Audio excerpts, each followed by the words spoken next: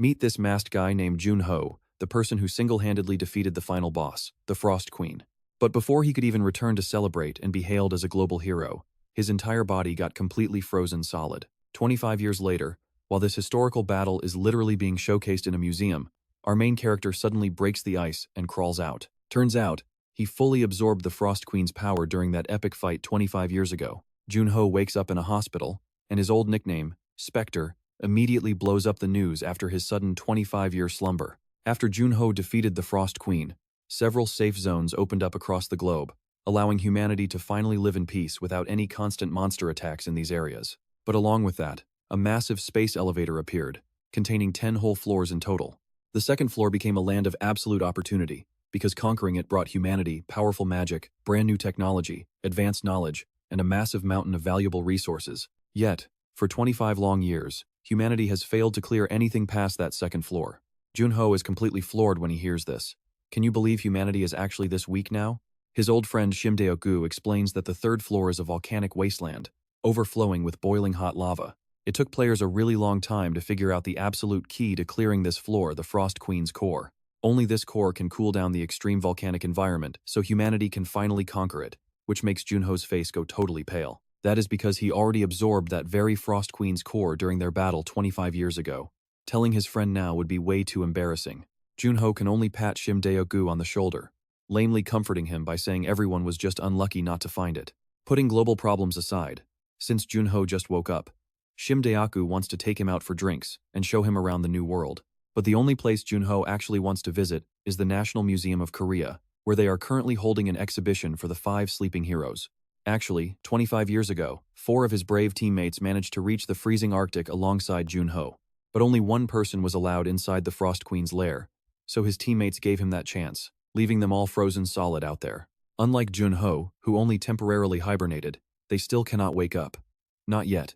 Jun Ho enters the museum and walks straight to the ice sculpture display, sitting right on the floor to pour a bottle of soju into 5 small cups. Seeing his friend's ice statues covered in dust, Jun Ho reaches out to wipe them clean, but the very moment his hand brushes the ice, a system alert pops up. Frost skill possession confirmed. However, mana level is insufficient. Failed to break the seal. With the Frost skill, you can unseal the frozen state. Hearing this, Jun Ho feels like a drowning man grabbing onto a literal lifeline. If he can actually break the magic seals, it means his frozen teammates can finally wake up. Jun Ho swipes his hand to open his status window, but checking his current stats, everything is incredibly low. That is because 25 years of deep sleep severely degraded his original power, but luckily, he can easily rebuild his strength by grinding levels again. On top of that, winning that ancient battle earned him a few pretty awesome special perks. Besides that Frost skill, Jun Ho is also credited with conquering a floor of the space elevator. Now that is what we call completely overpowered. Jun Ho touches the 4 statues, and a hopeful future starts unfolding. He cannot stop his hands from shaking, as he whispers, "Just wait a little longer, I will get you out of there." Jun Ho heads back to the hospital and shares his plans with Shimdae-gu. His bald friend is utterly shocked that Jun Ho wants to jump right back into being an active player. After all, before this, he used to complain constantly about wanting an early retirement. Besides, Shimdae-gu does not want his newly awakened friend overworking himself at all, especially since vicious fiends have started running completely rampant on Earth again. This term basically refers to players with great powers like Jun Ho, who choose to use their abilities to commit brutal crimes and murder. 25 years ago, with elite players like his 5-man squad around, these fiends had zero room to operate. But once those 5 got frozen, and the second floor opened up, the criminals quickly took over the shadows again. Shimdae-gu worries that if they catch wind of Jun Ho's return, they will hunt him down for revenge. But Jun Ho is not worried. Back then, he always wore a mask and went by Specter instead of using his real name. Returning now as just regular Jun Ho, absolutely nobody will ever recognize him to seek revenge. Shimdae-gu still tries to argue, but the moment Jun Ho mentions he knows exactly how to clear the space elevator's 3rd floor, Shimdae-gu's attitude completely flips. Here comes the truth. Jun Ho finally confesses that the legendary core of the Frost Queen was actually absorbed by him. Shimdae-gu is absolutely fuming, nearly choking Jun Ho right then and there. He cannot believe the crucial key humanity spent 25 years searching for was inside this guy all along. Yet he just sat there keeping totally quiet this whole time. Unbelievable. He asks if Jun Ho's return is because of his teammates, and Jun Ho admits it without any hesitation. Yes, it is. Having voiced his wishes, Shimdae-gu is fully prepared to help Jun Ho. From dealing with the doctors who saw his face to getting him registered for the rookie player licensing exam. Jun Ho is lazy to take it at first, but Shim Daoku's reasoning actually makes perfect sense. After all, Shim Daoku is a pretty big deal within the player community. If Junho wants official, full-time support from Shim Daoku as a rookie, he needs to make a seriously flashy debut. Junho gets it. He promises to pull off the highest score. On exam day, Junho obediently heads over to the association to grab his registration number. While waiting for his turn, Junho gets pretty curious about what the other examinees are gossiping about. To find out, he goes ahead and activates his enhanced hearing skill. Every single whisper around the room suddenly echoes loud and clear in his ears. But there is nothing too shocking being said. Looks like everything is pretty peaceful. Check this out. Candidate number 1 enters the room, and the lobby screen flickers to life so everyone can watch. This guy starts off pretty confident. He swings his spear with insane momentum, forcing the monsters back in fear. Everyone watching assumes he is going to pass the test easily, but Junho does not buy it. Spears are great for long-range attacks, but they become totally useless the moment an opponent manages to close the distance. Just as he predicted, player number 1 fails. Finally, it is Junho's turn. Near the end, the judges are already exhausted because today's batch of candidates is completely subpar. But the moment Junho steps into the arena, both the judges and the remaining examinees freeze in shock.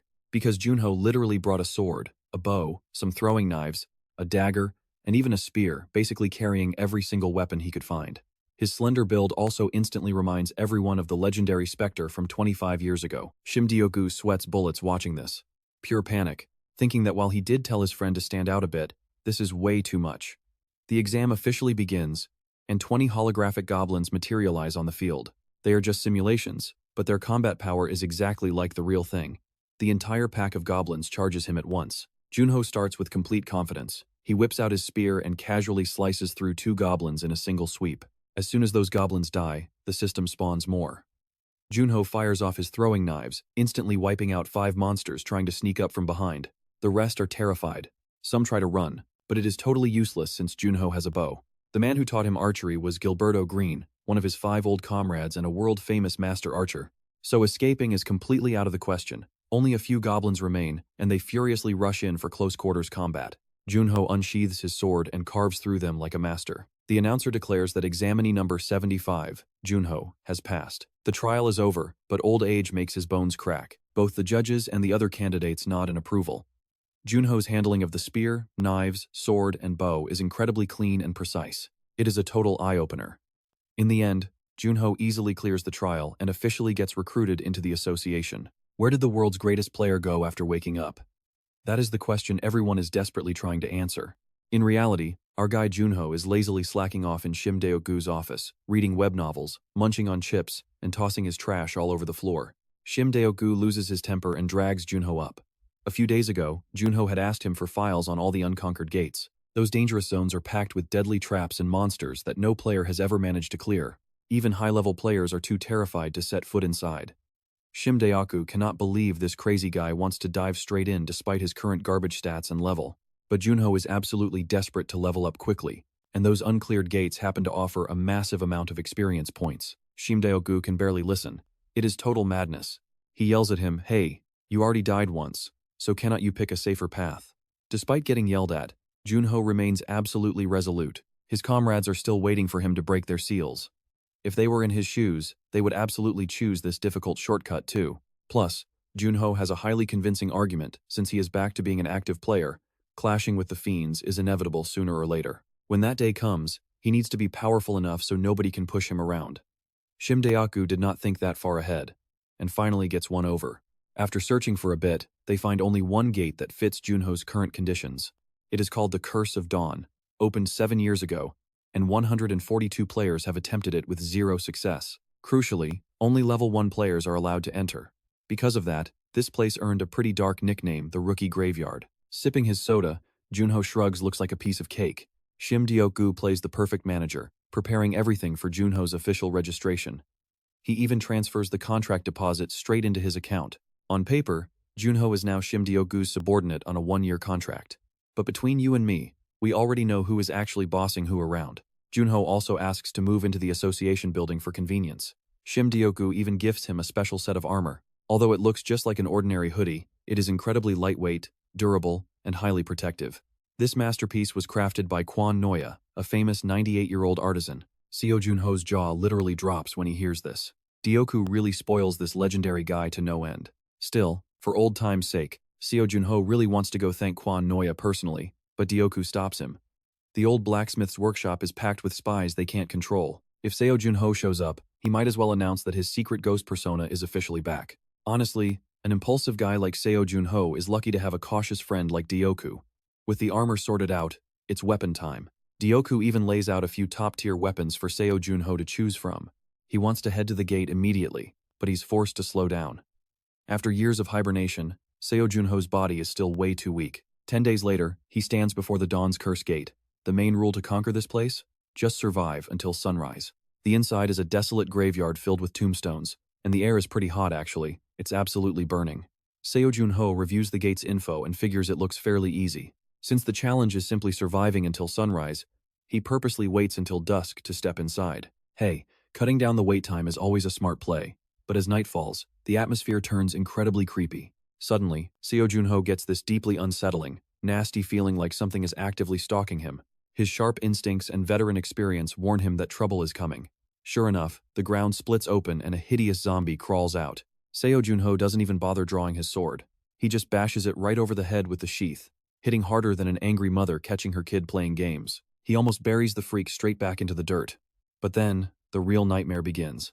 Oh, you're not ready for this. It's not just one zombie. There's a whole mountain of them. These undead freaks are incredibly tough. They feel absolutely zero pain and only react to fatal blows. Normal attacks won't even slow them down. Their only goal is tearing the player apart. Seo Jun Ho swings his sword through the air, delivering clean, fatal strikes with every single movement. These monsters are annoying and great at inducing panic. Luckily, this is his second time starting from scratch, so he's got plenty of experience. Dark blood splatters across the soil. One zombie barely pokes its head up before Seo Jun Ho kicks it straight back down. Yet, a massive horde still remains.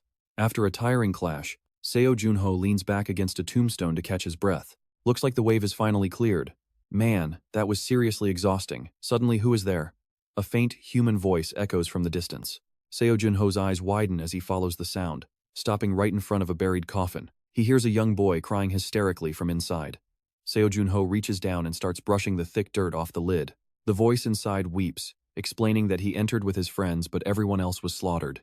He begs, Seo Jun Ho, please, get me out of here. As the voice in the coffin begs, Seo Jun Ho's face suddenly turns completely cold, a chilling expression that's totally impossible to read. He calmly asks the survivor to scream as loud as he can first. The guy inside has no idea why he needs to do that. Seo Jun Ho simply tells him that the thick dirt makes it hard to pinpoint his exact location, so he needs a sound marker. The guy hesitates, then lets out a loud shout. The instant Seo Jun Ho pinpoints the location of his head, he draws his gun and fires. A painful shriek echoes from within as a massive, mutated zombie bursts through the coffin lid and lunges forward. Seo Jun Ho has zero interest in chatting with this monster. He draws his blade, unleashes a few quick strikes, and slices the boss zombie to pieces. Honestly, the horde of zombies was manageable if a large party worked together. This deceptive monster is likely the real reason why so many rookie parties died here. But Seo Jun Ho isn't gullible after all. A gate never lets you leave if there's still a survivor trapped inside. With the tricky beast completely obliterated, the system announces that Seo Jun Ho has successfully cleared the Dawn's Curse. Both his level and core stats shoot up. It isn't a massive jump, but progress is progress, and he is satisfied. Plus, he unlocks a brand new skill called Confession of the Dead. This skill lets Seo Jun Ho peek into the memories of the deceased. While it might seem useless in a direct fight, it's bound to come in clutch later. This is the very first skill he acquires after returning as an official player, rather than operating under his old ghost identity. He's incredibly hyped about this milestone. Back at his apartment, Seo Jun Ho lazily relaxes on the sofa, sipping on some hot coffee. Dioku is sitting nearby reading the paper. The Korean news is already buzzing about the Dawn's Curse Gate being conquered in under 24 hours. As for the player behind the run, completely anonymous. Dioku is absolutely loving this. It's basically a massive slap to the faces of all those top guilds who couldn't clear the gate themselves. Now think about it, if Seo Jun Ho goes public, he'd be the most wanted player around. But he refuses, leaving Dioku completely baffled. The calculating Seo Jun Ho is playing the long game. He plans to conquer many more of these restricted gates in the near future. Every single run will drive the media into an absolute frenzy, forcing eager reporters to camp out at every single uncleared gate. Letting the media catch him in action naturally will make Seo Jun Ho's official player debut 10 times more spectacular. You are pretty wicked. You know Dioku could only click his tongue after hearing Jun Ho's big public debut plan. As a returned veteran, Jun Ho constantly has to rebuild his physical stats. Today, just like any other day, he is doing one-arm push-ups in his room. He trains until his muscles scream and sweat pours like rain, finally earning a single stat point. Gulping down water, Jun Ho finally feels himself coming back to life. Now here's the real kicker. Jun Ho's next target is the legendary unconquered Lube's Garden. This gate first appeared 9 years ago, making it the oldest unconquered dungeon in the entire country of South Korea. The government is deeply worried, because an ignored gate will eventually lose its seal, letting high-tier monsters spill out into the streets. That is why anyone who can clear Lube's Garden is promised a massive cash reward from the government. Naturally, every single player dreams of claiming that life-changing bounty. But after 124 attempts, not a single player has ever succeeded. Things got so desperate that South Korea paid a massive fortune to recruit Tushar, a 22-year-old genius archer from India. But even he ended up failing. The tragic death of this young prodigy completely crushed everyone's hope of ever conquering Lube's Garden. It was a massive loss. As Jun Ho reviews Tushar's profile, he cannot help but sigh. If a literal monster rookie like this could lose his life, then he definitely cannot underestimate this dungeon. Jun Ho double-checks his status window one last time.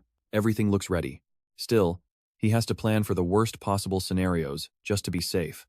But what truly gets Jun Ho hyped up right now is that his body is finally adapting to using his frost abilities. This power feels incredible, and he cannot wait to see how devastating it will be in actual combat. A few days later, Jun Ho steps inside the new gate. The clear condition for Lube's Garden is simple: slay every single monster in sight. Jun Ho plans his moves carefully.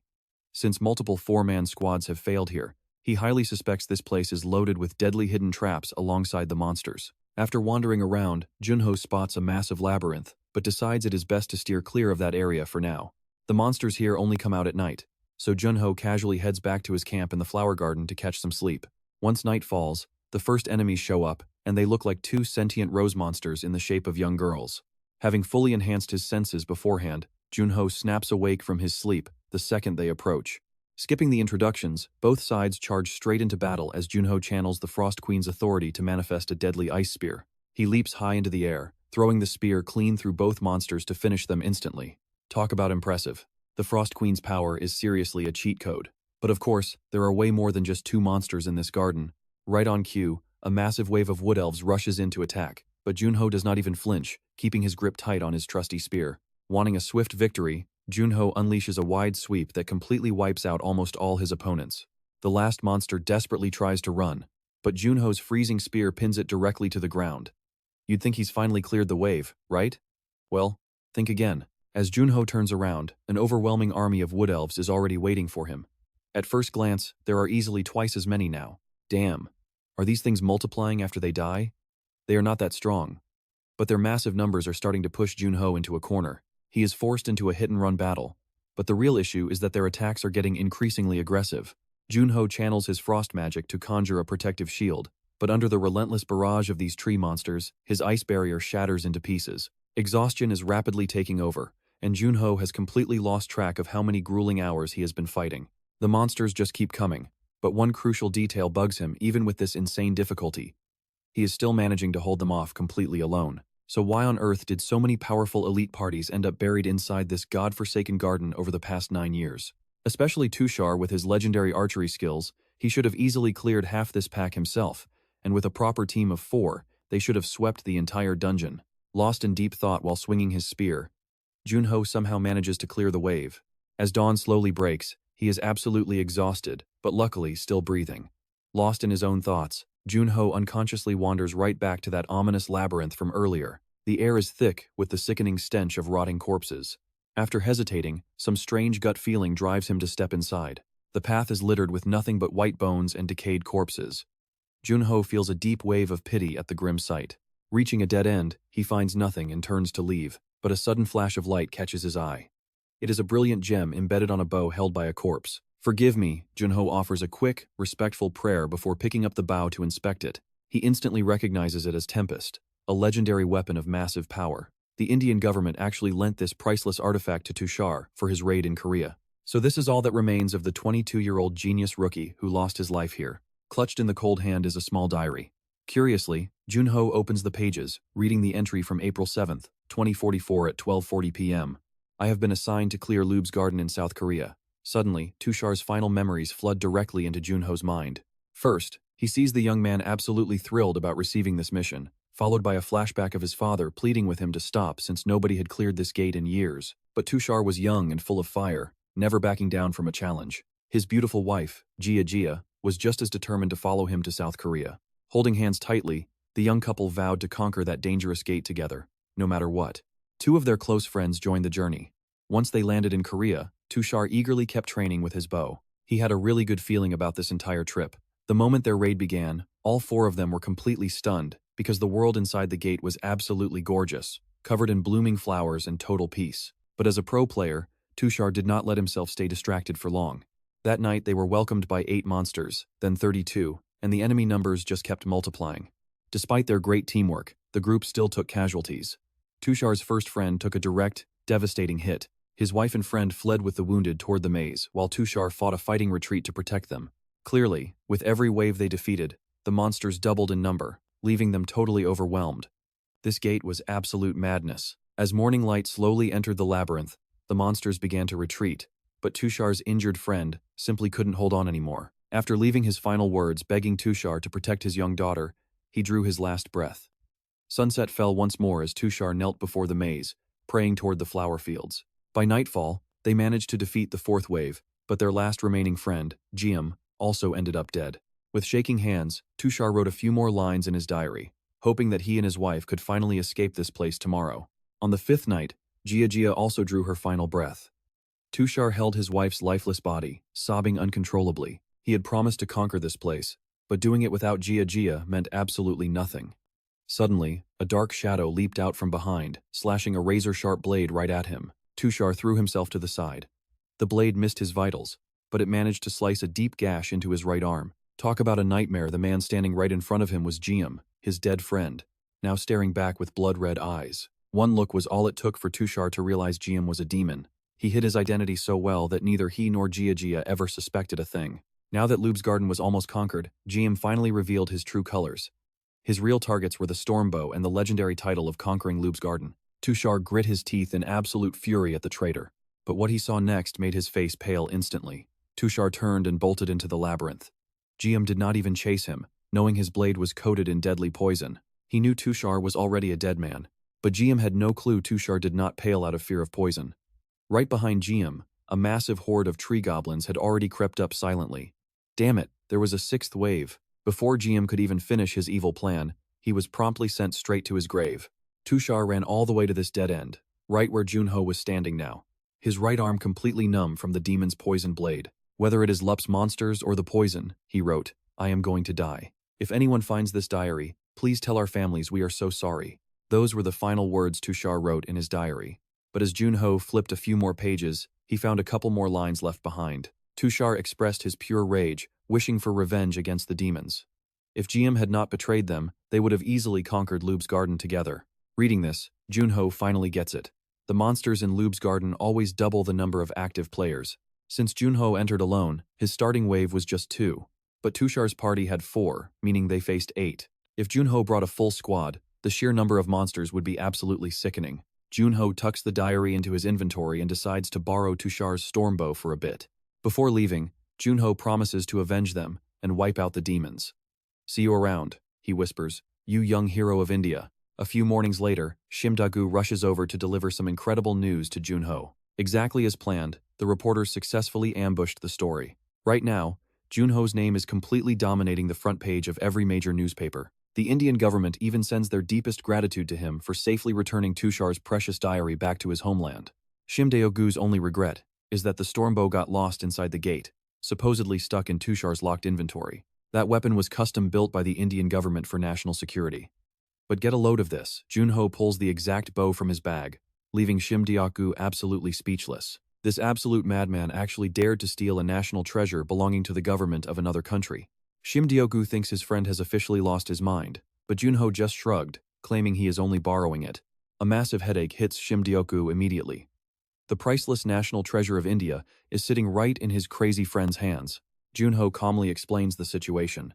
The demon Jia murdered Tushar's entire team specifically to get his hands on this bow. Even though Jia died inside the gate, he is definitely not the only demon hunting this weapon, despite the official news claiming the Stormbow is lost forever. But those cunning, ruthless demons will absolutely never buy that lie. Knowing their thieving nature, they will easily guess that the gate's true conqueror, Jun Ho, took the storm bow for himself.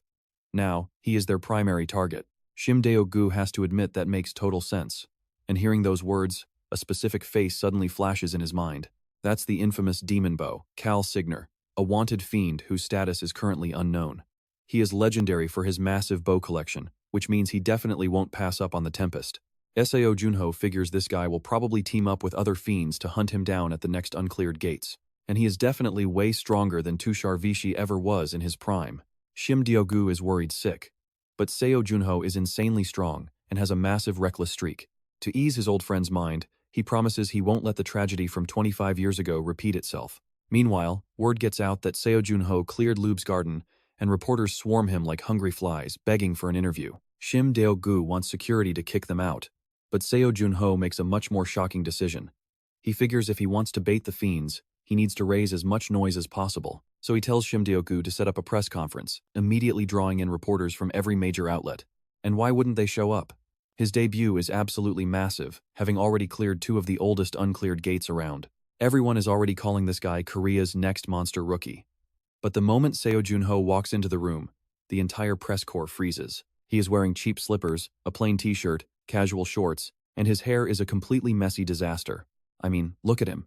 Is this really the legendary player who just swept 2 uncleared gates, or did he wander in by mistake? Cameras are flashing like crazy, but the reporters are totally lost, trying to process his incredibly casual look. Completely ignoring their confusion, he lazily walks up to the mic and announces he is only giving them 30 minutes. That snaps them out of it real quick, and they scramble to fire off questions while Seo Jun Ho answers each one thoroughly. His insane composure makes him seem more like a veteran than a rookie, and right as the 30 minutes wrap up, a reporter throws out one last question. He is asked if he has decided which gate to clear next. Since this plays right into his plan, a huge grin spreads across his face. Not yet, he says. There is one gate I want, but my level is too low. Naturally, they ask which one it is. Flashing a bright smile, he says the West Sea Gate. The entire room instantly descends into pure chaos, with reporters literally dropping their pens in shock. The place is in a total uproar because the West Sea Gate is the absolute final uncleared gate left in the entire country. If he succeeds, Seo Jun Ho will set an entirely unprecedented record. There are rumors of an insanely tough boss monster lurking inside, and the association is even considering classifying this gate as a top-tier danger zone. Pretty much every single reporter thinks a place like that is way too much for a rookie like him. He takes a moment to process this, knowing their negative doubts are actually pretty reasonable. True boss monsters are on a completely different level, even capable of gathering weaker beasts as servants to rule over them like a king. Facing the absolute frenzy in the room, Seo Jun Ho stays completely calm, dropping one last confident statement before wrapping things up. Talk about a major mic drop moment. He basically declares he'll win, which instantly goes completely viral. Seo Jun Ho completely dominates the trending charts, even catching the attention of the Goblin Guild Master, the top guild leader in Korea. His assistants are already itching to recruit Seo Jun Ho, but the guild leader decides it is better to watch him a bit longer. If Seo Jun Ho actually conquers the West Sea Gate, he will get a personal invitation from Shin Sung-hyun himself.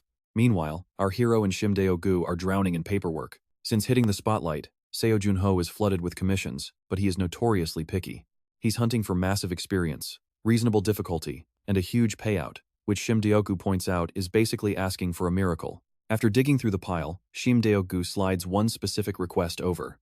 It is from a desperate father searching for a cure for his terminally ill daughter. The cure requires a cinder fox's core, a monster species that actually almost killed Seo Jun Ho back in his early days. The gate that Seo Jun Ho has to clear for this job is the Cinder Fox Gate. Since it only popped up 3 months ago, it isn't officially labeled an uncleared gate yet, but the beast inside has already slaughtered 7 entire teams. Shim Deo-gu checked it thoroughly and knows Seo Jun Ho's skills are more than enough to handle it. Plus, this request actually comes from a personal friend of Shim Deo-gu, who happens to be the wealthy boss of Myung-ho Group. On top of that, Shim Deo-gu hired a new assistant for him named Cha Si-yoon, since it looks weird for the association president to act as a personal manager. After a quick introduction, Cha Si-yoon drives Seo Jun Ho straight to Myung-ho Group, giving him a brief rundown on the massive company along the way. Myung-ho Group is Korea's top conglomerate, known for being incredibly clean and highly respected. Their lives were perfect until Choi Pil-ho's daughter contracted 9-yin severance syndrome, a fatal condition caused by an extreme excess of dark yin energy. The only way to prolong her life is by introducing massive amounts of hot yang energy, which can only be harvested from a cinder fox's core. When they arrive at the sprawling Choi estate, they find Choi Pil-ho waiting for them. Cha Seon never expected such a high-profile boss to personally welcome a rookie. As they shake hands, Seo Jun Ho can easily feel the man's hands trembling. He cannot even hold back his tears, bowing his head to beg Seo Jun Ho to save his young daughter. Choi Pil-ho researched this thoroughly, finding cases of 9-yin severance syndrome completely cured by a Cinder Fox core. He sets the commission price at 15 billion won, and on top of that, says Seo Jun Ho can ask for absolutely anything in his power. Sitting on the side, Cha Seon gulps. 15 billion won is a massive fortune, and with the extra blank check, she is certain Seo Jun Ho will agree. I am sorry, but I must refuse. The moment he says this, both people in the room are completely stunned. Choi Pil-ho immediately raises the offer to 25 billion, then 30 billion won, but Seo Jun Ho still shakes his head. He thinks the player wants more, but Seo Jun Ho says only 10 billion is enough. He explains that back in the day, the legendary player Specter accepted a commission just like this. The client was ready to give up his entire fortune to save his daughter, but Specter refused and took only 100 million. My reason is the same, we should not exploit someone trying to save their own family. On their way back, Cha Seon asks if he heard that Specter story from Shim Dae-oku. Seo Jun Ho gets startled, muttering a quick excuse. This secretary is actually a massive fan of Specter. Even though the rumors always claim Specter is quite cold and utterly ruthless, Cha Seon knows he is actually a deeply kind, noble person. Hearing Seo Jun Ho speak today makes her feel absolutely certain about it. Even though she is praising Specter, she is technically praising him. Hearing her go on like this makes Seo Jun Ho feel pretty embarrassed. Back at the association, Shim Dae-oku reveals a pretty interesting secret. A talent like Cha Seon could easily work for the biggest guilds, but she stays with the association because they hold the rights to manage Specter once he wakes up. Hearing this makes Seo Jun Ho feel even more awkward. So he quickly changes the subject as they walk into a warehouse packed with all kinds of weapons. Shim Dae-oku tosses him a sword to test out. Channeling magic into it supercharges the blade, allowing it to easily pierce straight through an orc. All the other weapons use this same high-tech stuff. But look at him, Seo Jun Ho does not look happy at all. He feels like these weapons are nothing but cheap toys. After all, Seo Jun Ho once fought deadly apex predators like the Frost Queen. High-tech gear is completely useless against beasts like that, since monsters of her caliber can literally tear a player's magic to shreds. Seo Jun Ho warns Shim Dae-oku that players can only become truly strong when they rely on their own hard work. Relying on these fancy, advanced weapons will only end up making players incredibly lazy in the long run. He spots an ordinary-looking sword gathering dust in the corner. Shim Dae-oku says it is useless and threw it aside. But Seo Jun Ho suddenly draws it and slashes a lightning-fast line right past his friend. One slash.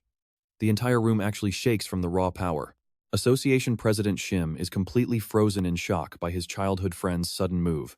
Seo Jun Ho just chuckles the world has changed, yet players are letting their own potential get held back by fancy toys. The day of the raid arrives. Reporters swarm the gate alongside 27 other players sent by various rival guilds, while Cha Seon brews him a very soothing pot of lavender tea. He downs it in one go, then tells her she needs to wake up much earlier tomorrow morning. Cha Seon has no idea why, but Seo Jun Ho just smiles confidently and tells her after we clear this gate today, my schedule is going to be flooded with commissions. The moment Seo Jun Ho steps out of the vehicle, a crowd of reporters immediately rushes over to interview him. Other players find this incredibly annoying. To them, Seo Jun Ho looks quite skinny and somewhat weak, nothing like a hero who supposedly cleared 2 uncleared gates. On top of that, the sword he is carrying on his shoulder looks incredibly cheap and beat up. They enter the gate at exactly 11:28 a.m., stepping right into a scorching desert that perfectly matches the name Burning Sand Dunes. The heat in here is honestly pretty brutal, leaving players exhausted right away, until a loud voice suddenly cuts through. A very pale young man steps forward, shouting loudly to grab everyone's attention, and introduces himself as Cha Min-woo from the prestigious Cheonghai Guild. They are currently ranked 13th nationwide, meaning only the absolute elite are allowed to join their ranks.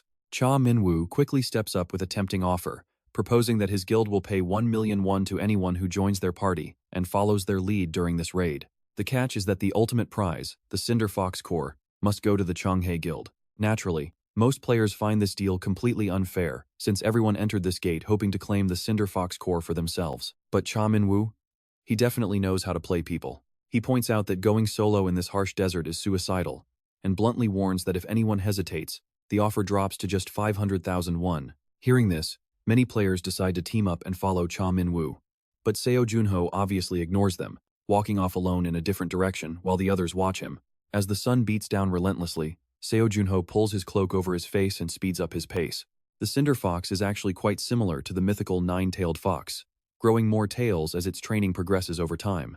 Once it reaches 9 tails after 1,000 years, it ascends to heaven as a celestial fox, with all the regular firefoxes obeying its command. The more tails it has, the more firefoxes obey its command. Jun Ho doesn't know how many tails this cinder fox in the burning dunes actually has, so for now, he climbs to a safe high vantage point to scout. The players following Cha Min-woo quickly run into trouble. Around 30 firefoxes burst out from beneath the burning sands to attack them. Cha Min-woo orders his vice captain to start the plan. The man fires 4 electric traps in all directions, creating 4 invisible walls. Any firefox that slams into the barrier is instantly shocked to death. Seeing this, the players following Cha Min-woo grow even more arrogant. With this advanced technology from the Cheonghae Guild, they believe taking down the Cinder Fox will be a walk in the park. But the final boss shows up way faster than expected, and the entire sky suddenly plunges into total darkness. Looking up, they realize a massive Cinder Fox has officially arrived. Seeing its minions brutally slaughtered on the ground, the beast's eyes turn incredibly hostile and savage. The players quickly count the tails and freeze. It has 9 tails. No way, this is a legendary 9-tailed beast. The monster that the legendary Specter barely managed to defeat in the past was only a 6-tailed one. Almost everyone on the battlefield instantly panics. Cha Min-woo yells at them to calm down and hold the line. He calculated everything. No matter the beast, a strike to the head or heart will kill it. He also prepared a devastatingly powerful trap, specifically designed to catch this Cinder Fox. Cha Min-woo has only one goal today. He wants to slay this beast and finally surpass the legendary Specter. But reality is never that simple. Before anyone can even get ready, the massive Cinder Fox unleashes a colossal wave of fire. The blazing inferno wipes out the entire party, leaving all their advanced traps completely ruined. Cha Min-woo is severely injured, brought to tears by his sheer helplessness. This beast is just too powerful. Right now, he has absolutely no idea what to do. He watches the beast prepare another massive fireball, but Cha Min-woo is too weak to run, accepting his death. Suddenly, Jun Ho steps right in front of him. Staring down the incoming fireball, he draws his blade and slices it clean in half. Seeing this, Cha Min-woo is completely speechless, his jaw dropping in shock. There is no time to waste. Jun Ho orders him to take the survivors and run as far as possible. But what about him? Cha Min-woo has lost all his pride, stammering like a child to ask.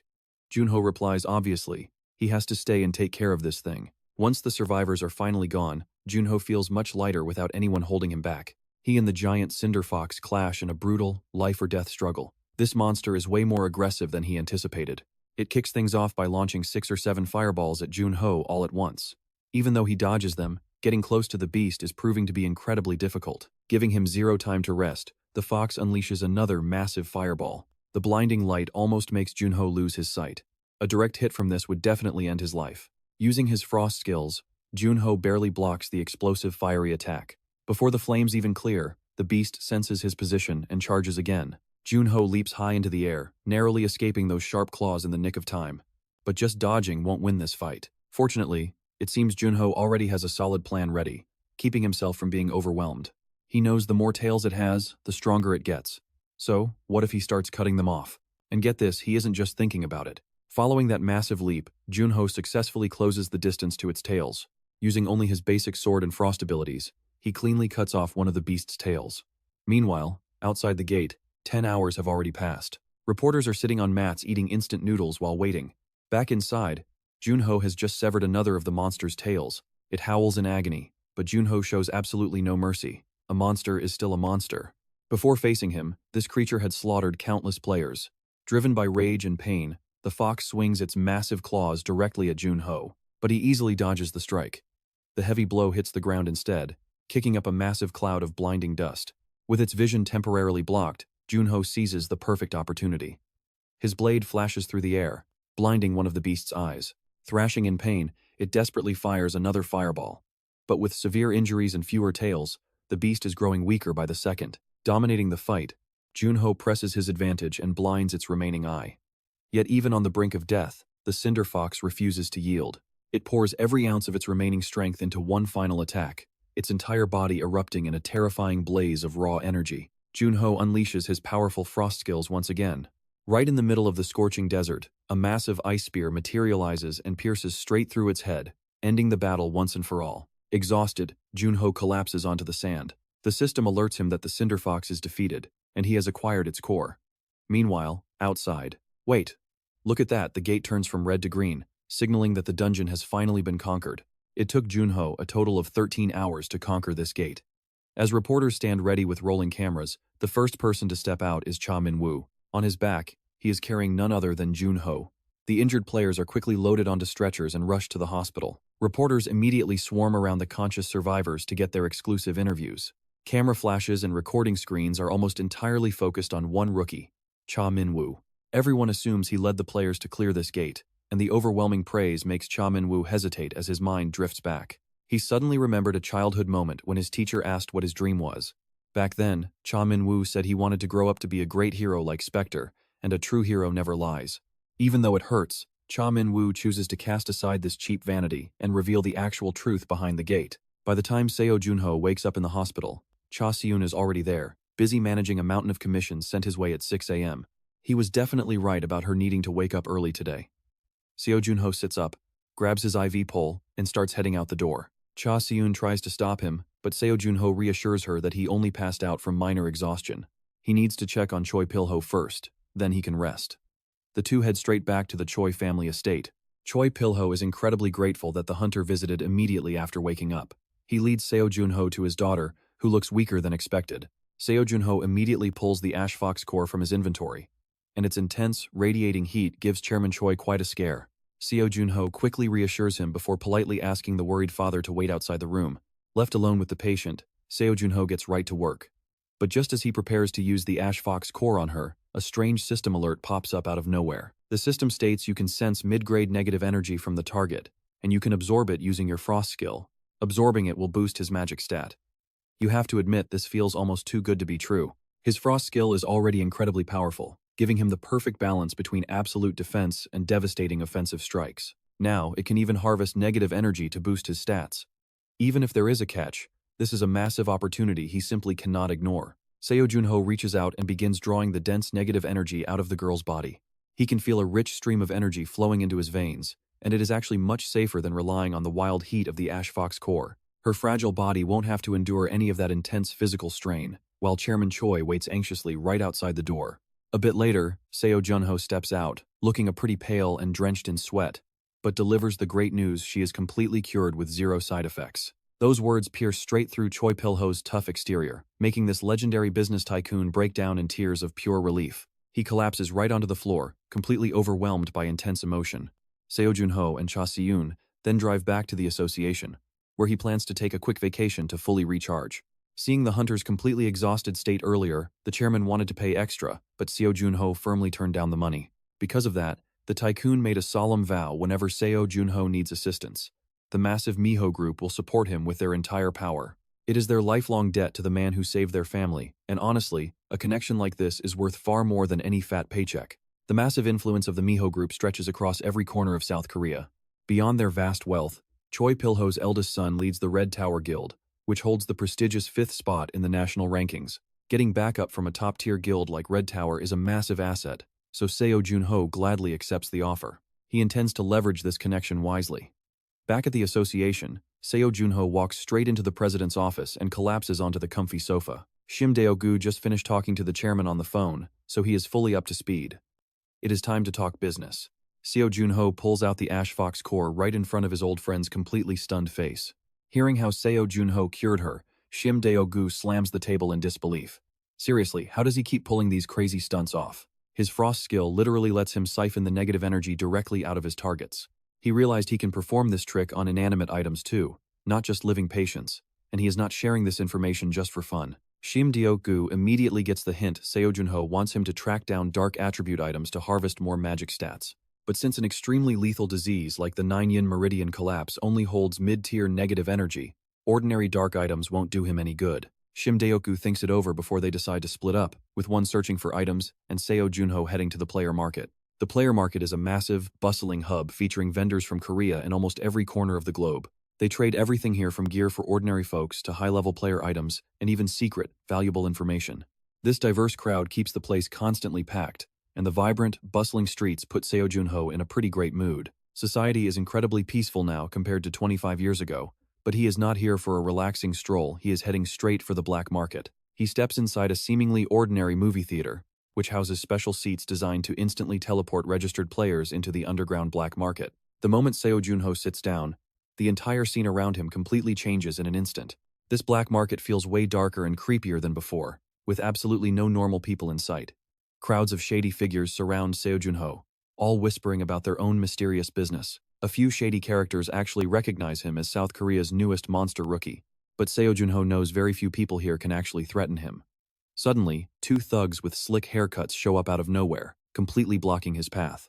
These guys are just low-level players. Seo Jun Ho knows he can easily take them all on at once, so he coldly tells them to get lost. The two thugs look at each other, then actually step aside. Wait, what? That is not in the script. No warm-up fight? Since they back down so easily, he decides to just ignore them and walks straight into a nearby shop. The shopkeeper recognizes him instantly. Seo Jun Ho browses the inventory, but everything on display is just cheap, low-grade trash that he doesn't need. He asks the shopkeeper to show him the secret room where the high-end gear is kept. The owner flinches like he just choked on a fishbone, instantly getting defensive and claiming those are just baseless rumors. But his anxious face totally gives him away. Seo Jun Ho pulls a gold necklace from his bag. It is not just shiny jewelry, but a highly valuable piece of gear. Money talks, and even this bald shopkeeper cannot resist. Grumbling under his breath, he reluctantly leads our hero to a heavily concealed room. Inside lies some top-tier gear, and a specific pair of gloves immediately catches his eye, the gloves of Frost Fairy's Wrath. While they are not quite as potent as the negative energy from 9-yin Severance Syndrome, they will definitely get the job done. Seo Jun Ho does not hesitate to buy them right away. With his shopping done, he makes his way over to a local bar. This place offers a teleportation service that can instantly transport him to the Yeridong branch market. While sipping a drink and waiting, his presence quickly catches the attention of some local troublemakers sitting around the bar. They recognize Seo Jun Ho immediately. These pathetic, low-tier players absolutely despise talented rookies, so it does not take long before 3 of them crowd around him to start some serious trouble. But our main character is never one to back down from a fight.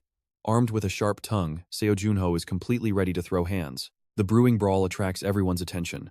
Honestly, we're all just waiting to see if Seo Jun Ho gets absolutely crushed here. Others think that bullying a rookie just to boost their own reputation is incredibly pathetic and cowardly. Yet, nobody steps in to stop it.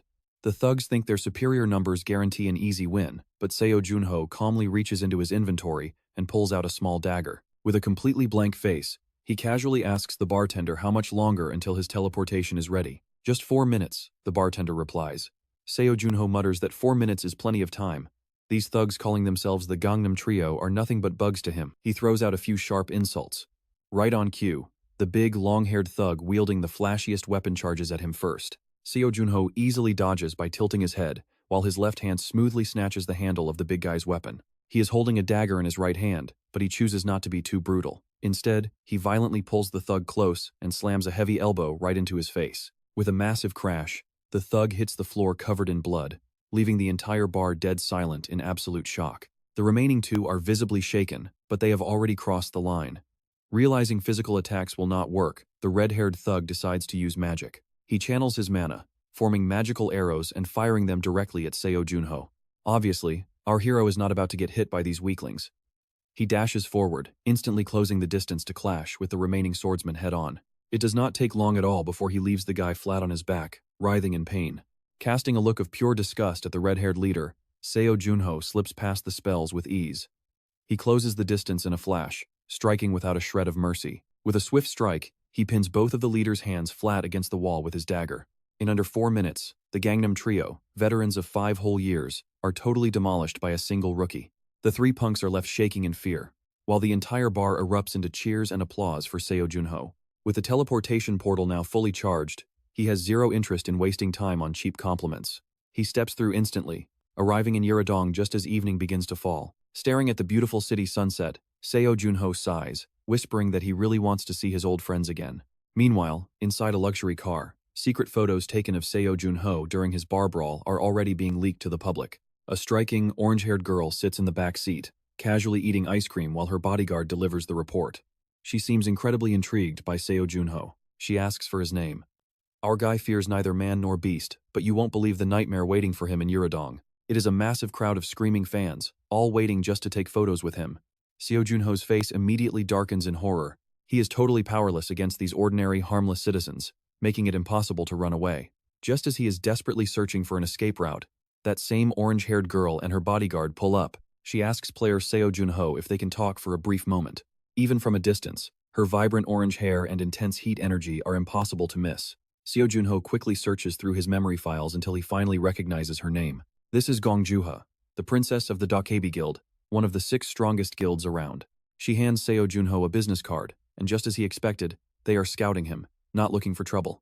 She invites Seo Jun Ho to another cafe to talk, and since he needs to escape that crowd of fans, he agrees immediately. Seo Jun Ho sits directly across from Gong Juha, who looks pretty normal, but rumors say that even the fiends are utterly terrified of her. Looking at her, Seo Jun Ho highly doubts if this girl is actually the legendary princess of the Dokkaebi Guild. Seo Jun Ho gets straight to the point, asking what the Dokkaebi Guild wants with him. But Gong Juha is even more direct. Do you want to join us? Joining one of the 6 greatest guilds in the world sounds as casual as grocery shopping when she says it. The vice guild master of Dokkaebi sent Gong Juha to recruit Seo Jun Ho, and she absolutely hates long, drawn-out processes. After looking closely at all of Seo Jun Ho's recent accomplishments, Gong Juha has already fully acknowledged his immense potential. Plus, the fake profile Shim Deo-gu made for him only lists a D-rank weapon skill, making Gong Juha believe that if a rookie with D-rank skills is already this overpowered, he is a true genius. If he joins Dokkaebi and receives their meticulous training, his growth is bound to shoot right through the roof.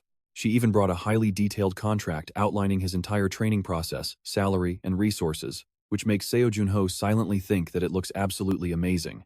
Now he completely understands why all the top-tier players choose to leave the association and sign up with these giant guilds. With benefits and treatment this incredible, Gong Juha is completely confident that Seo Jun Ho will agree without a second thought. But to her utter shock, he rejects the offer instantly, making her slam the table and jump up to demand why. Of course, Seo Jun Ho has his own plans. Joining Dokkaebi would give him wealth, fame, and experience, but he would be chained to their absolute commands, so he asks her if she has ever heard that it is far better to be the head of a snake than the tail of a dragon. Gong Juha slowly sits back down, realizing this guy is much smarter than she originally expected. He would much rather stand at the very top of the association than join Dokkaebi and sit at the bottom, especially since their climb is packed with elite geniuses. Gong Juha tries asking him one last time, but his answer is still a firm no, leaving her with no choice but to stand up and leave. But before walking away, she leaves him with a pretty ominous warning that you definitely need to hear. Apparently, those nasty fiends have been unusually active lately, even on the first floor of the space elevator.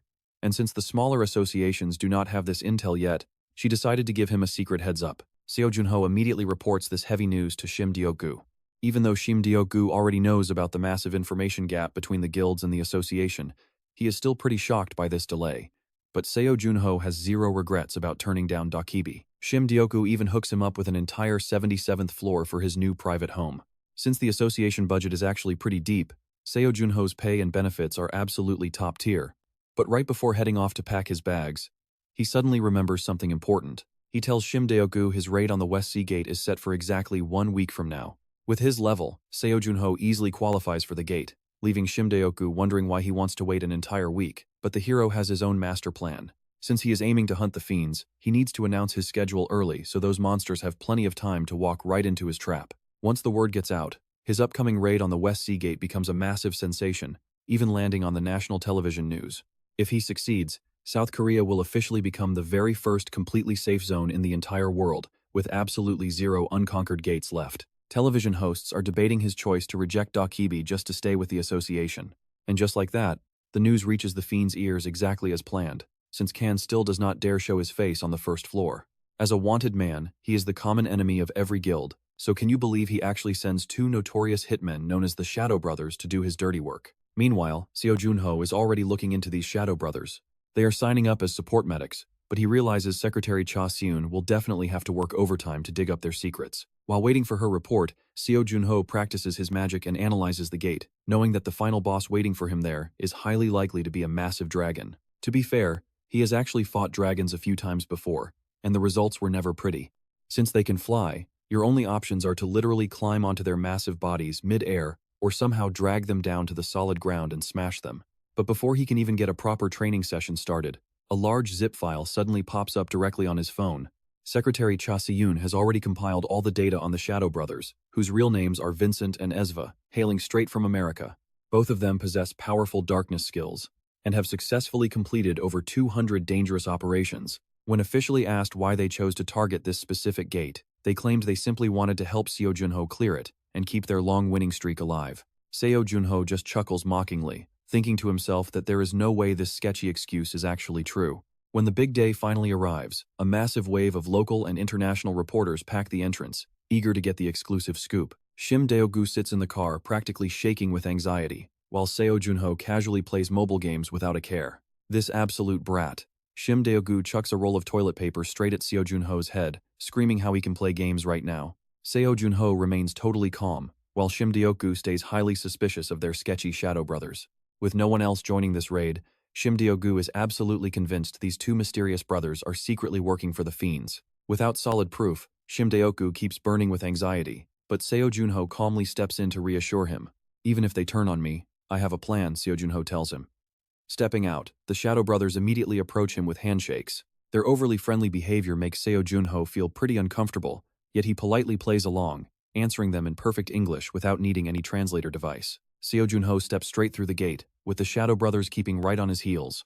Esva, the long-haired brother, seems impatient the second they cross over. He immediately tries to strike Seo Jun Ho from behind, but that slender back ahead feels completely impenetrable, causing Esva to freeze.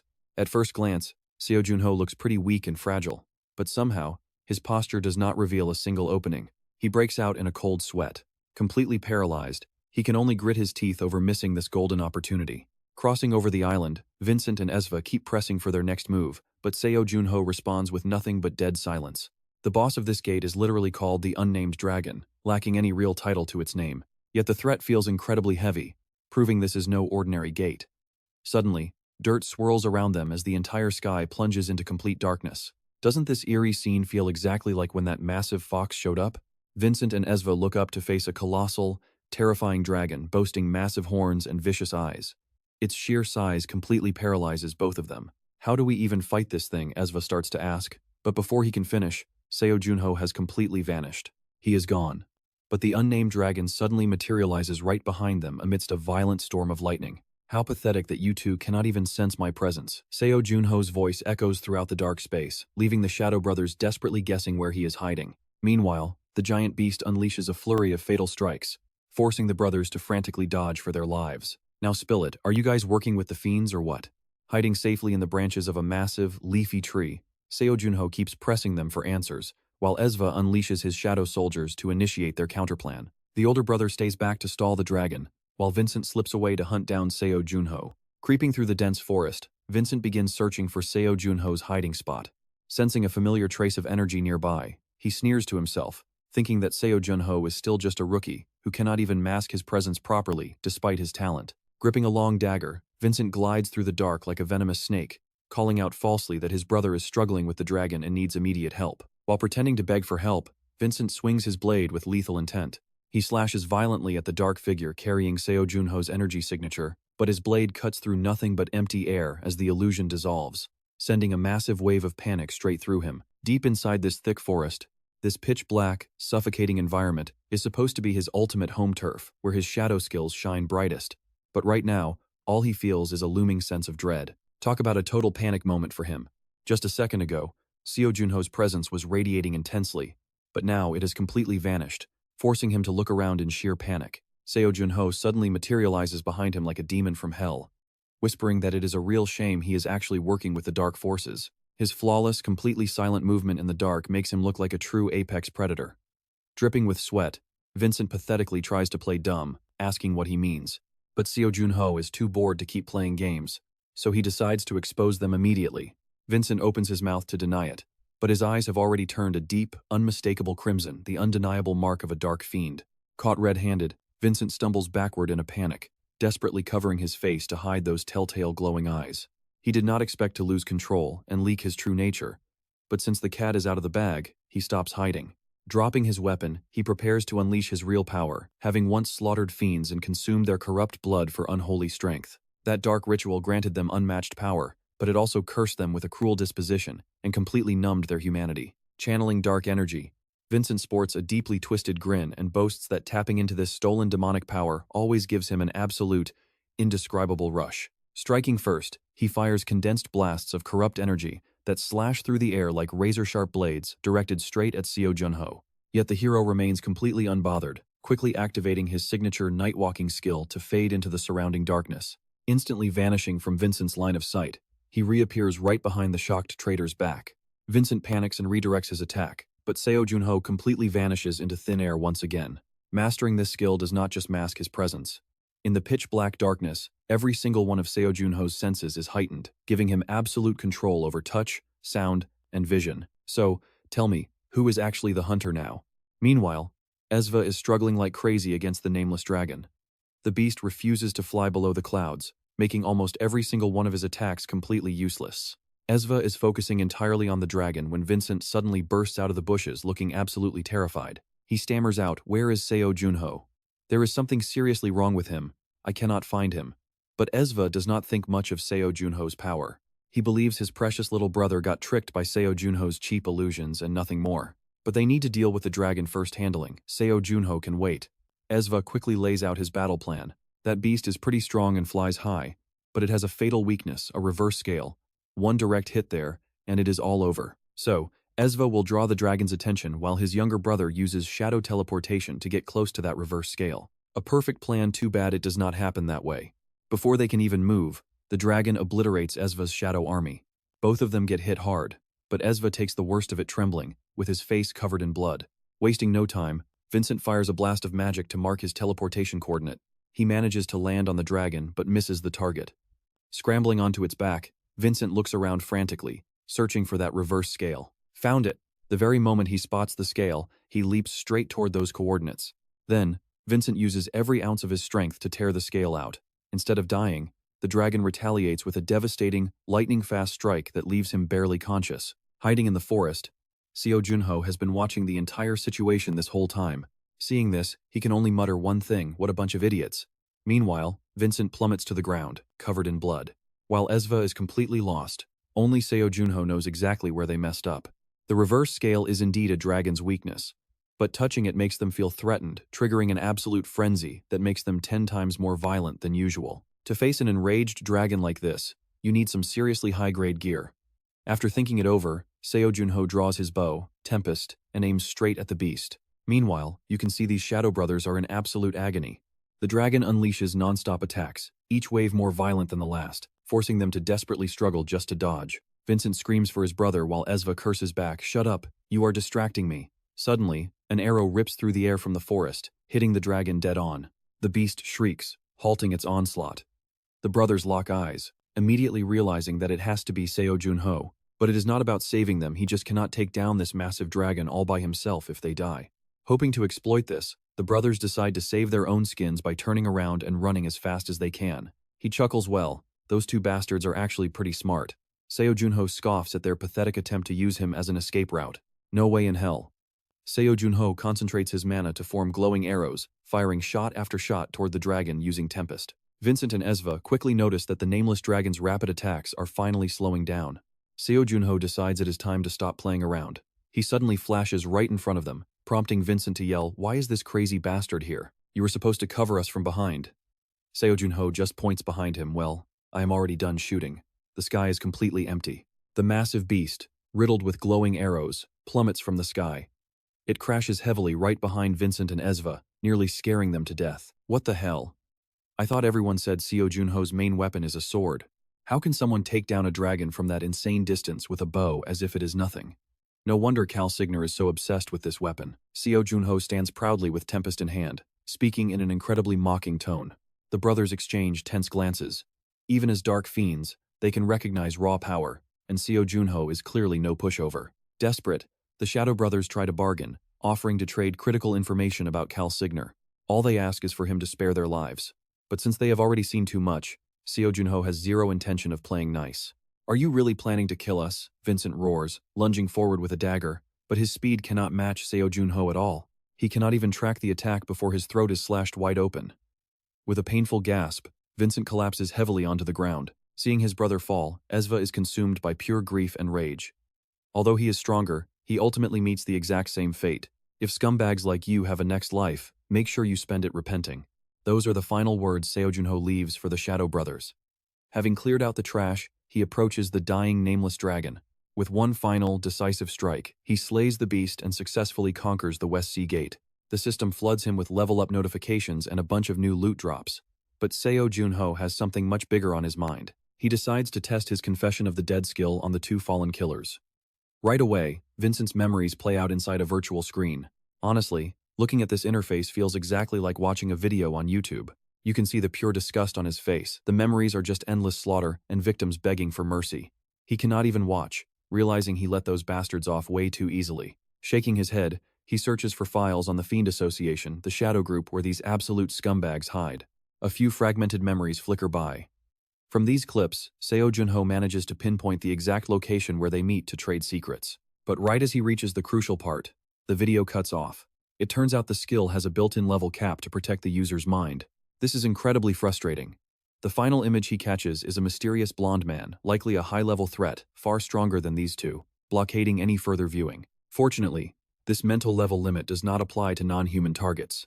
Seo Jun Ho turns his gaze toward the massive dragon, a beast that scales way higher than any normal monster. Yet, the poor creature did not even have a real name. Naturally, he is pretty curious about its past. As the nameless dragon's memories play, they reveal an ancient dynasty in Korea. From this perspective, the person speaking is actually a king. Even worse, the king is gravely ill. In his final days, he remains obsessed with the legendary dragon god destined to protect his kingdom. Because of this, he commands his high priest to cremate his body after death and scatter his ashes into the East Sea. If the ancient legends hold true, he hopes to be reborn as a dragon god to watch over his beloved people forever, even if refusing reincarnation means losing his soul's path forever. Seo Jun Ho is left completely speechless. Who would have thought this nameless beast was once a human, and a king at that? Looking at the clues in these memories, this was King Manhwa, the great ruler who first unified their land. Holy crap, does this mean he just slaughtered his own ancestor? Seo Jun Ho breaks out into a cold sweat. Talk about carrying the ultimate guilt trip. He immediately drops to his knees before the dragon's remains, clasping his hands in prayer. This territory is finally safe now. He prays you can rest in peace. As Seo Jun Ho offers his sincere prayers, a breathtaking scene unfolds. The dragon's body begins to glow with a brilliant light, slowly dissolving into dust. High above, its spectral silhouette appears a faint, shining trail of light hovering silently in the endless sky. A soft, echoing voice floats down from above, whispering, "Thank you." As the light fades away, the system starts ringing with a stream of brand new alerts. You have cleared the hidden quest of the nameless Dragon Island. You have received the item Flute of the Tidal Breath. You have acquired the title Ascender's Helper.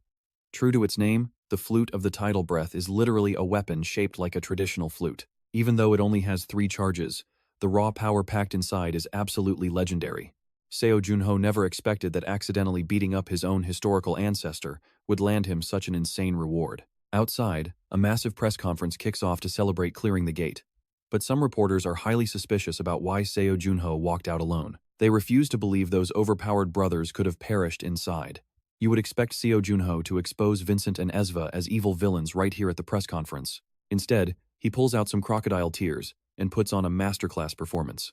Seo Jun Ho spins a tragic tale about getting separated in a deadly labyrinth.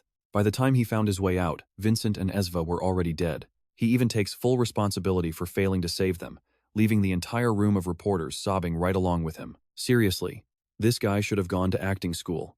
And since it is a live broadcast, the Bow Demon is watching this exact segment go viral. He grinds his teeth in sheer rage, muttering that Seo Jun Ho got lucky this time. He immediately orders his subordinates to head to the Las Vegas auction, waiting for the perfect chance to hunt Seo Jun Ho down. While disobeying orders might get him a brutal lashing from the Fiend Association leaders, it is still much better than sitting around doing absolutely nothing. Meanwhile, Seo Jun Ho returns to his office. Cha Seun meets him with a towering stack of new request forms. After setting the record for conquering the West Sea Gate, his popularity is through the roof, resulting in an endless avalanche of client requests he can never possibly finish. But Cha Seun points out a much more pressing emergency. His overall appearance is a total disaster. Specifically, his hair looks like a bird's nest. Even though he does not care about looks, she shows him the profiles of other famous players, and yeah, he looks pretty rugged and basic compared to them. His trusty secretary hands over a business card for a high-end, famous hair salon. Seo Jun Ho agrees to go and lets Cha Seun off work early, as a reward for organizing that mountain of paperwork. Her eyes instantly light up with excitement. Without waiting for him to say another word, she waves goodbye and vanishes from the office. Following her advice, Seo Jun Ho gets his hair trimmed. But honestly, he thinks being the shadow was so much better. Back then, he could just take off his mask and walk anywhere without being recognized. With his hair fixed, he heads to his usual quiet getaway, a peaceful library. As usual, when Seo Jun Ho arrived, the place was completely empty. He grabbed a few books and headed to his usual spot. A pretty familiar figure suddenly caught Seo Jun Ho's attention. It was a girl wearing a baggy t-shirt, her messy hair tied in a loose knot, holding a novel in one hand while happily slurping down a giant bowl of ramen. Secretary Cha suddenly choked on a mouthful of noodles, coughing out Seo Jun Ho's name. Now they were sitting face to face in the comic book cafe, and the vibe was insanely awkward. Cha Seun glared holes into Seo Jun Ho, but he still stubbornly decided to claim his spot anyway. Who would have thought that Korea's elite secretary and its most famous super rookie would randomly run into each other at a quiet little comic book cafe? Even worse, both of them were reading manga that seemed pretty inappropriate for their actual ages. After exchanging some small talk, the tension finally started to melt. Seo Jun Ho realized that the normally perfect Cha Seun actually had a pretty cute side to her. Just then, Secretary Cha's watch went off. They said their goodbyes since she had to head home, get some rest, and prepare for another busy day of work tomorrow. The next morning, Seo Jun Ho told Shim Deo-gu about his plans to head over to America. By digging into Vincent's memories, he had already uncovered the exact location where the local fiends regularly met up to exchange secret intel. Shim Deo-gu begged to know where it was, but Seo Jun Ho insisted on going completely solo. Honestly, at this point, Shim Deo-gu was not even slightly worried about his friend's safety. If anything, he should be worried about those poor fiends. "Don't worry," he said. "I won't kill them, I'll just squeeze them dry for every bit of intel they have." Since they'd been friends forever, Seo Jun Ho knew exactly what Shim Deo-gu was thinking, leaving the president with zero options. He had to prepare the paperwork for his upcoming American trip. Meanwhile, Seo Jun Ho dumped a massive pile of dragon bones onto the table. These were rare materials he gathered after clearing the gate. He wanted Shim Deo-gu to deliver them to Kwon Noya so the master craftsman could forge him a proper sword. That night, a completely exhausted Seo Jun Ho collapsed onto his bed. He quickly messaged Cha Seun, asking her to move his flight to Las Vegas to tomorrow. Before shutting his eyes, Seo Jun Ho opened his inventory. He pulled out the legendary Manpasakiok flute and stared at it for a moment. This weapon was incredibly powerful, but with only 3 uses left, he had to be pretty careful. Next, he opened his status window to check his stats. His magic stat was looking solid now, and his other attributes weren't too bad either. Hunting on the second floor of the space elevator was going to be a breeze. At this rate of growth, mastering his swordsmanship and conquering the 3rd floor wasn't too far out of reach anymore. Once his swordsmanship was fully mastered, Seo Jun Ho would easily match the raw power of the legendary 9 heavens themselves. 25 years had passed, and he had no idea how strong the current 9 heavens actually were, not to mention the fiends he was about to face. Either way, the upcoming clash was definitely something to look forward to. By the next morning, Seo Jun Ho was already standing in the middle of Las Vegas. The city was absolutely packed right now because of a massive artifact auction happening soon at the famous MGM Grand. Now get this, Seo Jun Ho couldn't care less about some fancy auction.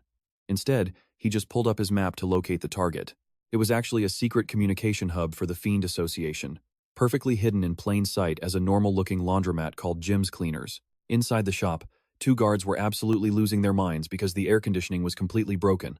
They both looked pretty tough and intimidating, but they were actually just bottom-tier lackeys in the Fiend Association hierarchy. Just as they mentioned the monitoring team, the front door swung open. These 3 newcomers were the exact inspectors they were talking about. "Why is it so hot in here? Are you trying to die?" The only girl in the group muttered with a deep frown, instantly scaring the 2 guards so bad they jumped to their feet. The terrified shop guards quickly handed over an instruction sheet detailing a sudden change in their upcoming mission. According to the paper, the plan to attack the 2nd floor was ruined. On top of that, headquarters wanted them to put surveillance on a new target. If I had to guess, this commander is actually Cal Signer, ordering them to stalk Seo Jun Ho. But let's keep watching to see if that's true. Out of the 3, the massive bald guy seemed to be the leader, since the other 2 were bowing and scraping before him. He grabbed the paper from his subordinate and summoned a flame from his hand, instantly burning the instruction sheet to pure ash. The bald guy asked if there were any other orders, and the shivering guard quickly squeaked out that there were none. The monitoring trio left immediately after, leaving the terrified shop guard to collapse straight onto the floor. He had just recognized the bald giant's identity. Currently, there are only 9 players recognized as the absolute strongest, known as the 9 heavens, and that bald monster, Arma, was actually one of those legendary figures. Not only that, he is a high-ranking executive in the Fiend Association and the monster who slaughtered thousands in Turkey 6 months ago. Talk about an absolutely terrifying background. As the 2 guards were gossiping about Arma, the front door suddenly swung open again, scaring them half to death. But it wasn't the monitoring team returning. Instead, in walked a tall, lean young man wearing a hat. Who else could it be but Seo Jun Ho? They immediately started complaining to Seo Jun Ho, asking if he was the AC repairman and why he took so long because they were roasting. "Repair the AC?" Seo Jun Ho muttered. "I can definitely help with that." With a quick snap of his fingers, frost flooded the room, cooling it instantly. As the temperature plummets, both guards shiver uncontrollably, but Seo Jun Ho has absolutely no intention of stopping. He actively smirks, taunting these low-level fiends. Their eyes instantly turn blood red with rage. But both are just weaklings, and it doesn't take Seo Jun Ho long to completely wipe them out. Low-level fiends really are only good for passing information, possessing almost zero actual combat power. Seo Jun Ho taps his watch to call Shim Deok-gu. A highly impatient voice comes through the other end. "Hey crazy guy, it is currently 2 a.m. in Korea."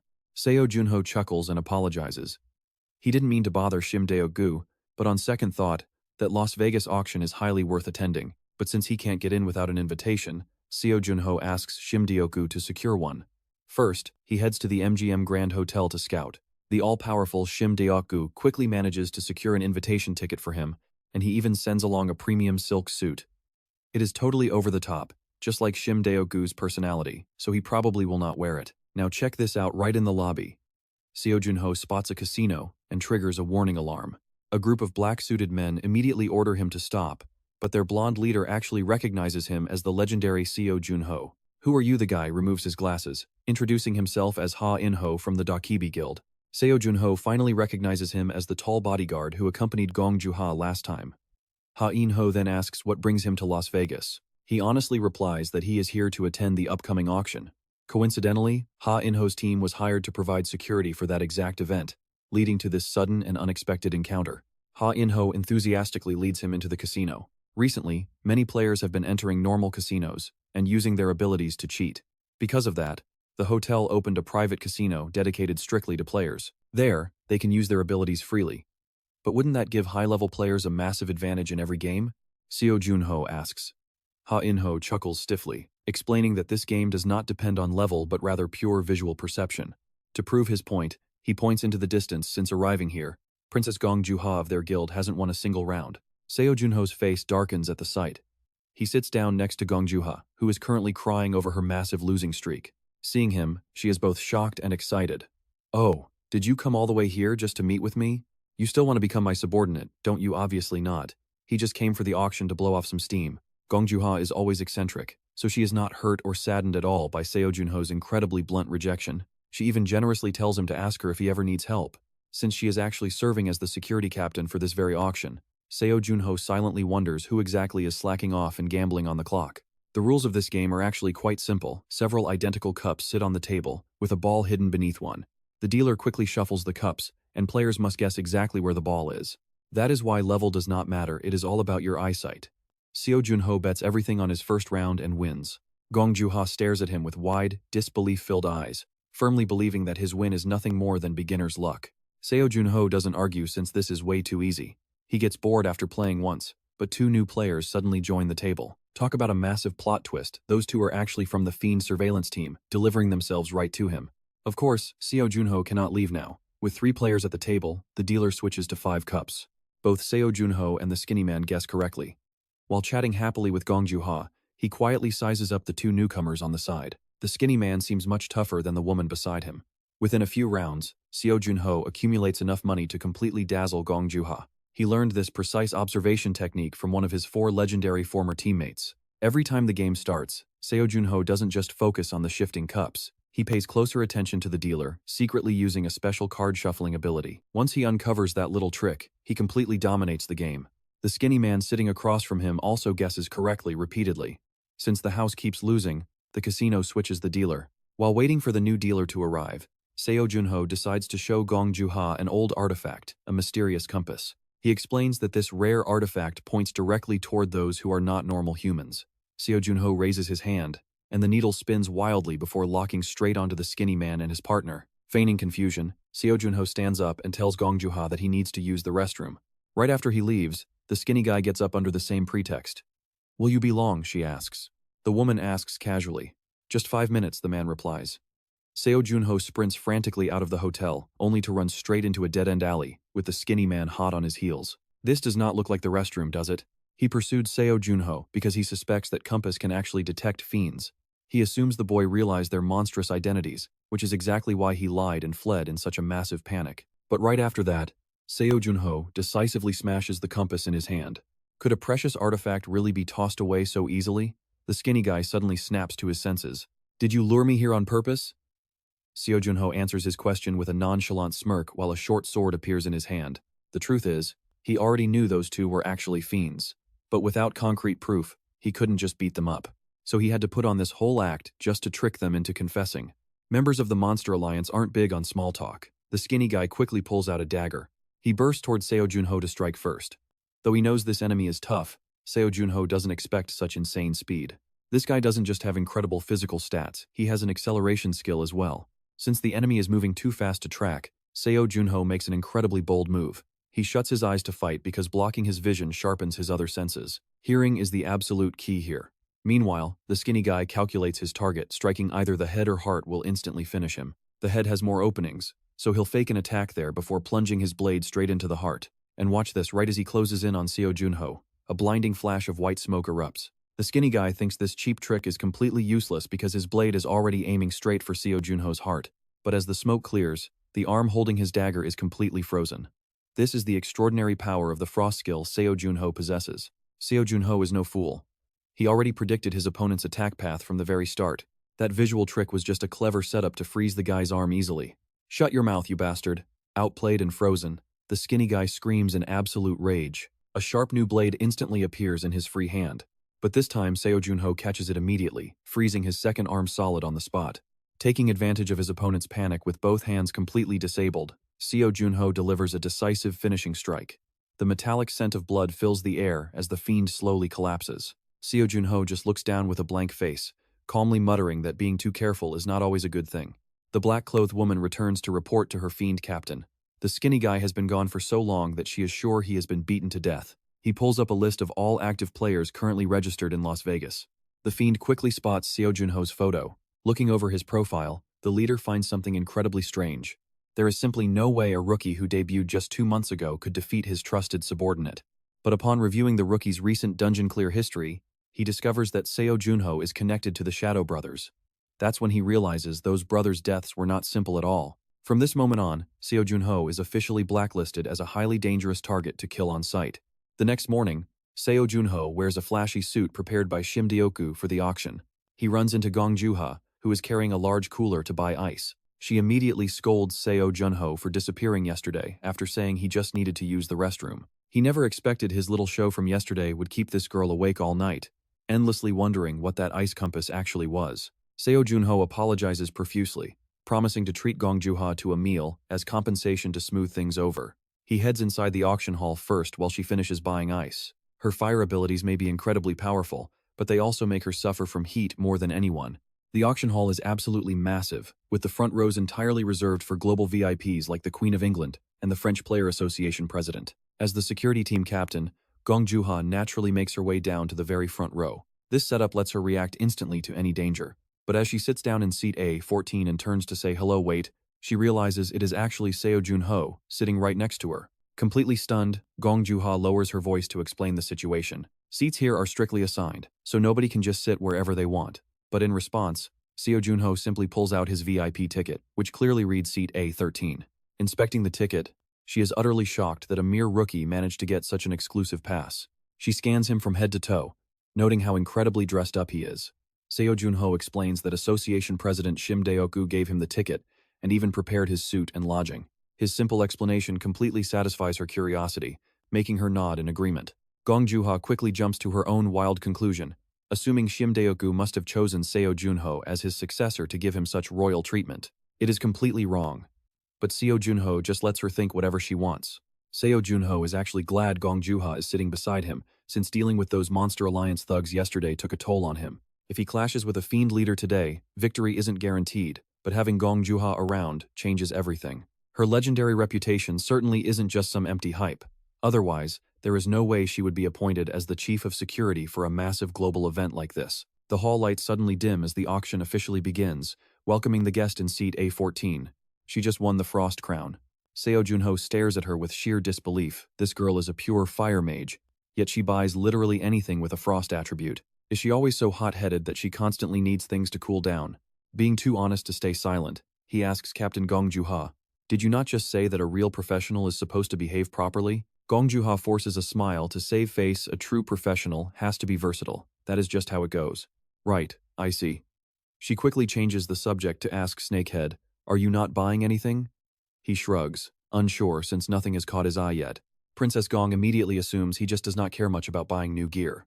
Actually, he is highly interested, even more than most. The real problem is that absolutely nothing in this place satisfies his high standards. So far, he has only purchased one simple necklace. Gong Juha wonders why he wants it, given that it only slightly boosts stamina recovery speed. She guesses it is a gift for someone else, probably a girlfriend, but really, she should have asked if he even has one first. Hearing that, Gong Juha quickly tries another guess. So is it for your mother? He replies flatly, my mother passed away. Gong Juha feels like lightning just struck her, holding her head in instant regret. Seo Jun Ho reassures her not to worry, since it is actually for his niece. Up on the stage, the auctioneer is introducing the very next item, an artifact that has not been seen in ages. Number 84, the mysterious ball. Seo Jun Ho suddenly freezes as his keen intuition skill triggers on its own. His skill is actually reacting to a strange, useless ball. People sitting behind him keep whispering that the item is completely useless, since nobody has identified its true nature in over 20 years. A bald guy mentions that someone promised to research it but never bought it, so they must have given up, landing it back on the auction block. Basically, no sane person would ever buy that garbage, but guess what? They are about to see that exact fool right now. Seo Jun Ho cannot explain why his keen intuition suddenly flared up, but it has never guided him wrong before, so he decides to trust it. Seeing him, Gong Juha asks with concerned snakehead, are you actually buying that? But for Seo Jun Ho, if he wants something, he gets it, ignoring everyone else.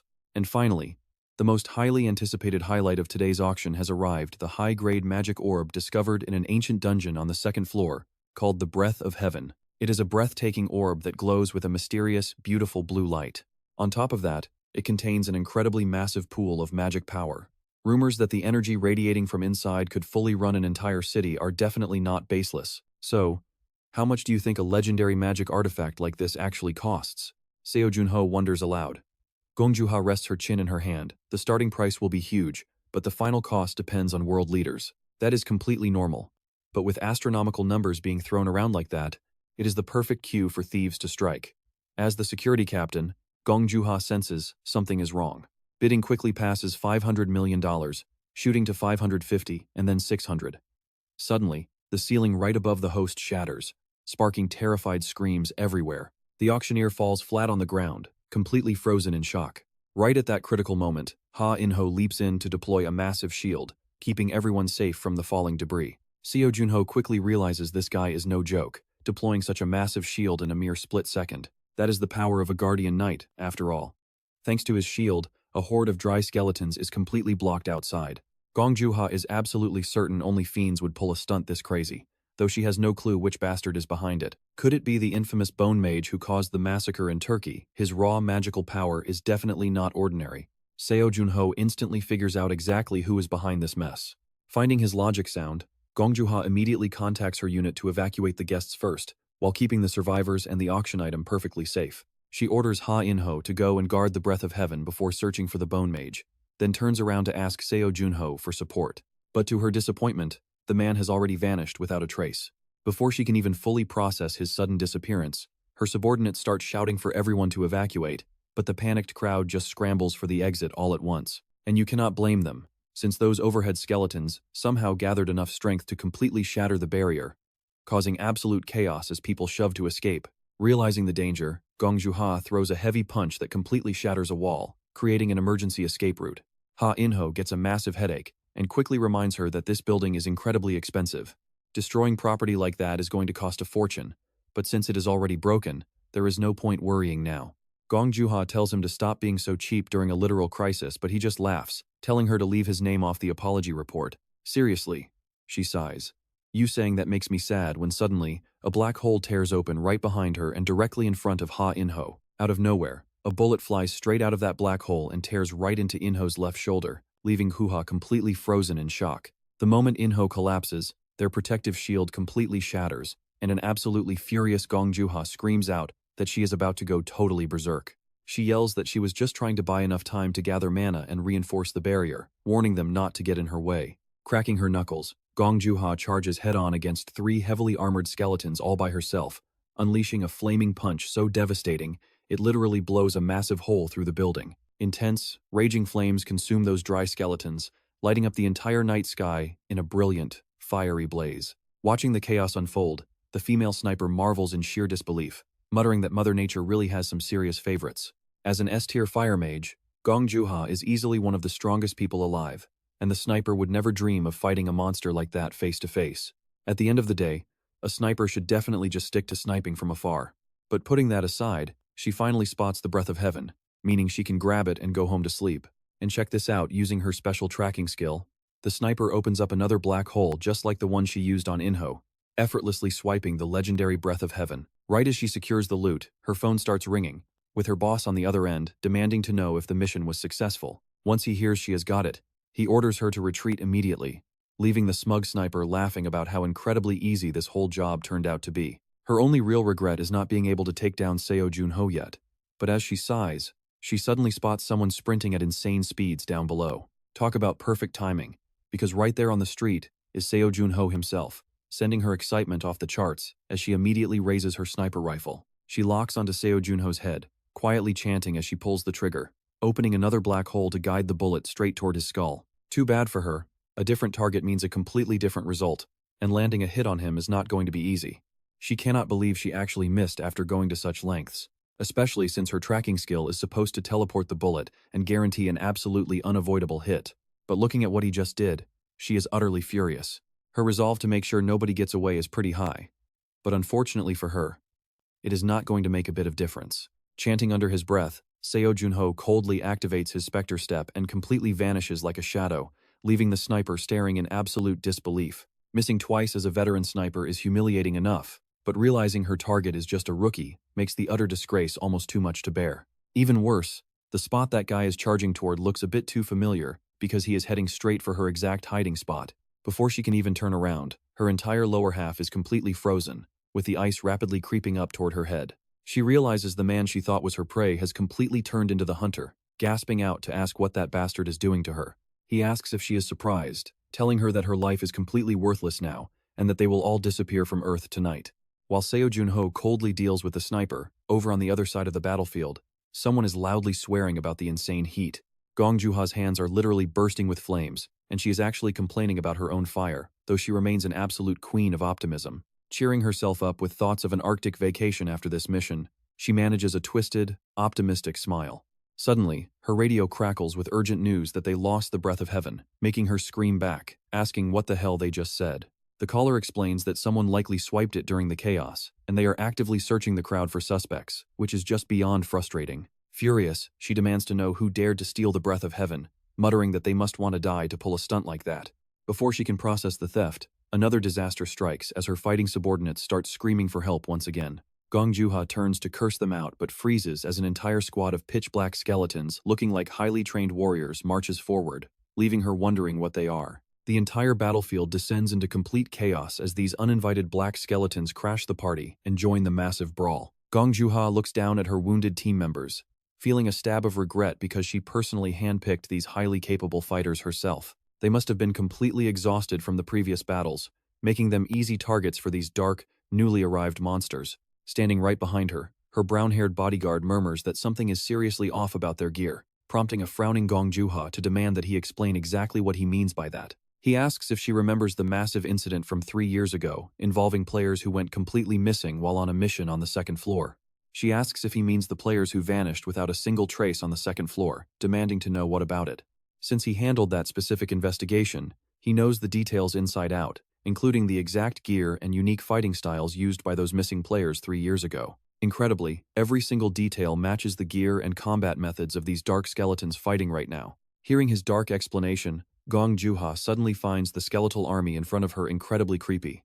Meanwhile, Seo Jun Ho is peering directly into the sniper's memories, where he witnesses a bald black man plotting with her to launch an ambush at the auction to distract Gong Juha. He orders her to steal the breath of heaven during the distraction, naming the Chero Hotel as their final rendezvous spot. He warns her to regroup there once the target is secured, advising her to stay far away from any dangerous high-tier players. In this girl's memories, there is barely any information about the Fiend Association at all. Did that guard captain seriously not share even a single piece of intel with his own subordinates? Seo Jun Ho realizes he must read the memories of that skeleton mage instead. According to the guard's memories, the skeleton monsters currently tearing up the main auction house were actually people who sacrificed their lives for Nazat Holo. This means Nazat disciple is the mastermind pulling the skeleton's strings. On top of that, the fiend is currently holed up somewhere far away from the auction venue. He has definitely rigged his entire hideout with countless magic traps, meaning a sudden head-on attack would be nothing short of digging their own graves. But who says so? There is absolutely a safe way to break into a place like that. While the fiend is lounging peacefully among his deadly magic traps, his communication watch suddenly flashes with a fresh text from his partner in crime. She texts that her mission is done, but someone is trailing her, not Seo Jun Ho, and definitely not the Goblin Guild. The fiend immediately replies to ask about their cargo. She replies that everything is fine, but the tail was pretty relentless, so she ditched them in an alley near the hotel and left the organization's secret signature. The fiend starts thinking, not Seo Jun Ho, not the Goblin Guild either. This unexpected wildcard is entirely outside their plan. So annoying. The fiend snaps his fingers to instantly warp right into that alleyway next to the hotel, immediately scanning the area for their secret mark. He can even feel a strong pool of active magical energy gathering in the area. Look at this. He finds it right inside a nearby dumpster, saving him the hassle of searching. When he lifts the lid, a blinding glow floods the entire alley. This is supposed to be an ultra-high-grade magic core, but something feels a bit off here.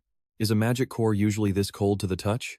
The magic level inside is not quite what he expected. Confused, the fiend mutters to himself.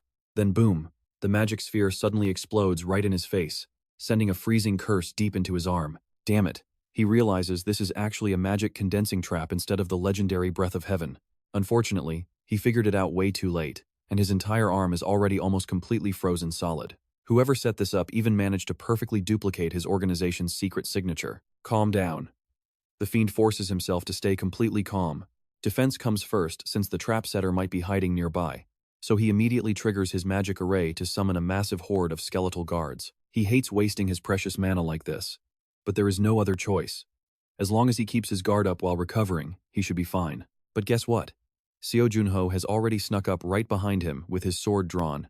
The very second the fiend turns his head around, a razor-sharp blade slices clean across his chest. He spits blood. With wide eyes, he desperately wonders when this guy got here, realizing this whole trap was perfectly planned from the absolute start, leaving him totally defeated. Before he goes to hell to join his useless skeleton guards, the dying fiend begs to at least know the name of the young hunter standing over him. But Seo Jun Ho gives him a cold refusal. Why would he ever bother answering a dead man's question? The fiend has no response to that, so Seo Jun Ho decisively drives his blade home to finish him off for good. As the fiend draws his final breath, his summoned skeleton army immediately crumbles into dust, leaving Gong Juha and her personal bodyguard completely stunned by the sudden turn of events. The naive girl actually thinks the enemy mage voluntarily deactivated his own summoning spell. Following this crazy battle, Seo Jun Ho levels up twice, which is way more than he originally anticipated. He wonders if this is because the fiend's skill level was quite a bit higher than his. If his bait failed, he would be dead. More importantly, he hopes this dead fiend has some useful info. A memory flash suddenly reveals the fiend as a young orphan boy, caught by Nazat Holo for his insane summoning talent. He was raised under high-class treatment before becoming the captain of their hound unit, aiming to conquer the entire tower. To uncover anything deeper, Seo Jun Ho needs to reach the second floor. Unfortunately, the memory playback cuts off right there because his skill rank is still pretty low. Damn it. Seo Jun Ho curses because the vital memories are locked again. All he can gather are scattered, broken fragments, but he can still piece together quite a few important details. Complete bastards. Seo Jun Ho snarls while gritting his teeth. They are actually using helpless orphans to breed brainwashed mages. Any kid who cannot keep up with their brutal training is thrown away like garbage, treated as nothing more than transactional commodities long before they ever become master mages. Seo Jun Ho can only wonder how many more horrific secrets are still waiting out there in the dark. In fact, one player raised in that Amado orphanage caused the absolute destruction of Turkey. He must put an end to these monsters before they can cause any more devastating disasters. As for that Nazat Holo guy, Seo Jun Ho wonders if he is the exact same figure he previously saw mentioned in the memories of those Shadow Brothers.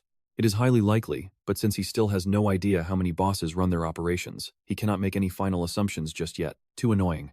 Seo Jun Ho kicks the fiend's corpse and mutters, "Hey Nazat Holo, do you actually care about your precious disciples or what? Just you wait this time.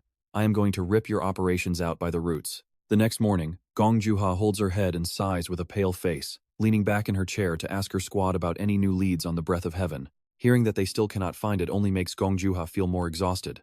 She desperately wants to know where the thief who stole the Breath of Heaven is hiding. If only they had fought a bit longer, maybe they could have traced that magic to track him down. Gong Juha angrily demands to know the time and learns it is 7 a.m. If not for this mess, she would be tucked in her cozy hotel bed. Meanwhile, the injured In-ho is still working hard, carrying a strange package over while calling out to his princess. The girl merely mumbles a weak reply, too tired to even lift her face from her hands. He hands over the box, telling her someone sent a gift. Assuming it is from a fan, Gong Joo-ha immediately brightens up, flipping her hair with extreme confidence and acting all dramatic. Why the constant gifts? He has no idea.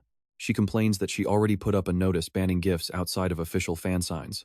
In-ho laughs helplessly, but mentions there is something quite peculiar resting inside. His hesitation immediately makes Gong Joo-ha suspicious, asking if it is something creepy. Fortunately, In-ho already checked the box beforehand and assured her it is perfectly safe. Wait, look at this. The item inside completely stuns him, and yes, it is the breath of heaven. Gong Joo-ha is so shocked she assumes it is just a high-quality replica. But when In-ho confirms it is absolutely genuine, she cannot help but let out a massive scream. Is it really genuine? But that skeleton summoner stole it. In-ho nods, explaining that is exactly why he is so incredibly shocked. Besides that, he feels completely ridiculous having to stand around looking like an absolute invalid with this huge splint on his arm. However, In-ho quickly notes that there is also a mysterious letter written entirely in English left inside the box. According to the letter, they took down 2 other fiends alongside the skeleton mage to retrieve the precious breath of heaven. It says the defeated skeleton mage is lying in the alleyway right behind XX Hotel, left there by a passing fan. Gong Joo-ha stands there utterly dumbfounded, asking In-ho if a random fan of her guild really handled this whole mess. In-ho confirms it is true, though he remains baffled since she did absolutely nothing to resolve the crisis. But she thinks that does not matter at all. Thanks to this savior, they avoided a massive penalty, which would have been terrifying to even think about. Deeply grateful despite having no idea who this mysterious helper is, she asks In-ho to investigate. She wants to thank them personally. In-ho admits he was curious too and searched the mage's body, but the helper left absolutely zero traces. He cannot help but marvel at how a true master stepped in, possessing the skills of a high-tier ranker. Since In-ho still cannot identify the person, Gong Joo-ha remains deeply intrigued, but suddenly, she spots Seo Jun Ho passing by and yells for him to freeze.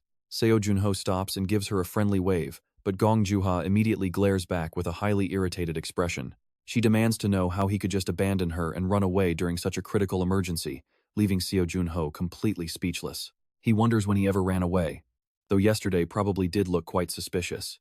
Taking advantage of the moment, Gong Joo-ha brings up his past offenses, reminding him how last time he claimed to use the restroom and vanished completely. Calling it a habit of serial desertion, she lectures him that strength must be used correctly, reminding him how Specter always said that a player's power exists solely to protect the citizens. Seo Jun Ho is internally startled, wondering if he ever said that. While Gong Joo-ha glares and reminds him she is speaking of Specter, suddenly, Seo Jun Ho recalls that those cheesy words were merely lines from an old interview script he had blindly read aloud. He honestly barely even remembers uttering those words. But Gong Joo-ha's intense lecture on civic duty is far from over. She goes on about how he must never flee from danger again, insisting he should always prioritize the safety of innocent people. Seo Jun Ho humbly bows his head, pretending to feel deeply sorry. Pleased with his apology, Gong Joo-ha instantly beams and proudly boasts about her mysterious fan, who completely wiped out the skeleton army, took down the culprit, and returned the stolen breath of heaven. Quickly agreeing with her, Seo Jun Ho points out that this helper must be at least a highly skilled ranker. Honestly, you have to laugh here. He asks what if they are not a ranker, but she completely rejects it. She explains that her team tried to investigate, but absolutely no traces were left on the mage's body or in the alley. Since a top ranker like In-ho failed to spot any clues, whoever pulled this off must possess an equally terrifying level of power. Hearing her logic, Seo Jun Ho secretly smirks, knowing he used a special magical method to erase every single trace of his presence. It was all thanks to Skya guiding him step by step. Meanwhile, Gong Joo-ha notices the English handwriting on the note looks incredibly natural. She figures the person must be a native English speaker, but Seo Jun Ho gently asks if they really need to identify them right now. If he wanted her to know, he would have simply stepped forward. His words make perfect sense to Gong Joo-ha, who agrees that hunting them down might be rude. But remembering the auction has ended, she asks why he is here, calling him a snakehead. He explains he came to pick up his auction items, having heard she brought them along. Gong Joo-ha politely directs him toward the nearby reception desk. She casually asks if he is returning to Korea immediately, and upon hearing he is, she feels a bit sad to say their goodbyes. Right before parting ways, Gong Joo-ha asks him one last time if he would consider joining her guild. I reply back with a flat-out refusal. So, our next reunion will be on the 2nd floor, right, Rhea? It won't be long. Gong Joo-ha chuckles and says everyone talks a big game. Jun Ho just smiles and tells her she will see soon. But since he is so confident, She wants to throw down a challenge. If you actually reach the second floor within 6 months, I will have a special reward for you. Jun Ho wants to know what happens if he fails. Gong Juha smiles slyly and tells him that if he loses, he has to do whatever she asks. Talk about an obvious motive. But of course, our main guy happily accepts the bet anyway. With the deal sealed, Jun Ho goes to collect his 2 auction wins, a stamina recovery necklace and a very mysterious orb. Honestly, we have no idea what this weird sphere is either, but it triggers his danger instincts like crazy. Appraisal fails, so he decides to pump some of his mana into the sphere. A faint purple glow flickers for a split second, then dies. Wait, is that really it? Talk about disappointing. But since it actually reacted, he decides to keep it in his inventory and feed it magic whenever he can. Whether this breaks the orb or powers it up, he will get his answer eventually. Meanwhile, that necklace gets shipped straight to the residential border on the second floor. The man who receives the package is ready to laugh at this seemingly useless item, but when he reads the letter and realizes it is from his uncle, he stops. Is his uncle finally planning to make a move? The next morning, Seo Jun Ho is back in South Korea, with Secretary Cha driving him herself. Seeing him look so spaced out, she asks what is on his mind. He scratches his head, admitting he just did not expect her to show up. She calmly replies that as his secretary, picking him up is all part of the job. If he has no other stops, they will head straight back to the association. But first, Jun Ho has a little surprise for his dedicated secretary. He bought her a hardcover copy of a book called The Great Son of the Gate. Secretary Cha is instantly moved to tears by the thoughtful gesture. She had been trying to track down a copy for ages with zero luck. Our boy really knows how to pick the perfect gift. He tells her she can start reading it right away. Jun Ho is incredibly generous with his staff, but she hesitates since she is still on the clock. Jun Ho assures her it is fine if there is nothing urgent to handle right now. Besides, he is still exhausted from the flight and needs to take a quick nap. He tells her to just wake him up when they arrive. She smiles and wishes him sweet dreams. It turns out Jun Ho also brought back a little something for Shim Shim Deogu. This buddy of his is pretty picky about gifts and strictly avoids alcohol since he quit drinking. Yun Ho tells his old friend that he got in touch with Arthur and is heading up to the second floor soon. Shim Shim Deogu agrees that it is for the best. 25 years have passed, and though that kid had it rough, he grew up into a fine man. But ever since the kid reached the second floor border, they haven't seen each other once. Shim Shim Deogu only met him back when he visited the Earth sector. Every single time Arthur visited, he would drop by to pay his respects and talk about his father. Junho mentions hearing from Captain Gong Juha of the Dokibi Guild that the invite wasn't normal. Shim Shim Deogu is shocked his friend found out so fast. Arthur wanted the entire world to know how much he respects Junho, making sure nobody would ever dare to lay a finger on his mentor. Touched by the kid's loyalty, Junho shifts topics to ask for a favor. He needs help tracking down a kindergarten.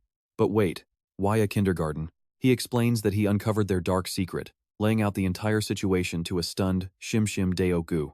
His old friend is completely devastated to hear that innocent orphans are being brainwashed and turned into absolute monsters. It is a horrible reality, and since the location is somewhere overseas, Shim Shim Deogu loses his temper completely, cursing out those heartless bastards who clearly have no limits. Seeing his buddy reach for a bottle, Junho raises an eyebrow and asks if he hadn't officially quit.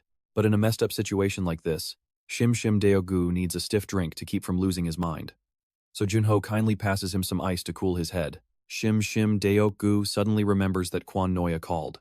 Before heading to America, Junho had commissioned the legendary blacksmith to forge a brand new sword. The weapon will be ready tomorrow, and the mastersmith wants to hand it over personally. With Junho's current reputation, a high-profile meeting won't cause any issues. That makes sense. His reputation is soaring now, to the point where even the prestigious Dokibi Guild is sending him formal requests. Shim Shim Deogu tells him to head over first thing tomorrow, sending him home to rest since he knows how eager Junho is to see old Quan Noya again. Meanwhile, the association president has to figure out their next moves with the dark secrets Junho brought back. Bright and early the next day, Junho arrives at Quan Noya's home. 25 years have passed, yet the cozy wooden cabin with the pointed roof looks exactly the same. He recalls that Quan Noya's grandson was set to inherit the blacksmith shop. The moment he steps through the front door, the heavy ring of a hammer echoes through the air. It seems the kid learned the trade well. He cannot help but wonder how much that little crybaby has grown over the decades. A massive hammer slams onto the forge, held by a towering muscular figure dripping with sweat. Built like a bronze statue, the giant blacksmith demands to know who he is. Junho is completely speechless. Is this really Quan Noya's grandson? What on earth happened over the last 25 years? Seriously, does this giant look anything like that little crybaby? We both know there is absolutely no comparison. Thankfully, the giant blacksmith recognizes him as the player the association mentioned. smiling as he leads Jun Ho inside to meet his grandfather. Seo Jun Ho is just getting settled in the parlor when Noah finally shows up. The old man instantly starts swearing, complaining that meeting his old friend is way too hard these days. The grandson is completely shocked to find out his grandpa and this young guy actually know each other. Noah quickly tells Pan to go fetch some agaric tea for their guest. The big kid is about to ask a question, but Noah strictly shuts him down. He warns, "Do not make your grandfather repeat himself." Without another word, Pan immediately heads out. That boy is surprisingly obedient to his grandfather, Seo Jun Ho chuckles. But he has no idea what is actually going on. When that kid decides to be stubborn, nobody can stop him. Noah sighs heavily. "You must have scolded him pretty hard for him to make this much progress," Seo Jun Ho notes. "I watched him swing that hammer earlier. His raw strength is pretty incredible." Noah just snorts, "Yeah, but he still has a long way to go. Are you still this awkward when it comes to praising others?" Seo Jun Ho knows his old friend is just a softie with a sharp tongue, so he jokingly teases him. "Hey, are you not even going to welcome me? Aren't you happy that I am not dead and actually standing right here?" Noah glares and yells, "I am ecstatic." He steps forward and slaps Seo Jun Ho on the shoulder, saying he has had enough insults. Seo Jun Ho smiles, happy his old friend is unchanged. Noah demands to know why he did it. Honestly, even if his dead father came back to life right now, he wouldn't have an answer. Noah heard the news from Dioku, but he still wants the exact reason why Seo Jun Ho decided to become an active player once again. Seo Jun Ho says he could not escape this destiny. With a snap of his fingers, frost forms overhead, leaving Noah completely stunned. Is that the power of the Frost Queen? Does this mean that by seizing her power, you can finally find a way to bring all your old comrades back to life? He cannot believe it. Not yet. Seo Jun Ho reassures the old man. He promises to work even harder. After all, they already agreed to stand by each other forever, and they even have a binding contract. How could I ever forget you, old friend? Let's shake on it. Noah just stares at Seo Jun Ho's outstretched hand with a pretty cold look. Hey now. The one I actually signed that contract with was the legendary Midnight Sun, not some random rookie named Seo Jun Ho. Noah's words leave the young man completely frozen, his face utterly blank. Seeing his friend totally stumped, the old man bursts into loud laughter and says he was just joking. It has been so long since I last saw that stupid look on your face. Noah laughs happily. While Noah is totally satisfied, Seo Jun Ho is secretly crying inside. Did this guy really call him all the way out here just to make fun of him, and not for the sword? But Noah quickly denies it. You mean that weapon you wanted me to forge from the dragon bone? Of course I finished it. Seo Jun Ho is shocked since he only requested it recently. Watch how Noah handles this. Did you forget already? I picked up my hammer for you, and now you will wield this sword for me. Noah speaks solemnly as he hands the forged sword over to Seo Jun Ho. This is the sacred promise they made between them. How could I ever forget that, old friend? I was only asleep in ice. I did not lose my mind or get Alzheimer's disease. Hearing those words, Noah completely freezes in place for 5 seconds before grumbling. That sounds way too embarrassing. Are you absolutely sure I actually said something like that? Noah gets so annoyed his blood pressure almost spikes, telling his friend to just take the sword and get out. Seo Jun Ho swiftly draws the weapon, and it fits his hand perfectly. It is incredibly clear that Noah has kept him in mind for the past 25 years, and Seo Jun Ho is extremely satisfied with this masterpiece. Honestly, who else would bring a random piece of bone these days and force someone to turn it into a high-grade weapon? Noah complains that his outdated friend really knows how to make things difficult. I actually had to mix in a few pretty rare new materials for this. See for yourself, the mana conductivity and overall durability have increased a lot. Let me test it out, Seo Jun Ho says, opening the system window to appraise it. The screen displays the weapon as Black Dragon Fang, a special tier item. This is an incredibly sturdy weapon that will not easily dull or rust over time. Any fatal wounds caused by this dark blade will be nearly impossible to heal. If a powerful hunter stains this divine sword with their opponent's blood, they can track down the target's exact location. Seo Jun Ho is totally amazed. Now this is what a real sword should feel like, way better than the generic junk gathering dust in the association's vault. Your smithing skills are as incredible as ever. I absolutely love it, Seo Jun Ho grins widely. But Noah is still not satisfied, asking if his skills are really just the same as before. Hey brat, I have improved my craft a lot over the past 25 years. You should speak more respectfully to a retired old man who just plays Go all day. Seo Jun Ho is quite surprised to see that his old friend is still so obsessed with the game of Go, even though he has never beaten him once. Hit right in his soft spot, Noah glares with pure rage. Do you honestly think I am still as bad as back then? I can easily give you a head start now. Right as the old man is losing his temper, Pan walks in carrying the tea. Noah sharply warns him not to spill a drop. Now, pay close attention to his reaction here. Seo Jun Ho takes a sip and is instantly blown away by how incredibly unique it tastes. Noah asks with extreme pride if it tastes completely different from any tea he has had before. When Seo Jun Ho asks what it is, Noah asks if he thinks he would tell him that easily. Beat me and go and I will tell you. Deal. But do not expect me to go easy on you. The brilliant idea of challenging Seo Jun Ho ends with Noah furiously throwing the board. You fell for this exact same move again. Seo Jun Ho laughs. Calm down, my friend. I won fair and square, so spill the secret. Seo Jun Ho actually went easy on him, keeping his real moves hidden so his old friend would not have a stroke. Noah slumps back into his chair. Have you ever heard of the demi-humans? He asks. So they stand on monster feet but look kinda human? Are we calling them orcs, or are they elves? Noah explains that was only in the past. Ever since the second floor opened, the definition of demi-humans has completely changed. The creatures we call demi-humans now possess real intelligence, meaning they can actually communicate with us. Holy crap, so humans can actually talk to those orcs now? The ones who, in his memory, did nothing but grunt all day. No way. Among demi-humans, there are still less intelligent tribes, so not every single one can speak with us, Noah explains. But why bring this up all of a sudden? Weren't you here to ask about the tea? This agate tea is actually grown by elves. Wow, is that even possible? That means if he reaches the second floor, he can find this tea, right? But the sad truth is no.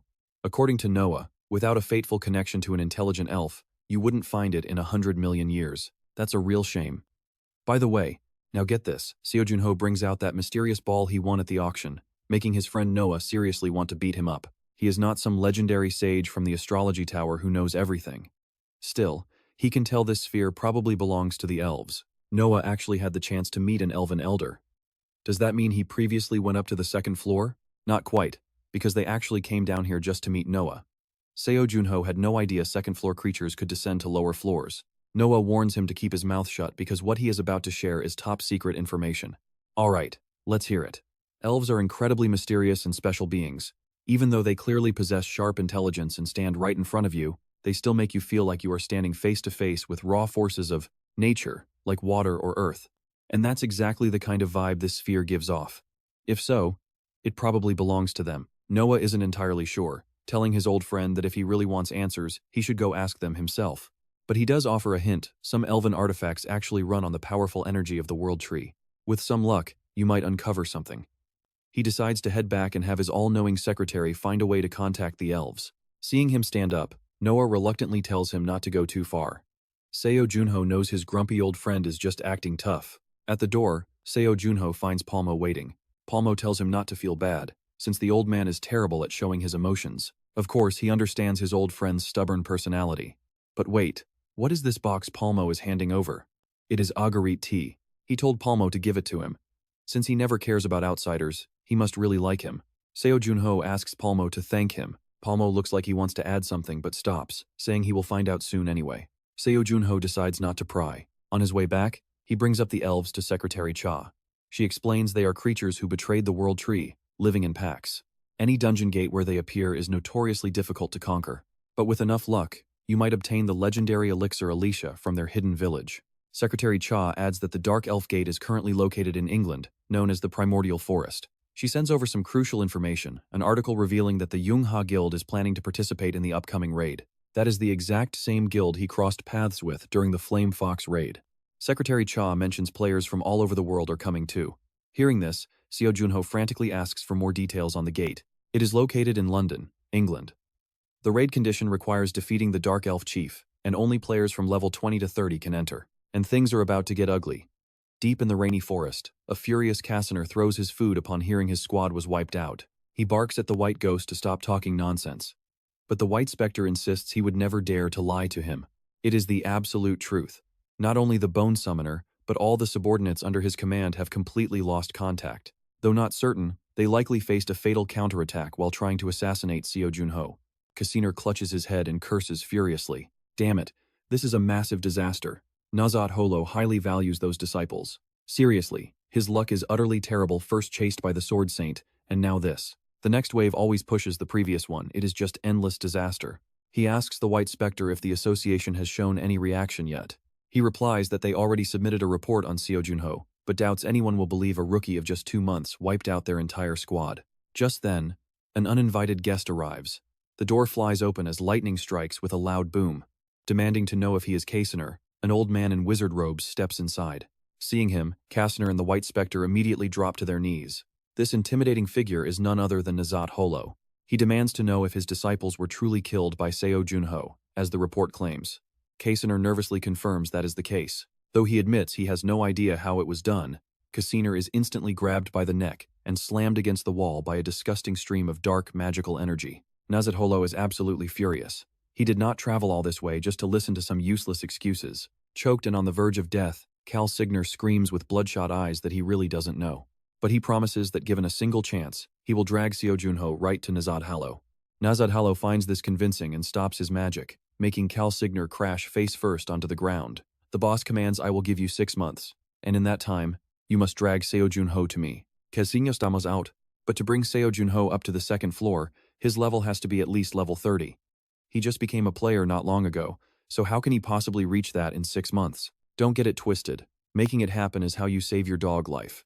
With that, Nazat Holo simply turns into dust and vanishes, leaving Calcigner with 0 chances to negotiate or explain himself. He crawls back up, swearing loudly, and tells Baek Ma to find a guide. She's utterly confused.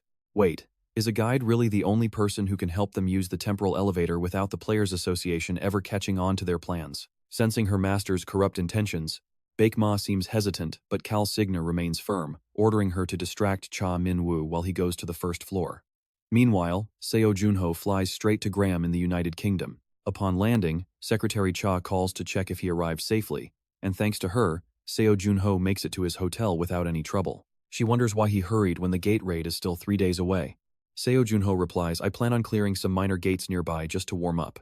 Here is the crazy part. Secretary Cha mentions over 200 players are competing, making Seo Jun Ho freeze up. Ever since players and gates first appeared in this world, a mysterious system suddenly emerged, and this so-called system operates with absolute, unquestionable fairness. The difficulty of clearing any gate is always perfectly designed, so that neither the players nor the monsters will ever have an upper hand over the other. If up to 200 players can enter simultaneously, the difficulty of the raid will scale just as high. He cannot protect 200 players while fighting off monsters at the same time. This means this raid is going to be incredibly tough. 3 days later, 200 players gather at the West Sea Gate, preparing for a massive assault. You can easily feel the overwhelming energy radiating from all the gathered players. Elite players from all nationalities flock to this gate, showing off high-end gear never before seen in the country. Excited, Red Hat looks around and urges her captain to check it out. She yells until she's hoarse, but Cha Min-woo keeps scanning the crowd for someone.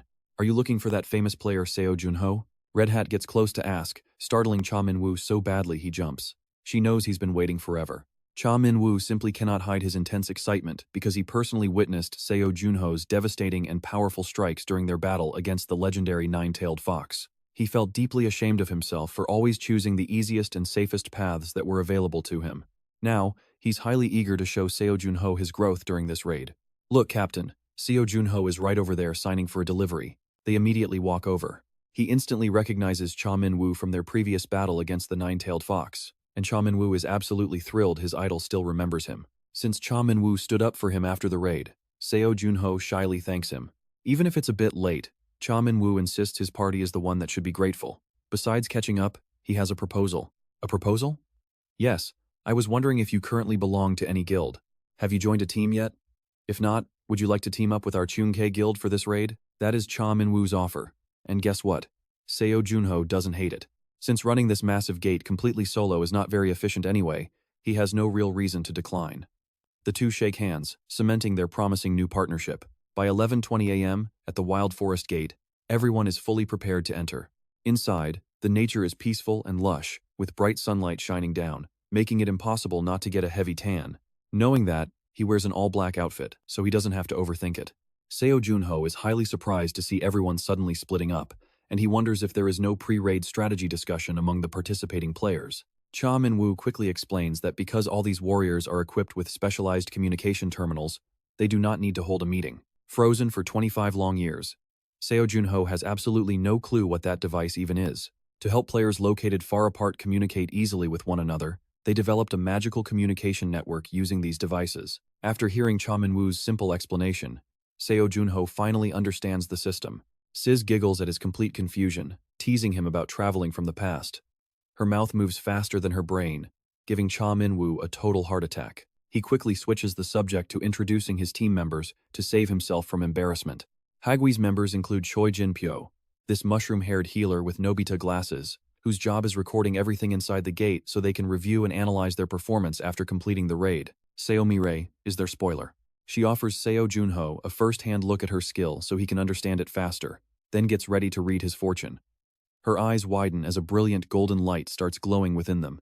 Seo Jun Ho feels pretty awkward under her intense stare, but she suddenly squeals out in pure shock. "You're amazing," she says. "You can handle 10 of them all by yourself." Seo Jun Ho is genuinely surprised and asks if she can see the future.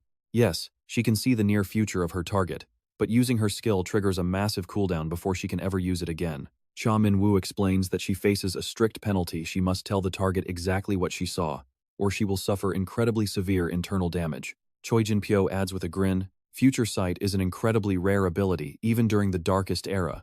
Fewer than 10 people in the entire world actually possessed it. And honestly, finding someone with this power completely freezes Seo Jun Ho in shock." But here's the thing, we quickly find out her cheat code isn't exactly a perfect crystal ball. Not only is she blind to the distant future, but her visions can also turn out completely wrong. That's because the future is constantly changing. Still, having a glimpse of what's ahead lets the team move with absolute confidence, spotting danger zones and preparing for trouble before it even arrives. Next up, Cha Min-woo introduces his own class ability. He's got physical reinforcement skills, and Seo Jun Ho can adapt and use pretty much any weapon. With a highly balanced team ready, they decide to move out, looking for the perfect spot to pitch their camp and establish their magic communication network. 5 hours of searching fly by before they find the ideal location to set up their comms. By driving this glowing peg deep into the ground, they can instantly establish a widespread magic frequency network. This tool also lets them track the exact positions of other parties and check their progress in real time. None of the groups have spotted a single dark elf yet, let alone engaged in combat. Cha Min-woo leaves a quick status update stating that Hagui is currently scouring the eastern region. "Just call us if you spot a dark elf," he says, before hanging up.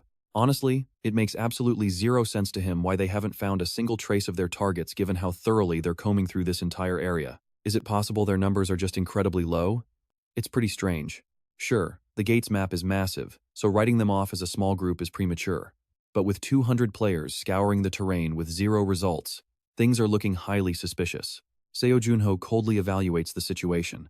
Seo Mirai wonders if the Dark Elves got terrified and went into hiding. Dark Elves are monsters with an incredibly high level of pride. Even if their chieftain ordered them to stay hidden, they'd never sit back and let strangers invade their territory. Seo Jun Ho then turns to Seo Mirai with a specific question. Her future sight is currently locked on its cooldown. He asks if she remembers what time of day it was when she saw him clashing with those Dark Elves. She hesitates, admitting she can't pinpoint the exact hour of the battle. Everything was pitch black, so it was probably nighttime. Seo Jun Ho ponders this, murmuring that this is getting interesting. He pulls out a sleeping bag and casually suggests that those Dark Elves are planning a massive nighttime raid. There's no point in searching now because they're hidden. Seo Mirai suggests they should probably warn the other raiding teams about it, but Seo Jun Ho points out that since this is a future prediction, other groups likely won't believe them. For now, they should just rest up and take shifts. It's going to be a busy night. They sleep until nightfall. The forest is freezing cold, and one player mutters that an ambush right now would absolutely ruin them. His teammate tells him to stop joking around, arguing that those Dark Elves are just corrupted, mindless creatures obsessed with gnawing on the roots of the world tree for power. Rumor has it they possess absolutely zero intelligence, making them completely unable to communicate with each other. How could brainless beasts like that ever coordinate a highly sophisticated military strategy? Sure, whatever you say. But just as we're expecting things to stay quiet, a sudden rustling sound echoes right behind them. Reacting with lightning speed, the braided hair fighter swings his spear backward, while the chubby guy trembles, clutching his magic staff and calling out for help. A timid gray wolf slowly creeps out from the bushes, with 2 more trailing right behind it. Both players instantly lower their guard, knowing these beasts are easily tamed and terrified of fire, making them a minor threat. Still, the chubby guy feels uneasy seeing so many wolves, and nervously asks if they really are afraid of fire. The braided fighter doesn't answer. He stares up at the tree canopy, his eyes widening as he tells his partner to wake everyone up. Before his friend can even process the command, the braided warrior turns pale and screams to wake them up now, because the Dark Elves are riding in on giant wolves. Across the camp, Seo Jun Ho suddenly sits straight up from his sleep. Seeing him bolt awake, Mizan tells him that nothing has happened yet, so he can just go back to sleep. Seo Jun Ho asks how the other groups are holding up. Mizan explains the night watch reports in every 30 minutes. They should be calling right about now, but there seems to be a sudden glitch. The magic network is likely down since nobody is calling.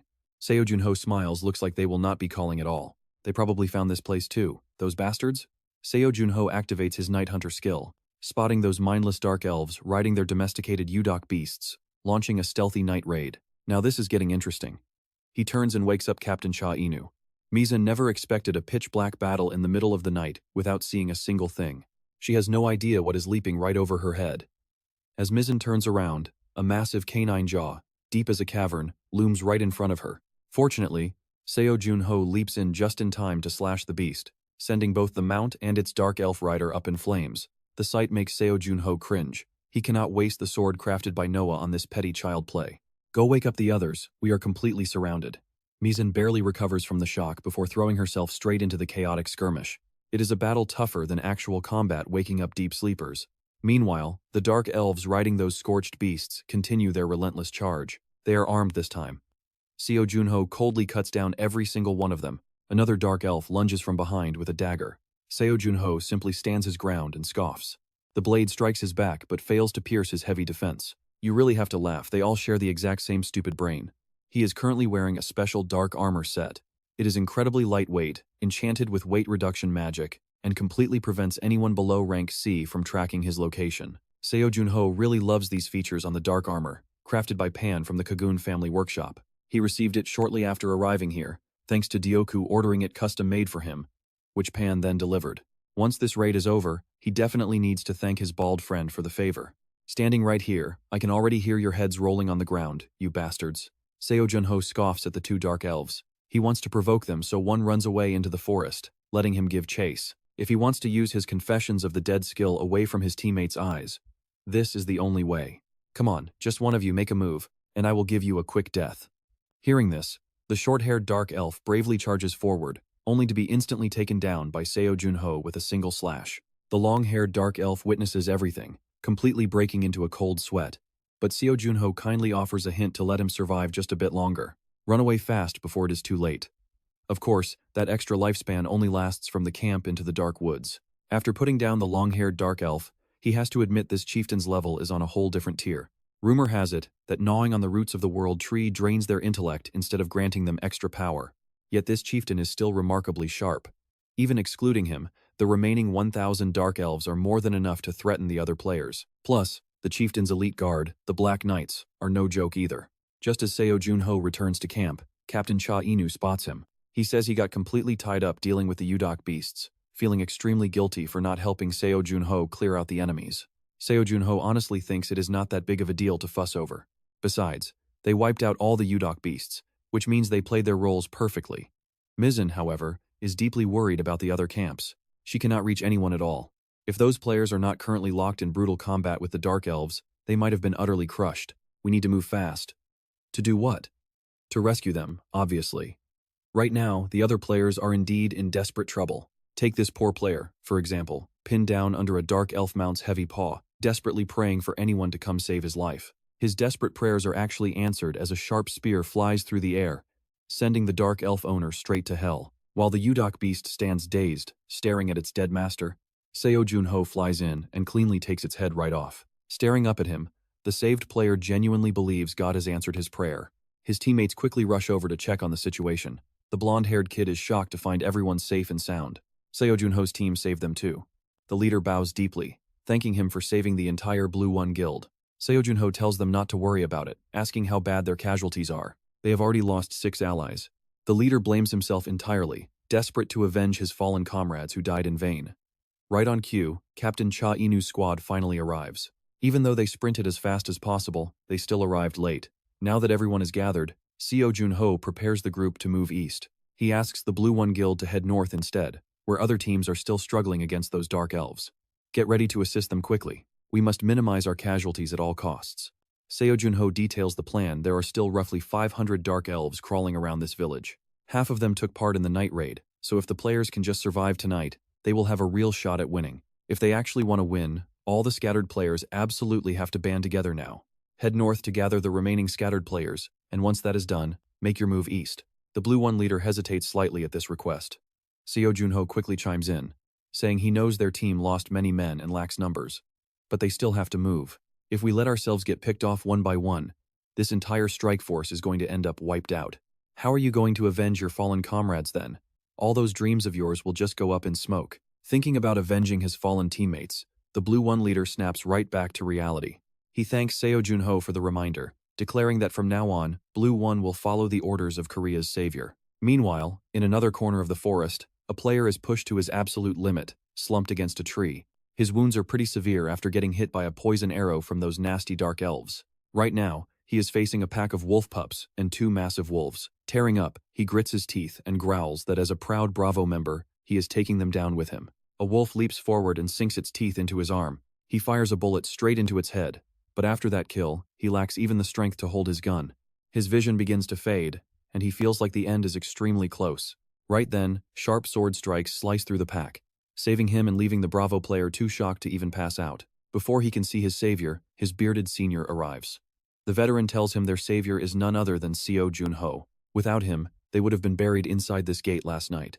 Yet here they are, eating cup ramen and watching the sunrise. For now, they have cleared the very first hurdle. Though the Dark Elves' raid caused heavy losses, 150 players survived. Meanwhile, the enemy lost almost half their forces. Now, those monsters will not dare step out of their territory. They will be too busy trying to protect themselves first. If that is the case, they need to strike first. But get this, these guys are already arguing like crazy. The bearded senior wants to rush in, while the Blue One leader insists on waiting for the other groups. Meanwhile, the head medical mage is sighing heavily over their lack of manpower to treat all the wounded players. How can they attack with everyone bickering like this? Shamin Gu turns to Seo Jun Ho, asking for his expert opinion on the matter. Should they strike now, or wait until their forces are fully prepared?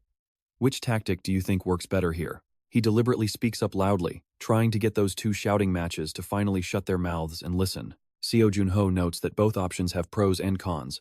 Before he can finish, the bearded senior cuts in. He believes attacking now is best, and Seo Jun Ho agrees, warning that everyone must be ready to sacrifice the whole army. The main reason they must strike immediately is that the longer they wait, the more disadvantageous things become for them. The Blue One leader asks how he can be so sure.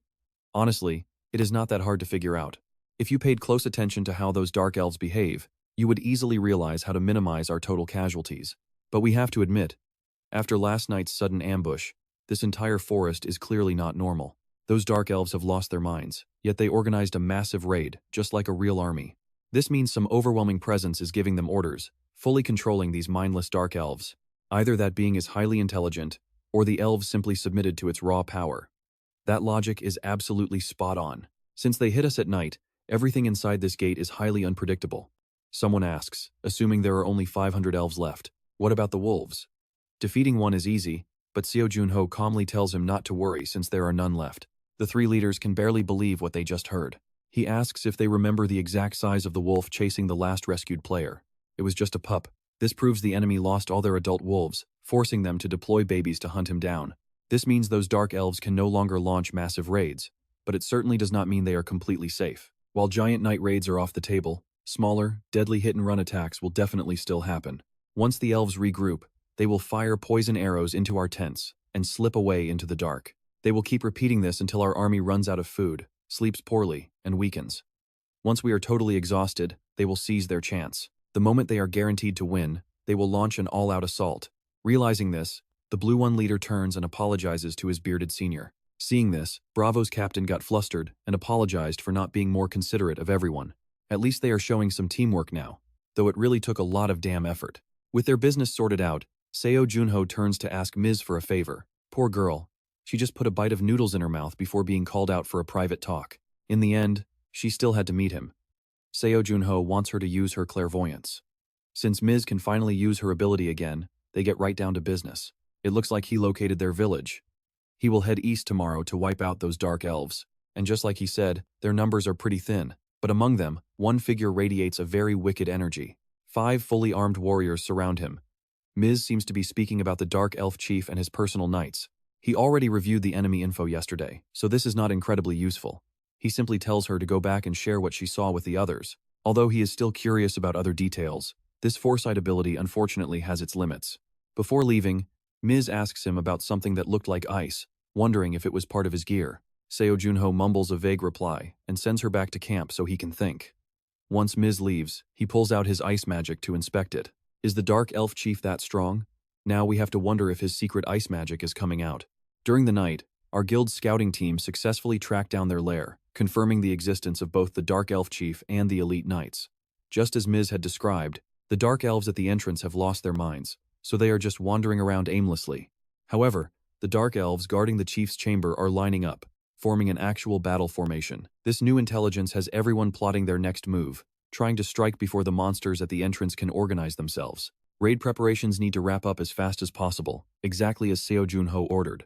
Meanwhile, their leader is busy doing light stretches to warm up his joints, asking if everyone is ready yet. Nobody answers. He stands frozen like a statue in his fortune-teller glasses, while Cha Min-woo chuckles. Soon, the players gather and line up in neat rows. Excluding those too heavily injured to participate, 147 players have completed their preparations and are ready to move out.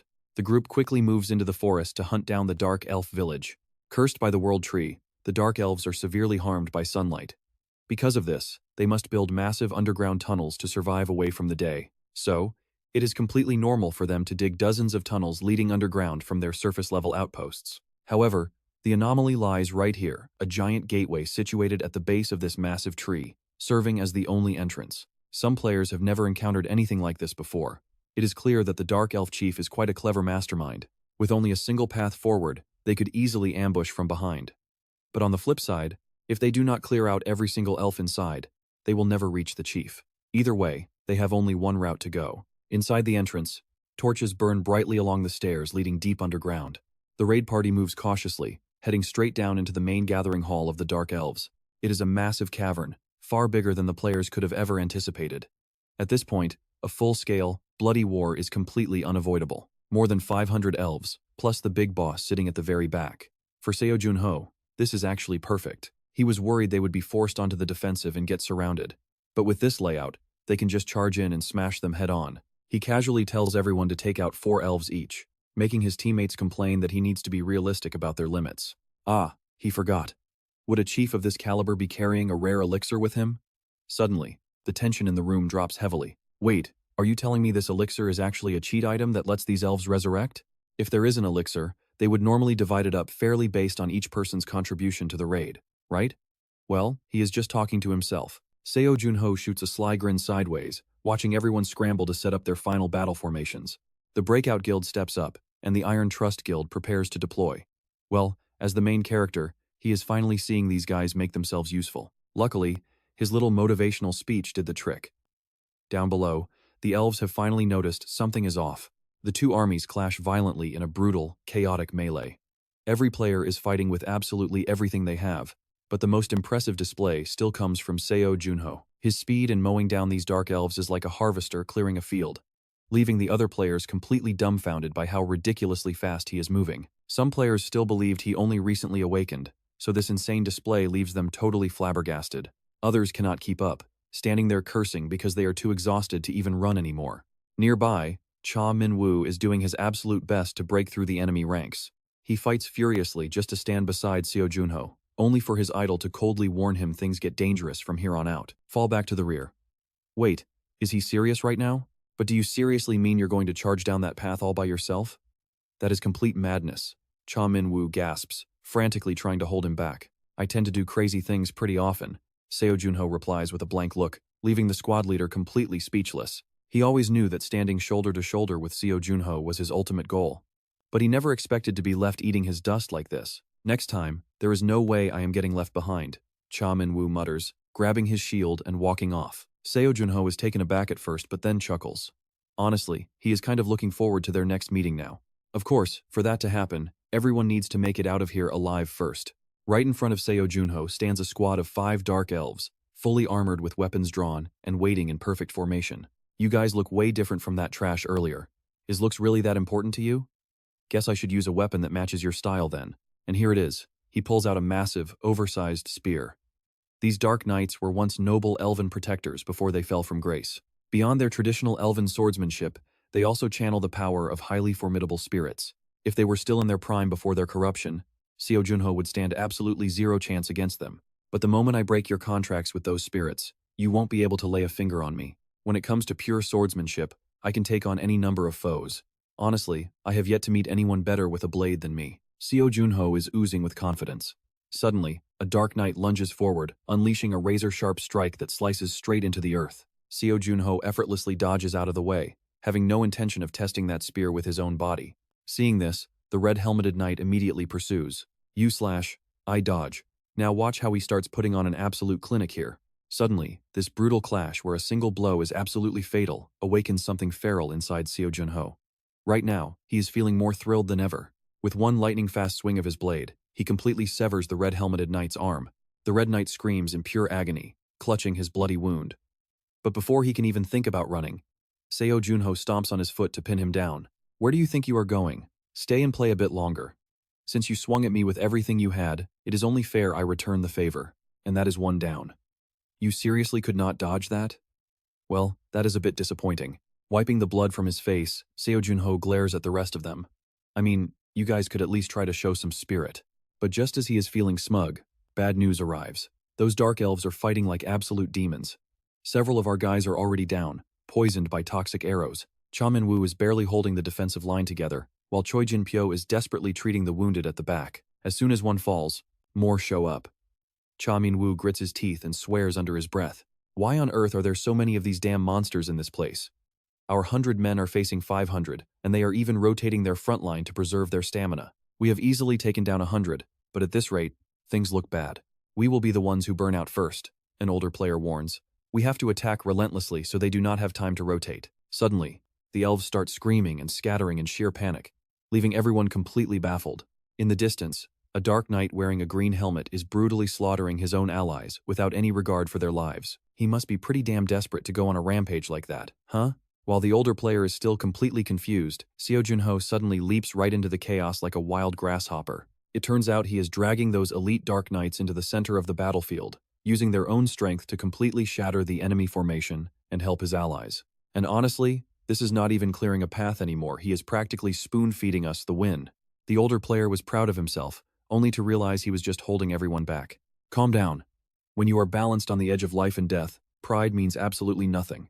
This is our chance, so let us use it to completely wipe out their camp. Cha Min-woo screams to rally them, and only then do they calm down and continue fighting. Seo Jun Ho, you seriously owe me one. Without my big mouth, your whole plan of using those dark knights to wreck the enemy formation would have been totally wasted. And over on his side, Seo Jun Ho figures things are going pretty well. It is time for him to get back to dealing with those knights. Right then, the green-helmeted one charges, delivering a ruthless strike from behind. But Seo Jun Ho easily blocks it. Stop looking at me like that. Chasing me around must have been exhausting, so let me send you to a peaceful rest. Meanwhile, the Dark Elf chief sits there quietly, calmly observing the entire battle. It is honestly hard to believe. Once, they were glorious creatures with incredible intellect and beauty. Now, they are nothing more than hideous monsters, like humans who have fallen into complete corruption. Their past glory is now nothing but a faint echo, as Seo Jun Ho successfully finishes off the very last night. This is the first time in my entire life that I have fought against such overwhelming numbers. No snakes here, right? Do not bring up those filthy creatures around me. Finally, the Dark Elf chief decides to speak up. I honestly thought he was going to sit there with his hand on his chin until he fossilized. Even nature's guardian elves can't seem to stand snakes, can they? Oh, or is it because you're a dark elf? Do you even know what they look like? Why are you hating on your own kind? Facing Seo Jun Ho's mockery, the chief stands up and draws his sword. I won't waste words. Draw your sword, human. Let me see what you have first. Seo Jun Ho just sneers. What a cheeky human. The chief is absolutely fuming, completely losing his mind over our main character's relentless trash talk. The Dark Elf chief swings his sword to create illusions. Seo Jun Ho instantly recognizes the stance of Geniamanus, the heirloom elven sword technique that draws upon nature's power. But here's the thing, that sword style can only be used by elves possessing raw spirit power. How could a fallen dark elf like him ever hope to replicate it? He thrusts his blade forward, but Seo Jun Ho manages to block it. After a massive clash, both of them leap backward. Right now, Seo Jun Ho's hands are visibly trembling. It turns out this sword technique was modified to perfectly match a dark elf's heavily enhanced physical body. It's an original style he created himself. It seems he even knows how to read and disrupt his opponent's natural flow. Pretty interesting, Seo Jun Ho mutters. But the chief instantly retaliates with a heavy strike. Do you only swing your sword with your mouth, human? He's actually right. So Seo Jun Ho can't even argue. He just grips his weapon and continues the deadly exchange. After a few quick exchanges, Seo Jun Ho pours his strength into a heavy slash to force the chief back. He realizes the chief is quick and strong, but lacks the overwhelming power shown in the Dark Elf's memories. Meanwhile, the massive army of Dark Elves has already been mostly wiped out. Dark Elves are dropping. Fast, like cut grass. The chief looks back at his remaining tribe members. These fools had stubbornly trusted and followed a useless leader like him until the very last second. He only wanted to return with them to their glorious past, to fix the terrible mistakes he had made long ago. Oh, you foolish mortals, if you want that wish to come true, face 1,000 enemies and defeat them all. Losers get no mercy, absolutely none, he only permits them to win. Fueled by this resolve, the chief suddenly unleashes a terrifying burst of energy, shocking Cha Min-woo. He charges straight at Seo Jun Ho at the speed of light. He delivers an insanely brutal and sudden blow, catching Seo Jun Ho completely off guard. Coughing up blood, Jun Ho reels from the sheer impact. This is the exact sensation he witnessed while reading the Dark Elf's memories in the forest. It is that same terrifying strength. Desperate, Seo Jun Ho pulls out a firearm and rains down bullets, but it does absolutely nothing. The chief transforms into a golden light, lunging forward to slice right at his face. Are you trying to play tricks on me? Two massive surges of green and purple mana collide with absolute violence. After barely holding his ground against the onslaught, Seo Jun Ho's legs begin to shake. He only manages to endure thanks to the power of the Black Dragon Fang.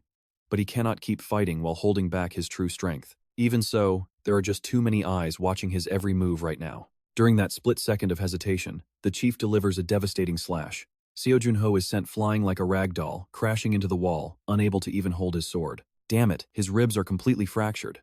But with the enemy still standing right there, Seo Jun Ho desperately urges himself to get back up. How is he going to survive this?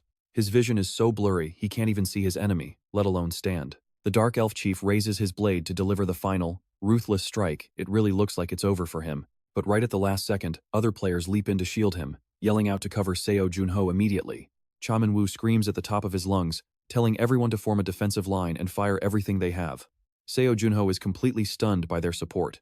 Choi Jin-pyo quickly rushes over to heal his open wounds. Wait, scratch that, to mend his shattered body. But with those fractured ribs, the healing process is going to take at least 30 minutes. Other healers join in, and even though they are low level, every bit of magic helps. We saw everything from the back, they tell him.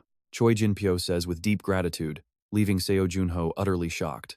You took down all those wretched Dark Elf Knights and faced their chief completely on your own. You became the true inspiration that gave all of us the strength to fight. Others chimed in, amazed that a rookie who debuted less than 3 months ago is already this strong while they were paralyzed with fear. They only fought to save some face. Now that only 100 enemies are left, they can finally step up to help him. So now, all they need to do is take down the chief. But right then, Seo Jun Ho shifts his body, startling Choi Jin-pyo. Hey, you can't move yet, he warns. 10 minutes, Seo Jun Ho mutters, grabbing his blade with a highly dangerous grin. Just buy me 10 minutes, he requests. 10 minutes? Right now, the other players are clenching every single muscle in their bodies, veins popping just to hold the line. Facing the chief at point-blank range makes them realize just how cunning this monster truly is. Just earlier, the chief was going toe-to-toe with Seo Jun Ho. Yet, everyone holds on to the firm belief that as long as it's Seo Jun Ho, the chief will definitely be defeated. So they just need to hold out. 10 minutes. But right in the heat of battle, Cha Min-woo loses his focus, and it takes an older player throwing himself in to push him away to save his life. Cha Min-woo frantically thanks the veteran player and apologizes for losing focus. The old man warns him that everyone is betting their very lives on this battle, and that Monster Chief is not just dangerous looking, he is the real deal, a truly deadly threat. The veteran is sure that the beast is only betting on a few fleeting moments. So even if he dies today, he will protect his pride. Everyone, get your heads in the game right now and destroy this bastard. The boss grinds his teeth in rage. Pests. They cling like leeches. 3 players charge in blindly, but the chief swings his blade twice, sending them straight to hell. Suddenly, a roaring fireball streaks toward the boss, but he easily dodges the sneak attack. The chief wonders why he keeps unconsciously holding himself back like this, especially since these weak players cannot even survive one of his basic strikes. He knows he should have quickly eliminated the strongest player here, Seo Jun Ho.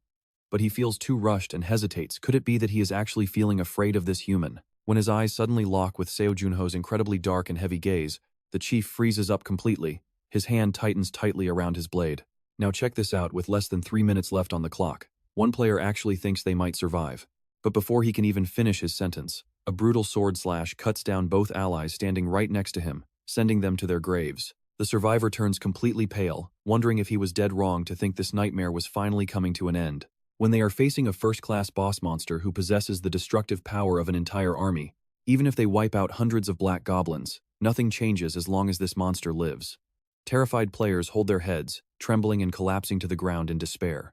Are you done acting up? Right then, Seo Jun Ho finally steps back onto the field. What, no answer? I asked if you were done. He turns to the exhausted players, thanking them for working so hard, and tells them to leave this boss to him. The players worry he cannot survive alone, insisting that it is much better if they all fight together. Seo Jun Ho tells them he is fine, and that they should just handle the chief's remaining soldiers, especially since he has found a way to mask his true abilities. "You trash," the Black Goblin chief roars, swinging his blade down to split the earth. He warns them that they will all die together. Two colossal waves of mana clash. Explosive force. Cha Minwoo turns pale, screaming Junho's name. As the massive dust and debris from that chaotic impact finally settle, a giant purple sphere of magical energy is revealed to everyone present. Inside are the boss and Seo Jun Ho. Outside, Cha Minwoo desperately pounds on the sphere, yelling to ask if this is the chief's skill. He asks if Seo Jun Ho is okay. After a brief silence, a voice finally replies from inside, "It is definitely his barrier, not mine." Seo Jun Ho adds that he is genuinely trapped inside here. Hearing this, Cha Minwoo immediately orders the other players to break the barrier from the outside. Inside, Seo Jun Ho quietly sighs with relief, glad his allies trust him. Meanwhile, the chief demands to know what this barrier is. The chief asks if he is hiding his true power. Clearly, the old monster has not lived this long for nothing. He reads the situation incredibly fast. Seo Jun Ho smirks, saying he only showed one skill, so why is the boss so tense when his hidden power runs far deeper? Snowflakes drift down.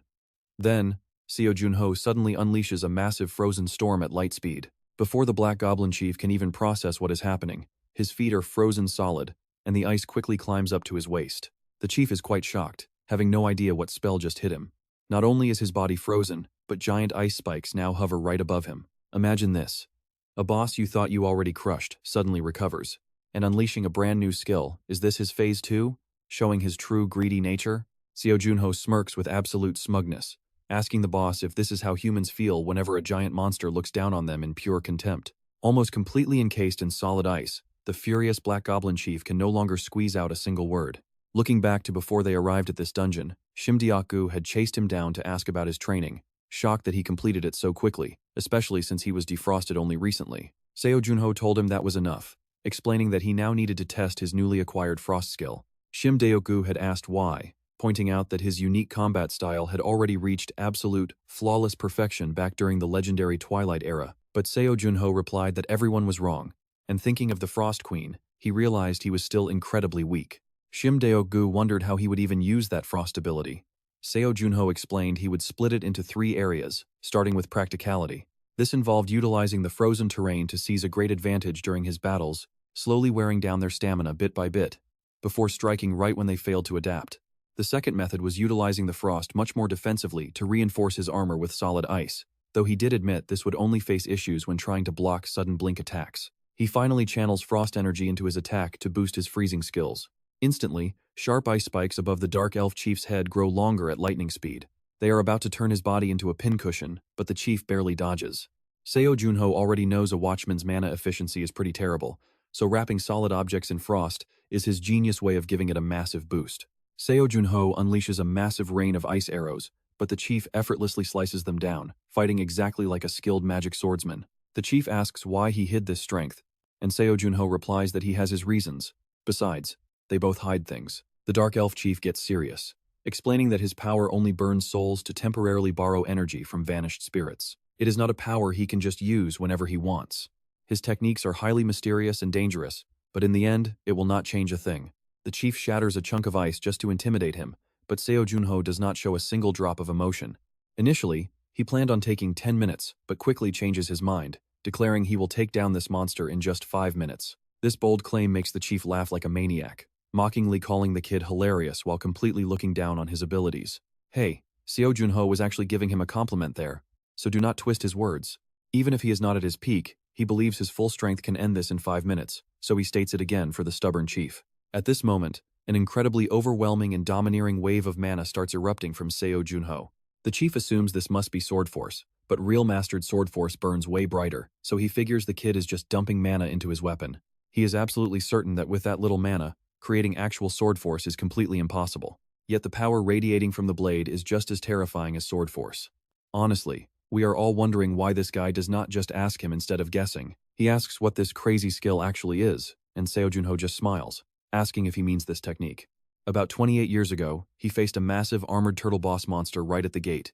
Its shell was so insanely tough that even Sword Chi could not leave a single scratch, making him wonder in total despair if he would die right there. Facing death's door, he absolutely hated the idea of dying, but he did not try to summon sword force back then. Instead, this was the exact technique he remembered at that moment, using pure mana to reinforce his sword and making dark energy clash violently. This is the exact skill that Ramadas himself, a guy who basically looks like a giant gorilla, praised as the absolute best of all the random skills he had ever witnessed. Setting Sun is the highly epic name that Ramadas gave to this awesome skill. Back then, understanding life and death opened up a whole new path of survival. With just one decisive strike of his Setting Sun skill, Seo Jun Ho instantly executes the Dark Elf Chief. Before drawing his final breath, the chief admits that Seo Jun Ho has pretty impressive judgment. Ending the battle in exactly 5 minutes is a promise kept. Seo Jun Ho decides to be merciful and let the dying chief share his final wishes. But our hero is a businessman who never takes a loss. Give and take. Answer one simple question, and his wish will be granted. Seo Jun Ho pulls out the mysterious orb, asking if the chief recognizes it. The Dark Elf Chief gasped in shock. Is that a spirit egg? Which means a spirit is actually going to hatch from it? He explains that spirits always appear wherever the world tree's remnant energy still lingers, before handing over a special string of beads to Seo Jun Ho. Although it is not much, these special beads still hold the power of the ancient tree. Channeling mana into the egg will make it hatch, and while Seo Jun Ho appreciates this precious information, he still shamelessly asks for more. He asks if there is absolutely anything else left.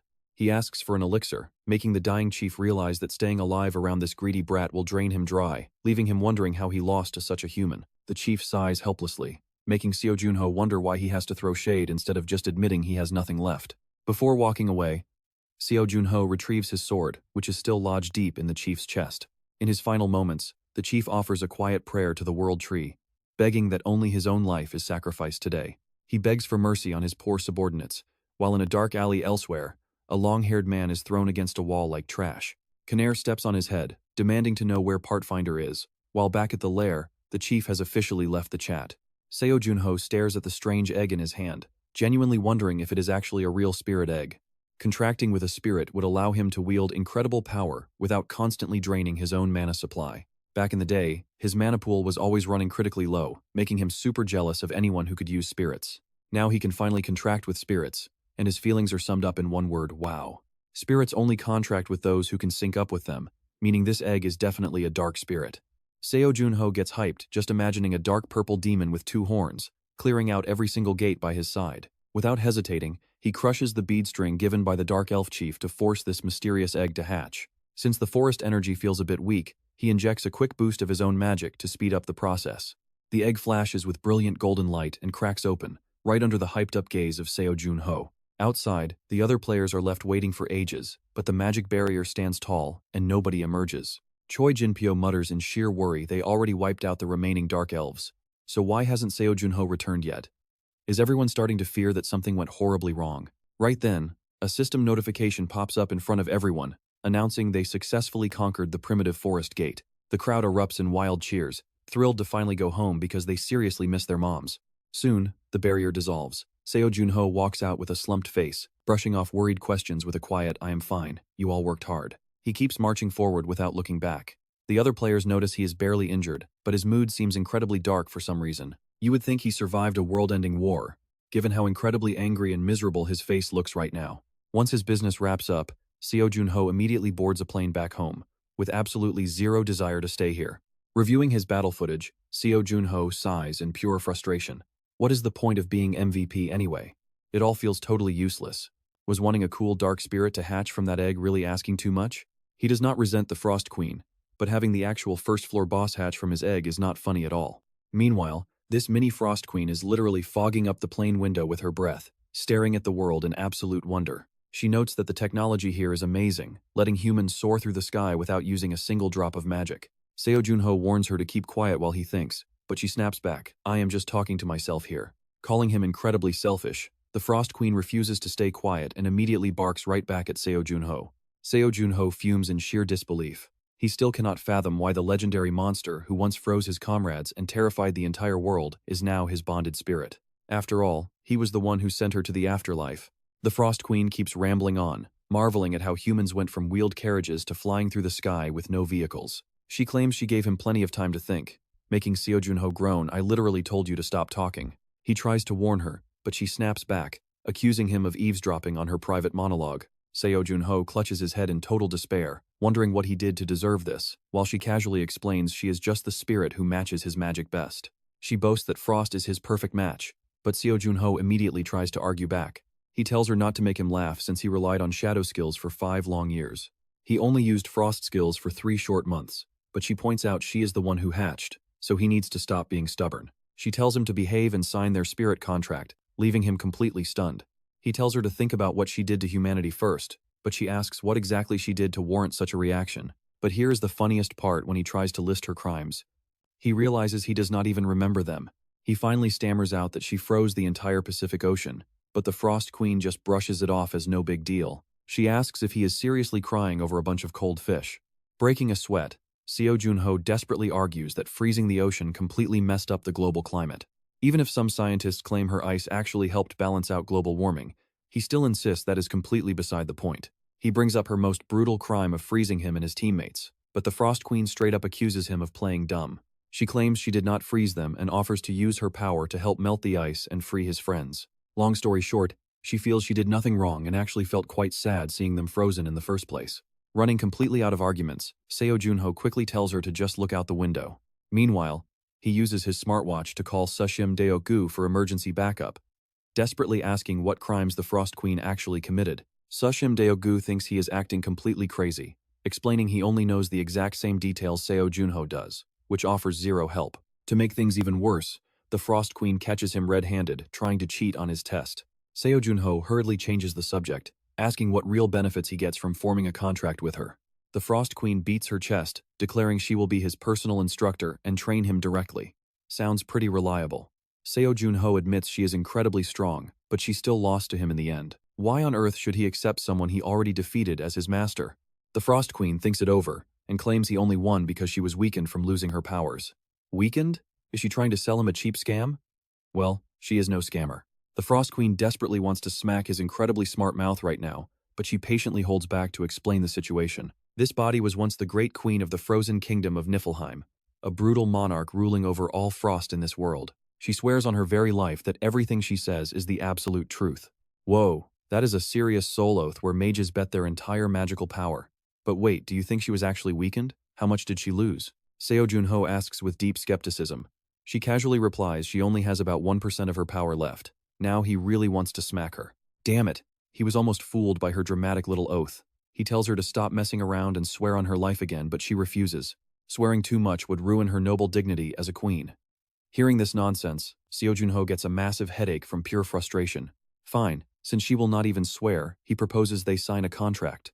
But he demands one condition: if she ever harms him or his friends, the contract is cancelled immediately. She complains. He talks way too much. She tells him that is completely obvious anyway. A spirit and their contractor are basically soulmates, so she could never do anything to bring him any harm. The Frost Queen conjures a glowing magic circle right behind her back. Seo Jun Ho grimaces, not knowing if this is the right call, but he has to pull through. Honestly, he is not quite strong enough to conquer a one-star gate alone, but this contract will give him the perfect boost. He absolutely must secure the frozen power of this queen-turned-spirit. Seo Jun Ho decisively bites his finger to sign the contract in blood. Back at the association, he takes the Frost Queen straight to the training room. The queen loudly complains that this place is completely boring. Well, it is a training room, not an amusement park. Seeing Seo Jun Ho pull out a hologram panel, she curiously asks what he is doing. He is just equipping the rare artifacts he managed to score from his last raid. That dungeon run landed him 2 great items, a magic buffing ring and a goblin sky blue bracelet. After equipping all of this gear, his magic stat suddenly shoots up to 100, which is more than enough power to easily clear that one-star gate all by himself. Even the Frost Queen remarks that he looks way stronger now. Seo Jun Ho glares at her, saying he did not ask for her commentary. Now it is time to show him her real power. After all, she knows his actual strength better than anyone else does. But she is a spirit now, so things are bound to be different. The queen seems to catch his drift. Since Seo Jun Ho is the one who made a contract with her, he needs to know exactly how talented his spirit is before they go any further. That way, she can negotiate some much better treatment down the road. The queen stretches her arm out like she is just doing light exercises, but immense magical power spreads through the room, freezing everything instantly. Seo Jun Ho shivers as a terrifyingly familiar chill sweeps over him, feeling exactly like the time he first invaded the Frost Queen nest. Suddenly, she cancels the magic. Seo Jun Ho stands bewildered. He asks what she is doing, but she just lost interest. Her sudden attitude shift leaves Seo Jun Ho completely speechless. She casually complains that she is just not in the mood to show off her magnificent powers anymore. Is she messing with him? She says curiosity makes it impossible to focus on anything else. Seo Jun Ho clutches his head in frustration before demandingly asking what on earth she is so curious about. But wait till you see her reaction, she just smiles. She wants to see the human world, forcing Seo Jun Ho to wear a heavy disguise just to take her out on a tour. Gazing at the bustling, crowded streets, the queen shouts with excitement, asking about every single thing like a little kid. She asks who owns that giant castle, which he explains is just an apartment building. Then she points at a strange carriage, which is just a car. She finds it bizarre that everyone is staring down at their hands, while Seo Jun Ho just looks at her with absolute exhaustion. It is so incredibly annoying, but he wonders if other people can actually see her. She pouts, feeling pretty sad that nobody noticed her flying around and shouting. But if he really wants, she can show her true form to others, though now is definitely not the right time for that. The Frost Queen suddenly screeches to a halt and asks her contractor what that adorable little creature is called. She is pointing at a glowing black cat sleeping soundly nearby, which Seo Jun Ho assumes is just a random stray. She squeals with excitement and demands to pet it, but he tells her the cat cannot even see her anyway. The Frost Queen stubbornly flies over anyway, but the cat actually seems to see her and fiercely swipes its claws. Luckily, she is agile enough to dodge, or she would have lost her legs. The cat immediately strikes again with furious swipes. The queen barely escapes, flying high while crying out why the creature suddenly went totally wild. She desperately lands right on his head, complaining the whole time. How did those fierce monsters even get here? And is it really okay to let a dangerous guy like that just wander the streets? The cat slowly approaches Seo Jun Ho. It seems it only avoids biting people who are bigger than itself. Haha, he bends down and picks up the cat. It sits obediently in his hands, staring up with cute, round eyes. Cats only show their weak side to those who are stronger. She feels looked down upon, disrespected. She absolutely hates being treated like this. Lead the way to the training room. She demands, I will show you my true power. Man, he's been waiting for this exact line. Let's go. Open your eyes and watch closely. Engrave my legendary power into your mind. And he is more than ready to watch. If that is what you want, let's do it. Boom. A glowing magic circle instantly appears beneath Seo Jun Ho's feet. Just look at this. Sharp ice spears erupt in rapid succession, followed by massive walls covered in jagged frost spikes, blades, and swords. With this level of power, Seo Jun Ho wouldn't have any trouble going onto the battlefield completely alone. Yet he just casually reacts with a simple, not bad. The Frost Queen's blood boils. What? You saw all of this and can only say that? Look again.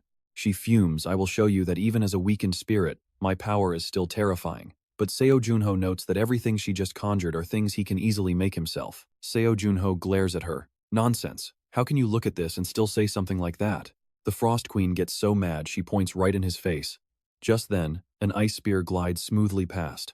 This piece is incredibly delicate, yet maximizes the absolute lethality of a weapon as if crafted by a true master. The quality is absolutely outstanding, making it hard to believe these were conjured in an instant. Honestly, Seo Jun Ho cannot match this level of advanced craftsmanship with his current skill, but his answer to the Frost Queen remains exactly the same. He tells her he can eventually make those things himself given a bit more time. What he actually expects from her is something unique that he cannot achieve on his own. His words leave her deep in thought. Suddenly, a brilliant idea hits the Frost Queen. Are you perhaps talking about this? Seo Jun Ho looks over, instantly confirming that is exactly what he wanted as she gloats triumphantly. Because of her excitement, she screams a bit too loudly. Even the secretary down in the paperwork office can hear them. He asks Deokgu, do you know what the Frost Queen looks like? Seo Jun Ho asks seriously. Korean Player Association President Shim Deokgu is left completely speechless by his friend. Only the 5 heroes have ever laid eyes on her. To be exact, out of those 5, you were the only one who actually met her. Since his friend put it that way, there is no issue. Time to let the Frost Queen reveal her true form. Shim Deokgu looks over and sees nobody next to him. He breaks out in a cold sweat, turning pale, thinking his friend was talking to a ghost. Catching sight of the miniature Frost Queen, he is so terrified he hides behind his chair. She scoffs, is that foolish-looking guy really your friend? The Frost Queen completely looks down on Shim Deokgu. It is unfortunate, but Seo Jun Ho is quite embarrassed by his friend and has to admit it. My goodness, who wouldn't be startled when a creature like that suddenly pops out? Shim Deokgu groans a creature like that? Accidentally, he touches the Frost Queen's sore spot. She snaps, how dare you address me like that? You have some nerve. Getting singled out like that makes Shim Deokgu shake in sheer terror. Seo Jun Ho has to step in and remind her. He tells her to leave his friend alone and remember their contract terms. The Frost Queen pouts, if he calls me that again, I will not let it slide, friend or not. Did you catch all of that, Shim Deokgu? She views everyone as inferior to her, so you better watch your step. The Frost Queen? Shim Dae-gu gathers his courage, trying to calm down so he can process this completely unexpected and shocking piece of information. First off, the tiny spirit sitting so elegantly on Seo Jun Ho's shoulder is indeed the legendary Frost Queen. Her presence here today is all thanks to the spirit egg won at the Las Vegas auction, which finally hatched with help from the chief in that ancient forest, meaning that exact egg hatched none other than the Frost Queen herself. Shim Dae-gu manages to accept this. Plus, the one who should hate the Frost Queen the most is actually Seo Jun Ho. Since he is fine with it, there is no need to worry. Seo Jun Ho explains she is incredibly powerful and will help him grow stronger. Hearing that, Shim Dae-gu asks what rank she has reached. Spirit ranks depend entirely on their internal power, ranging from the lowest tier all the way up to supreme level. Usually, a spirit has to state their own rank, Shim Dae-gu explains. Seo Jun Ho quickly turns and asks her exact rank. The Frost Queen stays quiet for a moment before declaring proudly, "Of course, I am supreme tier." But something seems off here. Shim Dae-gu covers his mouth, whispering to Seo Jun Ho to stop asking such disrespectful questions, though he also senses something is not quite right. Lowest tier, definitely. Shim Dae-gu is not impressed with this frost spirit. He mutters, "Yeah, she looks like a B-rank spirit." Seo Jun Ho feels exactly the same, maybe even more disappointed. Yet, he keeps things smooth and friendly when speaking with the Frost Queen. Basically, this kid is pretty strong, so next time I will enter a slightly more difficult gate. Besides, the gates you used to raid were also quite high in difficulty. A gate even more difficult than that? Are you seriously planning to go into a one-star gate? Shim Dae-gu is absolutely stunned as he says this. He never expected his friend to be such a massive daredevil. The primeval forest gate that I successfully cleared was a one-star gate, right? Since that raid, I have grown a lot stronger. Now, I have enough power to clear a one-star gate all by myself. If you say so, then that is just how it is. Shim Dae-gu adds that only 3 one-star gates remain on Earth, located in South America, China. And then he suddenly stops in shock. Are you really okay? Are you suffering from post-traumatic stress again? Even if I had psychological trauma, the person who caused it is sitting right here, so there is no issue at all. The next gate I will target is the Seong Station in Antarctica. The gate is called Heavenly Castle Gate. What a twisted fate I have with ice and snow. Seo Jun Ho and Shim Dae-gu talk late into the night, ultimately deciding the press conference is at 2 p.m. tomorrow. Secretary Cha drives Seo Jun Ho back so he can wash up. Seo Jun Ho pops open a soda, politely asking the Frost Queen if she needs anything to eat or drink. She just stares out the window at the city views, replying that she is a noble spirit who does not need human food. Is that so? That means I get to save quite a bit on food money, right? Seo Jun Ho really is stingy, refusing to spend a single cent on her. By the way, do you know anything about the two-way space elevator? The two-way space elevator is the root of this entire godforsaken world. If he can understand it, Seo Jun Ho thinks he can survive until the end. But watch how she drops a complete bombshell next. I have absolutely no idea.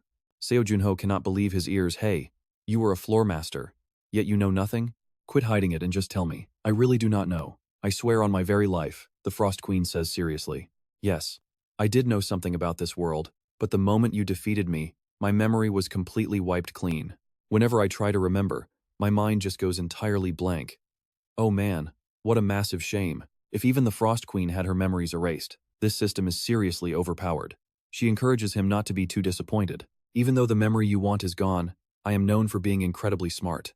I will definitely be a huge help to you later. Glad to hear it, but I still have one more question. As far as I know, spirits do not draw mana from their contractors, so where do you get power? I do not feel any magic from you.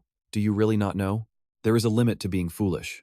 Spirits need the contractor's magic stat to draw power from the spirit world. In other words, if your magic power hits rock bottom, I cannot use my full strength. If your condition is bad, I might even be forced back to the spirit world. Sounds pretty reasonable, right? How could anyone use that kind of power endlessly without paying some sort of price? The Frost Queen adds.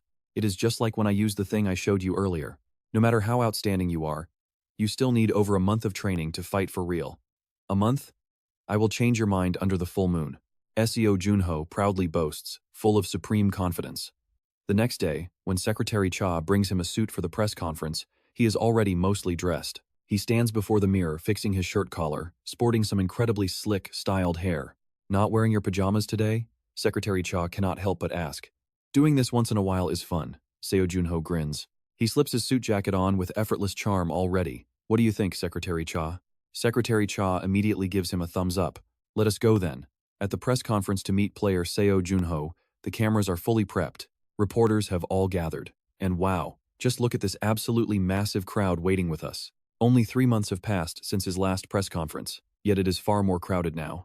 That is because his growth is completely unprecedented. I saw Seo Jun Ho in person during the press conference for the East Sea Gate raid.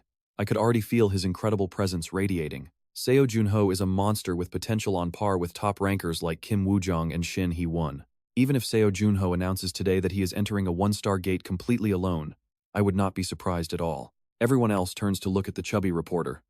2 seconds later, they all tease him for being overly dramatic. Right on cue, the spotlight shines as Seo Jun Ho makes his entrance.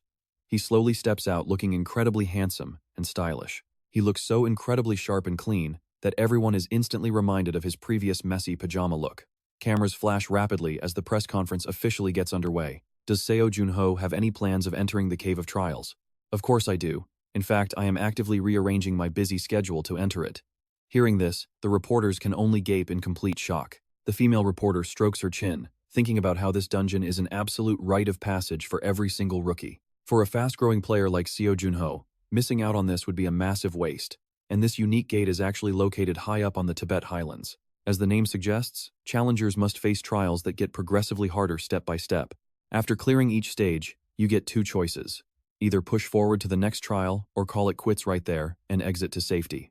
It is unlike any normal gate. Even if you give up midway, you can still exit completely unscathed. And since the system strictly forbids anyone from speaking about what actually goes on inside, the final rewards have never been made public. But there is clearly some massive secret keeping all of these elite players completely desperate to enter. This is a total news goldmine for today. The reporter grins to herself. But then Seo Jun Ho drops a bomb, announcing his plans to take on the Winter Castle right after this. Look at how the crowd freezes after Seo Jun Ho says this, immediately turning into a total madhouse. Did he seriously just say, the Winter Castle? That is one of the 3 legendary unconquered gates left in the world. Ever since the Frost Queen fell, that frozen fortress has brought nothing but absolute dread to humanity. Yes, Seo Jun Ho calmly confirms it, sending reporters scrambling into their helicopters just to broadcast this shocking update to the world first. Headlines fly everywhere, declaring that Seo Jun Ho is officially targeting the infamous 1-star gate, Winter Castle. Gate experts are openly questioning if he is just bragging way too early. Everyone is now intensely debating whether Seo Jun Ho can actually break the legendary 9th floor clear record currently held by the great Kim Gwang. Scrolling through the articles, Seo Jun Ho is pretty amused by all the hype. But sitting right next to him, the Frost Queen has some serious doubts. She asks if he is really going to be fine, pointing out that everyone thinks this trial is way too premature for him. Usually, the entry requirement for the Cave of Trials is capped strictly between levels 25 and 30. But here is a secret that the public has absolutely no clue about. The tougher the struggle you overcome, the greater the reward this gate will grant you. But the dungeon difficulty is totally fixed. This means entering at a lower level gives you a massive advantage, since clearing the exact same trial at a lower level yields far superior rewards. That sounds like an amazing loophole, but it only works if you are actually allowed to enter this gate for a second time. Seo Jun Ho knows that players who already claimed their trial rewards are strictly barred from entering ever again. He cleared this exact place 25 years ago back when he was the legendary Specter, meaning he had already taken home his ultimate clear rewards back then. But now that all of his stats have been completely reset back to level 1, there is a pretty good chance the system will let him back in. Soon, his helicopter lands safely on a high skyscraper. Gazing out at the distant city skyline, Seo Jun Ho is determined to conquer this trial again, both to surpass his past self and to save his frozen comrades. Turning around, he casually asks the Frost Queen what she wants. He asks her to help him train once they return, sparking a sudden realization in her mind as she asks if he is begging her to be his teacher. Since she controls frost energy way better, learning from her is a pretty smart move to get stronger. The Frost Queen grins ear to ear, teasing him about how this basically makes her his supreme master now. He thinks she is acting a bit overconfident, but at least this massive ego boost makes her incredibly enthusiastic about helping him out. She proudly declares that as the monarch, she will personally guide his training. Although he has absolutely no plans to become her loyal servant, he is still genuinely grateful for her help, even after she warns him that his upcoming training will be pure hell. Meanwhile, back in the Frost Queen's temple, the 4 frozen statues of Seo Jun Ho's beloved comrades remain completely silent. By the evening of October 14th, they are training inside the Korean Association gym, which is now completely covered in razor-sharp ice spikes and shattered ice swords. Seo Jun Ho leans heavily on his sword, completely out of breath. Catching his breath for just a moment, he stands right back up. Meanwhile, the Frost Queen has somehow conjured a fancy ice chair and a parasol. Seriously, why the heck carry an umbrella indoors? She is just here to judge his training progress. She tells him that he is finally showing some decent progress, making things a bit more interesting for her. She points out that he can now control two distinct elements, dark and frost. But he dryly reminds her that he already knows all of this. She calls him simple-minded, explaining that truly mastering a specific element requires deeply understanding at first. She asks him a direct question about what his darkness energy feels like, caught completely off guard by the sudden pop quiz. He answers that darkness feels violent, arrogant, cold, and hateful, earning a nod from her before she asks about ice, to which he bluntly responds with two simple words, just cold. The Frost Queen was ready to snap at him, but she holds back because his excuse actually makes sense after all. Seo Jun Ho has only been training with ice magic for barely 3 months. Listen closely, ice is far more cold and elegant than any other element. It is a complete, all-around energy. He nods, so that means it is pretty well balanced. Exactly. Elements like darkness, fire, and wind hit hard but suck at defense, while water and earth are great for defending but completely lack offensive power. Ice magic users used to absolutely dominate the arena all by themselves. You can probably guess why, right? Now she will personally teach him how to control ice energy. But first, the Frost Queen snaps her fingers and summons a massive, glowing sword. Seo Jun Ho has to admit that the blade looks incredibly sharp. The Frost Queen brags that it is the ultimate treasure sword of Niflheim, Fraggarok. She demands he recreate it before she teaches him, but Seo Jun Ho protests he never wanted to learn how to make weapons.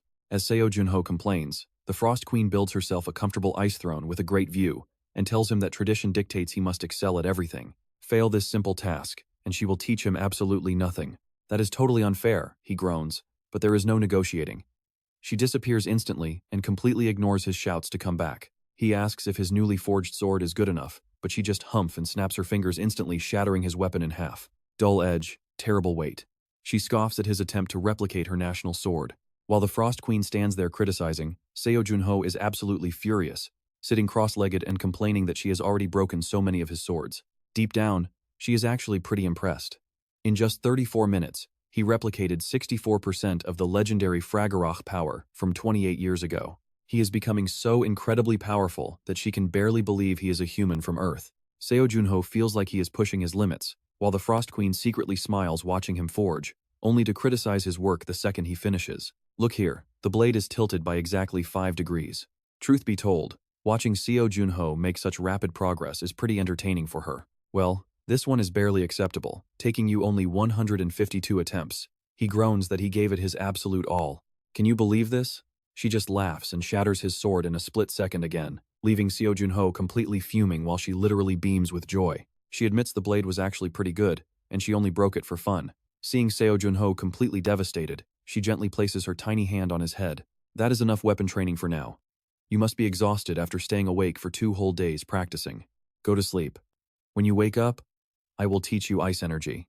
Despite her sweet words, a sleep-deprived Seo Jun Ho looks suspicious and asks if she is going to force him to forge a spear next, making her instantly threaten to change her mind. He mutters that she better not break her promise, but suddenly he completely passes out, rolling straight onto the hard floor. Softening up, the Frost Queen immediately summons a cozy set of warm blankets and pillows so he can sleep peacefully.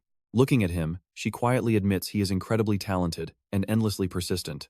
The gods are truly unfair, she whispers, telling him to get strong enough to protect those he holds dear. At the Tibetan Plateau Cave of Trials, a voice welcomes player Seo Jun Ho. A dark-skinned monk with a bald head that literally reflects the sunlight sticks his tongue out, introducing himself as Jampa, the manager of this trial. He welcomes him to the Cave of Trials.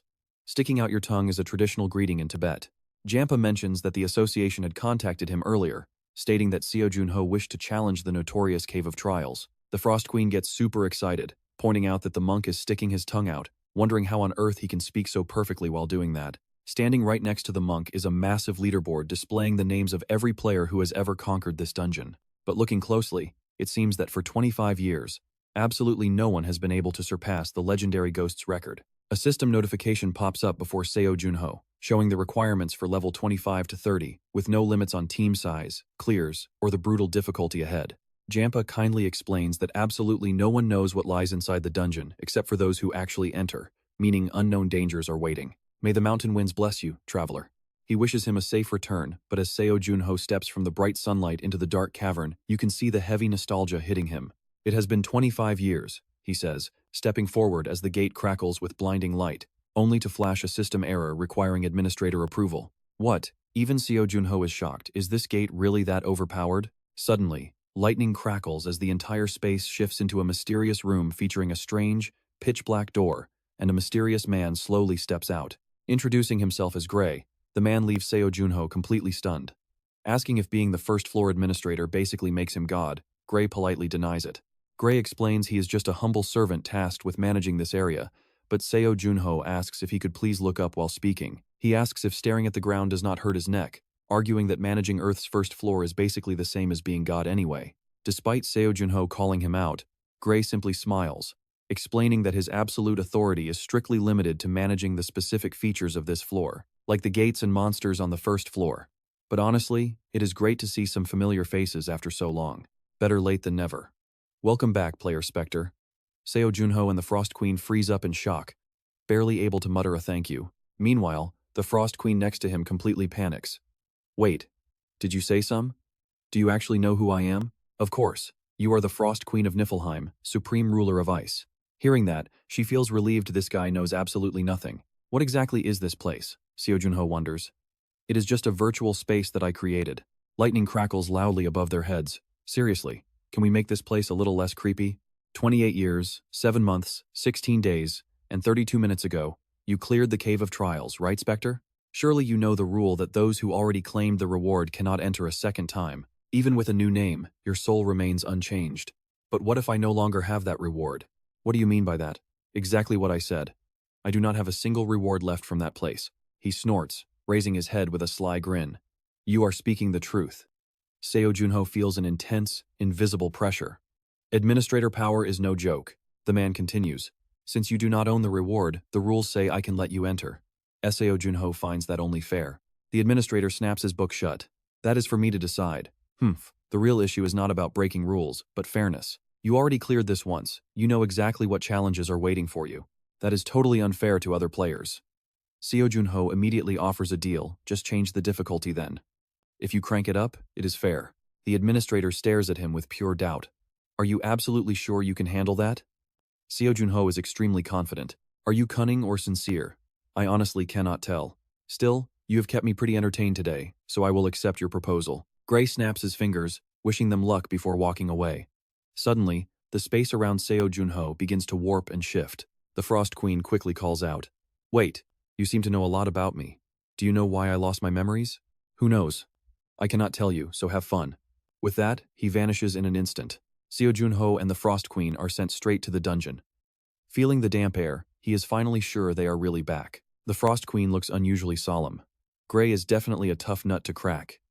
Did you really lose your memory? That is why I feel so helpless. I do not have any memories of the floors at all. Still, this is actually pretty nice. Riding that hot air balloon here was so smooth. Lady, it was an airplane. Suddenly, the welcome screen pops up. Level 1. The magic power challenge will begin right now. Break the balloon using your magic. The Frost Queen scoffs that this is way too easy, but for level 1, a simple challenge is only natural. It is basically a tutorial stage, so there is no reason to stress. While Seo Jun Ho does absolutely nothing, a bright flash of light clears it. The Frost Queen crosses her arms. Not bad, but I could have done it in under a second. Seo Jun Ho just grimaces. Cut the nonsense. If you want to proceed to the gravity challenge, just say go. If you want to quit, say stop. He tells the system to move to level 2.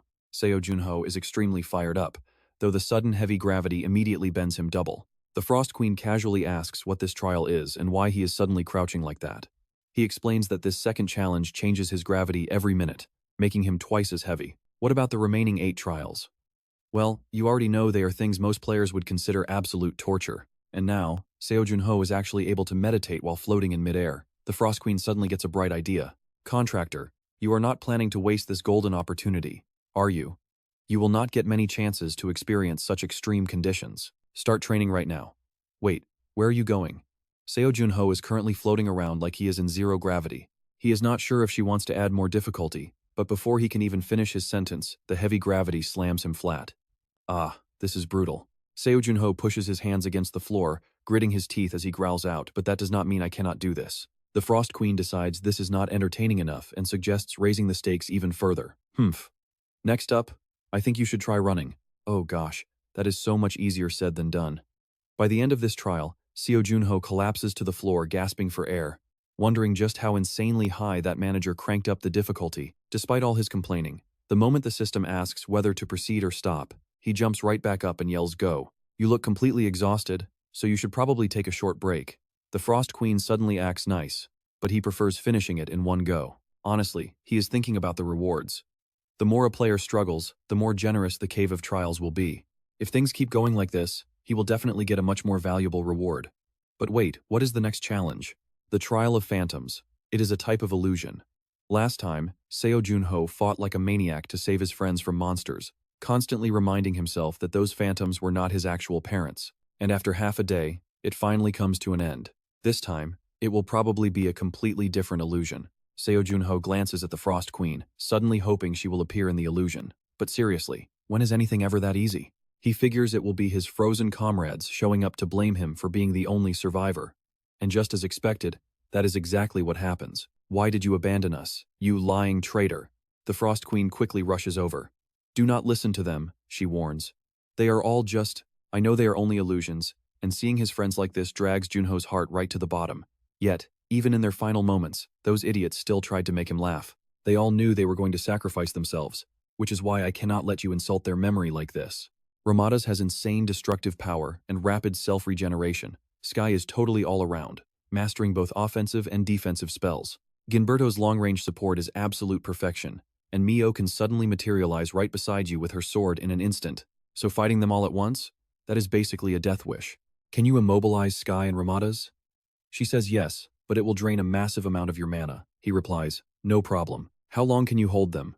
"About 30 seconds, she says. Junho smirks. That is plenty of time. He decides to target Ginberto and Mio first, since their defenses are weak. With his plan set, Junho instantly charges forward. The Frost Queen coordinates from the side.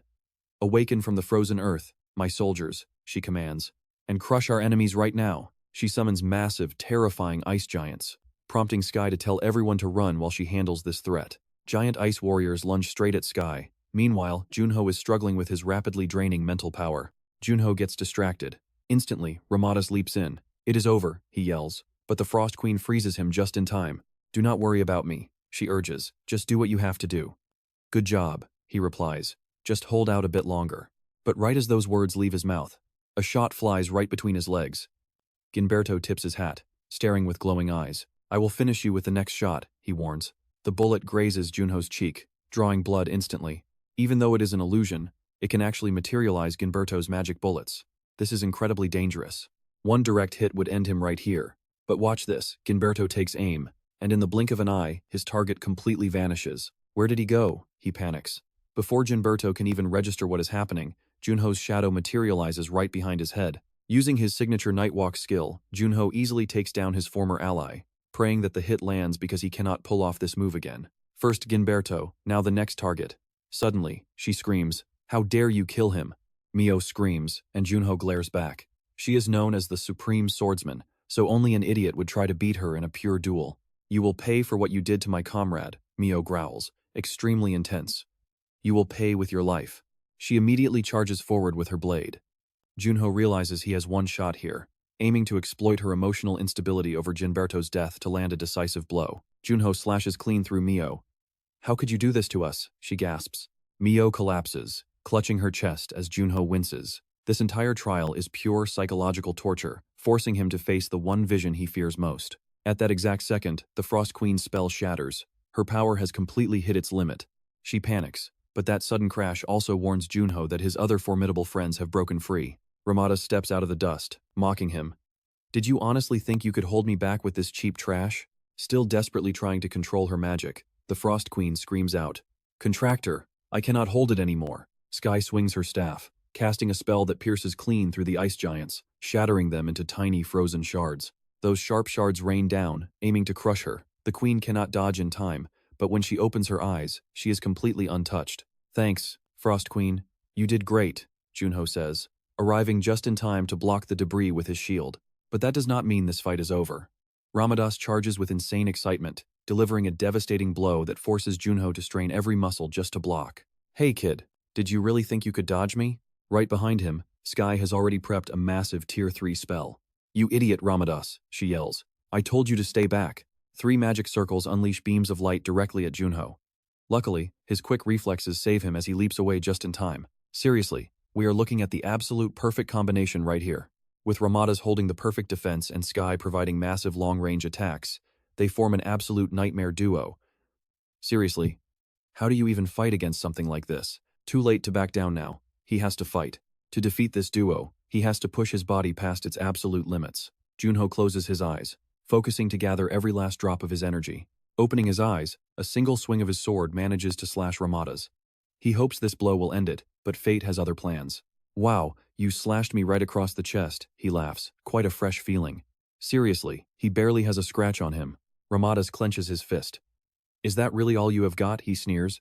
He throws a devastating punch straight at Jun Ho's face, but the hero's quick reflexes barely save him from certain death. Jun Ho grits his teeth, realizing this fight is going exactly as expected. That last attack didn't do a single thing. His healing speed is just too insane. But this time I am definitely not missing. Watching from afar, Sky gets increasingly frustrated while Jun Ho quickly leaps back. Dodging midair, he realizes that with Ramadas's constant, endless regeneration, constantly trading blows like this is totally useless. A standard strategy simply will not work here. I have to let him land an attack. How boring, Ramadas calls out. Just how much longer do you plan on running? Ramadas chases right after Jun Ho, complaining the whole way. Fine. Jun Ho thinks I am sick of this too. Let's end it. Jun Ho flashes a sly grin, completely triggering Ramadas, who calls him an arrogant bastard. Right now, they are locked in a tense, head-on clash. Jun Ho takes Ramadas's brutal punch head-on, nearly tearing his entire insides to shreds. Coughing up blood, Jun Ho realizes this guy is a total monster. He actually shattered every single ice shield to deliver a devastating blow like that. But this is the exact opening Jun Ho was waiting for all along. He coldly drives a fist straight through Ramadas's heart. Grinning wildly, Ramadas gasps that it is totally useless, but admits Jun Ho is impressive. To think you actually entertained me right until the very end. Jun Ho just laughs in his face. You are wrong, because you are the one who is finished. Mana wraps tightly around the blade in Jun Ho's hand as he drives it clean through Ramadas. This is just the harsh law of life. Ramadas coughs up blood, collapsing with a massive hole torn through his chest. Horrified by the sight, Sky rushes forward, screaming out her comrade's name, but Ramadas completely fades into dust in a split second. Shattered by grief, Sky falls to her knees. Now, she is all alone. Oh, things are about to get really crazy. Sky completely goes dark, swearing to end his life as the Frost Queen screams a warning. That killing intent is extremely dangerous. Since she is the last opponent remaining, Jun Ho must summon every single ounce of his power to survive this fight. Let's do this, he mutters. Pitch-black mana swirls around his arm as Jun Ho summons a massive, deadly scythe of death. To break past her beam of destruction and the heavy 7-layer mana shield protecting her, only one thing can get the job done. That is the sheer, contemptuous force of raw darkness. Jun Ho shoulders his scythe and charges. This weapon drains far too much mana, but it is his last remaining option. Meanwhile, a completely berserk Sky is dead set on dragging him to the grave. Showing absolutely no mercy, Jun Ho brings his massive blade crashing down, muttering that he is incredibly glad she is only an illusion. If you were the real Sky, I probably would have lost. Before vanishing into a strange glowing light, she sheds a tear, whispering that they will always be waiting for him. Then, she turns into nothing but white dust. A system notification pops up. You have passed the Phantom trial. Ready for the next phase? The system prompts him to move forward, while the Frost Queen can only sigh deeply. Even though the trial is cleared, the mood feels incredibly heavy. As the system prompts him to move forward, Jun Ho wastes no time and immediately advances. As Jun Ho slowly blinks his eyes open, the Frost Queen's tiny face is right up in his face. She is loudly yelling for him to wake up.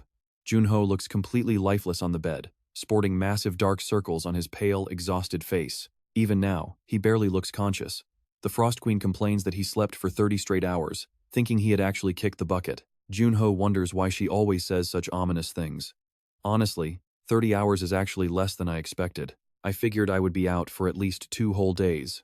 The Frost Queen nods, noting that summoning that deadly scythe leaves some pretty brutal backlash. Even if they were just illusions, getting to see my 5 old comrades makes any side effect totally worth it. So, how many trials are left? I honestly do not know the exact number, but I am pretty sure it goes way beyond level 10. The administrator changed the challenges and difficulty, so nothing is set in stone. Wait, does that mean we still have 6 of these brutal trials left? The Frost Queen groans in annoyance. With every single step forward, the trials inside this cave are only going to get tougher. They have been pretty manageable so far, but how long can I actually keep this up? Pulling a clean shirt from his inventory, Jun Ho gets lost in thought. She asks if he is really doing okay. After all, facing his old comrades after so long must have been incredibly painful, even if they were just illusions. Yeah, but there is one major regret. I did not get to see my parents this time around. Why on earth would your parents appear there? She asks. Jun Ho sighs because they both passed away a long time ago. The Frost Queen freezes completely in shock before frantically stuttering an apology. Jun Ho just shrugs, telling her it is fine. It did not happen yesterday. Placing a hand on his shoulder, she admits that her parents also passed away when she was 6, so she completely understands what he is going through. Stunned, Jun Ho looks at her. Truly, tragedy knows no boundaries. Shaking off the heavy mood, the two finally head out of the rest area together. Stepping outside, Jun Ho immediately initiates the 4th trial. Level 4 is insomnia. A stark warning pops up, stating that he will not sleep for 10 whole days. Without a single second of hesitation, he presses start. A daunting 240-hour countdown instantly begins ticking away. But how is he supposed to stay wide awake on this incredibly boring block of ice? Soon, over 20 hours slowly slip by. Getting pretty anxious, the Frost Queen floats back and forth, asking if he is holding up. Jun Ho nods, saying he is fine, but admitting he is getting hungry. He says take it, but Seo Jun Ho refuses, saying hunger keeps him awake, suggesting she try a cold shower instead. 60 hours pass, and Seo Jun Ho buries his face in his arms, collapsing. The Frost Queen warns him not to sleep, so he begs her to wake him up. With dark circles matching a panda, Seo Jun Ho is completely exhausted. Understanding the assignment, the Frost Queen immediately chucks a snowball right into his face. 98 hours pass, and he is so sleep-deprived he smashes into a mirror, dreaming of a hot bath and a bed that could put him to sleep forever. Just as he drifts off, the Frost Queen pops up and screams. She asks if he is sleeping while washing his face, though with this little demon watching him, sleeping is basically impossible. Only 24 hours left. But by now, Seo Jun Ho is so sleep-deprived he is completely losing his mind. He is thinking about the rewards after clearing level 9. An A-rank heroic will and 10 points to all stats definitely worth the agonizing effort. This time, he must reach level 9 to save his friends. Promising to save everyone, Seo Jun Ho suddenly snaps awake from his sweet daydream. Panicked, he asks the Frost Queen if he slept, but she simply points to the countdown timer ticking away over there. She tells him no, because time has hit 0. And Seo Jun Ho instantly collapses, celebrating his hard-fought victory. Seeing him completely drained, the Frost Queen actually praises his grit for once. She tells him he succeeded, but before he can even celebrate, the system announces he cleared the insomnia trial. If you want to start the very next trial, say continue, but if you want to leave and claim your rewards, just say stop. The next level tests his sense of taste, so Seo Jun Ho grimaces and tells the system to continue. He takes a quick break before starting the sensory trials, which turn out to be pure torture. A sensory overload hits him all at once, leading straight into the silence trial, merging noise and absolute quietness together. If these trials are combining, it means things will only get worse, and he has to endure all of this madness. Just thinking about it drives him crazy, but he is determined to end this, no matter what. Seo Jun Ho looks over at the Frost Queen, who is tapping a stick on the ground, asking if he wants to eat. Seo Jun Ho stiffly shakes his head, realizing she seems pretty excited ever since he taught her Morse code, while he dreads the next level. Most players who challenge this cavern of trials end up giving up at this exact point. Get ready for this. The vortex of nothingness represents a primal fear that nobody can easily survive. Stripped of all 5 senses, a person becomes utterly vulnerable, and without a rock-solid mind, they will lose themselves in the endless void. He ran away in the past, but now the system announces he cleared the void trial, offering him the chance to stop. Level 9's void and level 10's time will trigger simultaneously, completely shocking Seo Jun Ho with how cruel this challenge is. A red warning flashes, urging him to leave if he cannot make it, because failure means his very existence will be erased. Facing the endless void was terrifying enough, but adding time on top of it is just straight up insane. He will be trapped in an endless abyss, completely unable to feel anything, including the actual passage of time itself. But Seo Jun Ho simply taps a message in Morse code next to the Frost Queen, promising her that he will return. To beat this gate, he has to risk absolutely everything. Smiling warmly, she wishes him luck, promising to wait right here for him. Playing the waiting wife keeps her pretty excited, while Seo Jun Ho remains fully confident he can pull this off. And here we go, levels 9 and 10 are starting, opening up a dark, lightning-filled portal before him, plunging into a floating, pitch-black darkness. Seo Jun Ho cannot feel anything at all, not even his own power, nor the Frost Queen's presence. Reminding himself that he is Seo Jun Ho, the legendary Specter, he knows he is a winner who can definitely conquer this test. He will conquer it, even though he has no idea how long he has been drifting here. Unable to perceive time or even his own existence, he wonders how everything spiraled so wildly out of control. He needed to master his frost magic quickly, but did greed push him too far, forcing him to run away again? No, he made his choice. He wants real power even if it costs him his life, betting on his ability to win. Dying in a miserable place like this is not an option. Gritting his teeth, Seo Jun Ho declares he is Specter. Opening his eyes, a dark explosion of energy erupts, and he is finally back. Opening his eyes, he sees the Frost Queen bouncing around, welcoming him back before revealing 10 days have passed. Seo Jun Ho curses this ridiculous dungeon. He swore he counted up to an entire month, but only 10 days actually went by. However, the Frost Queen warns him that something has changed, making Seo Jun Ho realize the cave is suddenly incredibly bright. It is nothing major, I am just resting for a bit. Seo Jun Ho feels his body is much lighter than before. While channeling his magic, Seo Jun Ho is shocked to find his mana leak rate is 0%. Even back as Specter, it was 3%. This means he is as strong as Sky, the natural magic genius. With perfect mana control at his command, Seo Jun Ho draws his sword to test it. With a swift, decisive strike, the cave wall explodes with a blast, sending shattered rocks and dust rain down. It leaves a massive, deep crater behind. The Frost Queen gasps, "Your aura is incredibly stronger than it was before." And to think he used to believe his previous power was already perfect. The system finally pops up to announce you have cleared the void and time trials, calculating rewards for the Cave of Trials. This is the exact moment he is waiting for, making him instantly twice as alert as usual. But nothing happens. What a major buzzkill. Seo Jun Ho and the Frost Queen start tapping on the lagging system screen. Are they trying to fix this technology by hitting it? Hey, why is nothing showing up? Is it lagging? Why is it so much slower? The system turns an angry red "Do not rush." Rewards are still being calculated, sent with love from Administrator Gray. Okay. He raises his hands immediately. The Frost Queen wonders how huge must the rewards be if even the administrator gets involved. The screen finally shows the numbers rapidly ticking upward. The final results are in: Seo Jun Ho is level 29.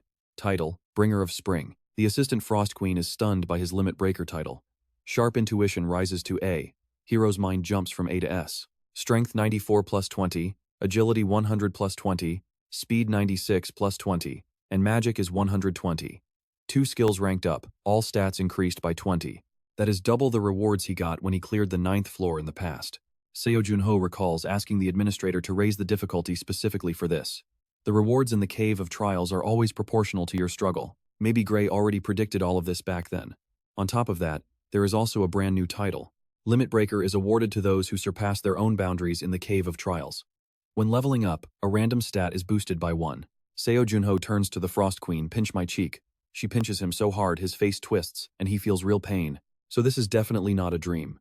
Getting an extra stat point sounds easy, but actually doing it is tough. If this keeps up, by level 130, he will gain an extra 100 stat points. Over time, the gap between him and others will become massive. This is beyond incredible.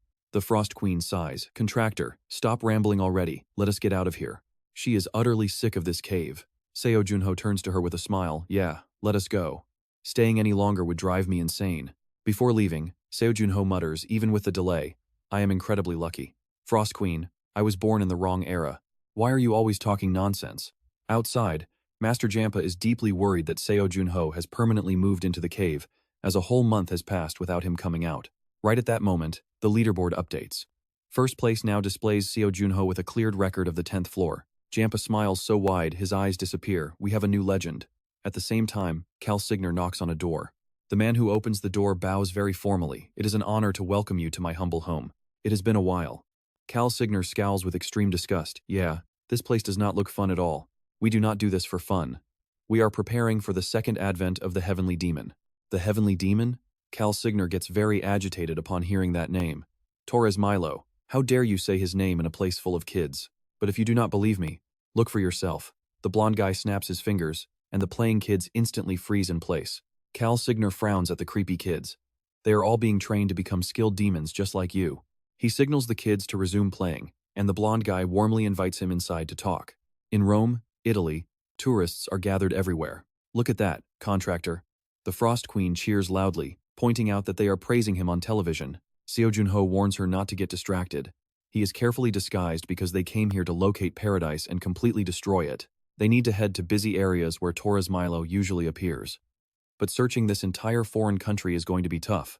Is this really the only way to find out what Torres Milo is up to? Unfortunately, yes.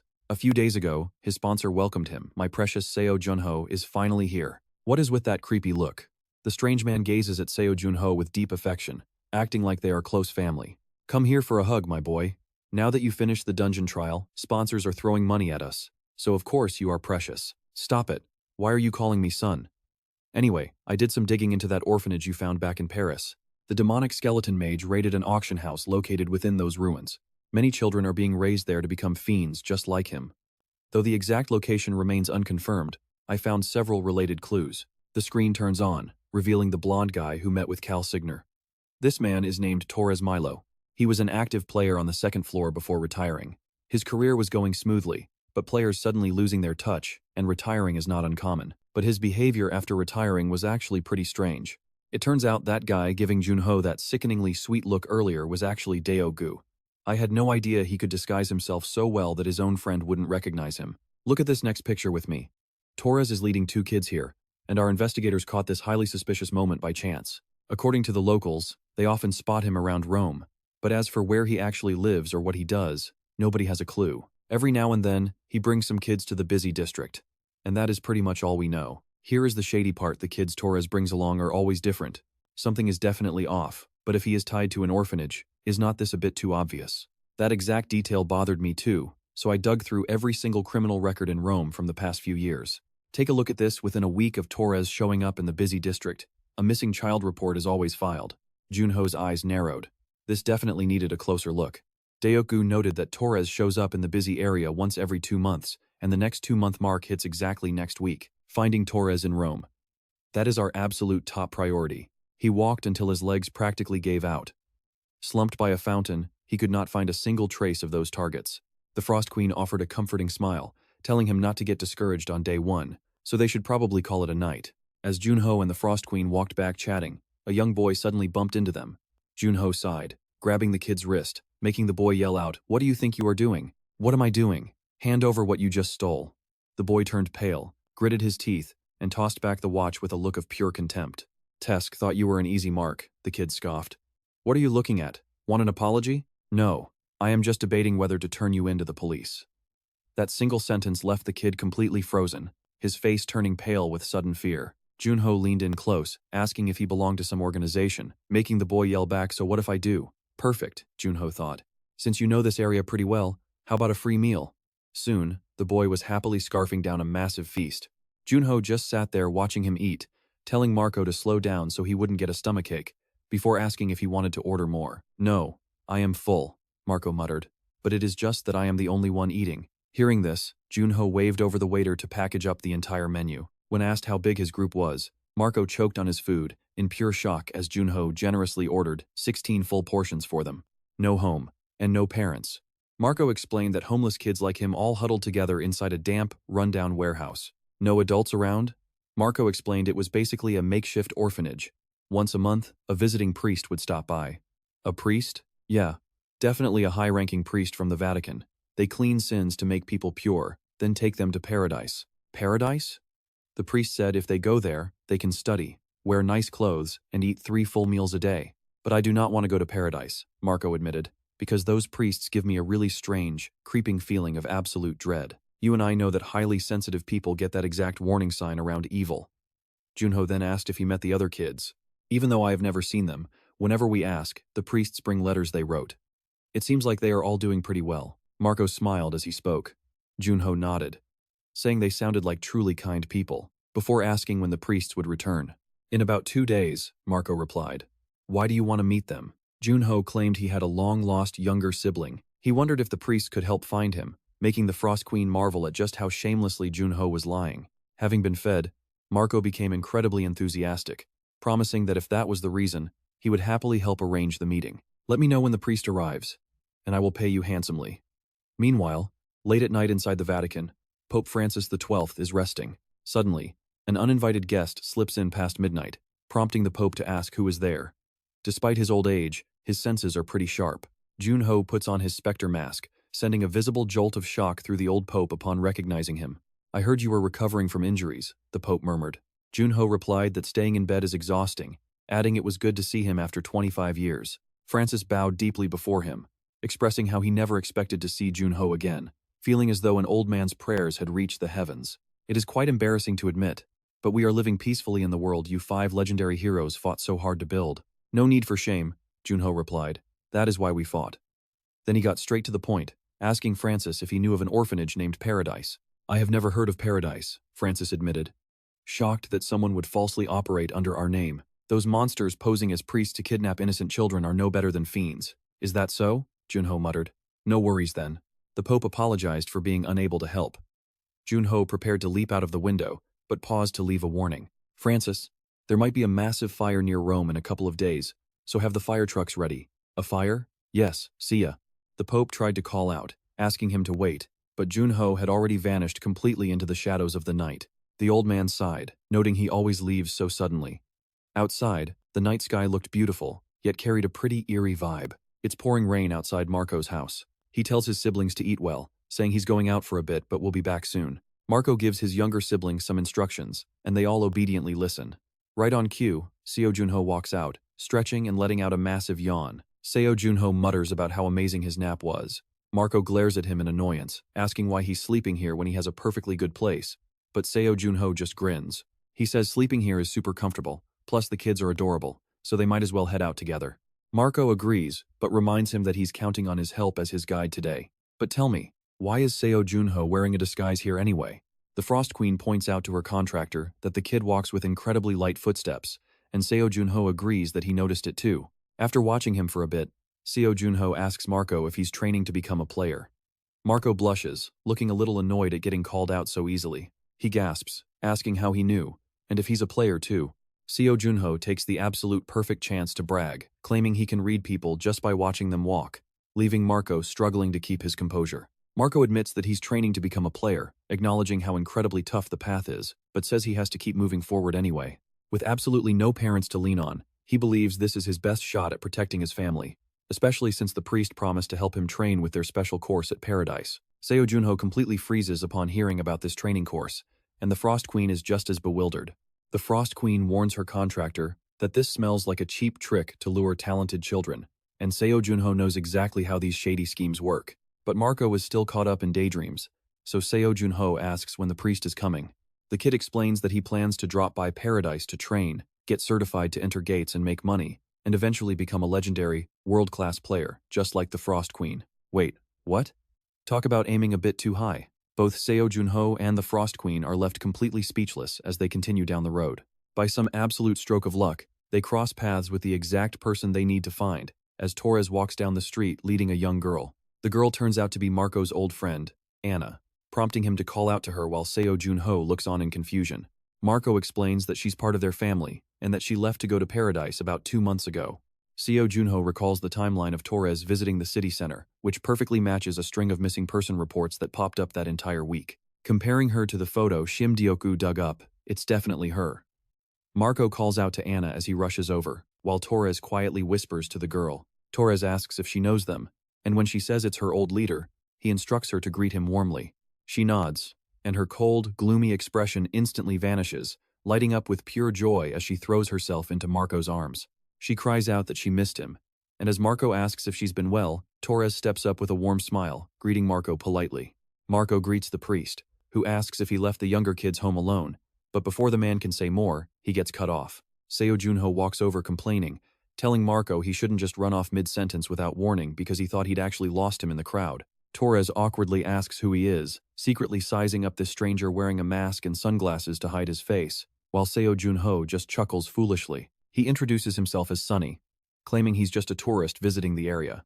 He adds that Marco is acting as his guide, and Torres politely introduces himself, prompting Seo Jun Ho to offer a friendly greeting. Torres returns the greeting, but the moment they shake hands, the priest senses that something is seriously off about this guy. Frowning, Torres wonders what this bastard is up to and if he has hidden motives, though he keeps a fake smile plastered on his face. Torres remarks on the incredibly tight handshake, asking if Sunny is actually a player, and Seo Jun Ho continues to play dumb, happily claiming he is level 27. Torres grinds his teeth, dismissing a level 27 player as just a bothersome insect not worth his time. But here's the kicker. Seo Jun Ho casually asks if the priest is from Paradise, a question that completely freezes Torres in his tracks. Torres suspiciously asks how a mere tourist knows about Paradise, and Seo Jun Ho quickly weaves a sob story about searching for his lost brother. He claims his brother disappeared 15 years ago, squeezing out fake tears that leave Torres completely stunned by his dramatic performance. He explains he's been searching everywhere for any news, and finally heard about Paradise, asking if he could take a quick look at their official visitor records. With a darkening expression, Torres coldly replies that it's a pity, but their orphanage doesn't take in any kids over 15 years old. But deep down, he realizes that letting this guy walk away so easily risks having the dark secrets of Paradise exposed to the world, so he suggests they head over to the facility together, saying it would be much faster for Sonny to check the files himself. Torres plays the good guy, while Anna excitedly invites Marco to tag along too, which the boy happily accepts without hesitation. The moment they arrive at Paradise, Marco runs ahead in absolute awe, asking if this massive place is really all part of their campus. Torres laughs and agrees, just as a red-haired teacher greets him. He discreetly whispers to her, ordering her to check if anyone is tailing them. Both of them radiate an incredibly dark energy, while Marco continues exploring, pointing out the dorms, classrooms, and church, all located on site. And this massive lecture hall is where they train young kids who dream of becoming elite players. And somehow, all of their eyes look completely lifeless. Torres invites Junho inside for a quick tour. Meanwhile, the villain gets a quiet update from another teacher standing nearby. "Nobody is tailing us, boss." Torres claps his hands with a loud smack. "Alright, I just came up with a pretty neat idea." Torres flashes a highly dangerous grin at Sonny, asking if a senior player like him can teach these juniors a few moves. "Alright kids, listen up. Today, I have invited an active player named Sonny to join us for a special demonstration. As a veteran, he wants to show you some tricks." He gestures for the assistant teachers to head inside as well. Instantly, a team of 7 armed teachers walks right in. Honestly, this looks a lot more like an execution squad than a simple tutorial. Mu grimaces, whispering quietly to Junho, "Why does everything feel so off? You are actually pretty sharp." Only now does he notice everyone here has glowing red eyes. Panicked, Junho explains to him, "Look closely and remember this. You see those red eyes? That is the ultimate proof they are fiends." Torres just scoffs at any mention of Eden. "Did you feed that kid demon blood?" Junho asks. Torres chuckles, "Well, how else do you think we turn them into fiends?" Sure, they all refused at first.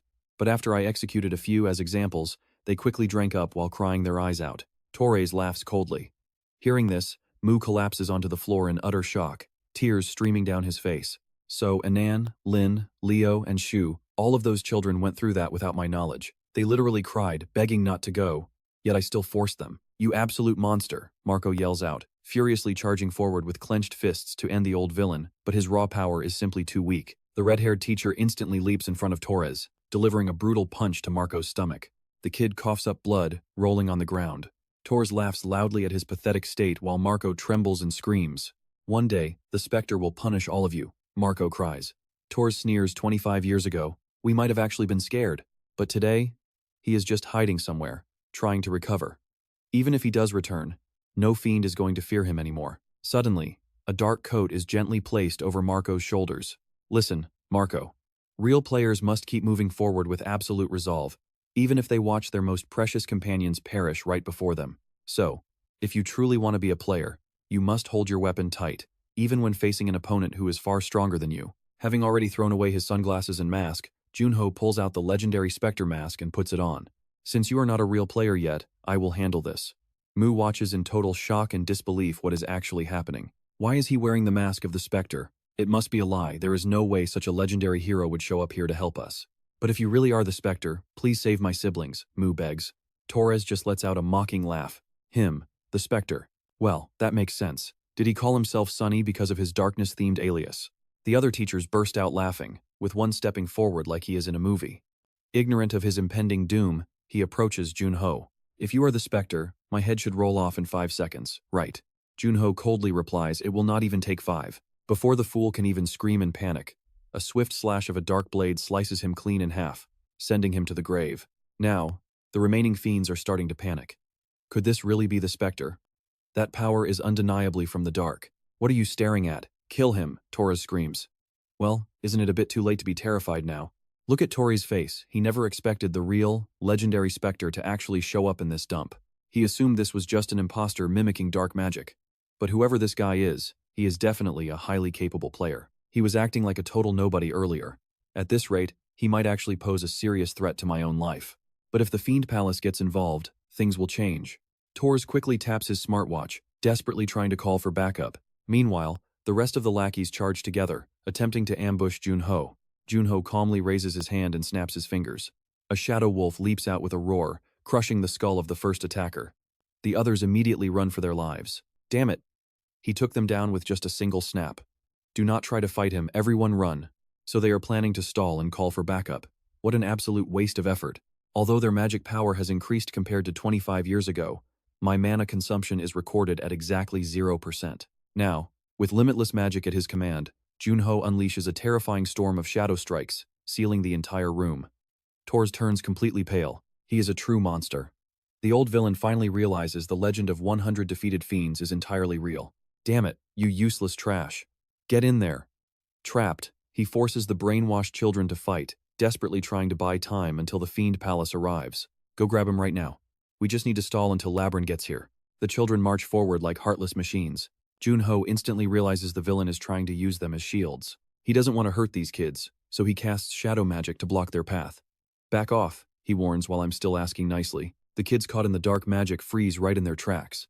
As the heavy shadows wrap around them, they fall to their knees. Watching this, Torres panics and bolts like a coward, silently cursing the brainwashed kids for being absolutely useless and weak. Where on earth is that bastard Labyrinth anyway? Is he only going to show up after I've already been put in the ground?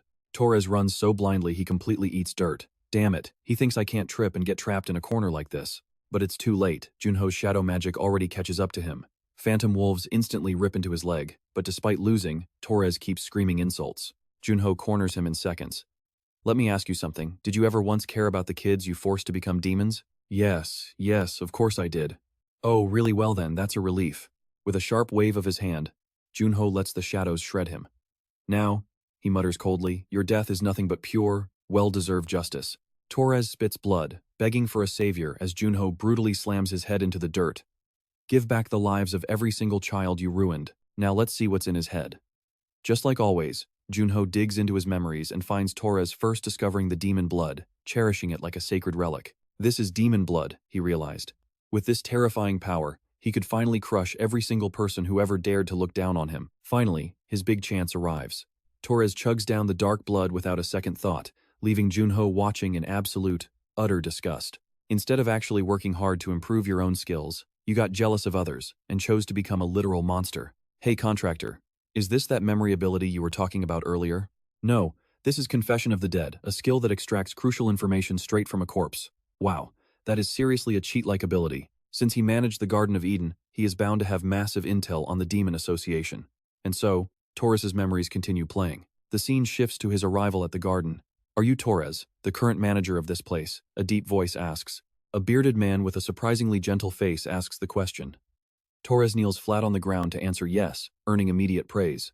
Excellent, Tormilo. I actually quite like your pretty useful mind control ability. That power caused countless incidents, like the mass disappearance of Tier 2 players and that mysterious town disaster. Standing there, Torres clearly feels a heavy, high-level threat looming over him. Reaching out, the mysterious man smiles such a delicious prey. There is absolutely no need to be afraid. This man is Chef Rosen. Smiling warmly, he admits I simply have a bit of a taste for your unique ability. Swallowing a golden orb summoned through magic, Rosen sighs with delight. What a delicious flavor. I wonder what exactly gives it this rich taste. With my current ingredients, I can probably recreate this. Thank you. I think I have successfully crafted a highly effective recipe now. Because you provided such premium ingredients, let me share the real reason why this Garden of Eden was actually built. You see, a truly masterpiece dish can only be crafted from the absolute freshest ingredients. Just take demons, or those trashy little kids running around our playground. Do you really think they can become powerful demons just by consuming simple demon blood? Not at all. Even if you feed them demon blood, the absolute best result you will ever get is a mere half-demon. And that is exactly why, over 24 years, this garden has only produced 5 high-quality, pure-blooded demons. Originally, this garden was not meant to manufacture high-tier demons. 24 years ago, demons hiding in the shadows arrived on the second floor and established their own secret organization. But they deeply feared the awakening of the 5 heroes from the eternal ice, terrified of being completely slaughtered by them. The sheer terror those frozen heroes inspired drove them to find a solution. That is when our leader decided to build the Garden of Eden. We need true power. The same mind-boggling, overwhelming force we once witnessed with our very own eyes. Obtaining the ultimate attribute allows us to create our very own night demon. Torres listens, completely thrilled by the plan. So the garden was built specifically to breed a second night demon? Exactly. This entire place is just an ingredient factory for selecting kids awakened as demons. I harvest those raw ingredients, combine them, and use my ultimate sense of taste to replicate the fearsome abilities of the Night Demon. If we can somehow grasp even half of the Night Demon's legendary prowess, no, even just a fraction of that power would be enough to successfully create the absolute strongest demon in existence. Sure, we have made closely resembling copies already, but they are crude trash. Fortunately, there is a much better way to run this garden. Since the actual Night Demon has finally returned, I will head back to the second floor and wait for him. What must come will come, and I look forward to our meeting. The memory stream cuts off, leaving Jun Ho trembling in absolute disbelief. So the entire reason they hunted and mutilated these poor children was to breed another Night Demon? Knowing this dark truth utterly shatters Jun Ho. Heavy shivers run down his spine as a horrifying thought strikes him. Were thousands of innocent children forced into becoming monsters all because of my return? God damn it, he screams, furiously hurling away his signature mask in pure rage. His Frost Queen quickly flies over, trying her best to comfort him. Contractor, please, this is not your fault at all. I know, but I just can't stop feeling so guilty, Seo Jun Ho muttered, burying his face in his hands. Once players are turned into ghouls, there is absolutely no way for them to become human again, and Seo Jun Ho understood that brutal reality better than anyone. It had to end. For these kids turned into ghouls, he had to stop this nightmare. Inside, Marco was desperately trying to wake the kids up when an exhausted Seo Jun Ho walked back in, looking like the boy's last hope. Specter, Marco desperately pleaded, carrying Anna directly over to Seo Jun Ho. They just won't wake up. Do you think they suffered severe head injuries? We need to get them to a hospital right now. Or maybe we can suck the ghoul's blood out. If we do that, they'll go back to normal, right? Please, he cried out, begging him to save his siblings, while Seo Jun Ho could only sigh and gently pat his head. I'm sorry. It's simply impossible, he said, though I completely understand how you feel right now. That's exactly why ghouls are completely cast out by society, because if a normal human absorbs ghoul blood, only two outcomes are possible. Either they die immediately from rejection, or they transform into a monster. But look, right then, little Anna opened her blood-red eyes and called out to him. Anna, are you okay? He asked as the other kids woke up. Leo, you're awake too?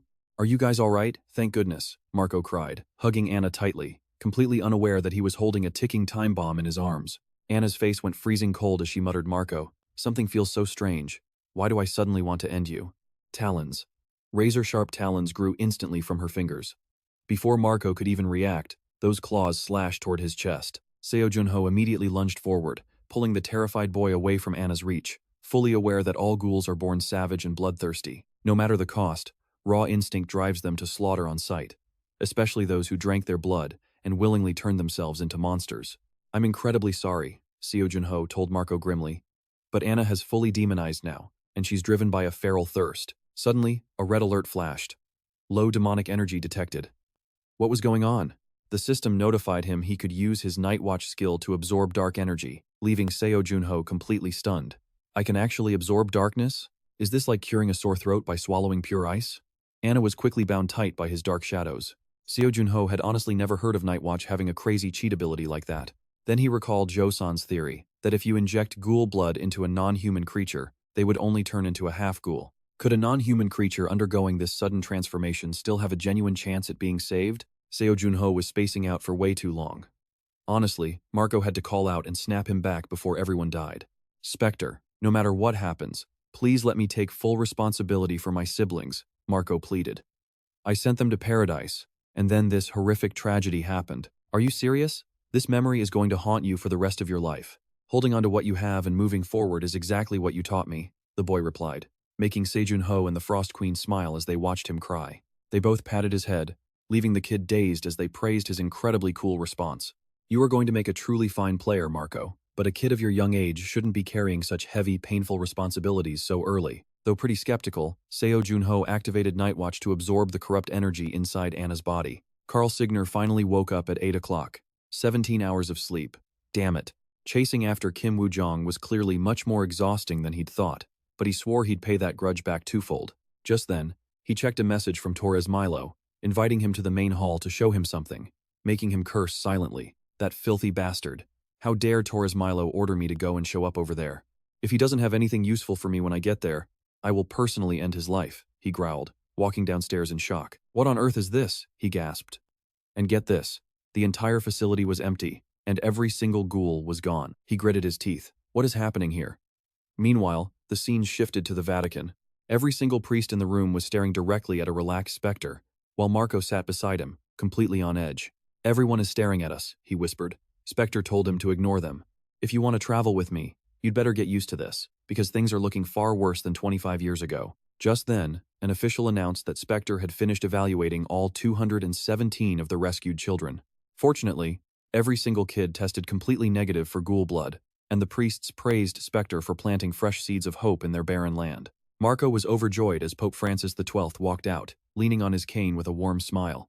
"Thank you so much for saving the lives of hundreds of innocent children," the Pope said, hoping to release this news publicly to warn citizens about the terrifying danger of ghouls. "Go ahead and do whatever you want," Specter replied.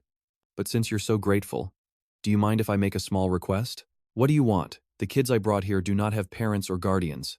That exact reason is why they were targeted. This terrible crime keeps happening in almost every holy city around the world because the church completely failed in its duty to protect these helpless children. Do you realize this?" "Yes, it really is true. That is why the church must take responsibility." "Really?" Tears welled up in Marco's eyes, and Seo Jun Ho quickly offered him some warm encouragement. "Did you hear that, Marco? Once you study at the temple, you will not have to work so hard anymore." Seo Jun Ho leaned in close to tease him. "Crying again, Marco? A tough guy like you should not be tearing up like this." "I am not crying. There is just some dust in my eyes making them water, okay?" he yelled out loudly. "From now on, I will work my absolute hardest to become a great player and serve as your loyal subordinate. I will also pay you back." "No can do, kid. I do not do subordinates." Seo Jun Ho patted his head. "But I do take teammates. My standards are incredibly high, so if you want to stand by my side as a teammate, you must work pretty hard from now on. Understood? But brace yourselves, because some shocking breaking news just dropped. A Roman orphanage was actually a horrific breeding ground for fiends. All the young victims at this Garden of Eden orphanage were safely rescued, and the illegal operation was completely shut down by none other than the legendary hero, Specter. While the whole world praised him, Ken stood in a dark corner, grinding his teeth in pure anger. "That bastard completely ruined all of our plans. Damn it. If I had awakened in time, I could have dealt with that Specter guy already. Just like Seo Jun Ho, he is as slippery as an eel. Just you wait. I let you slip away this time, but once I finish off Seo Jun Ho, you are dead meat." Meanwhile, back at the Korean Players Association, "Welcome back, Specter. You did some amazing work out there." Seo Jun Ho looked outside and wondered why it was so incredibly loud. Seo Jun Ho stepped outside to look. A massive crowd packed the entire street, hanging banners and chanting loudly to celebrate the grand return of Specter. Quite surprised by this incredible sight, Seo Jun Ho did not even notice Shim Deok-gu slipping right up next to him. The police estimated there are well over 500,000 people in this crowd. "Shim Deok-gu, what is all this? You still do not get it? They gathered here just to catch a glimpse of you. Everyone is incredibly grateful and overjoyed that you have finally returned." An employee wearing glasses introduced himself as the escort to the association. The rest of the staff smiled widely, thanking Specter over and over for coming back. Seo Jun Ho glanced back at the massive crowd, thinking that one day, he wanted his frozen friends to see this beautiful sight. Shim Deok-gu turned to Seo Jun Ho, noting that he had fully arranged the media conference just as requested. "Although it is just my guess, this conference is not simply about announcing your partnership with the association, is it? What are you planning?" "Shim Deok-gu, remember when I first woke up? Huh? Back then?" Shim Deok-gu froze up completely. How could he possibly remember what his friend said back then? "Back then, I thought the world was finally at peace, just like we always wanted. But looking closer, I realized that is not the case at all. While the 5 heroes were gone, the fiends surged back, and innocent, weak people got targeted and hurt. 25 years ago, the fiends were never active to this shocking degree because the 5 legendary heroes were born to block them. But now, you are carrying this massive weight all on your own. My power is nowhere near its old peak. At first, I thought just getting strong enough to save my frozen comrades would be enough. But reality is far more cruel. Right now, the fiends do not even need rest like they used to. That is why they are committing these atrocities, practically forcing the world to produce someone like me. They need a figurehead to stand against them." Shim Deok-gu gasped in surprise. "Are you really trying to step back into the role of Specter? Do you know why the 9 heavens and other legendary rankers never tried to become the next Specter? It is because the one standing at the absolute front takes all the heat. A hero does not just draw attention from the enemy. If you return, well, we all know how unforgiving people can get, regardless of the outcome. Everyone will dump all the blame right onto you, and if you are not there right when they need you, expect a massive wave of anger and criticism. Seo Jun Ho, you and your comrades have sacrificed more than enough. You can rest now. I know, and I do not want to carry this heavy burden either." But the issue is that there is nobody else left. Even though my skills are still lacking, I still hold quite a bit of influence. Smiling helplessly, Seo Jun Ho knew he was forced into this corner. The Frost Queen, sitting right beside him, chimed in. My contractor, you have just made an incredibly massive decision. I shall highly praise your outstanding bravery here. Yeah.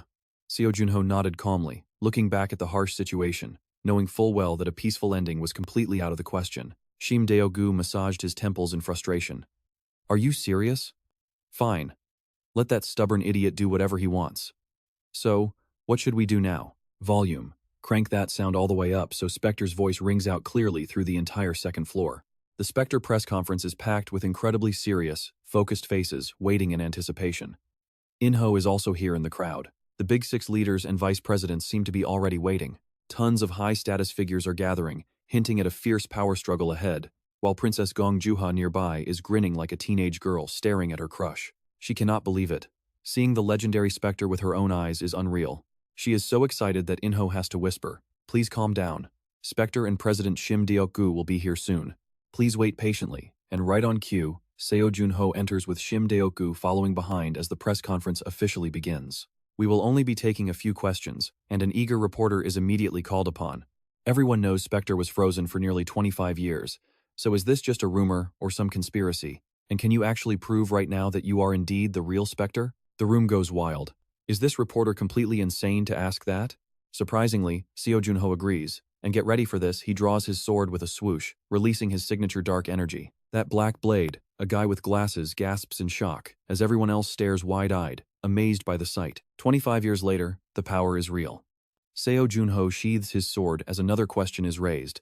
After witnessing the incident at Rom and other crises, are you planning to return to the active battlefield? Actually, I originally planned to rest, because when I woke up, a close friend told me that our sacrifices had successfully brought peace to the world. I felt so proud. I actually shed some tears of joy. I was truly relieved to think that this world no longer needed us to protect it anymore. But after witnessing the horror of that so-called paradise, I realized that now is not the time to rest. Did you know that over 24 years, nearly 6,000 children were kidnapped and murdered by fiends? A shocking number the reporters had no idea about, and nobody knows how they managed to do it. Not a single soul, simply because they do not care to look. We could have easily prevented these tragedies if we had just paid a little bit of attention. I urge all players and guilds to join hands so that these vile fiends never show their faces again. The hall goes dead silent as he delivers one final warning to the fiends that he has returned, ending the conference on that chilling note. Later, Seo Jun Ho lies on the sofa scrolling through the news, seeing every single headline dominated by Specter and rookie Seo Jun Ho. The online posts are gaining massive engagement, which is exactly the reaction that Seo Jun Ho wanted to see. The plan worked beautifully. Everyone is talking, but a sudden, earth-shattering scream almost knocks him off the comfortable couch. He rushes in to check on the dramatic queen, who demands that he play Season 2 right this second. Turns out, she was watching TV, but could not figure out the remote control, causing a total panic over nothing. I already showed you how to use it, so why can you not just do it yourself instead of screaming at me every day? The Frost Queen crosses her legs, casually telling her contractor that she is thirsty and wants some afternoon tea prepared right now. He sarcastically accepts, saying it is his honor, but mentally curses his luck for serving this demanding royal nightmare. Seo Jun Ho pours a drink with a mischievous grin, refusing to let her order him around without getting some playful payback, so he hands her a cup. He calls it a special drink for thirst, making the Frost Queen smile curiously as she asks what it is. You have to see this. She takes a big gulp without any suspicion, and the sudden fizzy kick instantly sends her jumping around like crazy. Terrified, she floats to Seo Jun Ho's face, crying out that this strange drink is attacking her. Seo Jun Ho bursts into tears of laughter, explaining that it is just carbonated soda, which clearly does not suit her royal taste. Furious, the queen squeezes her fists, grinding her teeth and promising that she will definitely remember this grudge. Sure, but he mentions he has to go out for some business, changing the channel to keep her happy and completely cooperative while he is gone. She proudly claims mercy is a queenly virtue, so she will forgive him, proving she really is an incredibly simple-minded creature. After defeating those fiends in paradise, Seo Jun Ho leveled up to 29, massively amplifying his magic power. He can finally start using his old signature techniques again, right when Shim Deok-gu calls to ask where he is. Answering that he is heading to the training room, Shim Deok-gu urgently apologizes and asks if he can come over immediately. Big Six leaders want him. Seo Jun Ho is utterly confused why they are suddenly searching. Wondering if they came for Specter, Shim Deok-gu explains they actually came for Seo Jun Ho, leaving him utterly stunned that they want the rookie instead. But thinking back, Even though the press conference was organized on incredibly short notice, all those leaders managed to arrive incredibly fast. It seems they did not rush to get there, but rather, they were probably already waiting on the first floor beforehand to recruit Seo Jun Ho. Daeokok clutches his head, seeing how you can't just throw them out. There has to be something else, right? This brat really figures everything out. Yeah, I'd love to do that, but they're a violent bunch. They'd rather destroy what they can't have than let anyone else take it. Well, if that's how it is, Seo Jun Ho flashes a wicked smile. I have a great idea. The 6 captains wait so long their necks grow stiff before Seo Jun Ho slowly walks in. He asks what wind brought the big 6 captains to this humble place, and the purple-haired female captain is the first to answer. They obviously want to recruit him after his top finish in the tutorial dungeon. What about the others? They look at each other, admitting they share the exact same goal, but Seo Jun Ho shrugs helplessly, apologizing because he simply cannot transfer to another organization. I have my personal reasons. The guy in white waves his hand, generously offering to fully cover any contract termination fees, but Seo Jun Ho replies that that's not the reason. And check this out, Seo Jun Ho slides a familiar item onto the table, making the man's face go pale. It's the Fiend Slayer from the Antarctic Gate. I'm sure everyone knows what this is. He says Specter gave it to me as absolute proof. Ever since declaring war on the Fiends, Specter has been searching for trusted allies up on the 2nd floor, and I was chosen as his official representative, leaving the captains completely speechless. Who would have thought Specter is actually building a massive army of his own? Gong Juha blushes. She never expected Seo Jun Ho to be so close to Specter that he'd be chosen as his representative. Besides, all the guilds are thinking that joining forces with Specter to hunt down fiends will give them a massive boost in public popularity. Eventually, he'll have to team up with a guild. Specter has laid out 3 specific conditions. First, to avoid showing favoritism to any single guild, I must remain affiliated with the association. Second, the guilds that accept his proposal will receive massive amounts of exclusive information and gain immense influence on the 2nd floor. Third, the participating guilds must fully provide any and all information that Specter requests from them. In return, once he receives the information, he will publicly acknowledge that guilds' valuable contributions. Gong Juha listens seriously. Honestly, no matter what Specter proposes, the Big 6 have no choice but to accept if they want his approval. Ever since that press conference, guilds have faced immense backlash and scrutiny for ignoring the fiends just to protect their own pockets. When you look at it, Specter is the one holding all the cards in this situation. One captain excuses himself since this isn't a decision he can make alone, while another agrees, needing to consult their guildmaster first. Seo Jun Ho quickly slips out the door to say goodbye, telling them to get in touch once they make their final decision. He excuses himself for another appointment, and once he's gone, the captain in the white shirt sighs deeply in defeat. We got so focused on what we wanted that we ended up getting completely outplayed. As long as Seo Jun Ho remains the official representative for Specter, no guild can recruit him. This means Specter must see enough potential in him to match the legendary 5 heroes, right? Exactly. That is definitely the main reason why he chose Seo Jun Ho as his sole representative. After all, Specter has always possessed a legendary ability to spot incredibly raw and untapped talent. Gilberto Green, starting with a measly D-class skill, is the perfect example. Everyone ignored him, except for the one person who saw his real potential. But get a load of this, Gong Juha actually chases him all the way outside to catch up with him. He mentions their last emotional farewell and how unexpected this reunion is, but she agrees they did promise to meet again on the 2nd floor. He playfully asks if she expects special treatment just because they are acquainted, which a flustered Gong Juha quickly and loudly denies. Face turning bright red, she shyly asks if he is actually close friends with the legendary Specter. Of course not, he replies. It is strictly business, so she asks if he has ever met him in person. He reminds her she saw him at the press conference, but Gong Juha stammers that she meant meeting him outside of official events. Well, he does see him every day in the mirror, but she excitedly asks him to get her an autograph next time they meet. Gong Juha bows deeply, thrusting a magazine into Seo Jun Ho's hands, making him go pale as he reluctantly sighs and agrees to ask. Really, are you serious? She gasps, looking up at him with sparkling eyes full of hope and trust. She begs him to request a sweet note to my precious fan, and asks if Specter could maybe draw a little heart. Seo Jun Ho gives her a look of absolute disgust, arguing there is no way he would write something so cheesy, making her squeeze her eyes shut. She yells that he is not the one signing it anyway, so Seo Jun Ho reluctantly mutters that he will at least try to ask. She thanks him, promising to treasure it as a family heirloom, leaving Seo Jun Ho staring down at the magazine in his hands. On the cover is an awkwardly forced photo of himself with the other heroes. A great Korean figure? Next, Seo Jun Ho heads straight to the training room. The screen shows his current stats. Seo Jun Ho, level 29. Title, Bringer of Spring +2. Strength 96, Stamina 112, Speed 100, and Magic 143. This means he can reallocate the stats he painstakingly gathered up to level 60 in the past. But the second floor is a different story.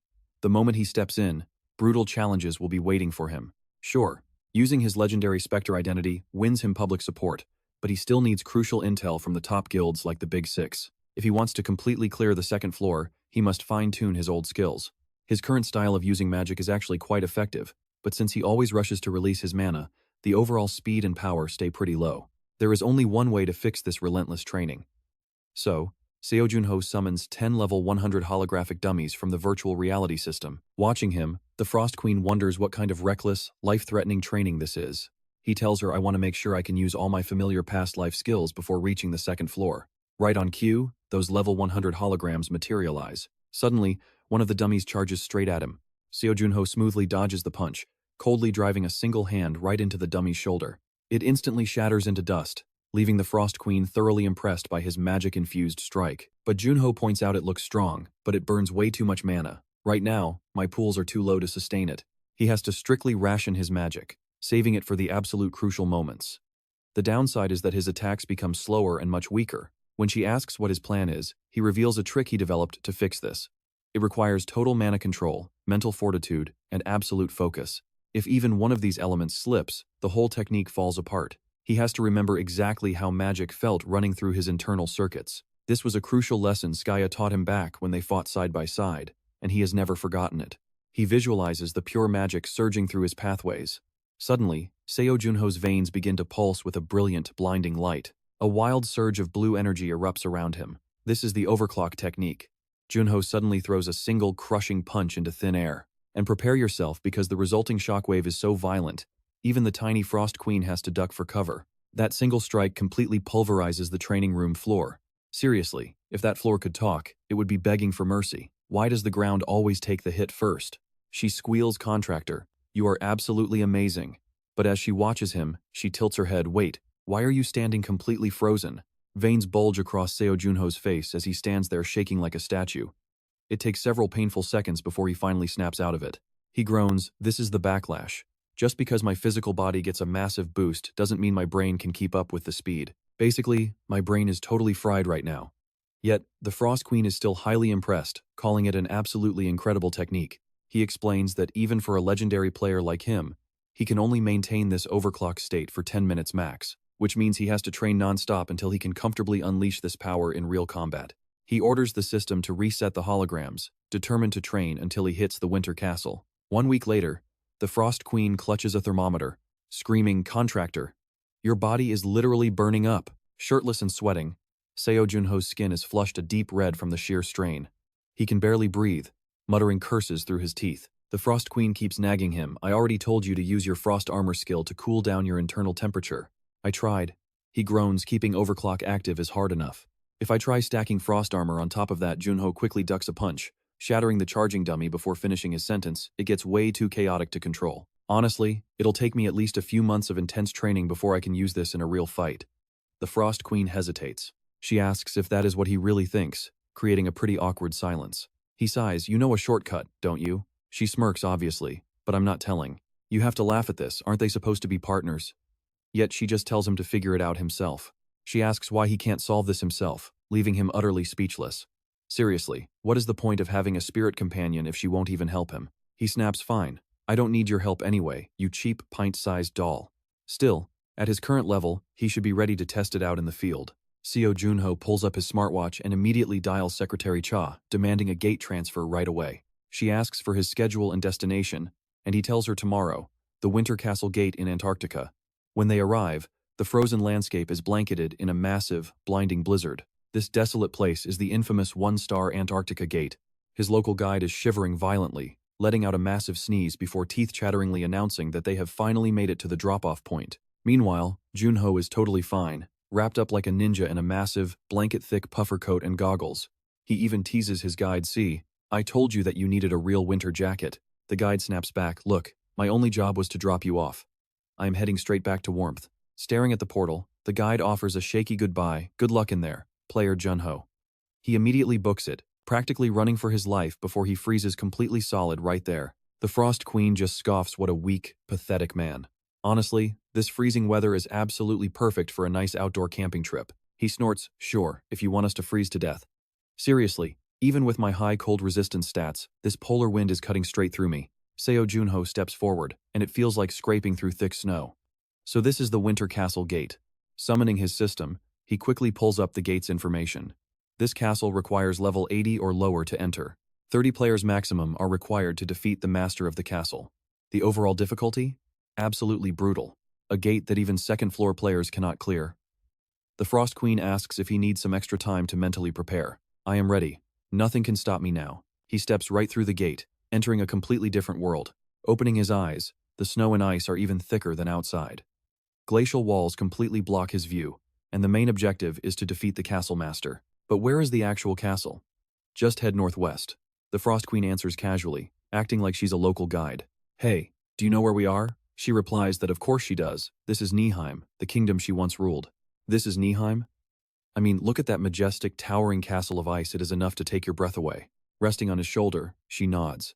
Yes, this is definitely her sovereign territory. Still, she wonders how the Ice Palace Gate can still exist after she left. Seo Jun Ho replies that they will find out once they go inside. More importantly, does she remember anything else about the castle? Having a local guide right here and not asking would be plain stupid. And Seo Jun Ho is definitely no fool. He prompts her for info, so she asks what else he actually wants to know, or how many guards are inside, or if there are any secret passages. She snaps back, asking if he is trying to steal state secrets. She gets furious and frantically punches his shoulder. He wears a mischievous grin, saying it hurts that she thinks of him like that, especially since their fates are already tied together. The thought of being together forever makes her literally gag. Fine, she will tell him if he drops that disgusting attitude. Disgusted, she floats away, refusing to sit on his shoulder anymore, which makes Seo Jun Ho sigh. See, that is why she should have just spoken up sooner. Why force him to use his charms? She then asks if he remembers her gate, the legendary Queen's Nest. He knows he will never forget that terrifying place as long as he lives. Why is she asking? That is where the final maze lies, and she originally planned to gather all her knights there. Wait, so the knights they fought on the first floor were not even all of them? She confirms they were just a small fraction. She failed to bring Nihheim's full force there. If she remembers correctly, there were originally 27,000 soldiers inside the Ice Palace. Still, she believes that number will be slightly lower inside the actual gate. But 27,000? That is absolutely insane. Seeing him groan, she adds that the only opponent left might be Kid Bran. He asks who that is, and she explains he is her loyal knight and the Ice Palace ruler. Everyone called him the Sword of the Kingdom, and besides herself, he was truly her greatest warrior. Just how strong is he? The Frost Queen thinks about it carefully before raising a single finger. Seo Jun Ho asks what that means. An hour? Or wait, 10 minutes? 1 minute? Just imagine the massive panic hitting his brain right now. As the time drops, Seo Jun Ho's panic spikes. The queen proudly declares that with just one finger, Kid Bran could tear a fool like him to shreds. That is how strong her knight is, contractor. Seo Jun Ho mutters back, asking if the guy is actually stronger than she is. She snaps, asking how many times she has to repeat that he met her when she was at her absolute weakest. Seo Jun Ho chuckles, saying he does not need to worry then, since Kid Bran is probably just as weak as she is now. Let's go? What are you saying? This looks exactly like the throne room, but shouldn't a royal room be covered in red? Every country is different, and white is the color of royalty in her kingdom. This place is the Knight's Hall, ruled by the Ice Palace's strongest knight, Kid Bran. His castle is considered a sacred sanctuary for warriors, and rumor has it that walking down this red carpet can turn anyone into a truly powerful knight. In fact, aspiring knights would travel all the way to this ice palace just to test their own limits. As she boasts proudly, a confused Seo Jun Ho turns to her and asks how they are tested. It is called the Knight's Proof. Beyond those doors lies a massive hall where 100 elite knights are waiting. You must duel each knight one by one to prove your strength. Seo Jun Ho goes silent for a second, then completely snaps. Why are you only telling me this now? He screams while clutching his head, wishing he could smack her. She replies that is how he has to clear it. After dropping that bomb, she tries to comfort him. Calm down, we are not inside yet. He complains that she should have told him sooner, but she admits she does not even know the exact count. But during the trial, he only has to fight them one by one within a set time limit, meaning they will not all rush him at once. Seo Jun Ho agrees that panicking before entering is completely pointless, especially since he has to defeat every single one of them anyway. The Frost Queen quickly corrects him. Once he defeats all the palace knights and their commander, who does he think is left? Alright, so this is 100 versus 1, including you as well, Kissy? Seo Jun Ho accepts his fate and pushes the door open. The sight inside is terrifying enough to scare anyone to death. Serious-faced knights stand lined up with swords scattered on the floor, filling the grand hall with men as massive as giants. A red carpet path cuts through the center, radiating an incredibly oppressive aura. Seo Jun Ho suddenly chuckles. They look completely frozen. "Are you sure they are alive?" he asks. She is not sure either, as she cannot feel any life from them. Suddenly, the door behind them slams shut, startling both of them. And here is where things go wild. Those frozen knights suddenly spring to life, drawing their swords all at once. Seo Jun Ho draws his blade as well. He cannot let himself get turned into a pincushion here. Damn, it is starting already. Seo Jun Ho grumbles to himself. Just then, a knight in a blue cloak steps up to a high platform, facing his hostile men. He bellows, "Horan Simus of the Frost Palace orders you to state your purpose, outsider." Before Seo Jun Ho can even speak, the Frost Queen urgently shouts, "Contractor, the proof of a knight. Tell him you came to prove your chivalry," she urges. Why on earth must he say that? Either way, you have nothing to lose. She anxiously presses him, telling him to just do as she says and hurry. Seo Jun Ho looks highly skeptical but decides to go along. The blue-cloaked knight bellows once more. "I will ask you once again, what is your purpose here?" he demands. "Answer or be deemed an intruder." Seo Jun Ho sighs and sheathes his weapon. The Frost Queen smiles adorably as Seo Jun Ho declares he is here to prove his chivalry. The commander's eyes instantly light up. It had been 3 months since he entered the gate. Seo Jun Ho now looked no different from a homeless beggar. The story behind this mess actually started when he first entered the gate. A soldier shouts, and the knights instantly sheathe their weapons. Confused, he asks why they did that while the Frost Queen giggles. The commander bellows, 100 knights will test your sword's honor, and this battle only ends when one side surrenders. The first knight steps forward, declaring he is from Niflheim and demanding they begin. He draws a colossal sword and points it at Seo Jun Ho. A normal person would have been crushed to pieces by that weight. But Seo Jun Ho just chuckles, liking how they get straight to the point without any useless talking. He absolutely loves it. Drawing his sword, Seo Jun Ho braces himself as his opponent suddenly charges at lightning speed. And check out this clash. It is clear none of the knights fighting him are low-level weaklings. If they were players, they would be at least level 100. They completely lack any player-like superpowers, but their flawless combat techniques and unique sword skills make them absolutely deadly opponents. Honestly, Seo Jun Ho thinks they might be far more dangerous than players. Now, he is just eating dry bread by the campfire. He never imagined sword aura could be so versatile, making her ask what he means. Most players rely on a single aura type, simply channeling energy straight into their sword blades. It creates a flame-like aura, but these winter knights can spin it like drills, or shape it into deadly spears. They use endless variations. He wonders if Niflheim had a player system too. "Of course not," she replies. "Without a system, it is impossible to check their stats. Obviously, knights do not get system stats. But they reach peak power through a lifetime of intense physical and magical training. Talk about dedication. Contractor, do you have a theory about how you use sword aura?" she asks. But he says it is simple. To coat the blade, he explains he just channels a bit of energy and forces it to wrap around the sword. She notes that true knights are never bound by their weapons. Their pride is what truly matters. They master their favorite weapon and shape their sword aura to perfectly fit their unique, personal combat style. Something that fits them, Seo Jun Ho thinks. With his weapon master skill, he can use any weapon instantly. He only chose the sword out of familiarity, never really thinking about what actually suits him best. But he still can't be like them since his sword aura is already set, right? The Frost Queen laughs. "Of course not. You are like a vessel filled with pure water. If you add a drop of color, it changes completely, but you can still fill it with whatever you want. That is your current potential, contractor," she explains, standing proud like a superhero about to transform. Seo Jun Ho found that pretty reasonable, so he made it his main goal for this gate. But this new concept just left the Frost Queen completely blank. He smiles and tells her he will learn more about weapons to forge a brand new light sword. And just like that, after 3 long months of training, it is finally time to get back to his main mission. Seo Jun Ho steps up and reopens the gate to the castle. The wandering knight finally appears. "Prepare for battle." Right on cue, Finn swings his massive, heavy sword. Seriously, did this guy steal his giant sword from Yang Guo? You just know getting hit by that thing would absolutely ruin your day. Finn welcomes him with an incredibly fierce slash. It kicks up a violent gust of wind, but Seo Jun Ho is not the same rookie who first arrived. Facing the attack, he just smiles confidently and clashes with it head-on. The impact leaves a tiny crack on his sword, making his entire body shudder. Even after redirecting the shockwave into the ground, his body is still throbbing with pretty intense pain. But this minor sting is nothing. Seo Jun Ho immediately vaults forward to launch an attack. It is no surprise, since he has already mastered those exact moves himself. Seo Jun Ho unleashes a fierce slash. Pure, aggressive darkness. Onlooking knights instantly break into a noisy chatter. They can't believe their eyes. Is he really using Finn's signature move?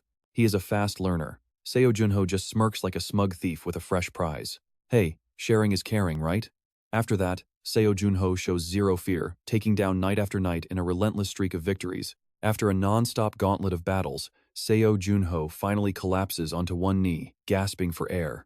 The wandering knight tells him he has truly proven his worth. If you are willing, could you tell me your name? The blue knight asks, reaching out a hand toward him. Seo Jun Ho smiles as he shakes his hand, introducing himself. The blue knight nods, repeating the name, and promises he will never forget a legendary name like that. Out of everyone he has faced, Seo Jun Ho left the deepest impression. With that, he presents him with a gleaming silver badge. Check this out, it is an actual badge of honor, proving he has shown the true spirit of a noble knight. Anyone who passes this test earns the right to request a private audience with the lord of the castle. Finally, the moment arrives.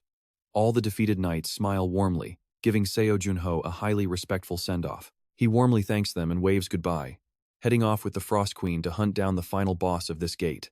The moment they step inside, Seo Jun Ho senses a sudden change in the air. An oppressive pressure weighs heavily on his entire body. This terrifying aura radiates from Sir Kiss Bremen, the lord of the castle, who sits on his throne like a silent ghost. The Frost Queen feels incredibly nostalgic seeing her old acquaintance, Kiss Bremen, the strongest warrior in all of Niflheim. Facing a monster like him, Seo Jun Ho can't afford to slack off, immediately gearing up in his heavy armor. Still playing catch-up, the Frost Queen calls him the absolute finest warrior in Niflheim, legendary level. That is indeed her loyal knight. Seo Jun Ho studies him closely, admitting the guy definitely looks as tough as the rumors say. Kiz radiates a powerful, razor-sharp, and dark energy. The Frost Queen warns that he probably already knows Seo Jun Ho is a player. Fully suited up in his dark armor, Seo Jun Ho draws his weapon. He notes that the sheer bloodlust rolling off the boss makes it pretty obvious. Shall we get this started? Seo Jun Ho spins his spear, showing off a bit to warm up. High-tension stances, absolute silence. In the blink of an eye, both of them clash head-on with explosive force. After trading a few testing blows, Seo Jun Ho grits his teeth and thrusts forward. 4 or 5 phantom spear strikes fly straight toward Kiss. Kiz deflects every single strike without even blinking. Seo Jun Ho can't help but curse under his breath. The guy blocked it so easily, forcing him to immediately activate overclock. The Frost Queen quickly warns her contractor. If he uses such a dangerous buff, he has no choice but to fight this guy with absolute seriousness. Hey, Frost Queen, how long can I actually maintain this buff? Right now, you can only hold this state for 1 minute and 2 seconds. Only 62 seconds? Well, start counting down. Seo Jun Ho lunges straight at Kiss with relentless fury. But the boss stands completely unfazed, blocking the blow. Shocked, Seo Jun Ho is suddenly hit by a massive, bone-shattering recoil. With a massive boom, Seo Jun Ho crashes into the wall. Brutal impact. The Frost Queen is incredibly worried. Slumped against the wall, he stares at his shattered spear with regret. It looks like this weapon is officially done for. The difference in their weapons is just too massive. Seo Jun Ho leaps down and pulls out his ultimate trump card. Kiz stops, staring at the sword before slowly closing the distance. A thick fog suddenly rolls in. What is this mist? The Frost Queen explains that this ash-colored fog is Kiss's signature skill. This fog has a very dangerous property, completely blinding his vision. There is no way he will be able to read the knight's movements through this thick haze. His attacks are going to be nearly impossible to block. Total blindness. He can't see 3 feet in front of him. The Frost Queen starts counting down from 42 seconds. Time is his absolute worst enemy right now, and maintaining that buff is taking a heavy toll. Staring into the blinding fog, he can feel a cold, murderous gaze locked onto him from somewhere in the dark. Where is he hiding? Before he can even think, a deadly strike slashes down from right behind his back. Luckily, Seo Jun Ho reacts in the nick of time, barely keeping his head attached. He quickly dashes back to put some distance between them, but Kiz is already turning around, determined not to miss this time. Jun Ho slashes straight across Kiz, but the attack does absolutely nothing. Instead, Kiz casually reaches out and grabs him by the throat like a helpless child. Jun Ho coughs up blood from the brutal blow. Kiz slams him hard against the wall, not for a friendly chat, but to choke the life out of him. Seeing her ally in deep trouble, the Frost Queen finally unleashes her supportive power. She fires sharp ice arrows at Kiz to rescue Jun Ho, forcing the powerful knight to quickly retreat and dodge the incoming barrage. Jun Ho knows he cannot just let his opponent keep attacking like this. Dark energy begins radiating from his body, prompting the Frost Queen to criticize his mediocre plan. She asks why he does not just ambush him, but he admits he cannot hide his presence from a monster that strong. Jun Ho pours healing potion over his wounded shoulder, Realizing this is the worst-case scenario, his mind is hazy and he cannot think straight after overusing his buffs. To make matters worse, this annoying fog is completely blinding him. He is totally outclassed in stats and has lost his home field advantage. But wait, here's where he turns the tables. Kiz is hiding brilliantly in the mist, but Jun Ho is finally starting to track his energy, and he is incredibly close. Jun Ho spots the knight and closes in, while Kiz swings his blade only to cut through thin air. That is because it was just an afterimage, and Kiz has stepped directly into a trap set by Jun Ho. Triggering the trap, ice rapidly binds the knight's legs. It is a simple construct, and Kiz believes it will not hold him back for long. Suddenly, a cold voice whispers in his ear, "Do you know what actually makes up a thick mist? It is basically water vapor, so if you just lower the temperature, it freezes." Jun Ho stands right behind him as he speaks. Every single droplet of water instantly crystallizes into solid ice. Kiz tells himself to retreat immediately, but it is already too late. The entire area freezes solid.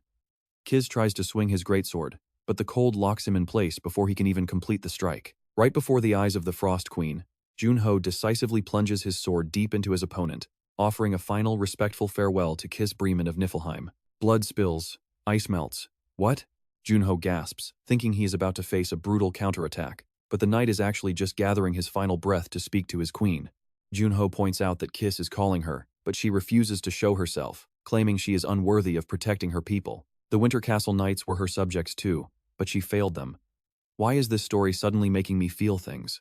The Frost Queen gently touches Kiz, whispering that this is the brutal reality that losers must accept. A silent tear rolls down the knight's frozen face, unanswered in his final moments. Suddenly, a notification announces the completion of the Winter Castle quest. The system pops up with rewards. You have received the armory key as a reward, and your health has been fully restored. All your basic stats have also increased as a direct reward for your hard work. For clearing the hidden quest, Knight's Glory, the rank of your weapon mastery skill has successfully gone up. Wow, this one-star gate is surprisingly generous. It makes those 3 brutal months of living like a total beggar completely worth it. With all his stats boosted to a perfect 10, Jun Ho cannot help but laugh, earning a quick scolding from his annoyed spirit ally. She urges him to go check out what his actual rewards are. Shaking her head at his creepy laughter, she guides him to the treasury. Inside, an incredible arsenal of legendary weapons stretches as far as the eye can see. A system alert states that once a weapon is selected, he will be instantly teleported out of the Winter Castle armory. Jun Ho is deeply disappointed by this stingy rule, but the Frost Queen just smirks at his obvious greed. She asks if Administrator Gray is still watching him, and Jun Ho admits that the old man's obsession is getting pretty creepy. So which of these high-grade weapons would pair best with his Dark Dragon Fang? Jun Ho picks up a massive spear to test its weight, and the system displays its stats. The unique grade Executioner Spear inflicts devastating, unhealable wounds on hit. It is also enchanted with weight reduction, making the heavy weapon feel incredibly light. Best of all is blood-packed. Every time this spear draws blood, the user recovers a portion of their health. Surprised by the healing effect, Jun Ho listens as the Frost Queen asks if this weapon finally caught his eye. He eagerly agrees, explaining that this amazing effect will easily allow him to sustain his health even while fighting massive crowds of enemies. Seeing his satisfaction, she tells him it is time to leave, because the gate is rapidly starting to close on them. While walking down a long hallway on their way out, Jun Ho spots a massive, ancient mural depicting a beautiful queen. He stops to admire the gorgeous artwork, but suddenly realizes that something is terribly off here. The dress and the distinctive hairstyle look shockingly familiar to him, resembling someone he knows all too well. She did mention that Niflheim was her domain when they first arrived. Could this beautiful woman in the painting actually be the Frost Queen? Are you the person in this portrait? The Frost Queen blushes bright red from embarrassment. I guess so. Why do you not take off that mask? A sudden scream echoes from inside. No way. Stop talking nonsense and get lost. Back at the association, Seo Jun Ho goes for immediate medical treatment. Secretary Cha looks at him with completely different eyes, saying he looks like a man who was just rescued from a deserted island. Is it that bad? Seriously? It is actually even worse than that.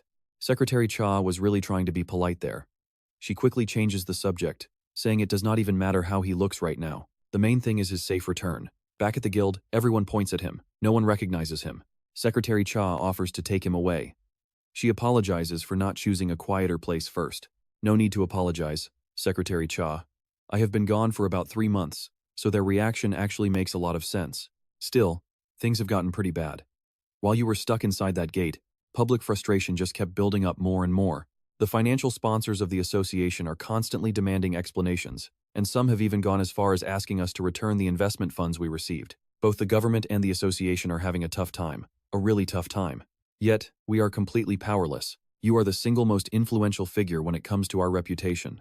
Even if they stop trusting the association, we cannot let that happen. Secretary Cha, our public image really is not the main issue here.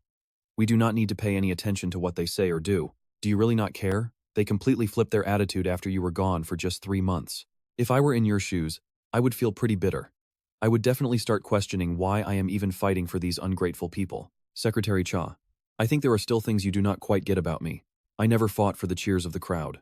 In fact, it is the exact opposite. The only reason I push myself so hard is to achieve my own personal goals. I am sorry if that sounds disappointing, but it is the honest truth. Secretary Cha lowers her head, admitting he is right. Absolutely right. She wishes she lived for herself sooner, but I still cannot bring myself to do that. My life is still too restricted. She gives a bitter smile, admitting she feels like a total fool. Well, you are allowed to be a little foolish sometimes. Secretary Cha looks surprised at first, but then she smiles and turns away. In that case, I guess I am too foolish to do my actual job, like forwarding your messages to the Big Six. He stands there stunned. She is already gone before he can even speak. Meanwhile, after 3 silent months, the major guilds finally receive a message from Specter. Over at the Dokebi Guild, their master Shin Sung-yun asks what the message says. Specter wants us to gather all available information regarding the fiends and send it over within 30 minutes, specifically demanding everything categorized below medium security clearance. Shin Sung-yun gives the order without hesitation, but his secretary quickly warns him that Specter likely sent the exact same request to the other major guilds. I actually ran into several representatives from the Big Six back in the elevator. Shin Sung-hyun realizes that Seo Jun Ho is intentionally pitting the top guilds against each other to secure their absolute cooperation. Specter is sending this message to all the major guilds to test their willingness to cooperate, judging them based on the quality of the information they provide. From there, he will make his final decision based on what he receives. Talk about a brilliant power play. He practically has all the major guilds dancing in the palm of his hand, handing over highly classified data. Now, Shin Sung-hyun wants to show Specter the absolute trust and immense potential of the Dokebi Guild. With this, his guild will become the only partner Specter ever works with. None other. Send over all the requested data in 30 minutes. Seo Jun Ho is gambling with the Big Six using this condition, turning the tactics of the guild leaders right back against them. Right at that moment, the smartwatch on his wrist beeps with incoming messages. Seo Jun Ho cannot help but admire how punctual these major organizations are. He did not even have to wait the full 30 minutes. The very first file to arrive is from the Dokebi Guild. He has to admit one thing: this gamble only succeeded because these brilliant leaders are naturally way too paranoid. During the 3 months he disappeared inside the Winter Castle, the Big Six likely made a deal to restrict how much information they would share with him. They had plenty of time. But what if they are forced to compete with each other? To win his favor, they will try to offer more secrets than their rivals. And just like that, he gets access to highly classified intel that money cannot buy. Even for the elite Big Six, it seems they still have a pretty long way to go. He will enter the second floor, Frontier, in 10 days. Until then, he and the Frost Queen must prepare everything they possibly can. First, he needs to memorize all the intelligence sent by the Big Six. But why does it feel like he is the only one actually working? Seo Jun Ho suddenly realizes. While he works, the Frost Queen just eats cookies and watches television. Totally relaxed. What on earth is this? You seem to be enjoying yourself while I am the only one getting any real work done. She instantly fires back. I am absorbing new culture. She is clearly just slacking off. Seo Jun Ho estimates it will take him at least several days to review all of this data. The massive Ruben Empire is the only empire in Frontier. In other words, most of the second floor is under the control of Ruben. The Big Six spent 25 years embedding themselves in every corner of the empire, splitting into 3 main factions. First, Silent Moon and Dokebi are allied directly with the imperial family. They focus on gaining power in the palace, holding the most nobles among the 3 main factions. Next is the Noble faction, where Labyrinth and Sky Soul focus heavily on controlling all the remaining regions. Finally, the third faction is the Church, with Silver Constellation controlling the Empire's official religion, the Church of the Sunday. On top of that, Hallam established a brand new mercenary guild completely separate from those 3 factions. Right now, they operate across various fields. Frontier is a whole new world that I have never experienced myself, making me wonder what kind of place it really is. Jun Ho is pretty excited for it.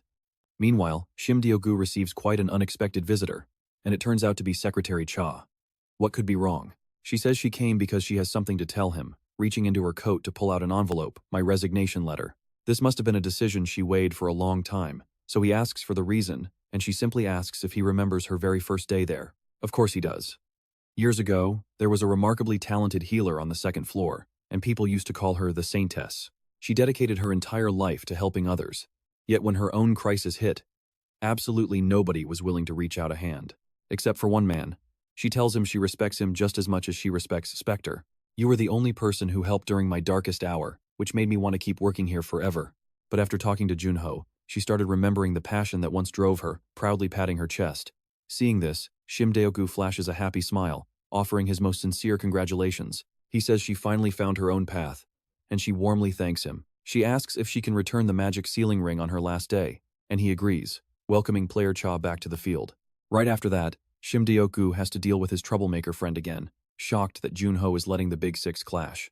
Our poor president is clutching his chest, begging them to stop giving him heart attacks, while Jun Ho calmly hands over all the intel. His face goes completely pale, muttering how Jun Ho will literally do anything, before looking over the files with a deep sigh. Just when we thought we almost caught up, the association still has a long way to go, but Jun Ho calls that motivation. He agrees they will catch up eventually, then asks what exactly the association has been doing up on the second floor, mainly recruiting players up there and completely rebuilding their entire information network. We are trying to build a reputation in Frontier, but it is incredibly hard to catch up to groups that have 25 years of head start. They already locked down the prime spots while we are stuck on the outer edges. So, what if the guild makes a massive contribution to a major war or something? He asks if Jun Ho thinks that is easy, but he just shrugs, stands up, and says he is heading up in a week. Shim Deoku's eyes widen, hit with two massive shocks in a single day. His poor heart is crying out, but he has to accept reality. He admits he feels pretty ashamed, realizing that a more reputable association could have actually supported him on the second floor. Jun Ho smiles warmly, reminding Shim Deoku that he has already helped immensely by securing him a fresh identity and making his player certification incredibly easy. He gave him top-tier gear, a place to stay, and countless other vital resources. Since he couldn't possibly ask for anything more, Shim Deoku is left completely choked up as we cut to a crowded zoo today. Watching the other kids play, you can immediately feel her sadness when her grandmother gently urges her to go take a look. Nisa clutches a necklace containing a picture of herself and her father, quietly replying that she is perfectly fine just standing right there. Her grandmother sighs softly, explaining that even though they can no longer see her dad, he will always keep watching over them both from above. She is absolutely sure he is watching her right now, pulling Nisa close to comfort the grieving little girl. He would want her to be happy, prompting Nisa to hold her grandmother's face with a smile, saying her dad wants the same for her. Stunned, she suddenly sees her late son smiling and waving, before gently returning the warm smile to sweet little Nisa. She smiles. Yes, let's go. The girl happily nods. At the player association, Jun Ho randomly bumps into Secretary Cha wandering down the hallway. She looks pretty startled to see him, prompting him to ask what she is still doing here so late. Trying to cover, she quickly makes an excuse about sorting files, but he wonders why Deoku is pushing all this late-night work onto her. She wishes him a good night and leaves just as Shim Deoku pops out, shocked that his troublemaker friend is still hanging around. Wondering if he is here to cause more chaos, Deoku gets a cold look from Jun Ho, who demands to know why she is working overtime. Deoku literally chokes in shock. Watch him squirm here. Remembering her plea to keep the resignation secret, he laughs awkwardly, telling Jun Ho not to worry while quickly changing the subject. He quickly hands Jun Ho a slip of paper he forgot earlier, and when Jun Ho looks at it, Deoku explains it is Arthur's home address. Ah, you mean Gilberto's son? Yes, you should go find him later and help him out. Do you think he will even recognize my face? Even as Seo Jun Ho steps into the elevator, Shim Deoku stands outside, clueless. Wait, I still have some questions you need to answer. Are you seriously going to meet him as Specter? Seo Jun Ho just gives a mysterious smile. I will think about that later. For now, I am off. Masked up tight, Seo Jun Ho heads toward a nearby supermarket to finally satisfy his growling stomach. But talk about bad timing. Cal Signer is already watching him from high above, muttering finally, "You have showed your face, Seo Jun Ho." The fiend growls each syllable through gritted teeth.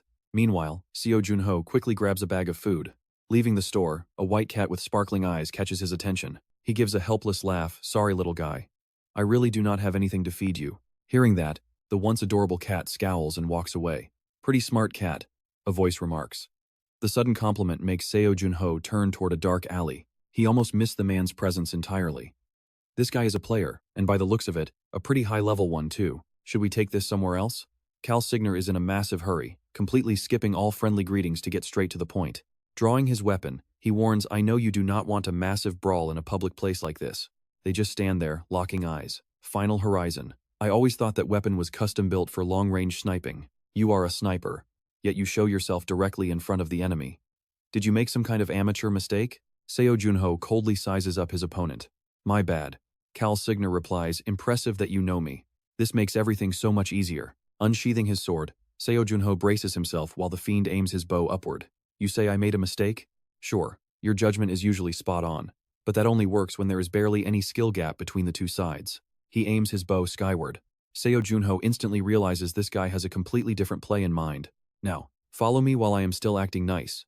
Seo Jun Ho, unless you want to watch everyone here die. Damn it, what a bastard. Dragging Seo Jun Ho to a deserted clearing, Cal Signer smirks. First off, I have to give you some credit. You did not try to run and actually followed me here, gutsy. Because of that, I will give you two choices. First, put on these magic sealing handcuffs and come along quietly. Seo Jun Ho simply shrugs, I am not interested. What is option 2? I cut off your legs and drag you along like a dog. He laughs psychotically clearly. He loves that idea best. Seo Jun Ho can feel it. Just the sheer weight of this guy's aura is incredibly suffocating. You have to love his confidence here. Facing a level 100 ranker, he calmly proposes a third option, leaving Cal Signer completely baffled. It is quite convenient that we ended up behind this chilly mountain. Because this is going to be your grave. Cal Signer's face twists in rage as he grinds his teeth. You arrogant punk, your imagination is way too wild. The fiend immediately draws his bow, ready to blast him straight to hell. But Seo Jun Ho remains calm, unleashing a flash of sharp slashes. Cal Signer watches in utter shock as his arrows drop, like dead flies. He is completely staggered, unable to believe his eyes. How could a low-level rookie possibly deflect every single projectile fired from Cal Signer's legendary magic bow? Seeing him freeze up like that, Seo Jun Ho decides to throw out some banter to ease the tension. Pretty confusing, right? How can a level 30 player easily swat away the attacks of a level 100 expert? But hey, sometimes anomalies just happen in this world. I am just showing you one of those anomalies. And I will admit, I made a mistake too. Maybe I really did underestimate the monster who cleared the first floor tower all by himself. He grinds his teeth, realizing there is absolutely no one on the first floor who can match this guy. If he ever makes it to the second floor, his growth will be unstoppable. His latent talent is far more terrifying than anyone imagined at this rate. Seo Jun Ho might soon reach the level of the legendary 9 heavens. Aiming again, Cal Signer mutters, I truly feel sorry for you. To have all that potential, only to die right here. I am going to rip you apart. Arrow storm. This volley is far deadlier than the last. They spread out in the air like a massive fishing net, forcing Seo Jun Ho to weave through them desperately. But the arrows do not fly straight. They twist and turn under Cal Signer's command to lock onto him. Is he controlling them with pure mana? Cal Signer flashes a deadly grin. Welcome to my sea of arrows. Seo Jun Ho dodges, barely evading a lethal shot. Crap, this maniac is not holding back. That arrow just blasted a massive crater. Right where he stood. He grits his teeth. All that destruction from just a single arrow? This guy is not just steering his shots. His dense mana is saturating the entire area, making it incredibly hard to move or dodge. It really feels like drowning in a literal sea of arrows. Getting caught in this trap even once means game over. Seo Jun Ho has no choice but to pull out his trump card to boost his speed. Now, right then, a stray arrow flies straight for his head. Seo Jun Ho frowns and strikes, leaving Cal Signer wide-eyed in sheer amazement. His magic-infused arrows were completely shut down by a mere level 30 player? Huh, so that is how it is. Still, I am pretty surprised you managed to dodge my attack, he says, silently realizing this guy is definitely not just some lucky amateur. Luckily, Khan realized it just in time. Seo Jun Ho is an opponent he has to use his full power to even stand a chance against. Khan laughs like a madman, declaring he will not make that mistake again as he floods the area with a massive wave of dark magic. Seo Jun Ho wonders what is happening. The violent energy around them has suddenly gone dead, silent, exactly like being in the eye of a storm. Khan yells that he should feel honored because this is their final goodbye. Tyrant Dragon Arrow. A fierce red dragon erupts around Khan, and the moment he fires his bow, the beast charges straight towards Seo Jun Ho with absolute fury. But our main character stays completely calm, standing his ground as the devastating attack slams right into him with a massive explosion. Khan thinks the job is done, but he is completely shocked to see his red flames frozen solid by a burst of blue ice. He stammers, wondering where this freezing mana came from, and while he is still dazed, Seo Jun Ho traps them both inside a dark barrier. Check this out. Khan finally realizes Seo Jun Ho wields dual attributes. He realizes Seo Jun Ho was hiding his real power, especially this dark energy that feels so familiar. Seo Jun Ho murmurs that he only wanted to show him frost. Behind him, Khan's giant dragon is completely frozen solid while Seo Jun Ho smiles, noting that now he has no choice but to send the villain to the afterlife. Seo Jun Ho silently resolves that today is the day he drags this arrogant, red-haired fiend straight down to the depths of hell. Khan sneers that he is surprised by how calm his opponent is, but he will just have to beat him until he talks. Opening his inventory, Khan switches tactics and summons dozens of floating repeating crossbows into the air. He yells to prepare for his death as he launches a massive barrage, prompting Seo Jun Ho to instantly activate his buff skills. Our hero knows that hesitating for even a second means death, so he decides to strike first and seize the advantage. His best bet is to close the distance and slice the villain's throat before the volley lands. He rushes forward as Khan laughs, mocking him for jumping straight into his grave. Unleashing his ultimate rain of arrows, Khan boasts that this hellish storm will tear him to shreds, but then, his eyes widen. He is completely shocked to see Seo Jun Ho actually smiling, because this was the exact moment our hero has been waiting for. The exact moment the villain thinks he won and starts letting his guard down, that is when Seo Jun Ho suddenly appears behind him. Using his afterimage technique, he strikes, but Khan barely glances back in time and somehow manages to dodge the fatal blow. You and I both thought it was over, but how is his reaction speed this insane? Suddenly, the tables are turned on our boy. Sure enough, Khan swings his claws, violently throwing Seo Jun Ho back. Damn it all. That annoying regeneration ability of his is ridiculous. Even a severed limb would heal back in a matter of seconds. He must have consumed demon blood to become a fiend, but a human body simply cannot handle that pure, raw, demonic power. So most of them have to dilute the blood with water first. But once in a while, you get absolute lunatics who want to wield the absolute full strength of a demon. They will drink it completely undiluted. Most of them literally explode from the sheer pressure, but a rare few actually manage to survive. Those lucky survivors are reborn as elite fiends, completely inheriting the terrifying traits of the demon whose blood they drank. Khan taunts that since his teleportation skill was not used at the start, it must have a major limit. He slowly approaches, reminding him of his promise. This time, he will send him to the afterlife, summoning endless arrows pointed right at Seo Jun Ho. Our hero realizes the villain has figured out his weakness. The afterlife? We only just met, so that is a bit of a shame, Seo Jun Ho sighs. Khan offers to spare his life if he agrees to wear magic sealing cuffs, but that is a hilariously bad joke he has absolutely no intention of accepting. Khan mocks him to aim directly for his neck if he wants a kill. Though his legs are shaking, Seo Jun Ho leaps into the air anyway. The villain sneers that he really does not value his life, while Seo Jun Ho fights through a blinding headache to keep his focus. He ignores the arrows piercing his body, pushing his concentration to the absolute limit. Khan gasps, asking how he managed to destroy every single projectile. Khan grows frustrated. He knows the hero is at his physical limit, yet he panics, wondering if his opponent can still use that teleportation trick. Refusing to back down, Khan releases another massive storm of arrows, determined to end Seo Jun Ho once and for all. Our hero remains deadly cold, slicing through every arrow in his path as he charges straight for Khan's exposed neck. The villain curses at how incredibly reckless this guy is, swinging his arm to grab Seo Jun Ho by the throat, making him cough up blood. Khan laughs, gloating that he has finally won, but in his grip, the body dissolves into nothing but black smoke. A voice whispers that he is only holding a shadow, leaving the foolish villain completely wide-eyed in horror. At that exact second, Khan takes a devastating blow straight to his chest before he even realizes what hit him, crashing face first onto the ground. How is this possible? Khan gasps, as Seo Jun Ho coldly orders his dark spirits to clean up the mess. The Shadow Wolves have been waiting for this very line now. I finally get it. You are the Specter, the absolute enemy of all fiends. You bastard, lying to everyone like this. What is your goal in hiding who you are? My goal? Someone who is about to die like you has absolutely no need to know. The Spectres rush forward and tear Cal Signer apart. Meanwhile, the Frost Queen calmly sits eating popcorn, watching a cheesy romance movie. Look at her go. She suddenly tosses her popcorn aside, throws her head back, and starts screaming out of nowhere. Hey contractor, did you not say we would just watch one movie? When are we finally going to leave? Seo Jun Ho obviously does not hear her, too busy watching Cal Signer die under the fangs of the Spectres. This bastard actually came to hunt me down all by himself. He must have been chased by the Sword Saint down to the first floor. Hopefully I did not get dragged into his chase. If so, that is going to be a huge pain. Well, at least I got a ton of useful information from his memories. The base of the Summon Fiend cult is on the second floor. The information from Cal Signer's memories perfectly matches the Dakibi Guild documents. This kind of intel is definitely more than enough to handle the second floor. Right then, the system alerts him. By constantly using your skill, your proficiency has increased. Confession of the Dead has leveled up, from rank C to rank B. Seo Jun Ho is instantly thrilled, meaning he can finally see things he could never see before. The system replies cannot be used on targets whose memories have already been read. Damn it. What was even the point of leveling up then? He figures he should grab this horizon bow and get out. But right as he prepares to loot it, Seo Jun Ho feels an absolutely crushing pressure. It feels like his whole body is being weighed down. Has he actually arrived already? The seventh son of Guchon, Sword Saint Kim Woo-jong, According to Calsigner's memories, this guy was clearly on the second floor, so how did he get down here so fast? Damn, he is incredibly handsome, but his personality does not match his face, since he draws his sword the second they meet. You did not expect me to show up, did you? The scent suddenly vanished on the second floor, so I had to look around for a bit. What the hell is this guy even talking about? Is he handsome but completely clueless?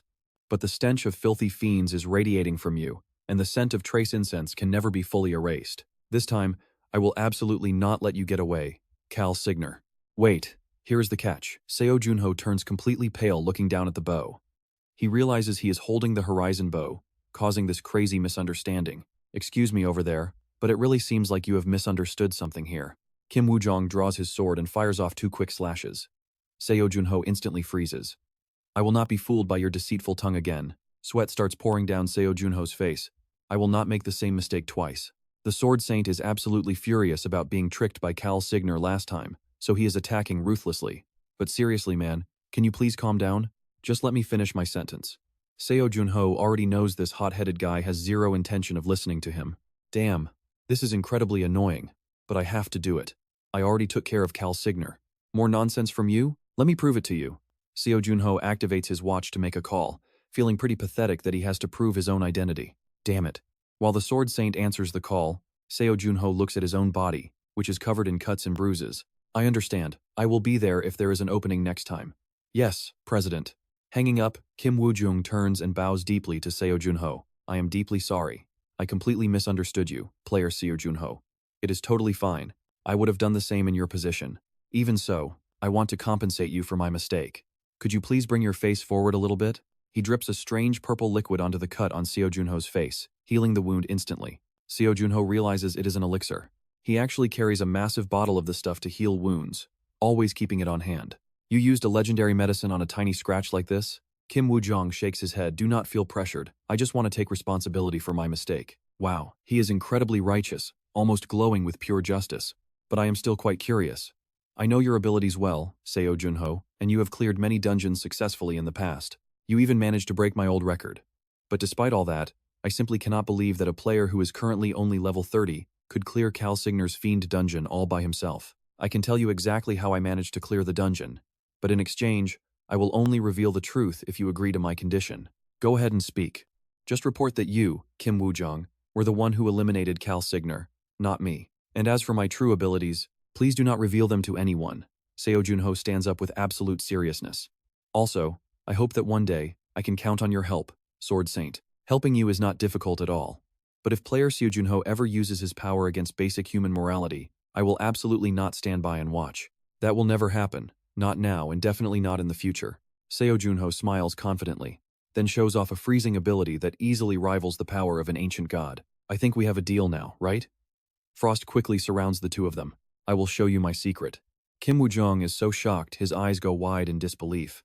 It turns out his ice ability really is the perfect counter to that demon archer. Even S-rank elemental powers are completely left in the dust compared to this insane ability. This is the key to cover for him and help him reach the 3rd floor.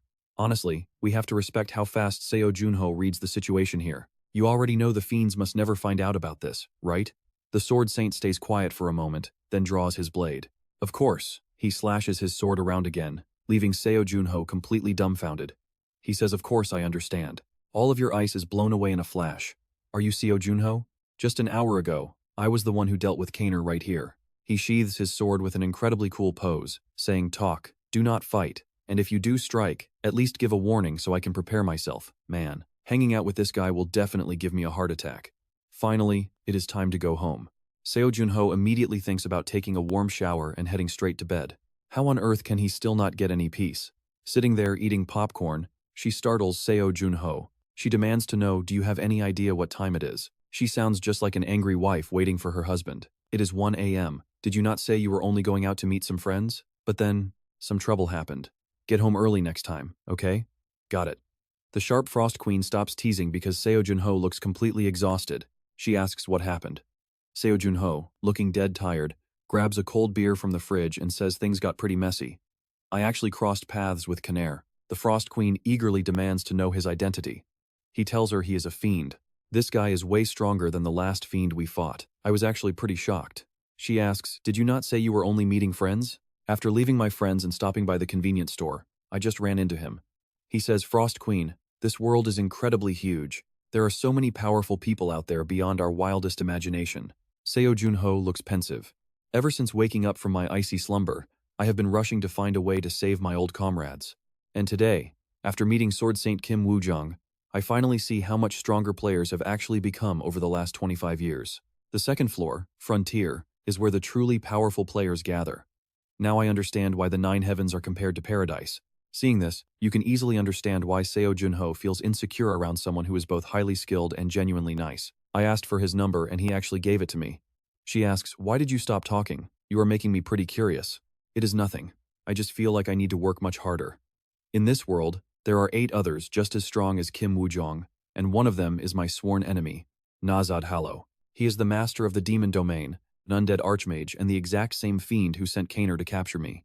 Since I already knew so much about the first floor, I stupidly thought everything would be fine. But the second floor is still a massive question mark to me. The Frost Queen gently pats his head. She tells him, listen, contractor, you will do just fine. Seo Jun Ho blushes and looks up, asking, what is that supposed to mean? Why are you suddenly trying to comfort me? This is a surprise. She says, only because you look so depressed.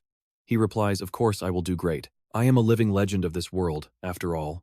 The Frost Queen lets out a long sigh, asking, since when did you get so arrogant? Thinking about it, I should probably head out pretty early tomorrow. She asks why. What are you doing now? He says I have some people to say goodbye to before the second floor. Meanwhile, the Sword Saint has returned to make his report. She snaps, answer me, Kim Woo-jung. Do you even remember what your mission was? Or did you just completely forget it after a few months? He replies, there is no way I forgot. There is no way our pride, Sword Saint Kim Woo-jung, would ever forget his mission. So, where is it then? Where is the Horizon Bow? Silent Moon Guild Master, Sun Chae-won demands, holding out her hand. Too bad he does not even have it. Kim Woo-jung stays silent as his only answer. Sun Chae-won screams in frustration, damn it, say something, you defeated Kaner, right? The news is literally all over the front page. He says, yes, I defeated him. Then why did you not bring his Horizon Bow back? That was your main mission. Do not tell me Kaner was stronger than you expected. Of course that is not it. If I wanted to, I could have sent him to his grave at any moment, and I was completely confident I could get his secrets. But before I could even get there, the player Seo Jun Ho, this rising rookie, had already gone ahead and taken the target down completely. Because of that, he had full rights to the loot. So we ended up striking a deal. I was just a bit too careless and ended him before he could hand over the Horizon Bow. Sun Chae-won is shaking with pure anger.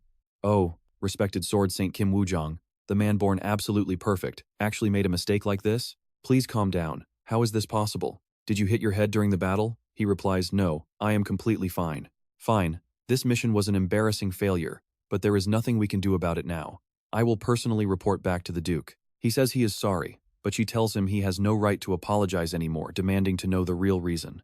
She tells him to stop dodging with cheap lies, while Guang just stands there completely helpless against this fiery association president.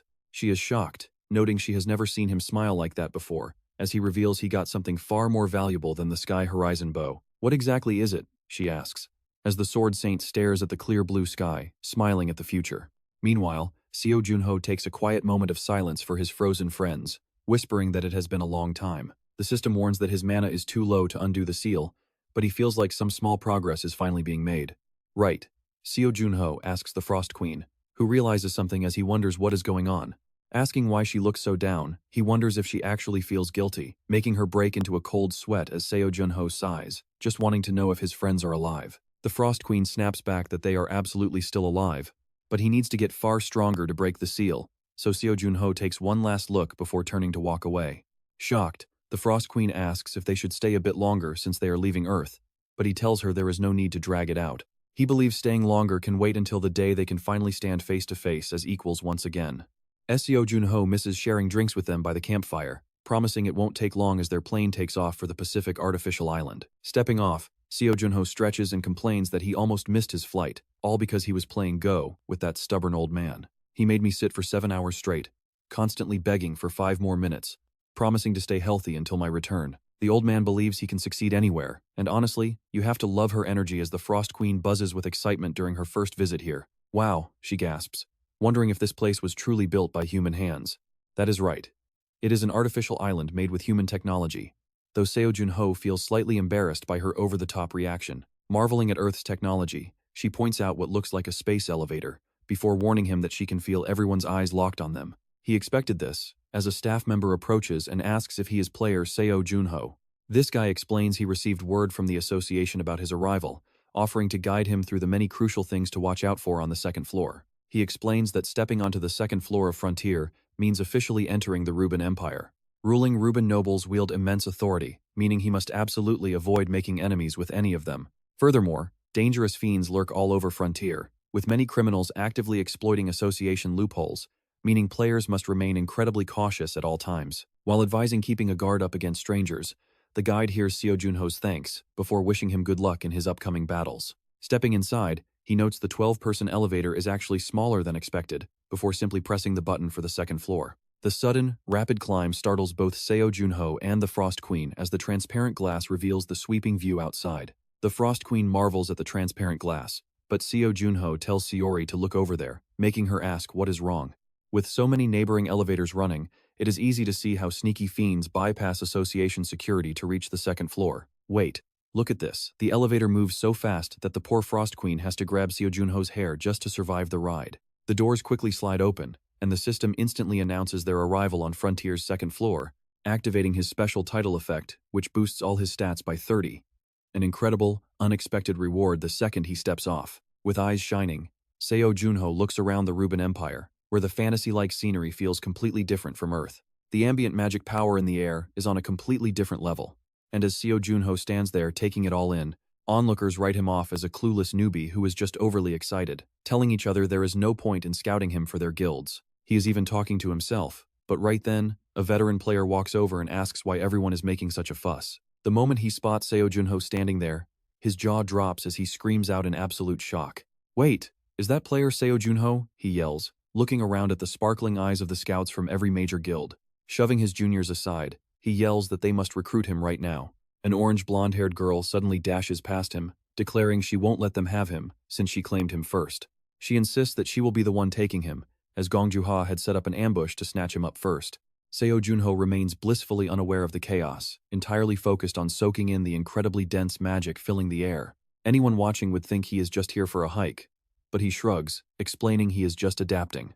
The Frost Queen snidely tells him to stop acting like an embarrassing child in public, just as Seo Jun Ho spots Gong Juha and excitedly waves hello. Hearing his call, Gong Juha turns around with a bright smile, teasing that she has been waiting for Mr. Snakehead.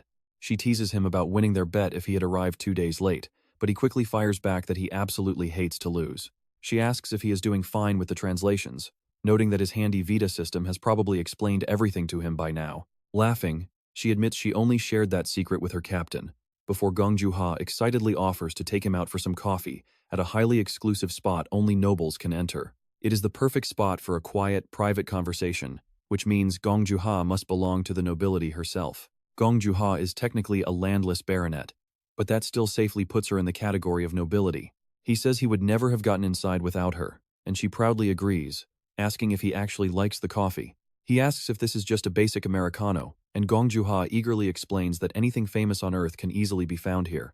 She then asks for his first impressions of this world, and he admits that everything feels incredibly fresh and new to him.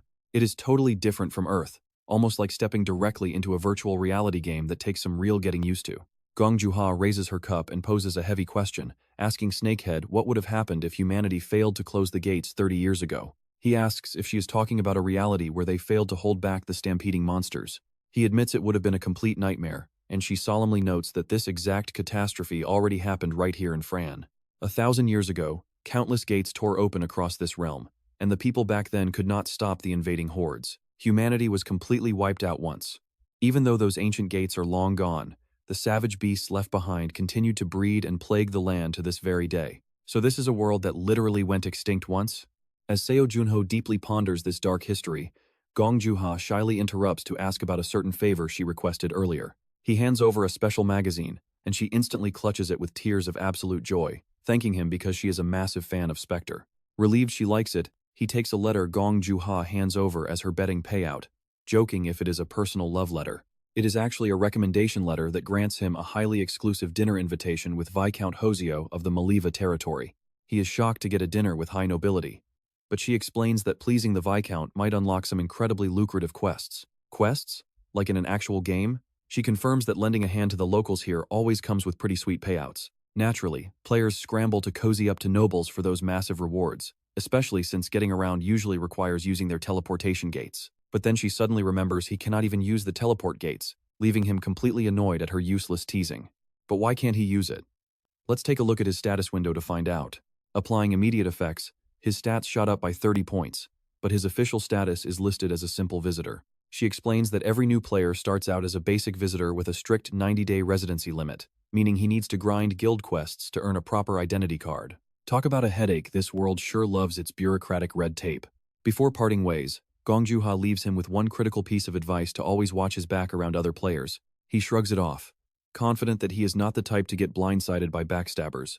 Still, she insists on absolute caution, handing over an official Empire map along with her exclusive guild guidebook, presenting them as a thoughtful gift from a caring senior. He asks if leaking restricted guild documents is even legal, but she just playfully tells him to grind hard.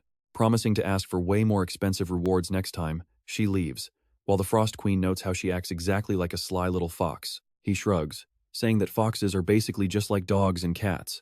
The Frost Queen sighs at his utter cluelessness when it comes to women, totally giving up on educating him before asking what his next plans are in this city of Julian. He explains he needs to secure some lodging first, prompting the Frost Queen to excitedly offer up a suggestion. She points out a luxury inn named Sangria, loving its fancy interior, but he immediately shuts her down, heading in the exact opposite direction. He points toward a rundown tavern, and she immediately complains, calling it a complete dump that looks ready to collapse at any second. He defends his choice, saying he needs a shady place where normal people exchange raw information about rare, undocumented items. She argues that the fancy place has more people, but he insists that rough crowds hold the rawest, most valuable rumors. But look at this elsewhere in the city. A terrified rookie is cornered by a bald thug, sinking to the ground begging for mercy. When the victim begs to know what they want, the thug laughs, stating that weaklings have no business in Frontier, especially after catching the eye of his boss, Fly. Confirming his name, Fly steps on the poor guy's head while his bald lackey beats the victim senseless, eventually stripping him of 30 gold coins. Fly laughs, noting that hunting players is always the most profitable business around here. Stepping inside the noisy, rundown tavern, they find a packed crowd, prompting the Frost Queen to remark on how incredibly lively it is. Seo Jun Ho feels like he has stepped straight into a classic fantasy game tavern, where Earth players and local adventurers sit side by side. You can easily tell players and adventurers apart because only the actual players have multiple lives to spare. How do you plan to get info? Simple. He has a plan. When the waiter brings the menu, Jun Ho immediately orders their finest dish, liquor, and tea. Confirming the order, the innkeeper says it will be 51 copper coins paid up front.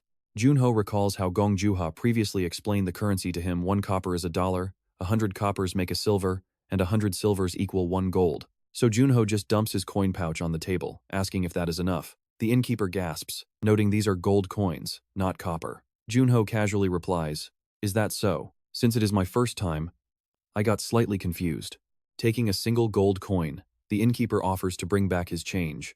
He also warns him not to flash his wealth around, or bad guys will take advantage of him. Jun Ho thanks the man and tucks it away. Before this trip, Dioku casually handed him 1,000 gold coins. The queen chimes in, teasing him about showing off his massive wealth to the crowd. "Not at all," he says. Earlier, Captain Gong taught him how local prices work. Jun Ho winks at her, noting that flies naturally swarm around anyone holding onto a lot of cash. Talk about pretty perfect timing. A scarred thug walks right up to Jun Ho for a little chat. He gets straight to the point. He is pretty interested in Jun Ho's cash, and suggests they head somewhere quiet to talk things over.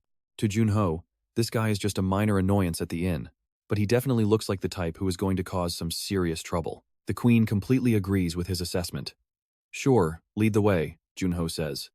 The thug and his 2 lackeys smirk, thinking their boss was right about players being completely brainless. And here's where things get wild. In just a split second, that same smug thug has a completely different look on his face. His smug face turns into total panic.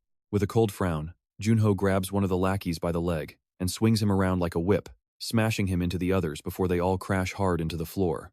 This is not just strong. This guy is unreal. The scarred thug is shaking like a leaf. Finished talking, Jun Ho asks, putting his fist right against the man's nose. "Yes, I am completely done," the thug stammers. After ordering him to kneel, Jun Ho starts counting down, and by 3, the guy collapses flat on the ground. The queen complains that these weaklings folded before she could even warm up. "Now, spill everything you know right this second, including exactly where your boss is hiding." Biting his lip, the terrified thug stammers that he has absolutely no clue. But before he can even finish, catching one look at Junho's demonic glare, he quickly changes his tune. Our boss is probably at the casino. Junho heads straight to the casino, coughing from the heavy smoke inside. The scarred guy mentioned his boss is a pretty notorious gangster in Julian. From local casinos to bars, this boss has his hands in literally every entertainment business. He also deals with the local nobles, so he knows far more than low-level thugs. The tense atmosphere here is totally different from the inn, meaning it is time to get right to business. Mind if I sit here? Junho asks. The dealer notes he has never seen his face before. Junho replies it is because he just arrived in Julian. A mustachioed gambler nearby laughs heartily. Haha, I cannot believe the very first thing you do after arriving in town is hit the casino. I can pretty much guess what kind of life you live, but the stakes here are quite high. Do you even have enough gold? He plays the nice guy while smoothly dealing cards. But Junho keeps a completely expressionless, stone-cold poker face the entire time. You can practically feel his anger here. His face goes from smug confidence to turning absolutely purple with rage. He is totally baffled. This punk is clearly a fresh rookie, but they have been playing for a solid hour now. Does he not know his opponent is the legendary gambling genius, Faivu? Junho has already racked up over 350 chips. Is he some undercover professional from out of town? While his opponent is panicking, our main character can barely hold back a laugh. His tiny little advisor is working overtime. From left to right, card number 2 has no pair, but card number 1 is a perfect match. Also, Faivu has a pair of 2s. Hearing this, Junho immediately raises the bet. Up on the balcony, Boss Pry watches the game and is quite impressed. He is pretty good. Is today just his lucky day? It is the very first time I have seen Faivu lose cash. So who is this punk? He seems to be a player with some highly advanced gambling skills. Or rather, the Queen's information gathering skills are just that good. Incredible gambling skills? Are we sure he is not cheating? How dare he touch my gold? Bring him to me right now. The lackey obeys the order and heads out. Meanwhile, Faivu's face grows incredibly dark as he bites his lip nearly to the point of bleeding. If this keeps up, he will be forced out of his own game without doing a thing. He quickly signals the dealer. Contractor, that dealer is playing dirty by sliding cards from the bottom. The Queen urgently warns him that they are cheating, and the house is in on it. Honestly, Junho already saw this coming. He actually thought they would try something a lot sooner. I think I will call it a night, he says. Are you serious? Let's play a few more rounds. Well, I have won so much cash that I am starting to feel pretty scared. Junho replies. If I keep playing and lose, it would be a real shame. Faivu tries to hold him back, but Junho already stands up. Right at that moment, prize men step in to block his path. Our boss wants to buy you a drink, so please follow us upstairs. This boss must be the leader of those thugs from earlier, right?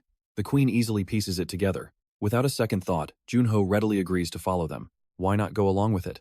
On the way up, the guide excitedly mentions that this is the exclusive VIP room, usually reserved only for high-ranking nobles. It is pretty dark in here, so be careful, contractor. The Frost Queen warns Seo Jun Ho.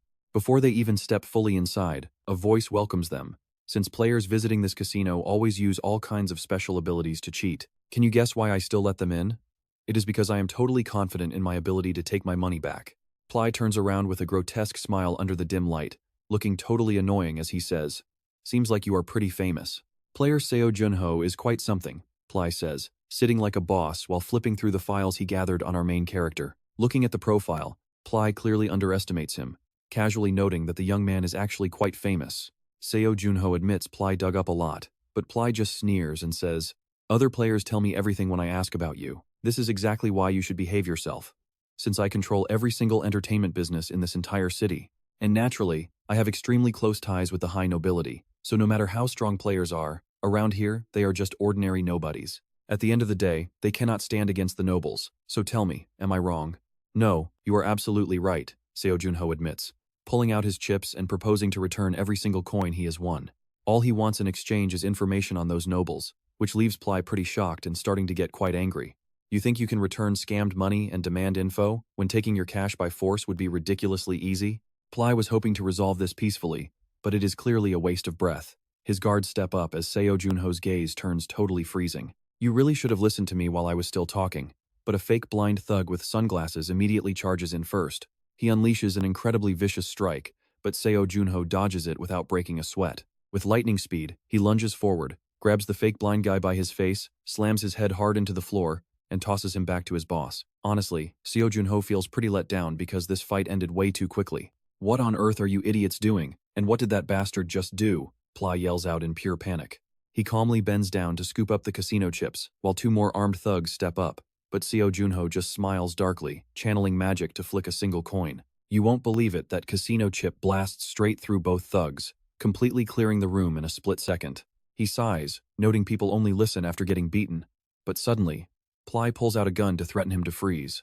Nice try, Ply sneers triumphantly, explaining that this is a specialized gun players absolutely love using, so leave the chips and get lost. He promises to spare him, but when Seo Jun Ho asks about the noble information, Ply mocks him, asking if he actually thinks he would just hand it over. Ply tells him he should have walked away while he was still allowed to live, but suddenly, a dark tentacle sweeps in like magic and snatches the weapon right out of his hand. Ply is stunned to see the gun already in the protagonist's hands, as Seo Jun Ho prepares to throw those exact words right back at him. You should really leave while I am still letting you keep your life, sending Ply into a state of total panic. How on earth is this guy really just level 30? Ply wonders. Shaking like an earthquake but still desperately trying to threaten Seo Jun Ho. He warns him to think carefully before pulling the trigger, since this is way bigger than just the two of them. But our main character does not care at all. Ply realizes that Seo Jun Ho is actually about to pull the trigger, and panic sets in as he wonders if his life is truly over. Seems like you are braver than I thought, but Ply quickly folds, begging him not to shoot and promising to tell him everything. I mean, shouldn't he have just said that sooner? The gun still fires, but miraculously, the bullet stops right in front of Ply's nose while Seo Jun Ho just chuckles. You really should have said that from the very beginning. So now let us have a nice little chat.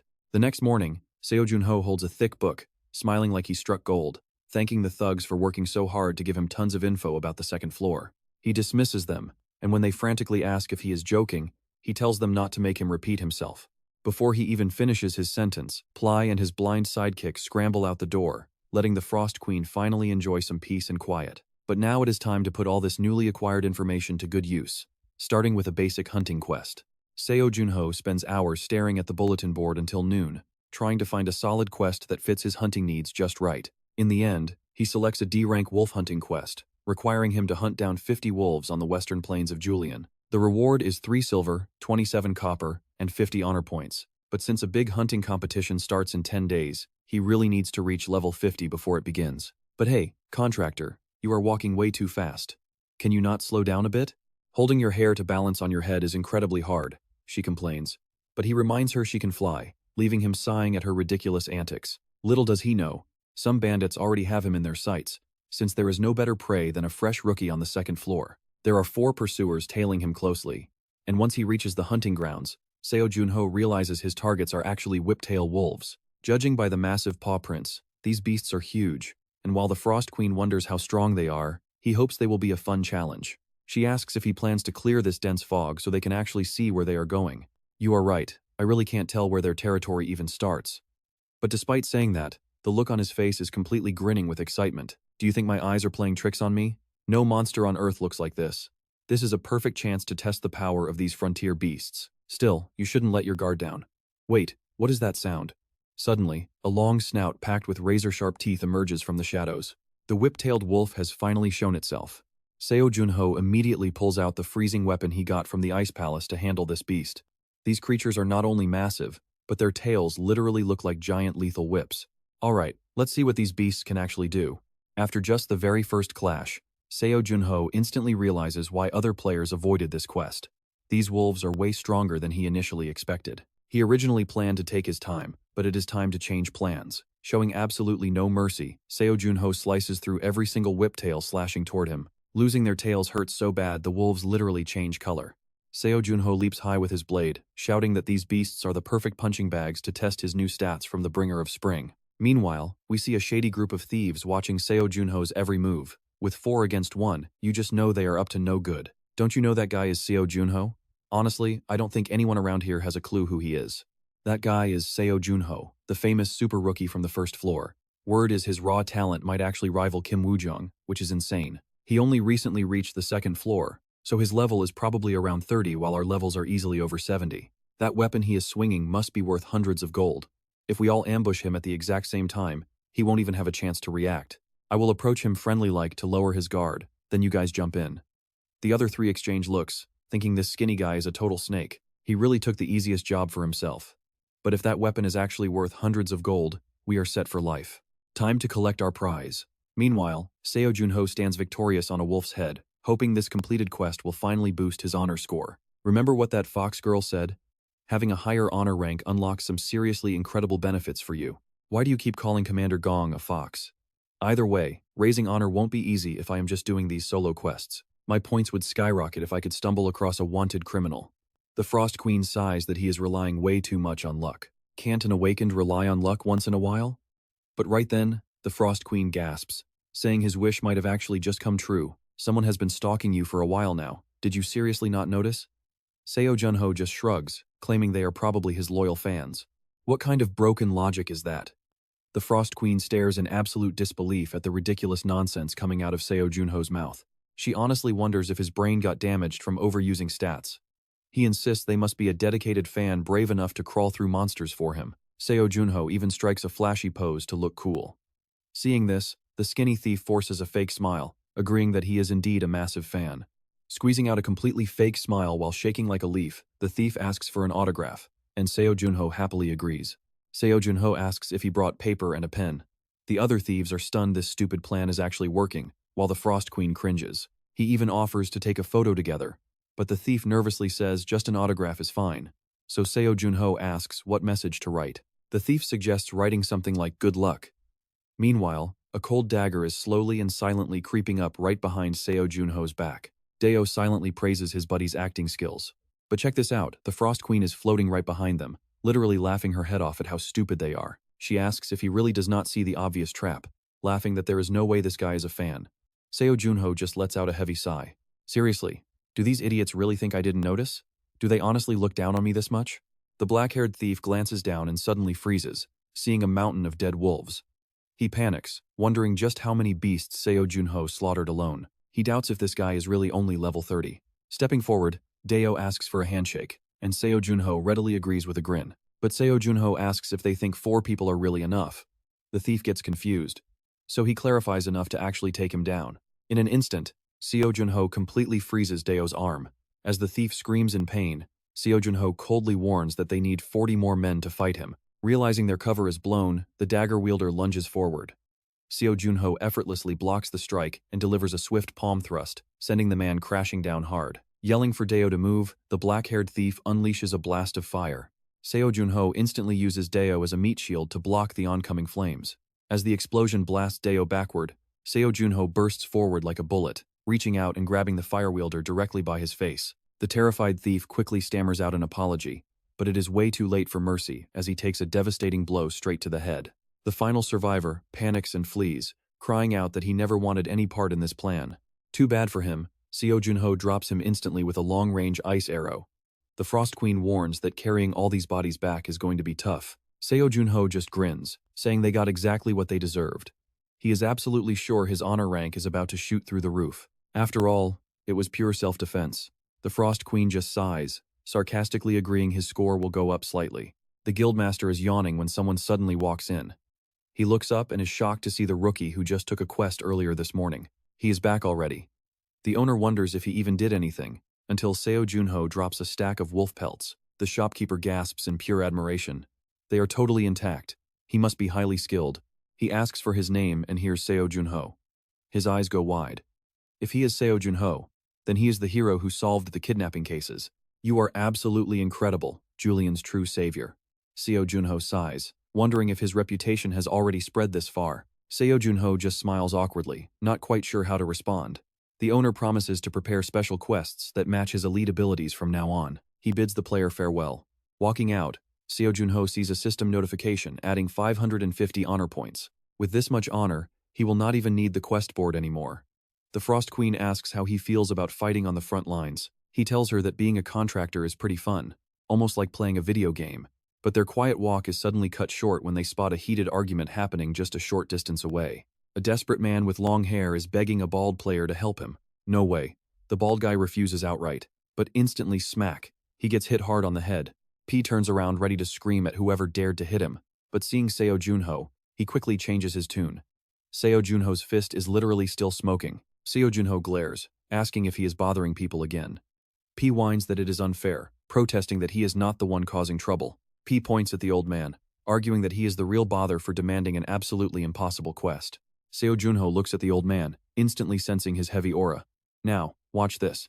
He asks P what the quest is, but P hesitates, suggesting they move to a private spot. This is not the place to talk, P explains.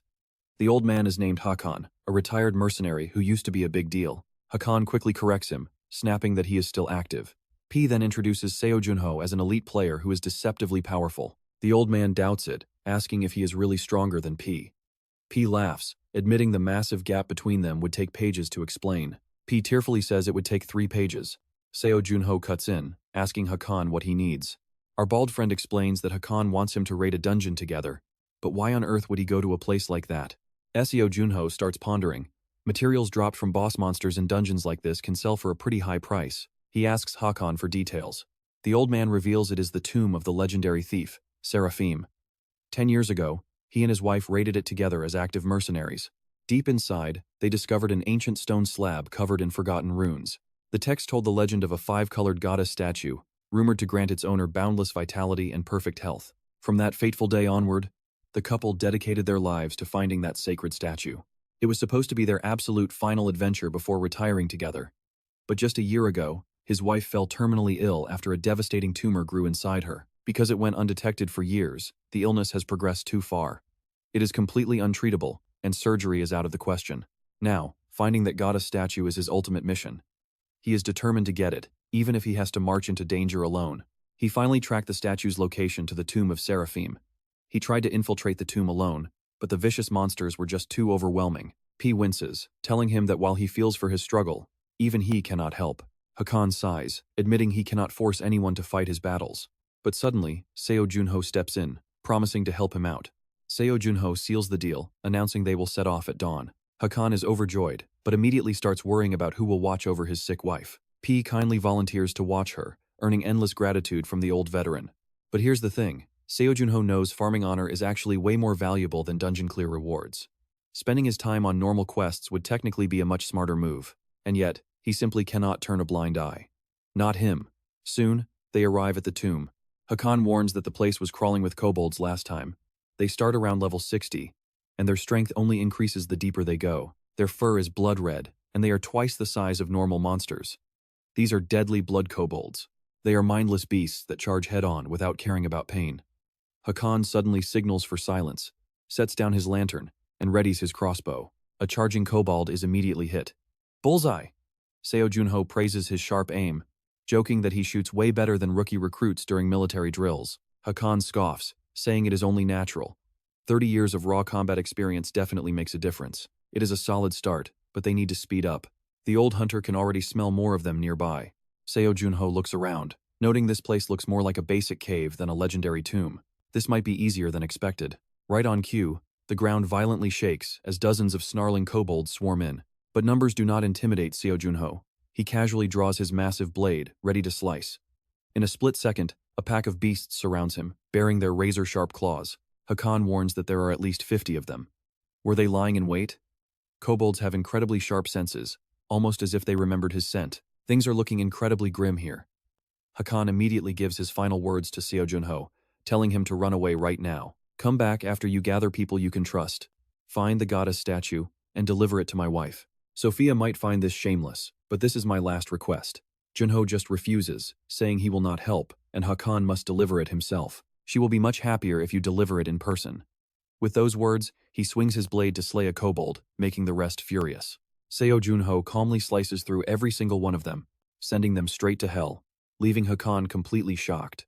As Seo Jun Ho dashes forward, the kobolds on both sides drop dead like flies. He casually reminds Hakan that numbers do not matter at all. Seo Jun Ho gets more fired up as he fights, slashing in every direction. He simply freezes them solid before shattering them with a single blow. Hakan has never witnessed such terrifying combat before, leaving him completely frozen. Meanwhile, Seo Jun Ho keeps moving, slashing from one spot to another without pausing for a single second. Just as expected, it only took a second. The Frost Queen excitedly praises him, saying his intense training has truly paid off. Hakan stands there with his jaw dropped. In his 30 years as a mercenary, he has never seen anyone with such jaw-dropping combat skills. This kid must easily be on par with level 80 players. Without your help, this place would have been my grave. You are amazing. Jun Ho replies that Hakan looks way too healthy to talk about dying. You are not too bad with that crossbow either. Let us keep moving. Hakan laughs, thanking him for the compliment, as the lingering stench of the monsters finally fades. I will retire soon and spend the rest of my days living happily with Sophia. Hold on, whatever you want to say can wait until we successfully clear this dungeon first. I have never seen anyone survive after raising a death flag like that. As they chat, Hakan suddenly warns Seo Jun Ho to stop. Jun Ho quickly dodges to the side as a trap filled with sharp spikes and skulls is triggered. Luckily, the veteran player saved his life. I know you are incredibly strong, but that strength is a double-edged sword that can make you careless around traps like this. You must never lower your guard in a dungeon. Hakan smiles, realizing he is actually quite useful to the party after all. The Frost Queen warns him to be careful. You see, there is another trap right under his feet, making us wonder just how twisted this dungeon master really is. Another trap so soon. Fortunately, my absolute specialty is setting and disabling them. What do you think? Want to learn? If you are willing to teach, I will gladly accept. Hakan explains that if they disarm the trap like this, the spike stays in place even if the rope snaps. See that? Doing this completely deactivates the mechanism. The massive axe hanging above them does not drop. So setting a trap is basically just doing the reverse, right? Exactly. You catch on pretty fast. Jun Ho thinks combining this with his ice skills is a great idea. And before we know it, they locate the colorful goddess statue. Hakan is absolutely thrilled. The veteran mercenary cannot stop talking, expressing his endless gratitude. But Seo Jun Ho knows things are never this easy. Hakan rushes to the statue, wishing Sophia was there to witness this moment. I will bring the statue to you soon. Right then, Seo Jun Ho screams at Hakan to get out of the way. A terrifying monster emerges right behind him, prompting Jun Ho to strike. This beast is a level 83 blood kobold champion. Is it using demonic blood energy? This creature has to be a creation of someone else. Bring it on, you beast. Are the fiends behind this? Seo Jun Ho lands a heavy strike, but the monster blocks with its bare hands, letting blood flow onto his blade to trigger a blood contract. His physical stats, magic power, and recovery rate are all boosted by 600%. Seo Jun Ho pulls out a gun and fires. Noticing the weapon is also buffed, he grins confidently and unleashes a relentless barrage of bullets. The wounded monster roars, swinging its claws wildly. But Seo Jun Ho effortlessly dodges every blow, asking if it wants to fight hand-to-hand. If you want to brawl, let us do it. He delivers a brutal uppercut straight to its jaw, sending the kobold flying back. Jun Ho mutters that its body is pretty tough. Then he rushes in to rain heavy punches down on its face, beating the kobold senseless so it cannot even fight back. Seo Jun Ho punches furiously, shouting out to see just how much pain the beast can take. With a final roar, he delivers a devastating finishing blow to the kobold, ending the battle once and for all and putting the monster down. Seo Jun Ho's smoking fists are literally burning hot right now. Hakan runs over to check if his legendary teammate who carried the entire fight is doing all right. Seo Jun Ho collapses onto the floor, deactivating his dark armor while catching his breath heavily. No matter how much raw magic power or overpowered skills I have, it seems these high-level monsters are still a real pain. Hakan panics seeing how his body is burning like fire, but the hero insists he is fine. Saori, the Frost Queen, is totally used to this, so she silently cools him down without saying a word. The system alerts him of a level up, and Hakan quickly brings some water to the exhausted player. Guzzling it down, he notes that taking out the boss monster is far more efficient than dealing with annoying small fry. A system notification pops up, stating all stats have increased by 3 points as he reaches level 43. He then tells Hakan to grab the goddess statue. Hakan is completely shocked but takes it anyway, telling Jun Ho he can have all the other treasures in the room. To him, this single item is more than enough. Hearing this, Jun Ho seriously starts pondering what he should take to be polite. Right in the middle of a gold pile, a glowing blue stone catches Jun Ho's eye. Scanning it reveals it is a rare spirit stone. Turns out, this is the ultimate treat for spirits. Eating it massively boosts their overall magical power. He immediately tells Saori that this is pretty great, promising to let her taste it later. Saori just crosses her legs and sighs. No, I do not want it, she says. But Jun Ho argues that all spirits love it, and it will make her stronger. I am the queen, she snaps. Even as a spirit, how could I possibly eat a dusty old rock? Drinking tea is more than enough for me. Hakan urges Jun Ho, telling him if he is done packing, they should head back immediately. Walking back, Jun Ho wonders what on earth he is supposed to do to please an incredibly picky little spirit. By evening, Sophia is clutching the statue tightly. Nearby, people are marveling that the multicolored statue actually exists. Sophia opens her eyes with a warm smile, explaining that it contains the sacred 5-colored holy light. Yes, Sophia. We can finally return to the peaceful days of our past. Thank you, my love, she responds. Watching this touchingly warm scene, Jun Ho remarks to Fivir that Hakan really does not hesitate to spend money on Sophia. Fivir looks on, confused. Junho explains that Fever hired 2 caregivers and even bought top-tier medicinal herbs for her. I did not know you had this soft side to you, Junho says. Fever scratches his face, embarrassed, explaining they fed and clothed him when he was young. Just paying back an old debt, Fever admits. Just then, Hakan approaches Junho to boast that his wife's health is rapidly improving. It turns out the legend of the sacred statue is true. Sophia gazes at Junho with deep warmth in her eyes. I honestly do not even know how to express my gratitude. Thank you so much for saving my husband's life, and mine too. Deeply bowing in gratitude, Hakan makes Junho a bit embarrassed. No need for that, Junho tells him. We were partners, after all. Hakan promises to treat him to a great meal later. Agreeing so Hakan can focus on his wife, Junho bids farewell and leaves with Fivir. Walking a good distance away, Junho suddenly turns to Fivir and asks if his financial situation is holding up okay. Fivir admits things are pretty much exactly as Junho saw. He adds that during his mercenary days, his guild made decent money, but almost all of it went toward medicine. Tossing him a heavy coin purse, Junho watches as Fivir stretches a massive, ecstatic grin across his face. Is this my cut? Fivir asks. No, Junho says. It is to help Hakan and Sophia, so take good care of them. And do not dare tell him I gave it to you. Fivir accepts the money, promising to keep quiet, but wonders why Junho cares so much. There is no particular reason, Junho replies with a quick wink. You seem like a genuinely good, honest guy, so I just want some good things to come your way. What is the matter? Junho asks. Do you think I am trying to trick you? Oh, why would I ever doubt you? Fivir laughs. Not a chance, he adds. When it comes to financial matters, you are easily the most trustworthy guy out there. And so, that business wraps up. You are not going to believe this. The very next morning, Junho wakes up to find his screen absolutely covered in endless notifications. The citizens of Julian praise your incredible character, reputation +10. Captain Mac deeply regrets losing track of you, reputation +10. Gap Family's grocery store has officially become your fan, reputation +5, and the list just goes on and on. So many alerts pop up simultaneously that Junho honestly can barely process them all in time. Finally, his status window updates. Junho is level 43, Pioneer title +2, Strength 157, Stamina 160, Agility 157, Magic 189, and Reputation at 1070. Junho strokes his chin, utterly amazed. It seems his reputation shot up entirely because of yesterday's dramatic events. In just a single night, his renown easily jumped by over 1,000 points. This means he has finally met the absolute minimum requirements to build a reputation similar to that of actual nobles. Now, a special treat. Junho brings over a strawberry shortcake that looks absolutely mouth-watering. She is instantly mesmerized by the sweet treat, asking what on earth this is, and wondering if her contractor is suddenly in a great mood. Well, she says, putting reputation aside to focus on leveling up. You did a great job, contractor, so I will happily enjoy this. Munching on it, Sayori makes a strange sound, making Junho pretty anxious. He asks if something is wrong, but she replies that it is just perfect. She eats happily, her expression practically melting from joy. The cake is unbelievably soft, and the strawberries are just incredibly fresh. Hearing that, Junho grins.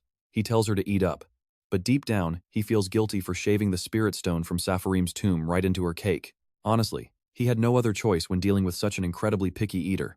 You finally seem to understand my refined tastes, Sayori says with delight, completely unaware of the rather sneaky thoughts running through the mind of her contractor. That sorted out Sayori's meal. Now, Junho is scrolling through his screen to search for monsters capable of releasing magical energy. If there are any sightings posted on the community boards, he wants to head out and investigate. Unfortunately, he is completely locked out of accessing this crucial data. I need to collect more PP to see them. Contractor, what exactly is PP? It stands for player points, a digital currency used on the second floor. You can earn them by participating in different activities. Sure, there are plenty of ways to build up reputation and earn points on the second floor, but Junho cannot spend his entire day doing basic community service. He already has a backup plan in mind, calling Gong Juha. Sorry to bother you, but can I ask a quick question? Sure, what is it? I need to gather more player points. Is there any fast way? Well, the video board might suit you perfectly. The video board? Yes, hunting and boss raid clips are incredibly popular. The more views your channel gets, the more points you earn. Sounds like a great way to level up and gain points at the same time. Thanks a lot. Is there anything else you want to ask? Actually, have you ever heard of regular monsters using high-level magic? Gong Juha sits straight up in absolute shock. Monsters using high-level magic? I am sorry, but I have never heard of such a thing. Why the sudden question? I was just curious, that is all. The call cuts out. Junho looks lost, realizing even Captain Gong Juha has absolutely no idea. Sayori calls him incredibly naive, suspecting Gong Juha is just playing dumb. Honestly, Junho cannot rule out that exact possibility either. He explains the Big Six likely know this already, but they probably made a deal to keep it completely hidden. But in my opinion, there is a high chance the Big Six, including Captain Gong Juha, truly know nothing. After all, 25 years have passed since the border first opened, and yet, we have never seen any reports of common monsters successfully wielding such high-level magic, which means these strange entities only surfaced recently. Junho walks over, staring out at the pitch-black sky from his window. We cannot afford to waste any more time. And right on cue, a flash of lightning strikes. Sayori asks if they are hunting right now. That is exactly what Junho has in mind. As rain starts pouring, he declares he must grow stronger. Their hunt brings them near Julin. Junho leads Sayori deep into the woods. Remember our talk? This time, we work as actual partners. I am looking forward to this too. Sayori is absolutely bursting with excitement. Seizing this perfect opportunity, Junho casually suggests she should take on the quest of defeating those swamp slimes all by herself. The queen blinks in pure confusion, asking if he really expects her to do this alone.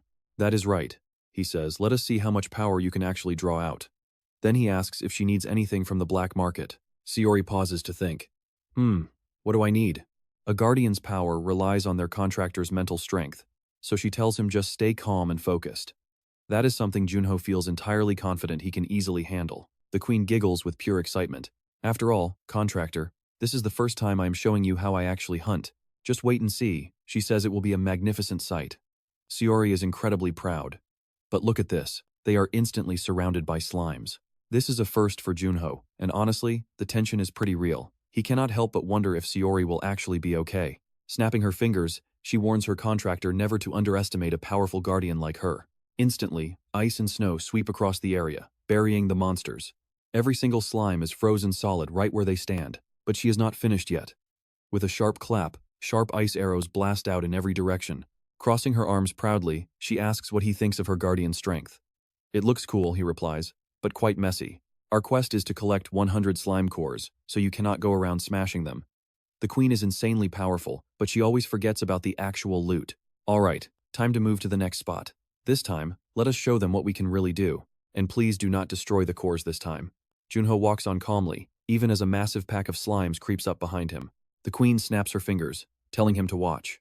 In seconds, she freezes the slimes and extracts their cores, leaving Junho to catch a whole basketful. Look, she got every single core.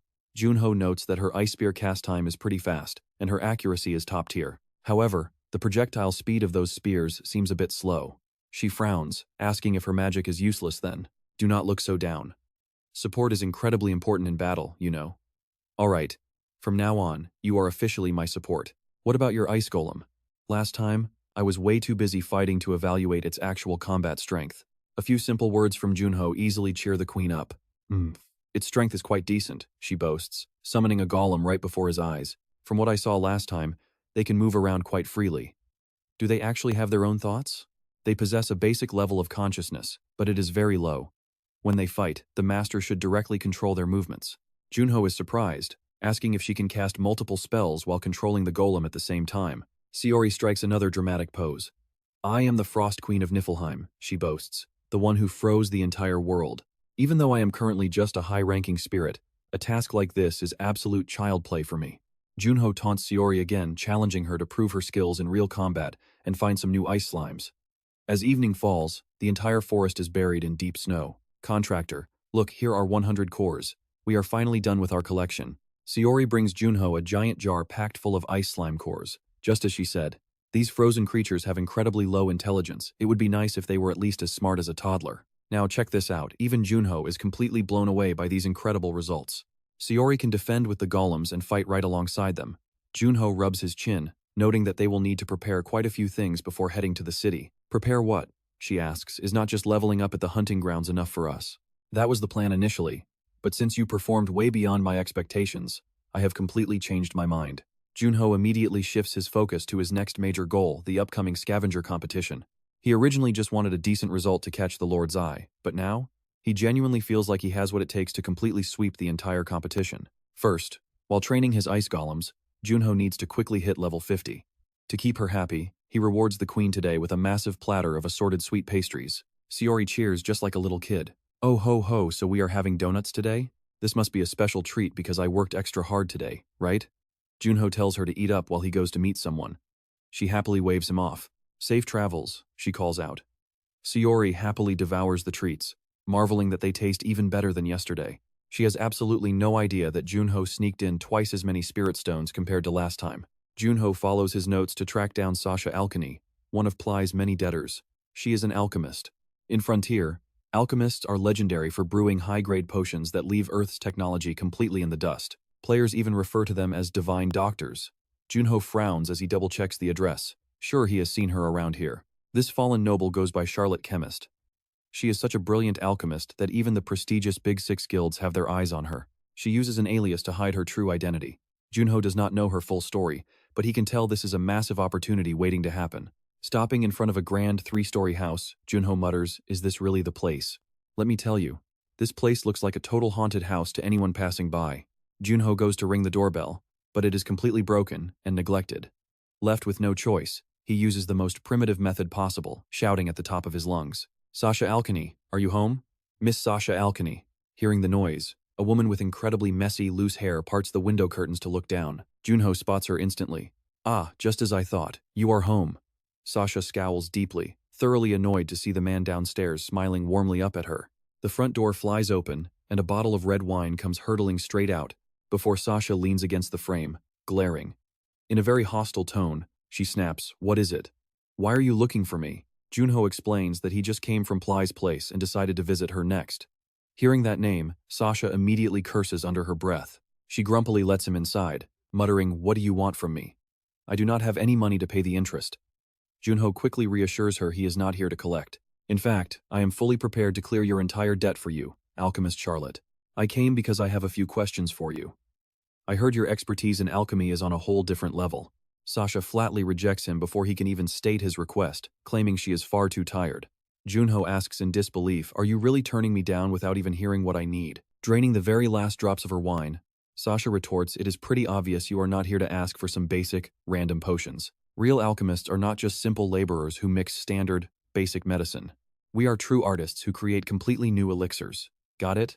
Junho silently pulls out a golden crystal radiating immense, surging energy. This is the core of a mystical creature known as the Flame Hori. It is an incredibly rare ingredient that almost nobody can get. "I want to use this core to brew a special potion just for me." "Well, if you cannot handle it, I would completely understand." Sasha's face scrunches up as she mutters normally, "I do not fall for such childish, petty provocations. But since you showed me a masterpiece like this, there is no way I can just sit back and ignore it. You want me to make something truly special with this, right?" Junho points directly to his head. "Yes, I need a potion that can boost my mental strength. Is that impossible?" Sasha smirks, letting out a mocking scoff. "Who said it was impossible? Just make sure you bring plenty of gold. Pay off my debt to Ply, plus 50 gold.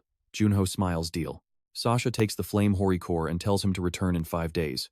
Junho calculates that 5 days is exactly enough to hit level 50. When he returns, Saori is fast asleep under her blanket, blowing tiny bubbles. Playing the villain, Junho wakes the sleeping queen by ruthlessly ripping her blanket away. Saori fumes with rage, snapping that she is still incredibly sleepy. Junho casually replies, "If you do nothing but eat cake and sleep, you will turn into a fat ghost. Enough complaining. It is time to hunt." "Hunt?" She snaps. "Who goes hunting in the middle of the night?" Well, of course, the thunder bear that Junho is aiming to hunt this time is actually a massive bear. He and the queen soon spot their target standing tall just a short distance ahead. Junho seriously discusses a tactical plan with Saori. He tells her to listen closely. Their first goal over the next 3 days is to hit level 50, and second, they need to practice fighting in perfect harmony. And finally, we find a way to film videos using the community feature. Wait, recording videos? But she wonders if filming like that will expose his abilities. He replies that he won't be using his main powers on camera anyway. That's why he is counting on her to handle the filming. Right then, the Thunder Bear charges straight at Junho, ready to deliver a legendary, historic blow. Yet Junho doesn't even flinch, quickly thrusting his blade straight through the beast. The giant bear immediately coughs up blood. Junho immediately asks if she captured that epic shot, and Saori just tells him to look for himself to know. After looking, Junho thinks it seems a bit too brief, but she snaps that as a contractor, he should definitely know how to handle a thunder bear. Even if it's just for entertainment to hook the viewer's emotions, he really needs to pay attention and do better next time. For someone who only recently learned about human civilization, Saori is already fully tuned into what keeps an audience hooked. Junho admits he needs to engage the viewer's emotions, and that his attempt was pretty poor, but insists he has a real strategy instead of acting completely brainless. Seori scoffs as taking down a thunder bear in that boring way. Really his strategy to attract viewers? He says it is the only way he knows. But she retorts that he will never find success with such incredibly low-quality content. Suddenly, another vicious thunder bear creeps up right behind Seori. Junho immediately locks in, switching to serious mode. Alright, let's focus on taking this beast down first. We can worry about the video later. Seori stops arguing to let him improve slowly, while the newly arrived thunder bear roars in absolute madness. He asks if she is ready to roll. She agrees, and amid the beast's ferocious growling, Seori unleashes freezing ice to pin its legs to the ground. The thunder bear roars, swinging massive claws to smash Junho like a bug, but he stands ready with his sword as they begin chanting. He says they just need their minds perfectly aligned. Suddenly, a brilliant blue light flares, blowing back his hair as purple lightning flashes by. But get this, the thunder bear somehow survives. Junho is pretty surprised it still has the energy to fight back, but its massive claws are instantly blocked by the queen's heavy ice shield. Seori grits her teeth and commands a barrage of ice spears to impale the beast, finishing it off. The thunder bear collapses, coughing up blood under their cold stares. It only took 4 seconds, and we didn't even use mana. This is quite an unexpected joy, isn't it? Junho points out that if they can run into a boss monster, they could record another incredible video. Seori suddenly suggests looking at videos uploaded by other players to learn from them, and Junho praises it as a pretty brilliant idea. But now, most of the forums are shut down, so there's absolutely nothing left to watch. However, they can connect to the local channel to see if anyone is hunting nearby. Right as they connect, a voice crackles through the channel, desperately asking if anyone is nearby. The caller is being chased by a swarm of insects and sends out a distress signal. Right after, a flare shoots into the sky, making Junho ask if this is a cry for help or a trap. Seori blushes and cries out, "Yes, that's it. It's a contractor," which is exactly what we need. He has no idea what kind of wild plan she's cooking up now. Now look at this, it's not just one person, but a whole group of night hunters running for their lives from a pack of thunder bears. Led by an older armored man, someone screams out that the beasts are catching up, urging them to fire a flare and praying that someone will actually come help. Dave's group said they'd be hunting all night, and though they left a warning on the channel, they can only hope someone hears their cry. This is the exact flare that Junho and Seori spotted earlier, while the frantic hunters continue running from the chasing thunder bears. Someone finally contacts the armored leader, and it is Dave on the other end. He explains that he checked the channel after seeing the flare, but they are too far away and it will take 15 minutes to arrive. Holy crap, 2 thunder bears just leapt right in front of them. Wait, 15 minutes? We won't even last 5 minutes, the armored man snaps back, telling him they should meet at the old supply point if they can somehow make it. Dave doesn't care about that and just demands the exact address, while the savage thunder bears continue to chase them relentlessly. He adds that he can get there in 7 minutes, promising they will move as fast as humanly possible. Suddenly, a thunder bear swings its claws, unleashing a wave of crackling electricity. The armored leader blocks it with his shield, barely surviving the shock. Even so, the poor man is blasted backward, his body violently shocked by the current. Despite the danger, he still tries to keep everyone motivated. He yells they will survive, but as the words leave his mouth, a massive, lightning-charged claw comes crashing down on him. A spiky-haired teammate quickly channels his magic, casting a slow spell on the beast to buy some precious time for the armored leader. Seeing his chance, the armored leader thrusts his sword forward. Unfortunately, the weak stab barely manages to scratch the thick hide of the bear. It barely leaves a scratch. In an instant, the bear swings its massive paw, sending the armored man flying. His panicked teammates cry out in utter chaos. Formage takes a second direct lightning strike, coughing up blood from the heavy impact. Before the others can even react, the pack of thunder bears completely surrounds them. Even with severe injuries, Formage struggles to block every single strike. Gritting his teeth, he screams at them, "Run, you fools!" Now, the beast looms over him, charging up its electricity for a final blow. Looking up at the crackling energy, Formage accepts that this is the end. Right at that absolute cliffhanger moment, look at this, Seo Jun Ho leaps in, unleashing a fiery slash across the beast's chest. Formage and his crew stare in absolute shock as Seo Jun Ho lands nearby. He notes that since they fired a flare, they must be in deep trouble. "That is a perfect intro," Seori cheers. Holding the camera, she excitedly records his heroic entrance and showers her contractor with praise. Flashback to a few minutes earlier, when Seori asked him if they were going to save those players.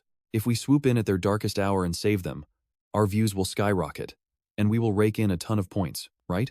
Seo Jun Ho wondered how they got cornered hunting at night in the first place, suspecting it might be a trap set by player hunters to lure and rob unsuspecting victims. Pointing toward the light, Seori chimed in that there was actually another major upside to this.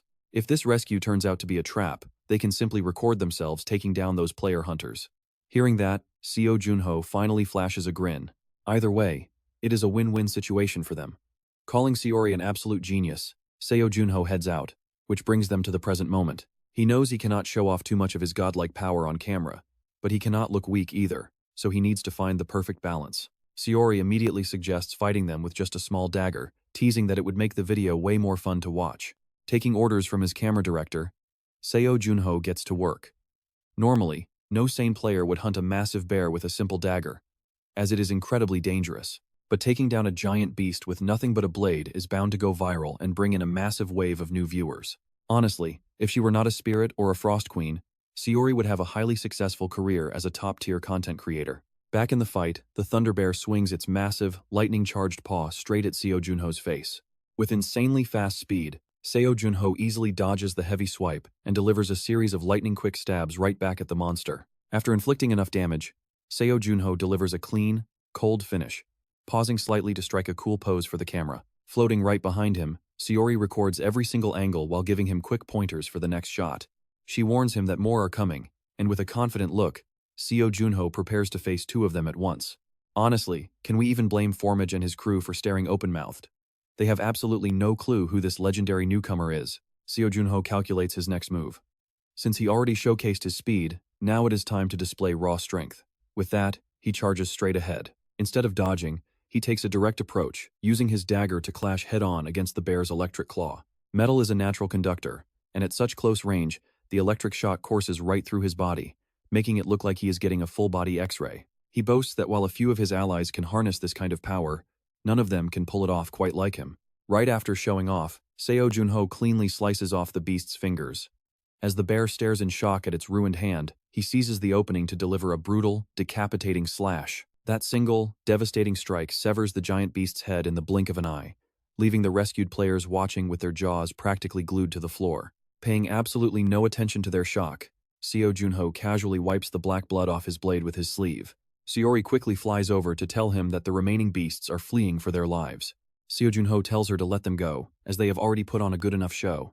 Just then, the only female hunter in the rescued party nervously approaches to thank him, but he merely glances over and remains completely silent. Supported by his crew, Formage admits he sent out an emergency signal but never actually expected anyone to show up, before suddenly recognizing him. Recognizing the famous rookie instantly, Seo Jun Ho has no choice but to admit his identity, prompting Formage to bow in deep respect. He mentions how he followed his legendary battles as a knight and has been rooting for him all along.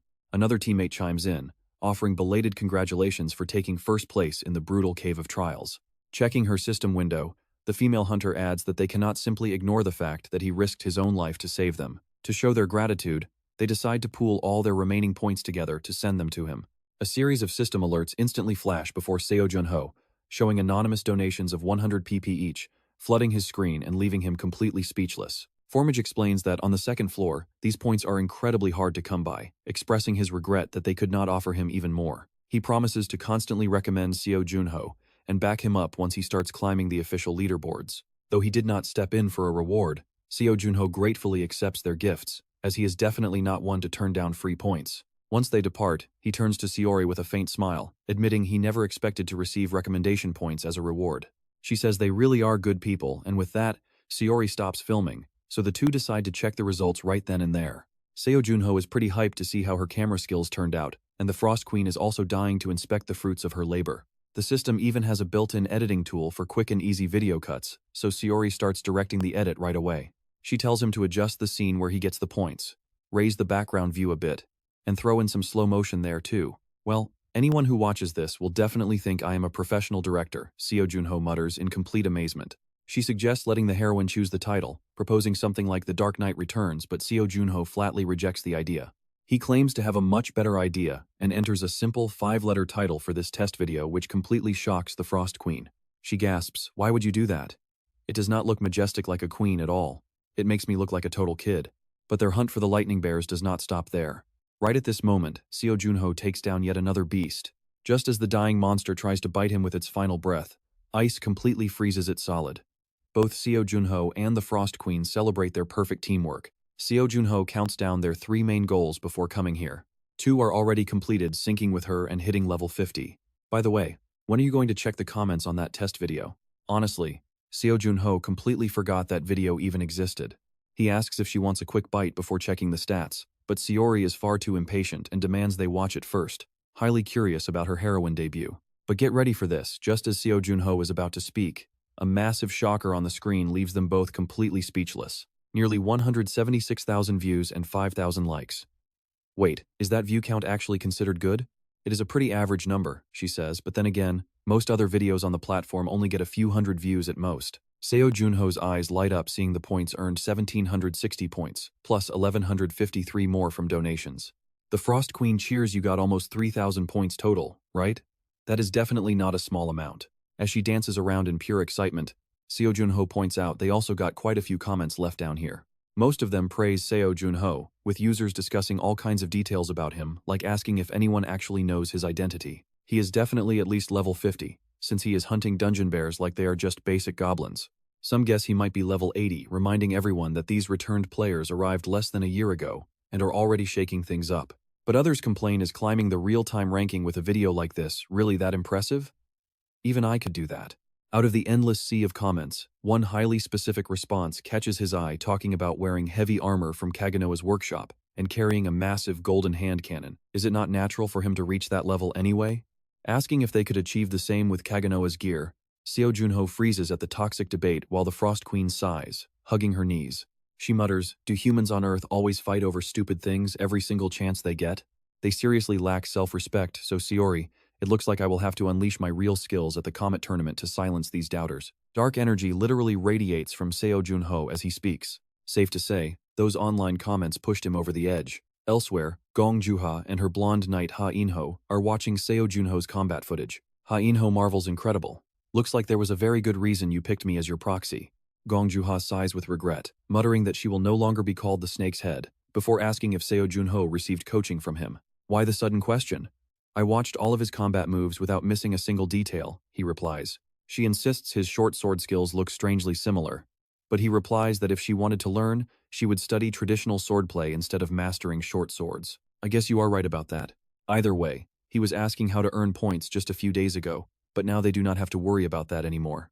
And check this out, Seo Jun Ho's real-time ranking shoots up like a raging storm, instantly seizing the top 4 spot, while far away, Nazan Halo sits proudly on a skull-adorned throne. A subordinate enters to report that he has successfully located Seo Jun Ho, even tracking down his exact room inside the local inn. The guard asks if he should capture and bring him in, but Nazan replies that the city has too many eyes and ears right now. Just keep a close watch on him, we strike once he shows his face.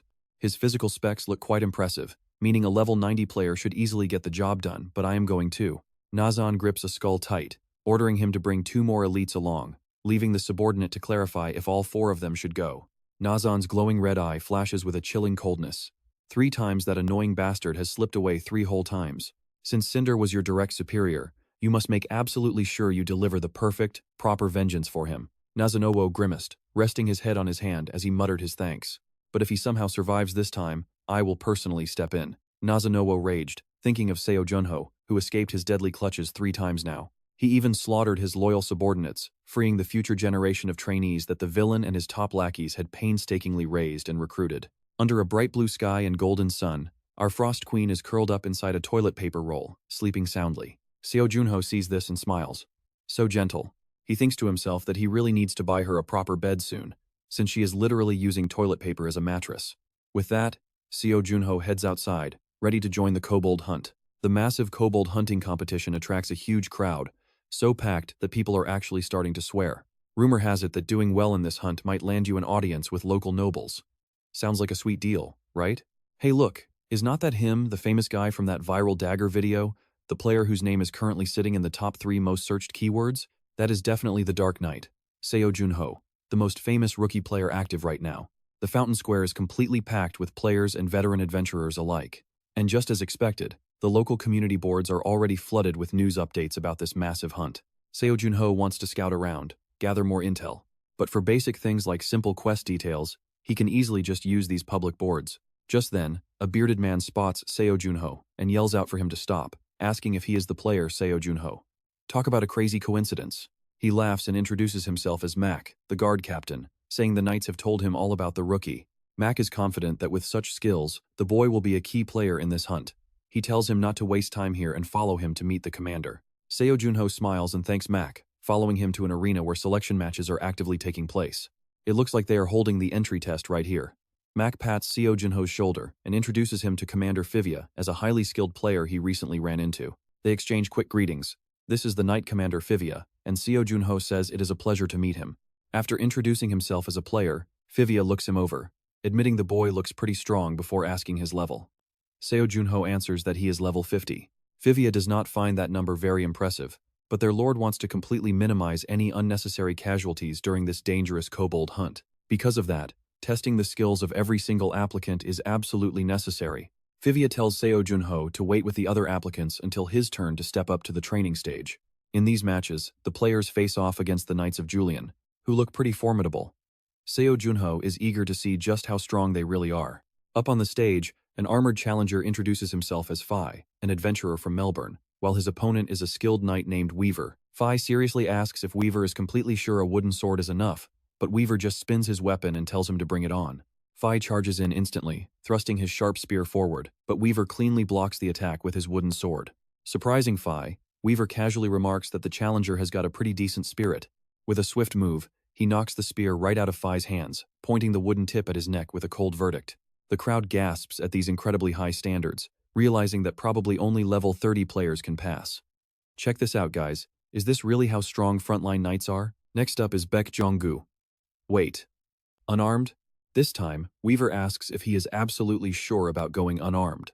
Baek Jong-gu confidently nods, telling the knight to go ahead and make his move. Watching closely, Seo Jun Ho sees Baek Jong-gu charge forward with all his might, throwing a heavy strike that is cleanly deflected by the wooden sword. But Baek Jong-gu is relentless, instantly setting his stance to throw another punch, which Weaver calmly blocks as well. The other applicants waiting nearby start whispering, asking if that older guy is the player famous for having zero natural talent. Apparently, he started playing back when he was 16, but 16 years later, he still has not made any real progress. He trained hard, but his skills remain totally flat. It seems hard work really cannot beat raw natural talent. Just look at Seo Jun Ho, who has been leveling up like crazy since his debut. But if that is true, why does this older guy keep pushing himself so hard? Word is he wants revenge because his entire family was slaughtered by fiends.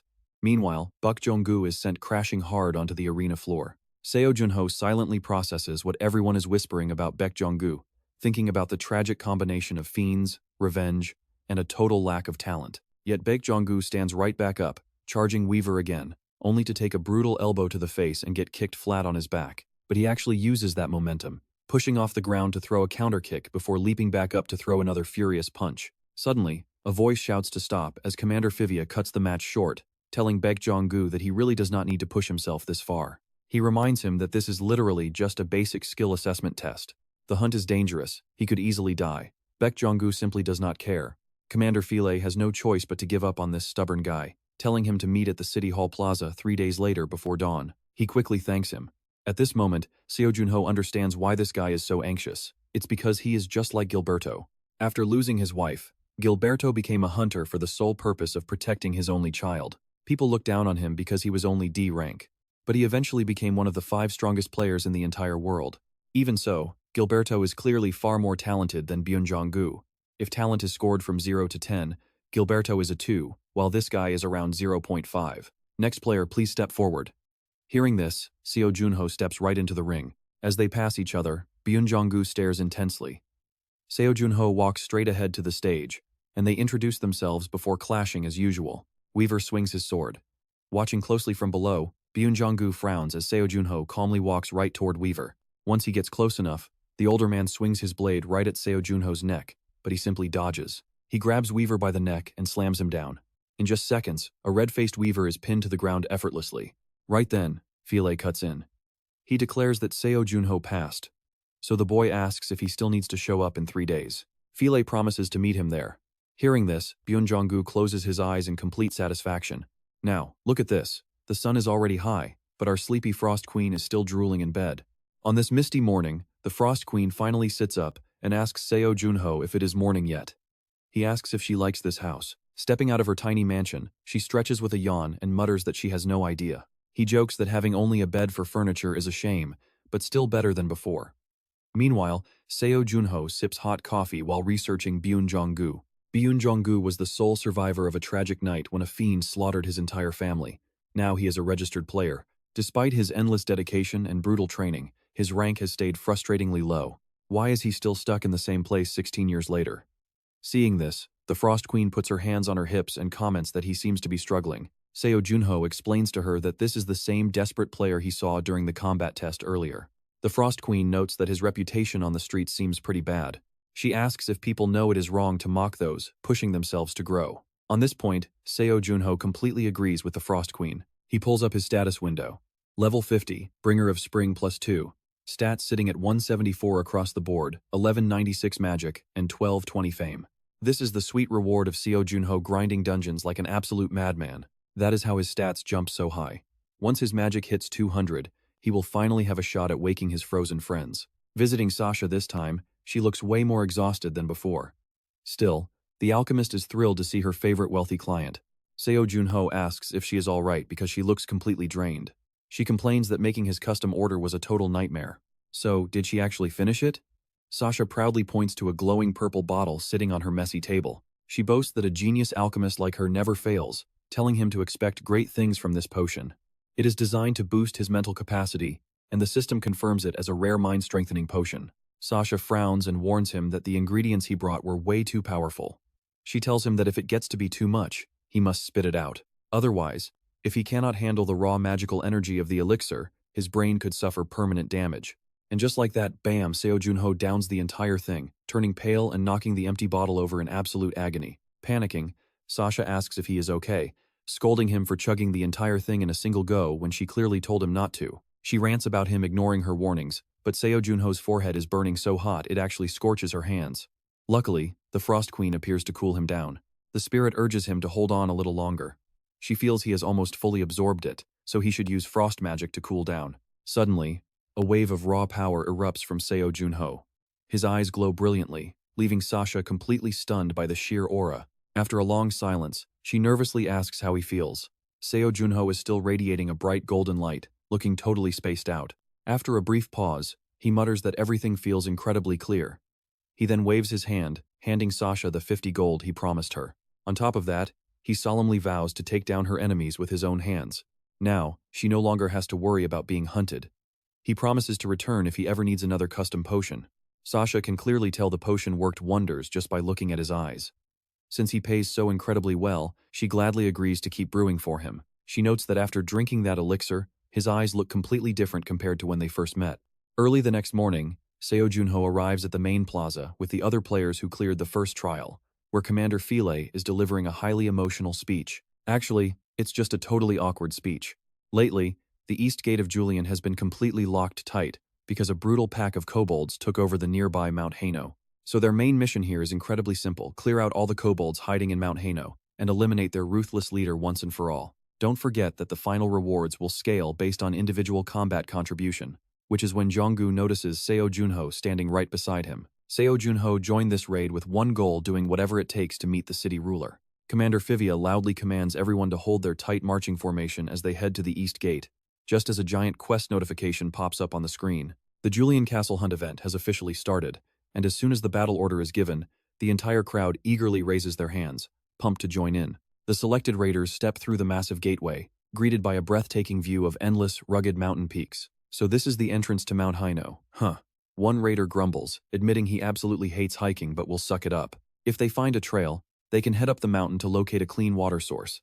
So everyone encourages each other to keep pushing, while the Frost Queen floats next to Seo Jun Ho with a sigh. She points out that everyone still seems way too relaxed, noting that even though they are a hastily assembled squad, they do not seem suspicious of one another at all. Seo Jun Ho simply shrugs, telling her they won't know who to trust until the actual chaos of battle starts. Right now, he is carefully calculating his next move, wondering if he should charge straight to the front line immediately. Doing that would let him gauge the gap in their strengths, but moving too fast might get him surrounded by enemies. Besides, high-level monsters are bound to show up pretty soon, so it is definitely smarter to stay back and observe the flow of battle first. Suddenly, Weaver raises his hand, signaling everyone to halt. The old veteran has already smelled the unmistakable stench of the kobolds, prompting Seo Jun Ho to think that this might be a great opportunity to quietly observe how these raiders fight. Weaver barks out a warning, shouting that a pack of kobolds is ambushing them from the cliffside, commanding everyone to hold the line. A massive horde of rabid kobolds comes rushing straight down toward the army.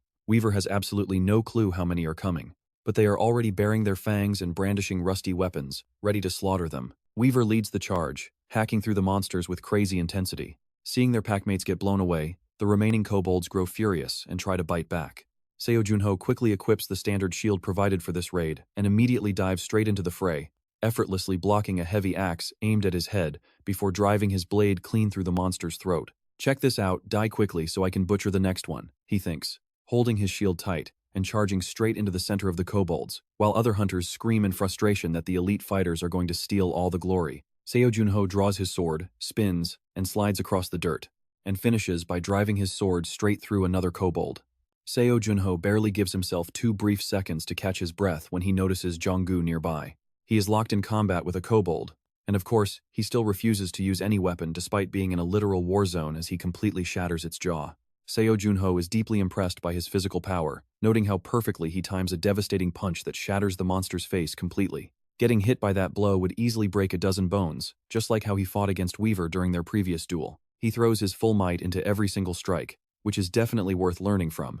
But while Seo Jun Ho highly respects Jong-gu, he cannot forget to clear out this current batch of kobolds. Weaver grins widely as the remaining monsters tuck tail and run, prompting a round of curses from the disappointed hunters nearby. One complains he only killed 5, but that is because the frontline fighters have the advantage. Just then, Seo Jun Ho spots 2 blurry figures lingering up on the cliff edge. He warns that there is a blood kobold up there, causing the other hunters to turn around and immediately panic in disbelief. They ask if he really said a blood kobold, whispering nervously that they also thought they saw some weird shadow lurking up there. Nobody has ever heard of blood kobolds spawning in this area, giving Seo Jun Ho a highly ominous feeling that he decides to keep to himself. He feels like someone is pulling the strings from behind, controlling them. Soon, night falls, and Seo Jun Ho asks if he can sit next to Jong-gu. Initiating the conversation, Seo Jun Ho introduces himself, and Jong-gu quietly tells him to go ahead and sit down as Seo Jun Ho begins to chat. He asks why Jong-gu avoids using any weapon, quickly clarifying that he does not mean to offend him and is simply pretty curious. Jong-gu focuses on chewing his food for a long moment before answering that it is tied to his unique skill, which he cannot share. Floating nearby, Seori whines about how incredibly heavy the silence is, telling her contractor that the awkward atmosphere is practically suffocating her. Seo Jun Ho quickly apologizes for prying, which prompts Jong-gu to stand up and casually mention that he needs to go patrol the surrounding area before heading off. Seo Jun Ho really wants to make friends with him, but breaking the ice is proving quite difficult.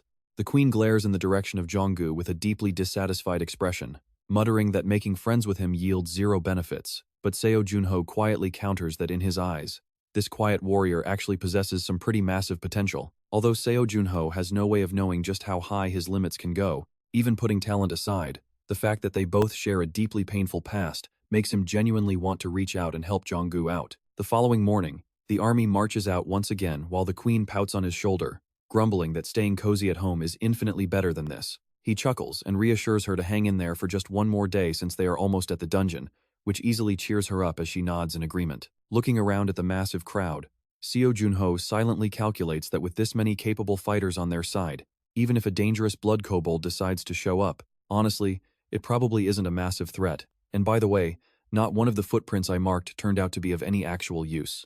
At this rate, our supplies wait. What is that? On a cliff not far off, a brilliant glow is radiating, bright enough to make anyone squint. But behind blinding light, there is always darkness waiting. Specifically, what we have right here is a blood kobold. Seo Jun Ho is shocked to see it. Just then, the hunting expedition panics as the ground begins to collapse. Right in front of them is a massive landslide. Everyone, run down the mountain right now. Rocks are shattering and raining down everywhere. The kobolds are the ones who caused this landslide. Hold on as best as you can. Damn it, since when did those wretched kobolds learn to use such a clever tactic? Right now, a massive boulder is falling straight towards Seo Jun Ho's head. Seo Jun Ho frowns, secretly calculating if he should hide underground. But that is just a poor move that only buys him some temporary safety. Once the landslide is over, hundreds of blood kobolds will charge straight down from the peak. That means the whole party is doomed, so someone has to step up and stop them. Seo Jun Ho quickly equips his armor. Contractor, it is time. The Frost Queen warns him loudly. Seo Jun Ho does not hesitate, immediately boosting his strength and launching up the cracking cliff at insane speeds. Jun Ho grits his teeth, charging straight at the kobolds standing on that cliffside. Seeing him, the monsters are completely stunned before roaring out. They begin to hurl energy-infused stones straight down at him. Seo Jun Ho swiftly dodges, conjuring a razor-sharp axe, and with a single swing, he slices down 3 unfortunate kobolds standing nearby. Without giving the remaining monsters a second to recover from their shock, Seo Jun Ho cold-bloodedly brings down another devastating swing with sky-shattering force. The kobolds are completely obliterated. The moment Seo Jun Ho lands, he pulls out his bow and fires off 3 arrows, sending 3 monsters straight to the afterlife. Unreal. Seo Jun Ho is taking on an entire army alone, not showing even a trace of weakness. Putting away his bow, Jun Ho snaps his fingers to summon an iron-tipped spear and shield. The kobolds take this chance to rush him. Seo Jun Ho does not flinch, charging fiercely right into their midst. He impales any monster that gets too close without a single second of hesitation. The kobold forces suffer massive, heavy casualties. Just then, another beast leaps up to bite him, but ends up chomping down on his spear instead. Seo Jun Ho deliberately shoved the weapon in its face to let it test its teeth. He casually hurls his shield next. This time, the mutated beast cannot react in time and gets taken out instantly. Seo Jun Ho leaps onto the adjacent cliff, with the pack chasing close behind. And that is when the blood kobold finally makes its appearance. Seeing it, Seo Jun Ho leaps down to block its path, crushing another monster's skull on the way. Time to keep this party going. Seo Jun Ho lets out a soft sigh, turning to face the kobolds behind him. They are still snarling and baring their fangs as always. But this time, Seo Jun Ho draws his signature weapon. A bright flash of sword light erupts, and with one simple slash, the kobolds are sent flying. Frost and snow blanket the ground as heavy panting echoes in the dark. Meanwhile, Baek Jong-woo is completely buried under the collapsed rubble. Shivering from the intense cold, he remembers the landslide and realizes he was probably knocked unconscious by the falling rocks. He immediately tries to claw his way out. With his extraordinary physical strength, Baek Jong-woo bursts through the pile of debris to free himself. Shivering from the freezing frost blanketing the ground, he coughs repeatedly as he quickly searches the area for any sign of the others. A few other survivors crawl out too. Suddenly, Baek Jong-woo catches the sound of intense fighting nearby. He wonders in complete confusion, was not everyone swept away in that landslide? Yet, the bright light flashing on the cliff and the shadow fighting so fiercely up there cannot possibly be an illusion. Baek Jong-woo watches in shock as a kobold lands right in front of him, confirming that someone is indeed actively fighting up on that cliff. Without a second thought, he quickly climbs up to join the battle alongside them. The moment he reaches the top, the chaotic sounds of a fierce, desperate struggle echo in his ears. Kobold corpses are scattered all over the ground, and the warrior relentlessly slaughtering them is none other than Seo Jun Ho. Baek Jong-woo can only watch in absolute shock. Every strike is a guaranteed kill. Baek Jong-woo wonders, could he have been fighting all alone this entire time? Baek Jong-woo wants to call out to him, but hesitates. Seeing Seo Jun Ho focused on one kobold while another creeps up from behind for a sneak attack, Baek Jong-woo immediately charges in to protect him. By the time Seo Jun Ho looks over, Baek Jong-woo has already delivered a heavy punch to the beast's ribs, following up with another blow to finish it off. Seo Jun Ho finishes off his target as well and thanks him, while Baek Jong-woo expresses his gratitude for him holding the line by himself. Whew, what about the others, and how did the other adventurers fare? Before Baek Jong-woo can answer, the voices of their allies echo nearby. Those bastard kobolds. Do they think they can just outnumber us? One by one, several of the survivors finally manage to climb up to their position. Check out their reactions. They are completely stunned, unable to believe one man defeated this many monsters on his own. How is it possible for one person to fight while surrounded by hundreds of kobolds? Sure, contribution points matter, but surviving should still be the top priority. He is clearly way too superior compared to the rest of the strike team. No, compared to all of us. Man, that bastard is pretty terrifying. Everyone turns around to curse the kobolds, and an old-timer in the team spits and grumbles that thanks to them, he swallowed so much mud he is skipping dinner. They also quickly spot the pack of blood kobolds ahead. The entire team gets super excited. They really want to hunt these blood kobolds, but they warn each other to stick close and not strike unless they have a completely clear shot. The guy who got teased shrieks out loud. Overall, the atmosphere in the team is pretty cheerful, even though they were almost buried alive under falling rocks. Seo Jun Ho looks at them and smiles, but mostly sighs as the hyped-up group charges ahead. The kobolds open their jaws and hiss back in retaliation. Suddenly, Vivia appears and orders the strike team to execute them on the spot. Everyone is fighting incredibly hard. Just then, a massive figure emerges behind the kobold pack, and the smaller monsters immediately cluster together to guard it. Refusing to let these rabid wild dogs bite them, the players trigger a massive, earth-shaking explosion right in their faces. As the kobolds are blown to pieces, Seo Jun Ho takes a quick second to thank Bayon Guyu for preventing a sneaky flank attack. Bayon Guyu just shrugs, saying that even without his help, Seo Jun Ho would have easily reacted in time. Then, he tells the hero, "You need to go now." But go where? To the Blood Kobold Lord. You have earned the right to claim his head first. Player Seo Jun Ho. Leave this mob to us. Before he even finishes, Seo Jun Ho dashes off. Seori flies over, asking how his head is holding up. You must have burned so much mental strength waking up those slow pokes. Seo Jun Ho chuckles, saying it is nothing and that medicine from earlier worked wonders. Haha. Well, you better focus entirely on the battle ahead, because I still have to chew you out after this. Seo Jun Ho does not want to completely drain himself either, but there is no choice. He sighs, telling her that hearing that makes him want this fight to go on forever. Right then, a furious roar echoes out, calling them all dirty bastards. Everyone looks over, staring up at the grand throne perched high on the cliffside, as Seo Jun Ho narrows his eyes and frowns. Finally crawled out of your doghouse, have you? Seo Jun Ho mutters as he eyes the gold-armored monster, wearing 5 colorful rings, the fearsome Blood Kobold Lord. Looking absolutely furious, the Blood Kobold Lord leaps right off his throne, landing heavily in front of Seo Jun Ho with a hostile, guttural growl. Here we go. Seo Jun Ho coldly raises his blade. The beast spreads its arms, swinging long, uncut claws as it lunges with an open jaw. But Seo Jun Ho counters with an incredibly heavy slash of his own. But his strike barely scratches the heavy armor, and the beast does not even flinch. Seo Jun Ho unleashes a flurry of strikes, but the boss deflects them with ease. The monster even times a heavy punch to his face, but he ducks cleanly and retaliates with a brutal kick that shatters its snout. Instantly, the beast swipes down with its other hand, but Seo Jun Ho spots the danger and rolls out of the way just in time. Rolling behind the monster, he spots its exposed, vulnerable neck and leaps into the air without hesitation, driving his blade deep right into the back of its skull. Taking a fatal wound, the Blood Kobold Lord violently erupts with a massive wave of dark energy. Seo Jun Ho tries to hold his ground, but the sheer force blows him back as the surrounding players turn their heads, completely distracted by this epic duel. Seo Jun Ho grimaces, pushing himself up as stone walls rise to trap him. Standing before him is the boss, with his sword still driven deep into the back of its skull. He wonders how on earth a mere kobold mage could possibly trigger such a massive, devastating landslide. The bastard definitely knows how to cast magic, and that energy radiating from it right now is not simple mana, it is raw magi. And here is the catch, his buffs are running completely dry, meaning he has to end this with one final strike. Clutching his short dagger, Seo Jun Ho faces the raging Kobold Lord as it wildly thrashes left and right, trying to squash him like a mosquito. But he is not going down that easily. Timing it perfectly, Seo Jun Ho counters with a devastating strike from his dagger. Infuriated, the beast slams the ground, creating a crater, but Seo Jun Ho has already vanished into thin air. He flips midair and plunges straight down, just as sharp stone spears erupt from the ground under the boss's command. Channeling everything into this one attack, a massive explosion forces the boss to its knees, while blasting Seo Jun Ho straight into a cliffside. Gritting his teeth, he stares right at the monster's incoming giant fist.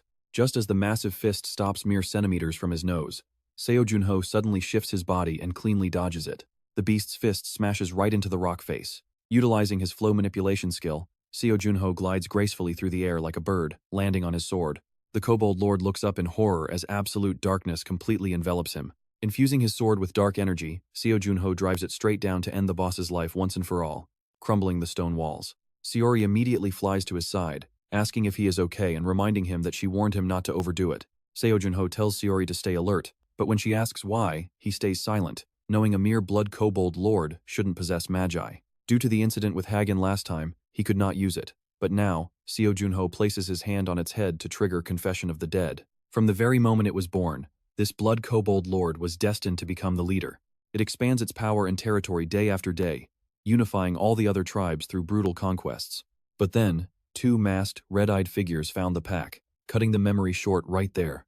Why is Seo Jun Ho so sure that those 2 are his targets? Watching the rest, their effortless slaughter of the kobold pack proves they are far stronger than him, possibly even higher level than Kerner. One of them scowls, "We do not have time. Just give it the magic crystal. Look at this. Good boy. Here is your favorite stone, and I will place it right inside your heart so you will always remember me." Right then, check this out, the beast mutates into a massive Blood Kobold Lord, proving they somehow skipped several steps. The other factions are putting pressure on us to deliver much better results. How dare they interfere with my business? Are they trying to drag me down? Just make sure the guild presidents do not notice. What are the test results? Well, its combat power is significantly higher now, and since it is not going berserk, its intelligence is a complete success. Good boy. Do you know Julian Castle? Your current mission is to attack and capture that fortress. There is no time limit. so just do as much damage as you can. Seo Jun Ho frowns as he thinks about the magic crystal the fiends implanted in the beast. Judging by its memories, this is still in the experimental phase. But if they successfully refine this method, they will control even deadlier monsters to wage war directly against the entire guild association. I need to grow stronger as fast as possible. But as Seo Jun Ho stands up to leave, the Frost Queen yells, "Cut. That is terrible." Saori criticizes him that is way too boring. The scene is completely flat, and you must put some real emotion into it. You are supposed to wipe your sweat, stumble out, and then lean against the wall. But I am not even sweating. Then why don't you just use your reinforcement magic? Hurry up. Fine. For the sake of the act, let's do it. As the thick dust slowly clears, the expedition members finally look over towards Seo Jun Ho, only to find the area suddenly dead silent. Byung-gu gasps for air, wondering if the battle is finally over, while the entire team holds their breath for the winner to emerge. They are praying it is Seo Jun Ho, because if that beast walks out, they are done for. But look there, a faint shadow slowly emerges. Who is that? Is it really him? The moment Seo Jun Ho appears, they cover their mouths as tears flow, knowing they can always trust him. The entire crowd bursts into loud cheers, chanting Seo Jun Ho's name over and over, while asking if he recorded the legendary battle. If you did, upload it to the forums quickly. The next time you visit the M-Slam Guild, drinks are absolutely on me. The Black Knight is the only reason I am still breathing. I usually despise players, but I will support you forever. As everyone crowds around, Seo Jun Ho throws an arm over Byung-gu's shoulder for support, and laughs, muttering that this feels pretty great. He quickly corrects himself, saying he just meant that winning is an amazing feeling, while secretly remembering how he could never show his exhaustion back in the old days. If he showed even a fraction of weakness back then, the entire world would have completely descended into absolute panic and terror. So this is what it actually feels like to lean on someone else's shoulder. Player Seo Jun Ho, thank you for your heroic actions. Because of you, 497 members of the expedition successfully survived this nightmare. Fivia extends his hand to the young man, expressing his deepest gratitude on behalf of all his men, while Seo Jun Ho feels genuinely happy that so many people survived. Fivia adds that his contribution is massive, earning him the top spot on the list. The captain will be calling him soon, and Seo Jun Ho is definitely looking forward to that conversation. Everyone crowds around to thank him while the queen sighs from her branch, and Byung-gu tells Seo Jun Ho that joining this raid is the best decision he ever made. Did you level up a ton? Well, not exactly. But I definitely learned a lot just from watching you fight out there. Seo Jun Ho looks completely puzzled, not understanding what he means, as Byung-gu explains that focusing solely on raw physical power was a massive mistake on his part. Here is my community ID. If you ever need anything at all, please do not hesitate to contact me. Seo Jun Ho accepts the paper, promising to stay in touch, and reassures Byung-gu that he is definitely going to become much stronger. He laughs, promising to work hard to live up to Seo Jun Ho's expectations, and vows to never forget today's lesson. He pledges to keep training both his body and his mind before walking away, prompting Saori, who has been waiting, to immediately fly over. Contractor, can I finally nag you now? Or do I still have to wait a little bit longer? You are not a hero anymore, so there is absolutely no reason for you to keep sacrificing yourself for others. Do you realize that throwing away your life also means destroying the feelings of the very people who actually care about you? If my knight ever dares to risk his life like that, I will strip away his title and punish him severely, leaving Seo Jun Ho groaning in bed. How can someone so tiny talk this much? She has been lecturing him from the moment the raid ended all the way to his bedroom without getting tired. Saori keeps pointing at his face with her hands on her hips, demanding to know if he is even listening. So from now on, you always have to consult me, she says. Hearing that, Seo Jun Ho grits his teeth, grimaces, and turns away. All right, I got it, he groans, sitting up. Gosh, I cannot even get some sleep with this nagging queen around.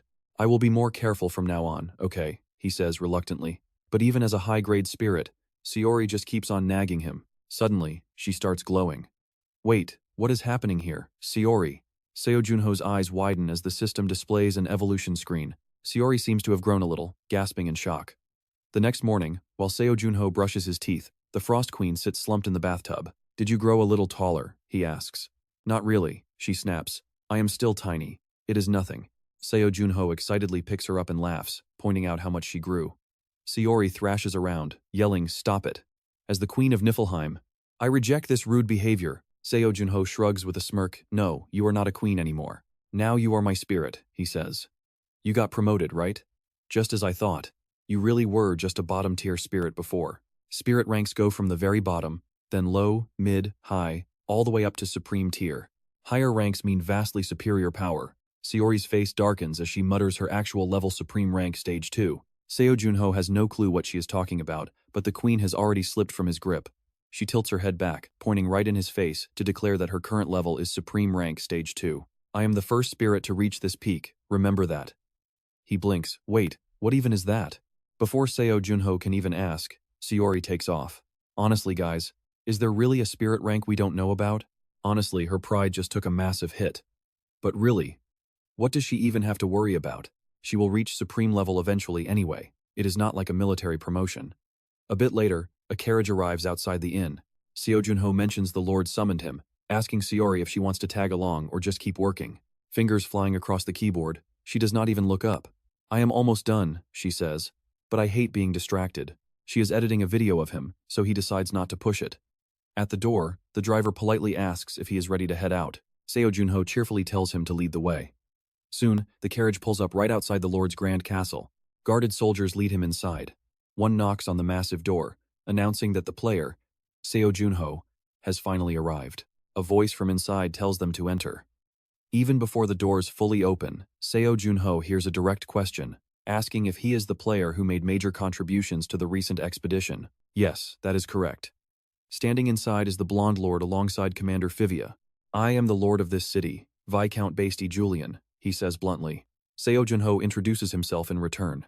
Fivia chimes in, saying he had his eyes on him since the expedition test. The lord beams with a wide grin. Most players are shaking in their boots here, the lord laughs. And honestly, you can tell Seo Jun Ho is built different. Suddenly, a panicked maid rushes inside to deliver terrible news. The young master is currently in critical condition. The lord pales instantly, rushing out the door. Apologies, he throws over his shoulder. I must step out immediately. Fivia steps in to apologize for the sudden disruption, telling Seo Jun Ho that his timing is unfortunate and asking him to head home. Seo Jun Ho hesitates, asking if he can check out the sick room. Fivia frowns, demanding to know what he means by that. It could be a player-exclusive disease, he explains. Fivia reluctantly agrees, but tells him to only watch from afar. You cannot interfere at all, Fivia warns. Seo Jun Ho simply nods in agreement. In the sick room, the boy is burning up. The panicked lord screams out, what is going on? Did they not say the disease stopped? Yes, but his temperature spiked out of nowhere. We tried holding it back with holy power, but it is just not working anymore. The maid by the bed is weeping uncontrollably. Grimacing, the devastated lord demands to know what they can do next. A white-bearded priest nearby looks on the verge of tears. Forgive me, he whimpers. A simple healer like me has no other solutions. The lord goes pale and nearly collapses, but the priest catches him just in time. Commander Fivia quickly steps in to take charge. Priest Hanong, treat the lord immediately, Fivia commands. The priest nods, shouting for help to move him to a nearby bedroom. As the lord is rushed out, the poor boy on the bed continues to gasp desperately for air. Seo Jun Ho steps forward to investigate, but Fivia instantly commands him to back away. Still, with just one single glance, Seo Jun Ho can see that the young boy is in an incredibly critical state. All living beings possess mana, and this child is absolutely no exception. Seo Jun Ho gently places his hand on the boy's forehead, feeling that his mana is completely tangled up. Energy that should be circulating in perfect order is instead violently pooling and clumping together. Even worse, some kind of mysterious dark energy is actively eating away at the boy from the inside out. He tells Fivia that he can feel the mana inside the young master, urging him to believe that he is telling the truth. I can actually disperse this congested mana for him, he offers. But Commander Fivia immediately rejects the crazy idea. Cut the nonsense. Even the priests of the Solar Cathedral cannot do that. Are you sure about this? Remember, I am a player. Damn it. How do you even plan to disperse it? That has to do with my skill. Fine, try it. But if you make one suspicious move, Seo Jun Ho casually pulls up a chair and speaks, then you can go ahead and chop my head off. The moment he holds the young master's hand, a system alert pops up. Dark magic has been detected from the target. Get ready for this. His Dark Sentinel skill can actually absorb it, meaning his own magic power is about to skyrocket. Seo Jun Ho begins to absorb the dark magic from the boy's young body. Still, he warns himself to be extremely careful to avoid taking any damage. After all, that source of dark energy is deeply embedded right in the boy's heart. Untangling a mess of mana threads like this is tough. Seo Jun Ho knows he really needs the help of Skya Killiland. She is recognized as the greatest mage from the upper floor, but unfortunately, there is no other way right now. For starters, he will just have to make do and negotiate with the easygoing people first. Later, the Lord wakes up and rushes over with his wife in a panic to check on their son. Seamus is looking much better now. Fivia also informs the Lord that this miracle is all thanks to Seo Jun Ho. The Lord wants to express his gratitude, but Seo Jun Ho has already left. He mentioned having a friend who can completely cure the boy and promised to bring her by to check. The Lord stands there stunned, whispering that the young player has left him with a massive debt of gratitude. Meanwhile, back at the president's office, Shim Shim Deoku rushes in only to find his crazy friend already stuffing black bean noodles into his face. Shim Shim Deoku is so shocked he starts stammering what is going on so suddenly. "You did not even bother to contact me." Seo Jun Ho speaks between bites, explaining that an urgent matter came up and he came to see a friend. Shim Shim Deoku is puzzled. Shim Shim Deoku gasps, "Oh my god, did you really miss me that much?" "What? I was not talking about you," Seo Jun Ho replies flatly. Shim Shim Deoku sits down, grabbing some food from the table to complain, "If not me, then who? You do not have any other friends besides me, right?" "Of course I do. This time, I came down here to talk about the frozen seals." Shim Shim Deoku is totally caught off guard. "Do you mean the other heroes? Is everything finally ready?" The legendary heroes of the past will finally gather together in one place once again. Shim Shim Deoku instantly gets fired up, but Seo Jun Ho quickly tells him to calm down and suppress his wild excitement. "By the way, do you have any news from Frontier?" Seo Jun Ho asks, turning the conversation toward those strange magic stones. Shim Shim Deogu cannot even begin to guess what evil plans those fiends are cooking up next. They are already a few steps ahead. "I managed to ruin their scheme this time, but if they decide to form a solid alliance, absolutely nothing will be able to stop them. They are going to start taming monsters that are even more powerful. If they actually manage to pull that off, we are totally done for." Seo Jun Ho tells Shim Shim Deoku to share this info with the guilds, because there is no way he can handle this whole mess alone.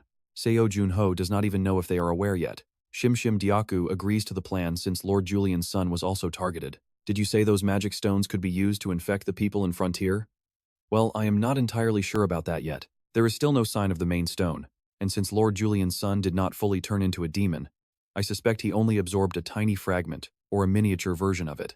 If the nobility and royals of the Ruden Empire end up getting affected, it is going to be an absolute, mind-blowing disaster." Shim Shim Deogu promises to bring this critical issue up at the next international conference. The old friend sighs, admitting that living in a world completely free of those fiends is a tough dream to achieve. "One day, I will make that dream a reality," Seo Jun Ho says. Shim Shim Deogu looks confused and asks, "What do you mean by that? If those frozen heroes are truly going to wake up, I wanted to head to the second floor first, but I cannot wait any longer. I have to take action now." Shim Shim Deoku completely agrees with him. And honestly, just imagining the 5 legendary heroes climbing to the second floor together gets us incredibly hyped. Just hearing about it is thrilling, but nobody knows what the heroes themselves are feeling. Suddenly, Shim Shim Deogu remembers the Frost Queen and asks if she did not come down with him. Hearing her name, the Frost Queen immediately reaches out to let them know that she is indeed here. But what is she even doing back there? Watching dramas and movies? Shim Shim Deogu stares at Seo Jun Ho with total confusion. "Do not look at me like that. I have no idea either. Editing videos? Wow, you even know how to do that? Pretty cool, right? I even got promoted yesterday." A tablet is suddenly handed over to him with a request. She says she is leaving soon. "Could you download some dramas and movies onto this tablet? I will need to take it to the second floor." Shim Shim Deoku happily agrees. He asks what genres she likes. She demands classics, telling him never to forget that. He promises to load up the tablet with masterpieces. He will fill the device with classic cinema. Then, he remarks that Seo Jun Ho's place is still looking pretty empty, promising to help furnish it. Seo Jun Ho visits the ice statues of the 4 frozen heroes, staring at them in a daze. Sensing his unease, the Frost Queen calls out to him. Seo Jun Ho still answers. He thinks to himself that it has been quite a while now. 9 months have already passed since he first saw the light in this place. It was a time both long and short. We have slain countless monsters, cleared numerous gates, and witnessed the very cityscapes I once only pictured in my head, experiencing completely new things while building some incredible new relationships along the way. Seo Jun Ho scratches his head, giving the statues a dry laugh. "Only I survived? How pathetic." So, Seo Jun Ho pushed his limits. He touches the ice, and a system message instantly pops up. "Frost skill grade S confirmed. You can use Frost S to melt the ice seal. Your magic power is now sufficient to begin the unsealing process. Since the player lacks deep comprehension of the ice attribute, a penalty will be applied. Unsealing will permanently reduce 70 points of your magic power. Once cleared, the extreme cold curse will also cut all your stats by 50%. After breaking this frost seal, you will be unable to unfreeze any other frozen targets for the next 90 days. Do you want to proceed?" Seo Jun Ho is losing his mind here, and honestly, you cannot even blame him with these insane penalties. And what on earth is this extreme cold curse anyway? Seori explains that it is because his current frost skill level and mastery are far lower than before. Seo Jun Ho thinks to himself 26 years ago, how could he possibly break a curse like this? Was that bastard just too strong, or is his own ice skill level too low? If he manages to level up his frost skill, will these penalties drop? But the real dilemma is who to wake up first. Gilberto would recklessly grind levels for the sake of Arthur and Mio. If his personality has not changed, he will still just blindly follow her noble family orders. What about Ramadat? The second he hears about powerful monsters, he will ignore everything Seo Jun Ho says and charge straight into battle. Then there is Skaya, the resident mage. If she hears about the existence of this fantasy world, she will probably go completely wild with pure joy. Waking up the right ally means moving much faster. Sayori stands there with her hands on her hips, nagging him, "Hey, contractor, have you decided yet?" Seo Jun Ho grits his teeth and makes his choice. The system repeats that breaking this frost seal will block him from unfreezing anyone else for 90 days. Do you agree? Give me back my friend, you bastard.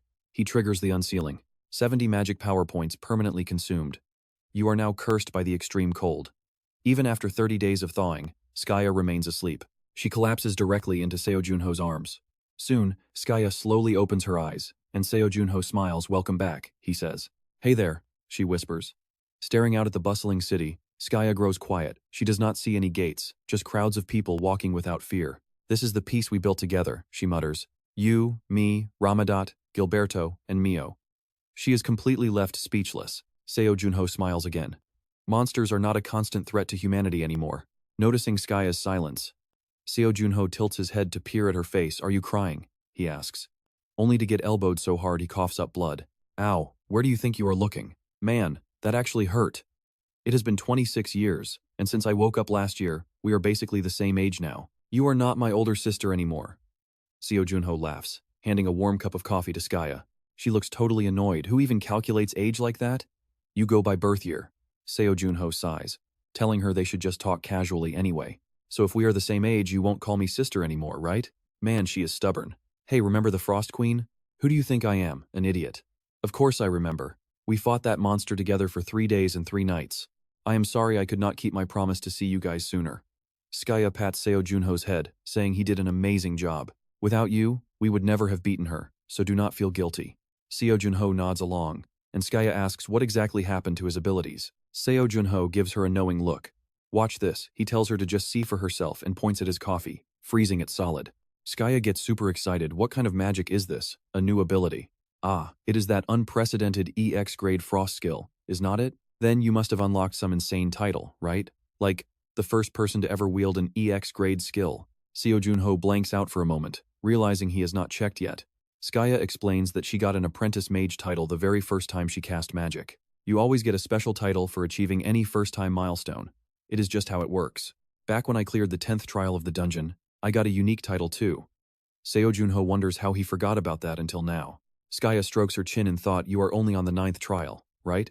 Even if you retry, you probably will not pass level 30. Seo Jun Ho looks at her with absolute pity, telling her to check her own status window because she might be back to level 1. I am still level 80 though. Hearing this, Seo Jun Ho turns to her in absolute shock. The frost curse lowered my stats, but they usually recover on their own within a month. Seo Jun Ho whispers to Sayori, asking what the hell is going on here. Sayori guesses it is because he touched the Frost Queen's core himself. Seo Jun Ho starts wondering if he is the only one among the 5 heroes reset to level 1. Sayori says she has no idea. Suddenly, Skaya turns to him with narrow, suspicious eyes. "Who exactly are you talking to?" she asks. Seo Jun Ho looks at Sayori. She nods and manifests, leaving Skaya Killyland completely frozen in shock. Before Sayori can even finish declaring that she is the absolute Frost Queen, Skaya Killyland suddenly grabs her. "What on earth is this cute little creature? Contractor, save me. I am the Frost Queen, the ruler of Niflheim, who once froze the entire world, is currently getting cuddled by Skaya Killyland." Seo Jun Ho can only watch both of them with a totally blank look. Giving up, Sayori slumps onto the shoulder of Skaya Killyland, but her mouth is still working, as she mutters, "I am the invader who attacked your planet, the Frost Queen." Hearing that, Skaya Killyland is stunned. "You really are the Frost Queen? I am sorry my own selfishness caused you so much harm. Apology accepted. I am a generous soul, so I will accept your apology. In return, can you satisfy my curiosity?" "Yes, those standing at the very peak must know how to take responsibility for their own mistakes. I will cooperate with all my strength." Seo Jun Ho looks at Skaya Killyland, amazed. Not just anyone can win over the Frost Queen with only a few words. The next day, as Seo Jun Ho and Skaya Killyland head outside, they they immediately draw a massive crowd of whispering onlookers. Is not that player Seo Jun Ho? When did he arrive? Who is that gorgeous girl walking right beside him? She looks exactly like Lady Skya Killiland. That is simply impossible. The two go to meet Daeok-gu. He congratulates Seo Jun Ho on getting what he wanted, while also asking about his penalty, which seems pretty severe. Seo Jun Ho admits that losing 70 points from his magic stats is indeed a heavy blow, but if it helps his teammate, he does not mind. Daeok-gu points out that realistically, this actually lightens the load on him. Skya Killiland teases that Daeok-gu sure loves using the word realistic. You feel that awkwardness too, right? Seo Jun Ho senses a weird tension, even though they have crossed paths before this. Daeok-gu brings up that brutal penalty again, 70 magic stat points wiped out, and his entire stats slashed in half for an entire month? That is correct. Staring at the stats he grinded so hard to build up, now covered in massive negative numbers, hurts his soul even if he knows it only lasts a month. Daeok-gu seriously warns Seo Jun Ho the second floor? It is tough. Maybe you could just heal the son of the Lord and come right back down. Or would you rather spend a month working as a kindergarten teacher? That sounds nice, but I am not really interested right now. The nursery here is actually a training ground for newly awakened players to grow. Who wants to spend their free time babysitting? Seo Jun Ho turns and asks Skya Killiland about her plans. She completely misses his train of thought, asking what he means, before quickly pointing out that since her level is unchanged, she can head straight to the frontier. After all, there is a magic tower waiting for her at the frontier, right? She is incredibly excited to learn some brand new spells. If we are finally going to move, we should officially declare our return today. She suggests moving the other ice statues just in case, but Seo Jun Ho reveals he has already taken care of that. Knowing the fiends would never ignore those statues, they had to act the moment Skya Killiland woke up, though she still glared at him back then. After 26 years asleep, she gets put to work immediately. Seo Jun Ho places his dark mask on the table, proposing they delay the frontier trip. Why the sudden change? With dark mages on the surface and archmages at the frontier, those fiends will definitely have to watch their step. Daeok-gu agrees that it is an excellent plan. He takes charge of setting up a press conference this afternoon. But Skya Killiland, do not the fiends normally run from you because you are too aggressive? Do not worry, once I shred a few, they cannot hide. Also, make sure to release this photo during the conference. It shows a picture with only 3 remaining ice statues left. Daeok-gu instantly realizes Seo Jun Ho is baiting the fiends. Since they rarely reveal themselves, Seo Jun Ho wants to draw them out and eliminate them piece by piece. The press conference is held, and the hall is completely packed with eager reporters. Seo Jun Ho puts on his mask, saying goodbye to his allies before entering the battlefield of public opinion. Skya Killiland kindly wishes him luck. This is your first public appearance in 26 years, so you better put on an amazing show. Understood? Seori also tells him to be careful. Look at that confidence. Seo Jun Ho tells them to stop nagging, because it is time for the main star to step up. Seo Jun Ho confidently steps out right in front of the cameras. First of all, I want to thank everyone for attending this sudden press conference. Let us begin. 3 times. That is the exact number of times monsters have raided Earth over the past 4 months. A massive drop compared to the past. While these planetary raids have plummeted significantly, I managed to stumble upon some pretty fascinating data during my research. Although the overall crime rate on Earth has plummeted, the crime rate inside the frontier has actually spiked by 37%. For a long time, I kept searching for ways to wipe out every single monster. I constantly wished I had 2 bodies, a thought that crossed my mind countless times daily. A reporter representing the famous Silver Star Guild stands up to ask a question. First, our guild fully supports the heroic actions of the legendary Specter. Have you perhaps managed to find the exact answer to your dilemma? Yes, if I cannot physically split my body, I can simply find an ally who possesses a level of power equal to my own.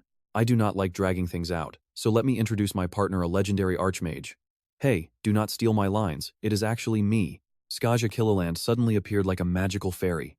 Immediately, her return sent shockwaves across the globe, with news outlets everywhere rushing to run massive headlines. One of the 5 legendary heroes, the archmage Skya Killiland, has finally returned after 26 years.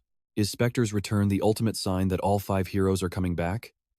Keywords like Archmage and Undying Heroes are absolutely dominating the trending charts right now. While Specter stays on Earth, the Archmage operates in the frontier, unleashing fires that burn down those monster swarms. Absolutely everywhere you look, people can't stop talking about Skya Killiland making her grand return.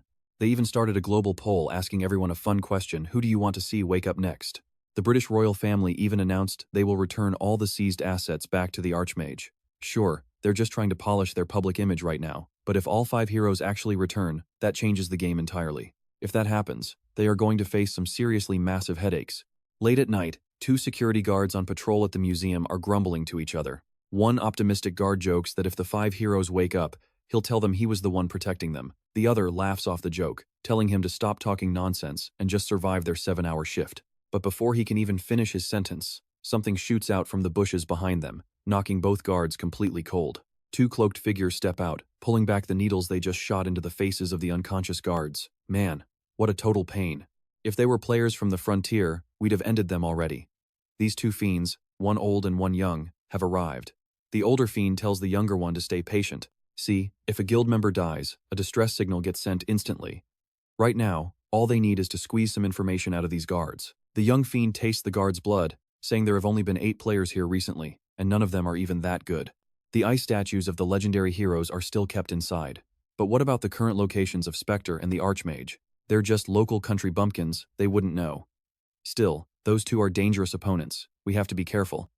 After taking down all the guards, the 2 fiends face a new obstacle, a massive door made of mithril. The old fiend tells the younger one to back up, then blows the door away with a single punch. The young fiend is seriously impressed, praising the old-timer as a true master of shockwaves. These debris fragments alone are worth a fortune in gold. But the old fiend quickly snaps at him, "We have no time. Grab the statues first." The young fiend clicks his tongue in regret, but he knows he's got to stay focused on the main mission. Finally, he gets his hands on the prize. The young fiend is totally baffled when the statue doesn't change at all, wondering why it's not shrinking. Seeing this, the old fiend barks at him to quit messing around and hurry up. The impatient young punk snaps back, wanting to get this over with so he can sleep. In his head, he curses the old man for doing absolutely nothing while whining the whole time. But right then, frost starts creeping up his palm, freezing his hand right where he touched the statue. With a sudden boom, an ice golem manifests and grabs the young fiend by his neck. He desperately punches back, trying to break free from its grip. Slammed hard onto the ground, he gasps out a warning it's a trap. Staring up at the 2 ice golems, the young fiend is about to mouth off when Seo Jun Ho's sword is suddenly pressed against his neck. "Nice one. Should I finish him?" "No, don't overdo it."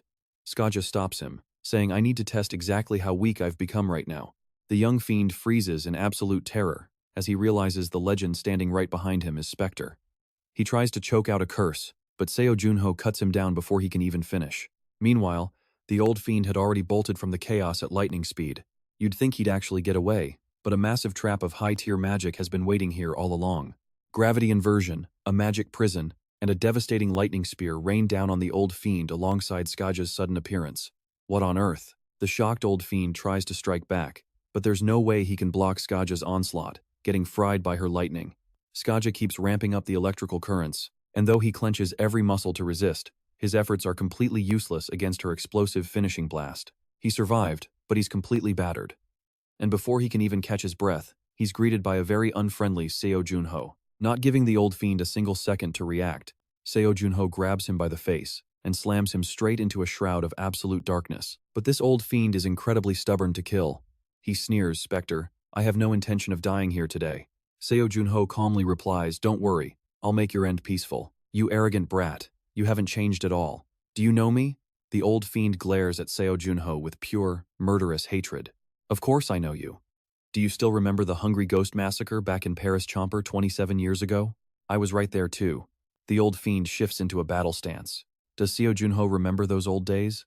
Cut me some slack. Being frozen solid for 25 years makes it pretty hard to remember everything. Well, I guess you won't mind dying here today then, since you got to live an extra 27 years anyway. With that, Seo Jun Ho summons his Night Watchers.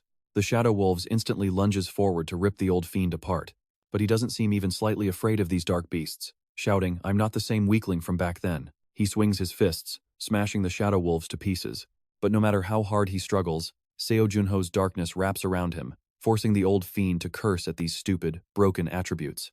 And just as he knew beforehand, dragging out a long fight against Specter is simply out of the question. He warns himself that he has to end Seo Jun Ho with one single, devastating blow if he ever wants to see a bright future. Desperate, the old fiend gathers his remaining strength and lunges forward to strike. Facing that punch, Seo Jun Ho blocks with his massive greatsword. Bare hands versus a giant blade, it is pretty obvious who gets broken. Yet, the old fiend's battle spirit remains unbroken. He refuses to stop throwing punches until his right arm is completely shattered. He finally unleashes one explosive strike, but it barely scratches Seo Jun Ho. Instead, our hero's dark shadow wolves leap forward right away, tearing into the old fiend as if nothing even happened, but he still resists.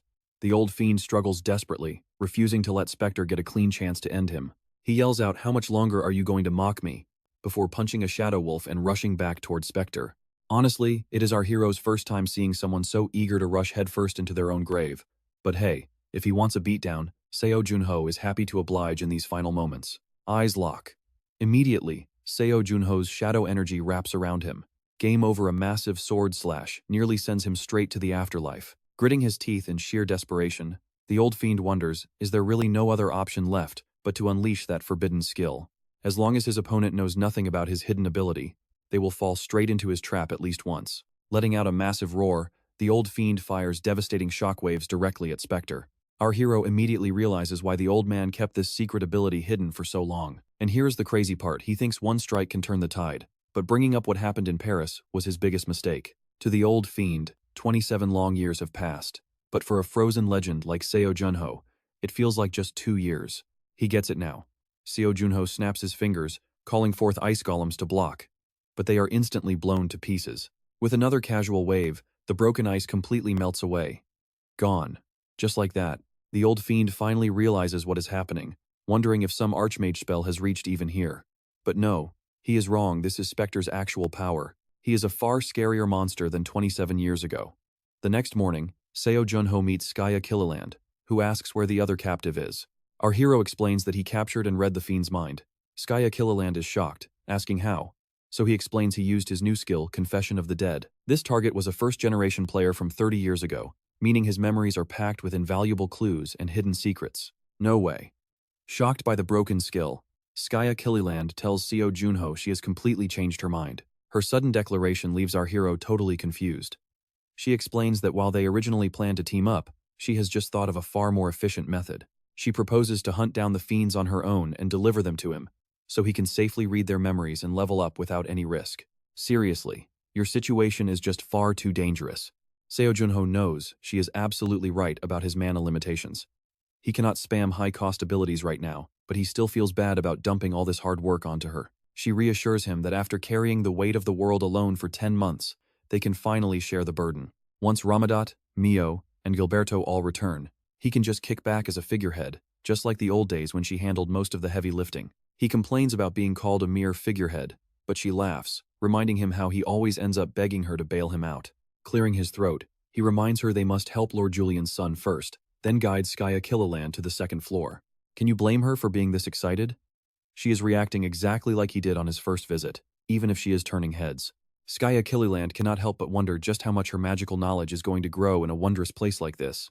Seo Jun Ho instantly slips into character, dramatically promising to serve as Lady Skya Killiland's personal bodyguard on their way to the Julian family manor. Though caught off guard, Skya Killiland quickly plays along, asking him to keep her safe while mentally bragging about her own top-tier acting skills. Whispers erupt around them about the legendary Archmage's return, confirming the rumors of Skya Killiland's awakening. But the gossip is nothing compared to her loud, excited reactions. Grinning from ear to ear, Skya Killiland keeps gushing about how absolutely amazing this place is. Our hero suggests that if she has some free time, she should definitely explore the local magic tower to see all their wondrous discoveries. Watching her bounce around near a public waterfall like a hyperactive kid, Seo Jun Ho quickly makes a helpful suggestion to distract her. Word on the street is that the Tower Master, who also leads the Royal Knights and serves as the Sun Cathedral Archbishop, is actually on par with the Nine Heavens. Right then, Commander Fivia spots them, asking if this is the legendary friend our hero mentioned, who can finally cure their young master. Yes, she is none other than Archmage, Skya Killiland, one of the 5 greatest heroes from their home world. Commander Fivia is totally stunned by the news, since she does not look the part at all. After all, who would expect an esteemed Archmage to be jumping around like a hyperactive kid on a public fountain? Seeing his reaction, Seo Jun Ho chuckles, while Commander Fivia explains that the legends of Earth's 5 great heroes are incredibly famous in their world too. He adds that wandering bards perform their epic tales all over the place, which leaves Seo Jun Ho pretty surprised by their local fame. Once Skya Killiland finally climbs down from the fountain, Commander Fivia immediately bows, expressing how deeply honored she is to meet one of Earth's legendary 5 heroes. It is my honor. Meanwhile, Skya Killiland is making water dance around her body to create a sparkling effect, or maybe she is just playing around. I am Fiver, the commander of the Royal Knights. After letting the swirling water splash onto the ground, Skya Killiland laughs, "Wow, I did not expect this place to welcome me more than Earth."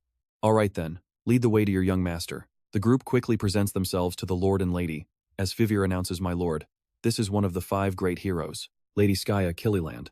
The Lord cannot hide his absolute joy, while his wife looks completely frozen in shock. The Lord quickly bows to Skya Killiland, saying that such a simple welcome is far too casual for a legendary hero, but hopes she feels at home. Skya insists the cozy room is lovely, but the Lord is stunned, whispering to Seo Jun Ho, "How do you even know such elite people?" As she playfully winks at him, Seo Jun Ho shrugs, "We only recently met, and I basically just brought her here." "Ah, you two became close pretty quickly, did not you? Since she only just returned, after all." Sensing the talk drifting, the lady politely nudges them back on track. "He is in his room, follow me." Thanks to Seo Jun Ho stabilizing his condition, young Seamus is finally able to sit up and read. The book in his hands is all about mana control. The Lord announces that the person who can heal him has arrived. Seo Jun Ho greets the boy, asking if he still remembers him. "Hello, I am Seo Jun Ho. I am Seamus Julian. Sorry for not greeting you properly earlier, my illness makes me pass out randomly." "Oh, do not worry about it, Seamus. It is no big deal. We will get those magic circuits of yours completely healed," the boy replies. "Then I am in your hands." Hearing this makes Seamus incredibly happy. Skya Killiland watches him, cooing over how adorable he is, but her face turns deadly serious when she looks back at Seo Jun Ho. It is a good thing I came. The treatment will take about 20 minutes. All right, let us get started." Skya Killiland gets straight to work.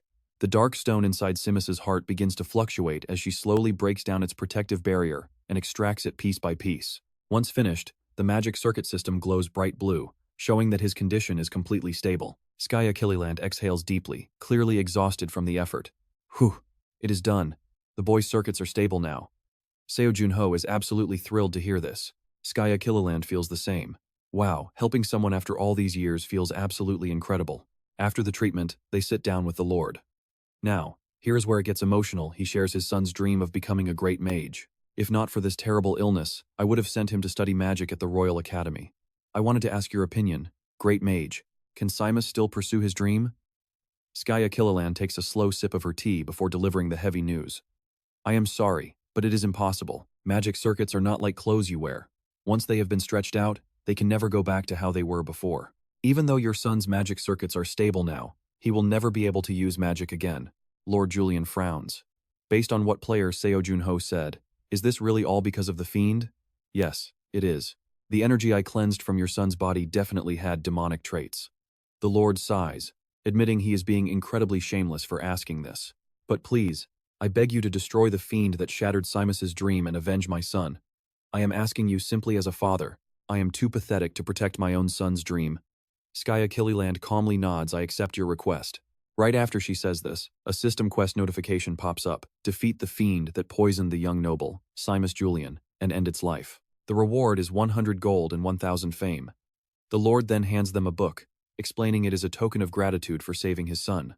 The system identifies it as a passive circuit strengthening skill book. Grade B, which continuously reinforces the user's magic circuits. Seo Jun Ho hands the skill book to Skya Killiland, thinking she needs it more since she is a mage who uses magic circuits. But Skya Killiland refuses to take it, saying, "What are you talking about? You are the one who needs this. I guarantee it will double your overall power." "Me? Double my power?" she asks. "Wait, did you not calculate this yet? Give me your hand." Seo Jun Ho is confused but extends his hand anyway. Your magic circuits are much tougher now. At this level, I do not think you will suffer from mana depletion anymore." Seo Jun Ho, do you still remember how I learned magic? Let me break it down for you as your friendly neighborhood great mage. Skya Killiland snaps her fingers, summoning a virtual PC. "I will use the computers we always use as an example. You know they can be overclocked, right?" He nods. "Yeah, I remember you mentioning that." She explains overclocking is just like pushing the magic inside your body to work much harder. Wait a second. Why am I even using polite speech? We are actually the same age. An old person's obsession with age is truly terrifying, even while lecturing me. She has to bring that up. "You said I need tougher magic circuits to flow mana better, right? And then I need one more condition to run everything smoothly." Skya Killiland smiles. "Exactly. Congratulations, you have met both conditions. By the way, I will still always be your senior." He gasps. "Wait, I already met both?" Seo Jun Ho is completely surprised. "I know my magic circuits are tough, and I have this strengthening skill book in my hands. But what is that second condition?" She grins. "You need a coolant to overclock and break your limits, and ice is the perfect coolant. If you don't, your circuits will literally rupture, and your brain is going to melt pretty fast." She sighs. noting she tested it many times but ice still can't counteract the overheating when reinforcing power. Honestly, how would you even survive without an amazing big sister like me? Honestly, I survived just fine these past 10 months. Listen, it is not your body that needs a coolant. Your actual magic essence has to be chilled. You need an energy source that counteracts overheating while remaining compatible with your magic circuits. It is risky, but pull it off, and you grow even stronger, faster than basic reinforcement even. It is your call, but the math is pretty clear. Seeing Sky stand up, Junho asks where she is heading off to. Meanwhile, Saori is hiding under the table. Sky casually announces she is heading out to travel, since she promised to go sightseeing once her treatment was fully finished. Look at that, Junho actually thought she promised to stay put, but Sky just winks at him. Crazy? No way. She says we were literally just talking about how those hungry ghosts are threatening local villagers. She then flicks a small object straight to Junho. He quickly snatches it out of the air. It is her lucky coin, meant to ward off bad luck at least once. Besides, your Frost Queen has not returned from the spirit realm yet. Eventually, she plans to find a way to travel there herself. No wonder the little spirit is hiding. She is totally trying to dodge Sky. Hearing her name, Saori panics and clings tightly to Junho's leg. Junho tells Sky to be patient. Give her some space. Sky promises to consider it after dealing with those hungry ghosts, waves goodbye, and walks off. Finally, Saori peeks out, staring at the lucky coin. She is a mage but pretty superstitious, huh? Classic Sky. She is definitely going to overexert herself. I am so worried. Since he fought alone all year, she feels it is her turn to shoulder the heavy burden. Meanwhile, Sky has already blinked onto the rooftop of a nearby building. She is ready to give her all for him. Honestly, she is just the type to return a favor tenfold. Until his full power returns, Junho still has a long way to go. A very long way. The absolute only option is to level up fast and regain his strength. He realizes he must master overclocking to catch up with Sky. He is not going to drag her down. What about your armor, Junho? Well, it is my black armor. Do you want to repair it? Is it completely beyond saving? Honestly, forging a new one is better. It is completely trashed, and the durability is practically non-existent. Seeing Junho look pretty down, Kuhum quickly apologizes. He insists it was sturdy, since that black armor saved his life countless times. He asks if Kuhum can forge a new one instead.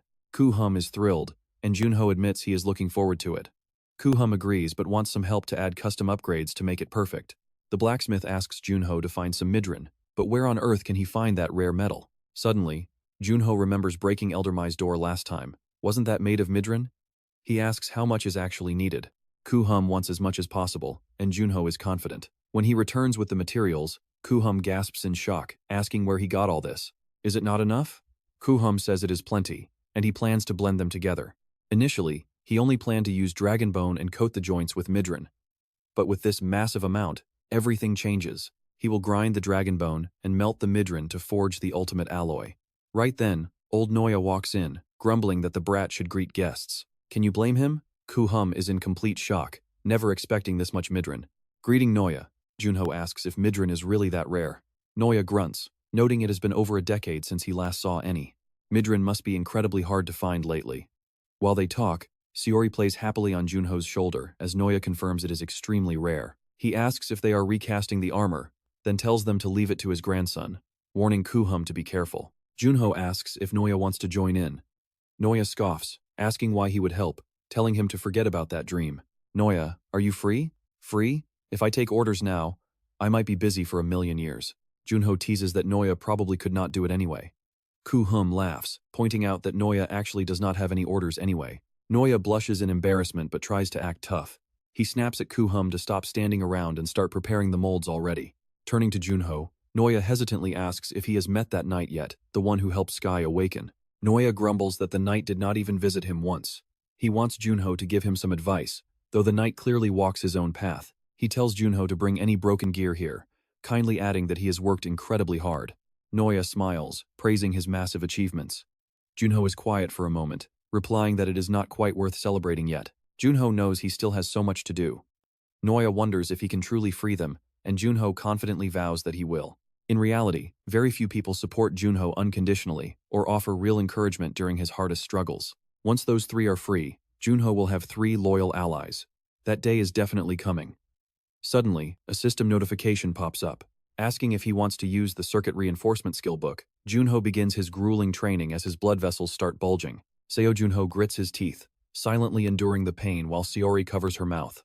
He is reinforcing his magic circuits, so she has to stay quiet. Finally, Seo Jun Ho opens his eyes and exhales a breath of relief, his entire body steaming like a freshly extinguished fire. "Need a breather," he groans, completely exhausted, as Saori immediately flies over to ask if his mana circuits are holding up. He explains that he used to have only 2 magic circuits, but now he has 4. Saori sighs in relief, noting that while his capacity is larger, using all 4 will drastically increase his mana consumption.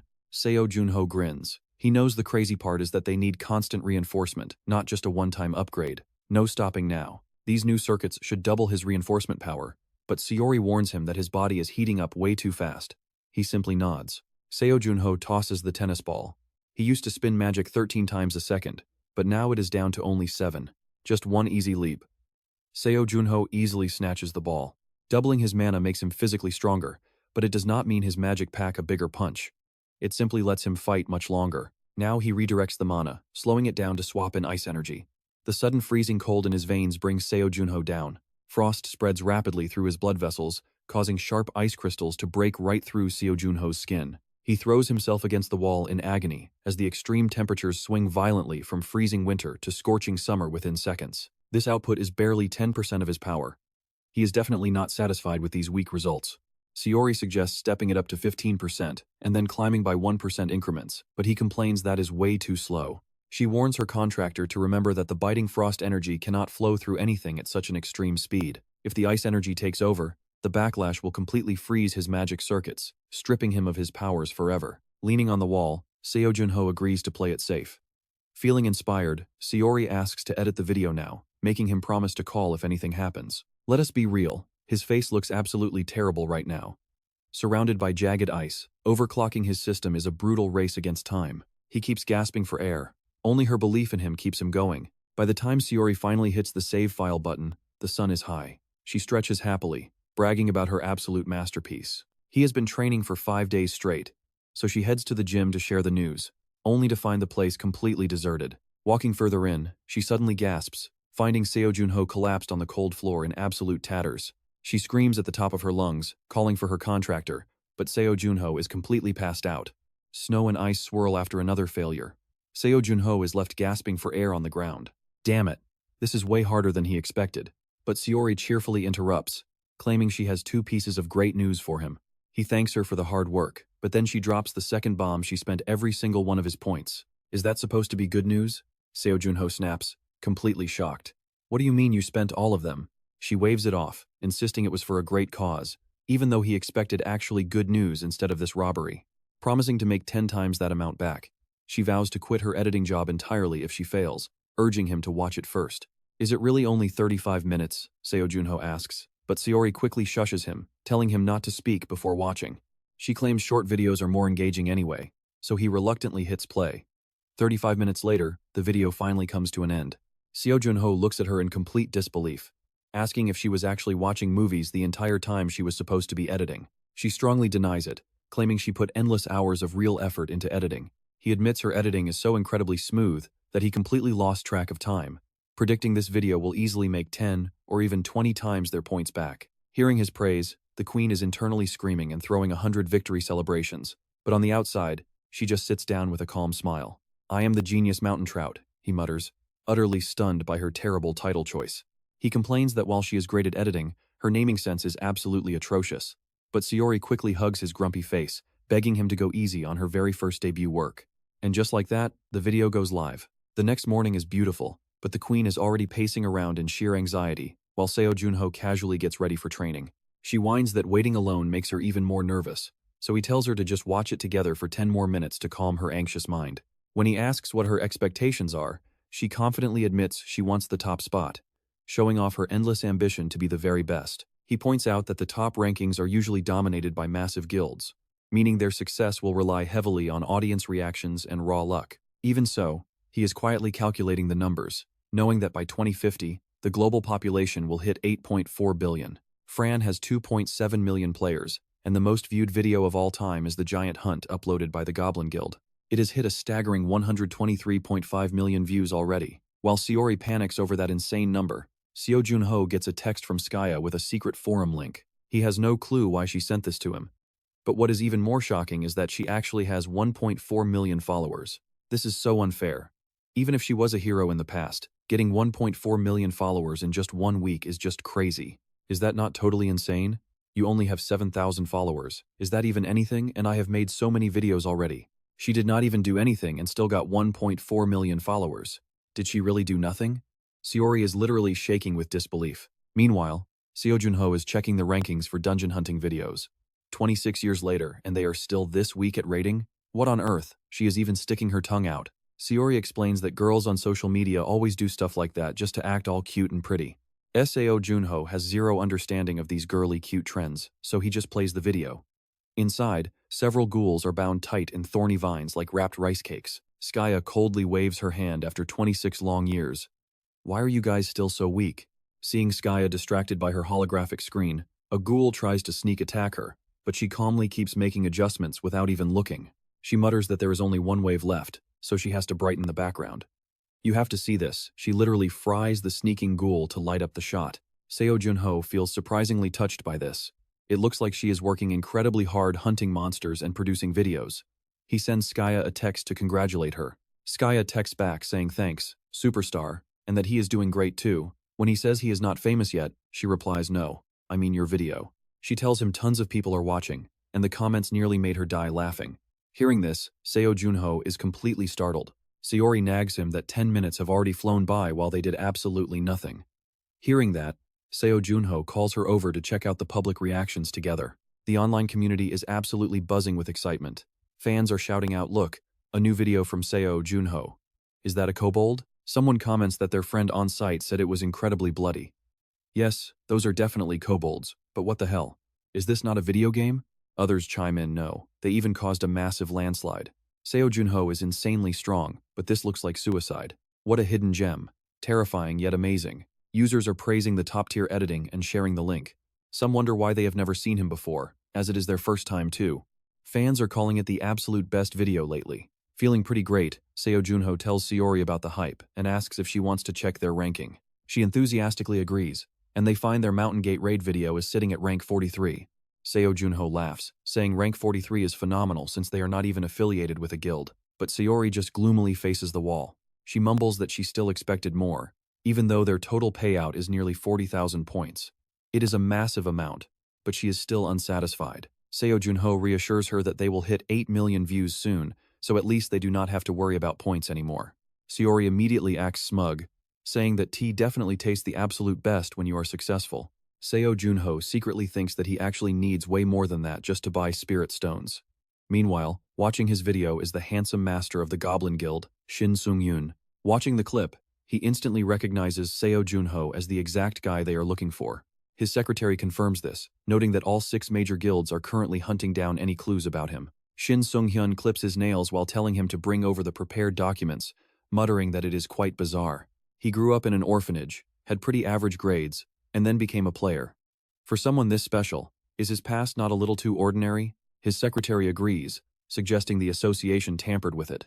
He then asks if there is any other info besides this fake profile. He apologizes, explaining that the association president Shim Dyoku has apparently arranged a full cover-up. Shin Sung-hyun recalls how the kid rejected them.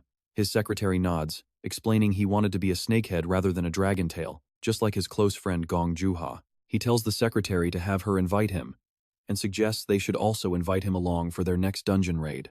Shin Sung-hyun tosses his cute teddy bear nail clippers onto the desk, pondering over Seo Jun Ho wanting to be a snakehead. Yet, what he saw on screen was Seo Jun Ho performing like a true dragon. He cannot help but realize some things require deep thought to fully grasp. Still, cooperating with them would definitely be the better choice for him. In the freezing dark, a flickering candle illuminates the face of a man pushing himself to look younger. Wait, no, to get stronger. All around Seo Jun Ho, icy frost clings to random furniture. Seo Jun Ho squeezes his eyes shut, panting heavily. Another week passes, and his video view counts are still holding incredibly steady. The final payout is 42,250 points. Seo Jun Ho jokingly congratulates her on earning just enough points to survive in this game. Seori proudly huffs, asking if he is actually worried about her. Posing dramatically, she brags that she knew this success would happen all along. She asks about his training, and he answers that he can keep up his reinforcement for at least 40 minutes. She looks around, wondering what happened here. He admits he cannot break past the 42-minute mark. It is pretty difficult to sustain 46% of his true power while reinforced. Sayori asks if that is not already enough. He responds that he can still grow further, and he has absolutely nothing to lose by pushing himself. He figures it is always better to keep practicing, and Sayori admits he is not wrong. Right after those words, the Frost Queen suddenly got goosebumps. Her face went dark, and she shut her mouth, wanting to just leave. Did things really sound that bad? It is open, so you should just go in. Skaya dragged a dead fiend inside and asked, "Can you read this guy's memories?" So she can take some notes if needed. After a quick look, the two of them sit on the floor, and the corpse completely vanishes. That is rough. He was just a low-ranking lackey who knew absolutely nothing. Seo Jun Ho admits he guessed the guy was around level 120, wondering why everyone here is so strong. But since it has been a while since her last fight, feeling overwhelmed is totally normal. Put that aside. How have you been lately? I am still learning how to keep my body temperature stable during reinforcement. I think I will hit 50% of my power pretty soon. But do you think I can get past that limit? It has only been a few weeks, and yet you have already reached the 50% mark? There is no need to rush, so just take your time. I guess so. But where does the Frost Queen disappear to every time I visit? Standing right next to them in her invisible state, the Frost Queen flinched. Seo Jun Ho quickly made up an excuse that she was busy, barely dodging this disaster. Seo Jun Ho opened the door, preparing to head out with Skaya. Once you finish that hunt, make sure to come back and stay safe. Mom, is that you? You always worry too much. The moment they stepped out, they ran straight into a woman. Hello there, player Seo Jun Ho. The Baron wishes to discuss the reward that has not been given to you yet for capturing those kobolds. Please follow me. Seeing this, Skaya teased her friend about being a real celebrity, leaving Seo Jun Ho quite stunned. Wait, wasn't that skill book already his reward? Either way, he decides to head over to the Baron's mansion to see what's up. Seo Jun Ho warmly greeted Simus, who was looking much healthier. It is an absolute honor to meet you. How are you feeling lately? I am doing much better now, all thanks to you, sir. Simus smiled warmly, adding that he has been getting some pretty amazing sleep lately. I will be a great lord, just like my beloved father. I can actually do that, right? Of course, you will become an incredibly great lord. Chief Knight Fivia chimed in. I am truly sorry for calling you here this late. Honestly, I heard you had not left your room for a while, so I purposely avoided contacting you. I was just training alone by myself. Baron Julian looked completely shocked in such a tiny place. From now on, please feel free to use our main training hall. But my lord, I have heard that players are typically pretty secretive about showing off their true powers. If you would allow it, I would actually love to use the private training room you mentioned. Are you absolutely sure about that? Well, if you say so, I will not stand on ceremony then. Seo Jun Ho felt there was absolutely no reason to refuse such a great offer. Now, player Seo Jun Ho, you have probably heard about this already, but I called you here today to reward you for stopping that brutal massacre by the kobolds. To be completely honest, I actually thought you had already given me my reward. That was just the reward for curing Simus. Baron Julian pulled out a small box and handed it to Seo Jun Ho. Go ahead and open it, Baron. Look at that, inside is a pretty strange blue gem. It's actually a legendary elixir, though the Baron plays it down. It is called the Frost Pomegranate. It grows in the northern snowfields and can only be harvested once every 100 years. Are you sure you want to give me something this precious? If it were not for you, I probably would have been labeled as completely incompetent and held responsible for the tragic deaths of hundreds of people. Plus, you saved my son, so please, accept this well-deserved reward. Thank you so much. For everything. Back home, Seo Jun Ho dove right back into training with his newly reinforced circuits. By now, his boosted power had reached 38% as he charged straight between two rows of training dummies.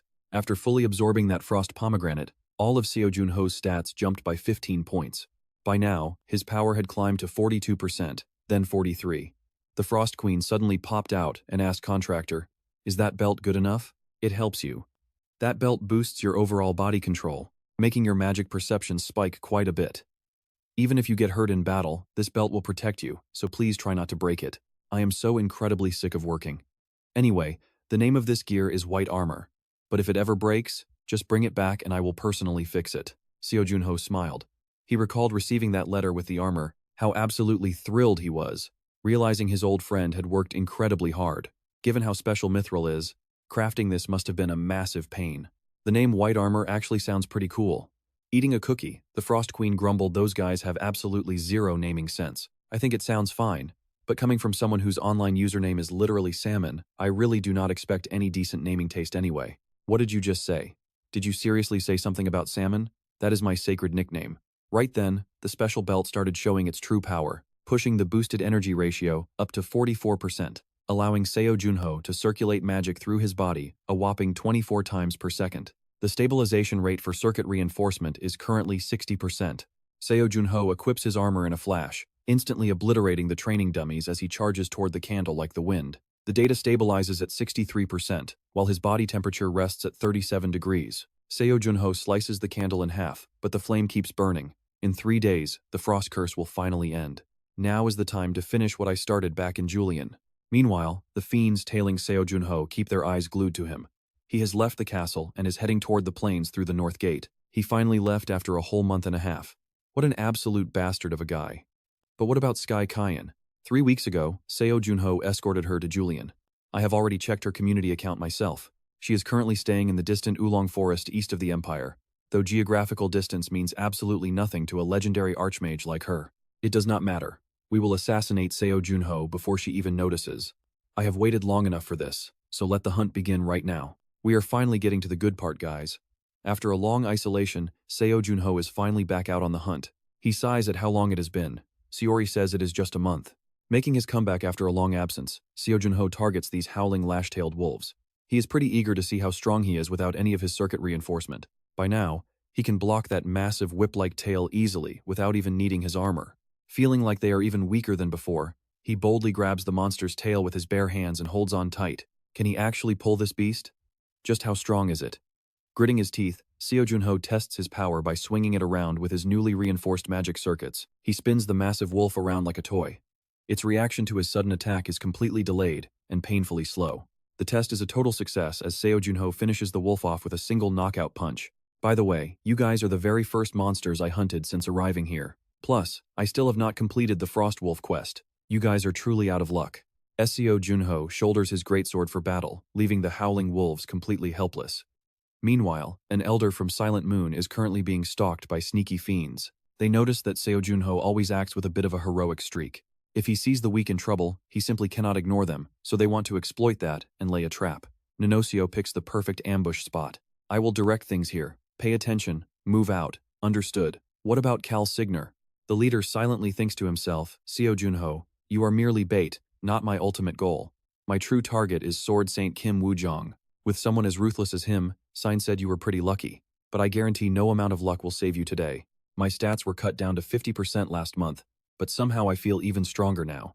Maybe overclocking boosted my baseline strength more than before. Seori suggests that instead of hunting mindless monsters, he should go test himself against the fiends. Seo Jun Ho replies, no matter how many fiends there are, they are not stupid. Where would I even find one out here? Seori just smiles warmly and points. If you are looking for answers, a fiend might actually be living in that wooden cabin over there. Unexpected things always happen in a place like this. Seo Jun Ho looks toward the wooden cabin, spotting a slumped man leaning motionless against a nearby chopped tree trunk. Sorry, Frost Queen, but that is not it. Look, there is a monster trap right here. Hunters and mercenaries use these, but a mage would never buy one. Look closely near that trap, there is a faint puddle of blood hiding there, but the Frost Queen's sharp nose does not miss it. Contractor, I smell blood. She says a metallic scent is in the air. Go scout the perimeter, Frost Queen. Leave it to me, she replies. Contractor, there are no monsters around. Oh my god, someone is dead here. Seo Jun Ho rushes over and activates his Confession of the Dead skill to see what happened. He silently prays that the woman's words were not true. Right then, someone runs over calling out to his uncle. Immediately, he points his finger at Seo Jun Ho, blaming him for killing the old man. Are you the one who did this? Speak up, what did you do to my uncle? Seo Jun Ho stares at him with absolute confusion, before calmly asking, why are you asking me? The other guy is completely stunned. Seo Jun Ho's expression darkens as he mutters because you were the one who killed him 10 minutes ago. How did you know? The killer gasps. Before he can finish his sentence, Seo Jun Ho lunges forward and stabs him right through. Thinking you set up this trap, what is there to even ask? He coldly finishes him off, knowing this guy was not alone. Right on cue, Seo Jun Ho spots 3 more figures rushing toward him through the pitch-black darkness. He instantly deploys a dimensional battlefield. A bright flash of light erupts behind Seo Jun Ho, illuminating the entire area. Seo Jun Ho instantly recognizes them as Cal Signer's right-hand enforcers. He had already witnessed their unique abilities through Sign's stolen memories. Damn it, why a desert of all places? It is boiling hot. A vast desert domain unfolds before Seo Jun Ho, revealing 2 fiends up front and another meditating inside a sphere in the distance. Let's end this quickly, I'll go first. No, let me take this one. Seo Jun Ho swiftly dodges as the fiend charges past him. The monster sneers, mocking the supposedly strongest hunter on Earth for simply dodging his attack. like he is just going to stand there and let them stab him. The one-eyed fiend lunges at Seo Jun Ho, but the strike misses completely. They coordinate a fast double team to corner him, but they simply cannot land a single blow. Seo Jun Ho dodges with lightning speed, leaving the enemies questioning if their own combat skills have gone completely rusty. The two-eyed fiend thinks our attack speed is way faster than the naked eye can track, so no matter how you dodge, you are still going down. Can you even see our movements? He wonders.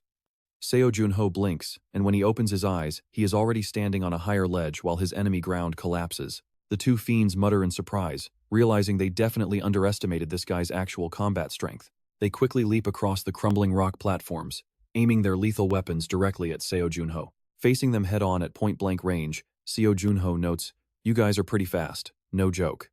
Then he slips past Seo, absolutely shattering his posture to the sheer shock of his teammate. The one-eyed fiend zips past, but he still looks back at his partner, who is lagging behind. Seo is flung away like a heavy sandbag, leaving his partner shocked and enraged.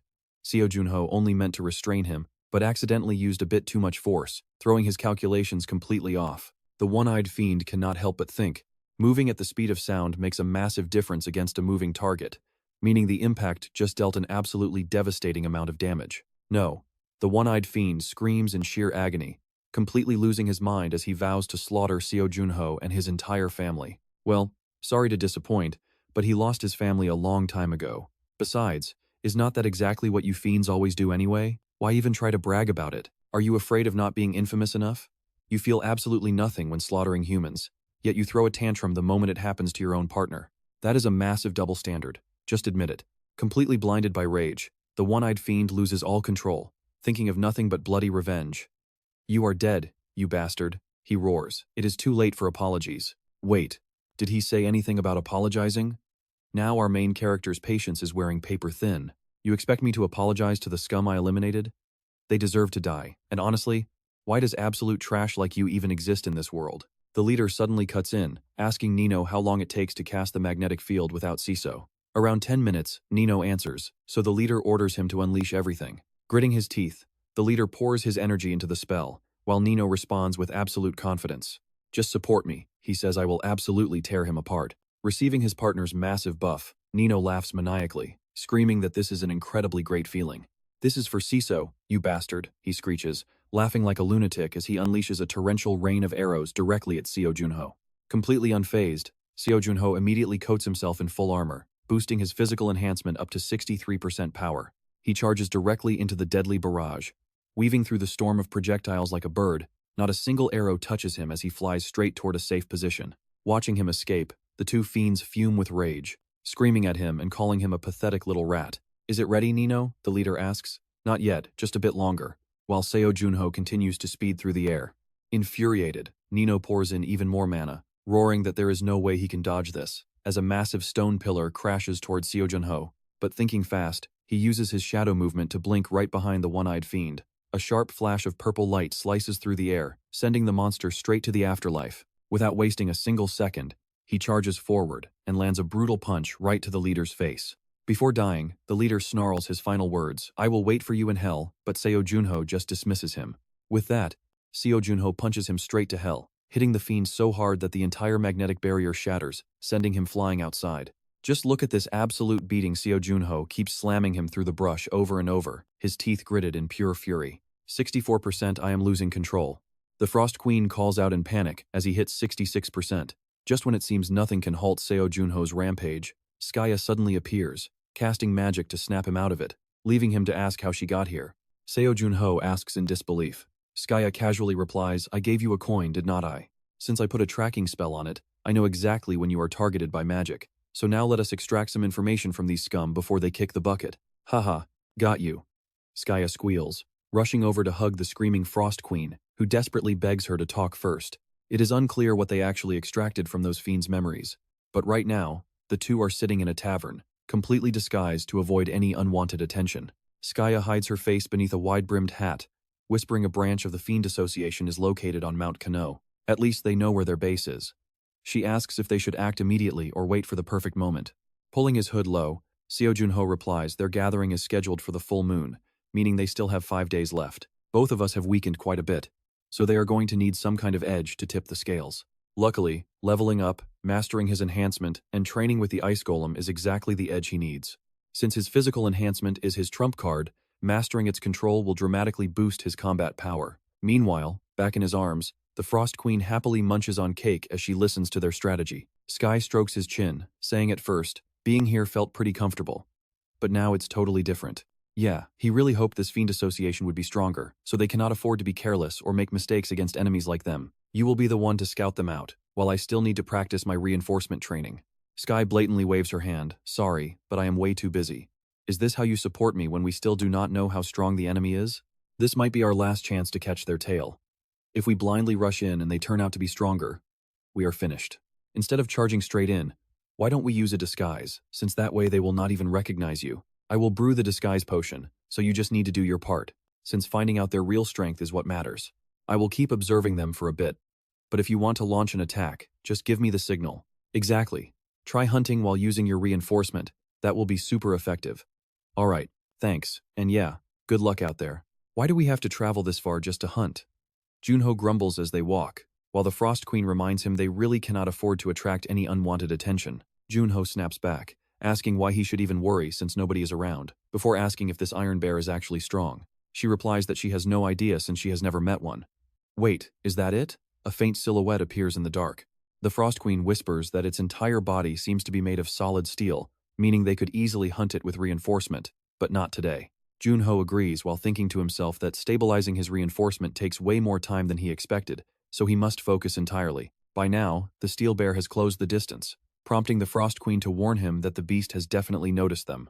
Contractor, the Frost Queen calls out, but Jun Ho remains focused, knowing that fighting with unstable power is extremely dangerous. But before he can finish his thought, boom, the giant bear roars loudly and lunges straight at him. Jun Ho keeps thinking that controlling his speed is the key, while wondering if this monster really belongs to these Kano mountains. The beast feels more like a mobile artificial weapon, making him realize that normal humans on Earth would stand absolutely zero chance against it. A single light collision sends Jun Ho flying back, forcing him to plunge his sword into the ground to halt his slide as the Frost Queen starts giving advice. She yells that he cannot face it with pure strength, to which he mutters that he already knows he cannot match its raw power. But he keeps moving. The lighter his body feels, the better. With a powerful leap, Jun Ho charges forward, striking its steel armor in a shower of sparks while knowing speed is just as crucial as being light. And with a swift strike, he slices its head off. Clean. Watching the massive beast collapse, Jun Ho is shocked that it went down so easily. How could you die this easily? Jun Ho wonders, as the Frost Queen lands next to him, nagging that he still cannot control his power. Jun Ho sighs that he was only trying to attack, but his control was a mess, prompting her to state he is not ready for real combat. Then what should we do, he asks, knowing they must hunt to level up quickly, especially since they are running out of time. She suggests continuously using reinforcement without using his hunting skills, which makes him wonder if she is actually serious. It sounds doable, and though it is an old-school method, it works wonders. Get ready, because this training method is about to put our hero through absolute hell for nights on end. Eventually, Jun Ho successfully controls his speed reinforcement at 15%, while finally reaching level 65 in the process. The Frost Queen points to the full moon, prompting Jun Ho to nod and suggest they head back to meet Sky before the potion effect runs out. She warns him to stay extremely alert while disguised, to which he calmly replies that he completely understands. At this moment, Jun Ho is counting down the final 7 hours before his freezing curse lifts, as she asks if his prep is ready. Once you activate it, you must move with extreme caution and calculate every step, since controlling reinforcement will become slightly harder. I knew you would worry, he sighs, before asking if this is the potion, to which she confirms it only lasts for 6 hours. Since she had to brew it in a rush, the disguise effect will not last very long. Next, Sky hands Jun Ho a mysterious skull emblem with a cracked eye to wear, explaining that this magic badge actually allows them to transmit sound over distances. If you run into trouble, backup will arrive, she says, as the Frost Queen examines the potion, asking if they are finally ready to head out. But Contractor, are you actually confident in your acting skills? She asks, leaving him wondering what she even means by that. Thanks to his Confession of the Dead skill, he has fully absorbed the target's memories, meaning there is absolutely no way he will get caught. She tells him she will believe it when she sees it, and right now, Jun Ho is silently cursing his own bad luck. How dare you show your face here again? A voice growls.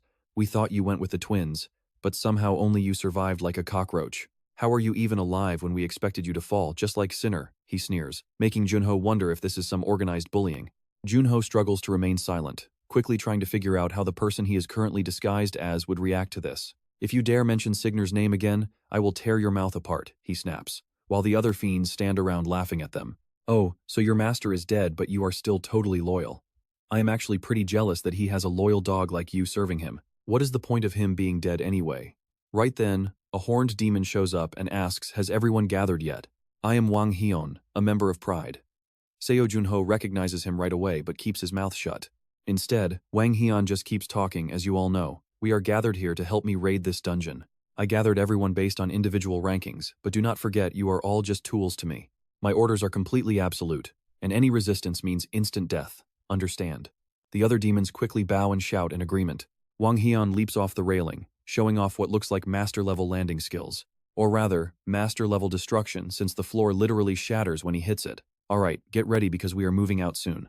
Seo Jun Ho calculates that with only 2.5 hours left on his potion, he cannot afford to use his power-up once the Frost Curse activates. His Dark Shadow skill should be enough, but he still needs to figure out exactly how strong Wang Hyun really is. By now, the group has reached the entrance of a gateway-type dungeon, meaning they can only escape after completely clearing the place. Wang Hyun confidently flings the doors open.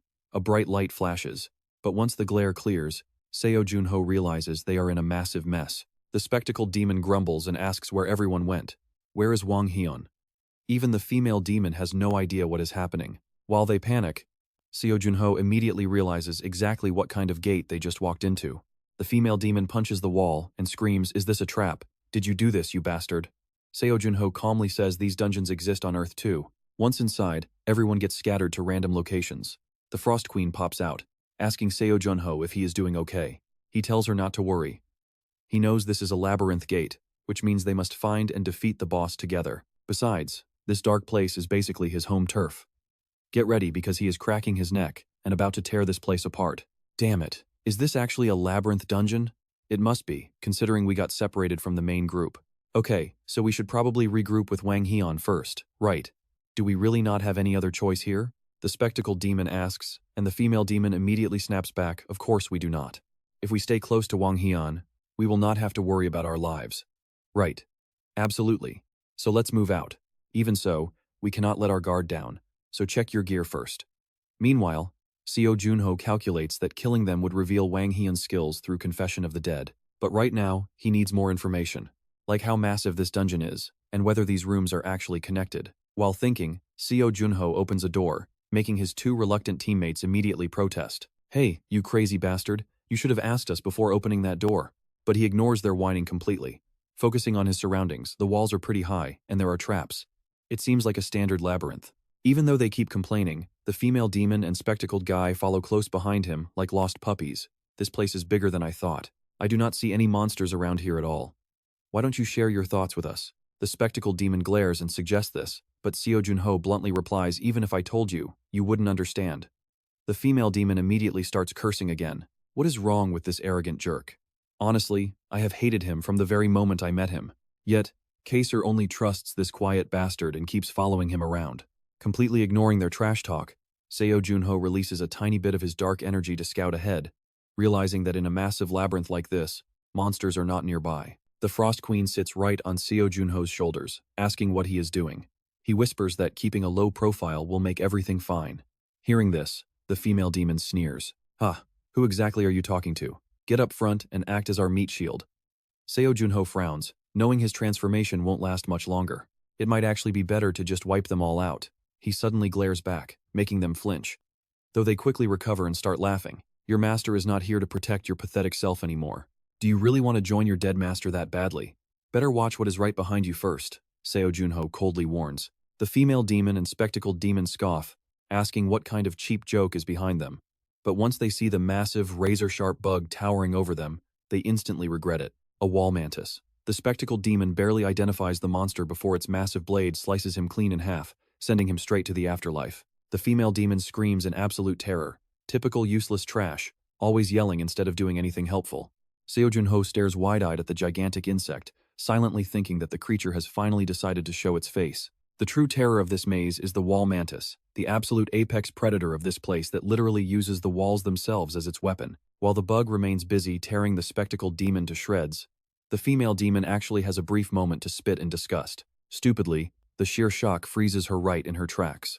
He quietly thinks that he really does not want to deal with monsters like this. How are we supposed to get past a massive wall like this? Oh gosh, she stares at the structure, totally grimacing. You absolute bastard, you built this, didn't you? This is absolutely not a real wall. I have no idea what your plan is, but you cannot fool me this easily. Who knows what comes next, but we can see Jun Ho clever enough to exploit this loophole to stay completely safe. If that wall mantis considers this thing a wall, it will be able to move through it completely free. Now Jun Ho can gather the information he needs without dirtying his hands to eliminate these guys. But honestly, it is highly impossible for only one wall mantis to be roaming a dungeon area like this. I need to move fast before they catch the scent of blood and start swarming here in much larger numbers. Using Confession of Death, the memories of that fortune teller reveal a sorceress named Bango. She is the personal guardian of Wang Heon. She possesses the causality of death skill. This handy ability allows her to learn quite a lot about anyone she focuses her attention on. Looking back, she intentionally touched everyone before they entered the dungeon, using that brief contact to extract their secrets. More importantly, Wang Heon's own primary skill is Penetrating Eyes. It is a powerful A-rank skill that instantly exposes the weak points of any target he attacks. Meanwhile, Wang Heon can easily pulverize these monsters with just one heavy punch. This won't be easy, contractor. What is your plan here? That is exactly what sets me apart from my rivals. In a brutal dungeon like this, I am just leveling the playing field a bit. As expected, you are absolutely incredible, sir. Wang Heon suddenly erupts. Wang Heon easily slaughters another wall mantis to the cheers of his crew. But before he can even catch his breath, Bango shouts a warning. Wang Heon, the number of wall mantises is rapidly rising. They are around level 90 or higher. Is this a surprise ambush? 23 is a massive number, and 6 more of our people were just wiped out nearby. That is why this whole place feels quite off. We cannot afford to lose so many men to simple monsters. There has to be a traitor hiding among us, Wang Heon confidently declares. And honestly, his guess is pretty spot on.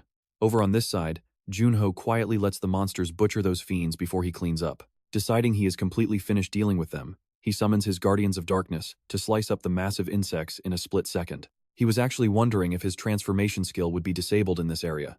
But apparently, it still works fine. The Frost Queen chimes in, asking if the curse of freezing cold will wear off soon. It should take about 1 hour. We are running out of time, so let's extract their memories first. Jun Ho is so focused that he misses a fiend with sharp iron bars sneaking up to ambush him. There is no need to worry about that. While casually chatting with the Frost Queen, Jun Ho easily catches the ambusher by his throat. The longer I keep these guys alive, the deeper I can dig into their memories. Even Wang Heon cannot see through my hidden abilities, Jun Ho mutters. The captured fiend looks completely horrified. Jun Ho easily guesses this guy belongs to Wang Heon's crew, and it seems they have finally realized the absolute danger they are in. Without hesitation, he ends the guy right there and uses Confession of Death to read his mind. A memory instantly flashes, showing Bango saying, "You are right, something is very wrong. Stop searching for any survivors. We need to regroup immediately before we tackle the dungeon boss." Fine. I will use my map skill to locate them. Next up is Sat Tang. No problem, if I use my guiding instinct, I can head straight to Goff. Oh crap. Just as Jun Ho realizes things are a mess, that tracking instinct is already activated. Jun Ho freezes, realizing he let his guard down, and now Wang Heon has been delivered right to his doorstep. Talk about a shock. Doesn't the little insect that betrayed us look incredibly familiar? Do you not agree with me, Goff? Wang Heon casually kicks it aside to clear space. He mutters that this is a surprise he never saw coming. Meanwhile, the Frost Queen hops onto Jun Ho's head to warn him. Contractor, the current situation is really not ideal for a fight. You are still suffering from that freezing frost curse. How much time is actually left on it? About 50 minutes. Is that guy seriously targeting us? Why would he do that? Jun Ho knows he is stronger now than when he fought the X-Nears, but with his incomplete boost and the active frost curse, fighting right now is incredibly risky. Maybe I should tap into my frost power just to hold my ground. They claim you came under the direct orders of Najat, right? Even though this dungeon raid is going smoother than last time, why are you slaughtering everyone else? It looks like you have absolutely no intention of talking, do you? Fine, we will just find out ourselves. Before he even finishes his sentence, a massive fist is flying straight at Jun Ho's face. The guy is insanely fast, but Jun Ho still manages to block with his sword. Wang Heon throws a devastating, armor-piercing punch and looks genuinely impressed that Jun Ho can actually react to his lightning-fast attack. Swiftly following up, he rains down a barrage of brutal punches while demanding to know if he is truly Goff. That weakling could never possess this level of power. This villain is not only incredibly strong, but his eyes are also dangerously sharp. He continuously unleashes a flurry of heavy blows, pushing Jun Ho backward step by step. Jun Ho barely manages to defend himself from being completely blown away. This absolute monster is far stronger than he anticipated. If he lets himself get backed into a corner like this, things will get pretty dangerous. Seeing his opponent like this, Wang Heon laughs happily, right when Satan suddenly steps up to claim his turn. Satan yells that the guy is his to punish, but Bo holds him back, telling him to just let Wang Heon handle it. Meanwhile, the Frost Queen sees her favorite contractor taking a beating and gives him some advice. Contractor, she warns, speed alone is not enough. I know that signature move. It is the core of the technique that made his name. Wang Heon cracks his knuckles with a creepy grin. Now, is this really the dimensional battlefield we are looking at? He mutters that he has heard of this move before, always wondering what kind of talent could make their commander covet someone so heavily. Shall we begin? He asks himself, dropping into a stance to launch his next massive attack. Hearing this, Seo Jun Ho thinks to himself, does their commander really covet Gop's power? That is another memory he has managed to unlock. This time, Seo Jun Ho summons his dark wolves to clash head-on with Wang Heon. Stomping his foot, Wang Heon preps a lightning-fast punch with a mocking smile, thinking that even controlling dark energy on this dimensional battlefield is completely useless against him. With a single blow, he completely obliterates the 4 dark wolves Seo Jun Ho was so proud of, leaving him totally stunned. Wang Heon gloats now. I understand why the commander wants your power. With an ability like yours, creating a whole second army of darkness is entirely possible. Wang Heon closes the distance instantly, and the Frost Queen grows incredibly anxious as Seo Jun Ho fails to react in time. Look out, contractor. Wang Heon's heavy fist slams directly into a defensive ice wall that Seo Jun Ho quickly raises. That icy shield barely saves his handsome face from being crushed, but it also completely exposes his hidden cards to the enemy. Oh, ice powers as well? Wang Heon gasps in pure delight, his twisted smile warping even more as he gets excited. From this moment on, every single thought and action you make will be calculated by me. Despite Seo Jun Ho's efforts, the ice wall cannot hold out for long before Wang Heon shatters it completely, sending him flying backward. While the Frost Queen panics for his safety, Seo Jun Ho remains remarkably calm, quietly boosting his strength by 30% while summoning his full white armor to leap back into a fierce head-on duel. The two clash furiously, tearing through trees and walls as their brutal fight rages on without any clear winner. Suddenly, Wang Heon unleashes his special skill, instantly removing all debuffs. This allows him to land a devastating uppercut on Seo Jun Ho, a strike so powerful it completely shatters the dark barrier surrounding their battlefield. Wang Heon looks at the massive hole above him, wondering what just happened and if it actually pierced straight through his opponent. Then he realizes something is very wrong. Isn't this supposed to be the dimensional battlefield? He gasps to see Seo Jun Ho still standing right there. Wang Heon wonders if he can clone himself, but how could a mere spy utilize Gop's actual abilities like this? Wait, was that bizarre skill really the dimensional battlefield we just witnessed? As Wang Heon panics, a series of system windows suddenly pop up before Seo Jun Ho, stating that Dispel Rank A is searching for curses to remove. The Dispel skill successfully removes the Frost Curse, reducing its remaining duration by an hour, an incredibly lucky break. Wang Heon racks his brain in complete confusion, wondering how this guy possesses memories only Gop should know. Alongside the ability to replicate his dimensional battlefield, it seems absolutely nobody realized he was an infiltrator. But looking at him now, his physical body and unique skills seem far more valuable than Gop's, granting him mastery over both darkness and frost. Seo Jun Ho slowly pushes himself up and steps forward, asking if he is exhausted yet, because he is only just getting started. Despite spitting out blood, the hero drops back into a flawless, professional combat stance. Wang Heon sighs in relief and steps forward with a bone-chilling grin. I will not kill you just yet, he warns, but Seo Jun Ho ignores him coldly, knowing exactly who is about to get slaughtered here. Before Wang Heon can even take a step, Seo Jun Ho strikes. Finally, the duration of the agonizing Frost Curse officially ends. With his suppressed stats completely restored to normal, Seo Jun Ho starts laying into Wang Heon, landing every single blow without missing once. The heavy strike sends him flying back with blood spraying everywhere, forcing the villain to realize that his opponent is too fast to track. Before he can even recover, Seo Jun Ho closes the gap and delivers another brutal punch to the jaw, making Wang Heon's eyes roll back. The villain swings wildly to retaliate, but Seo Jun Ho teleports behind him, freezing the ground to slide forward and drive another devastating fist right into his forehead. Trying to use the distance to touch Seo Jun Ho's face, Wang Heon is instead launched straight into the ceiling before crashing down near his allies. Bo rushes over, anxiously asking if he is okay. Wiping the blood, Wang Heon grit his teeth, ordering them to kill the dungeon boss immediately. Bo asks what he means, but Heon just charges forward desperately. Without a second of hesitation, Seo Jun Ho activates a 15% power boost and lunges forward to meet him. Wang Heon screams that this guy is far more dangerous than the actual boss, urging his allies to join the attack. The two exchange dozens of brutal blows, throwing hands relentlessly. Wang Heon believes he can read his enemy's thoughts and movements, yet his body simply cannot keep up, leaving him desperately wondering how to stop him. Right after getting punched in the face, before he can even escape the danger, the bitter frost freezes him solid. Then, Seo Jun Ho seizes his chance to deliver the final strike. The quick draw of his sword looks incredibly gentle, yet it silently slices Wang Heon's body countless times. The exact moment Seo Jun Ho sheathes his blade, the enemy's entire body instantly explodes. Just like that, the wild fiend is wiped from existence. The blinding light from the massive explosion completely dims everything around them. No matter how strong a boss might be, a monster is still just a monster. Sadly, his final words vanish into thin air with him, never reaching the ears of his remaining allies. Deep inside the raging flames, the two allies Wang Heon sent away are left wondering when their strong leader will finally arrive. Since we cannot contact the outside world from within this deep dungeon, he sent us in first to secure the area ahead. He is currently fighting out there, but there is absolutely no way he would ever lose. Banjo has been working loyally by his side for a very long time, but as she turns around, she sees Stan frozen into an ice statue. Wait, check this out. Actual ice? A freezing spell? Is there another player here who has some kind of frost skill? Before she can even process the shock, her fingers are already frozen stiff. Within a single heartbeat, she turns completely into solid ice. Seo Jun Ho looks coldly at the two frozen statues in size. That is a pretty annoying skill. So this is exactly how I got frozen solid back then? I told you this power was incredibly convenient, right? Yeah, it is useful, but I do not think it is all that great. It completely freezes the mind and drains a huge chunk of your mental power. It is a dangerous skill we must use with caution.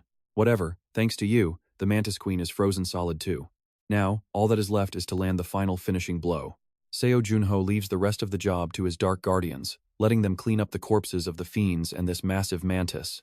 Once his Dark Guardians eat every single corpse clean, a rare item drops.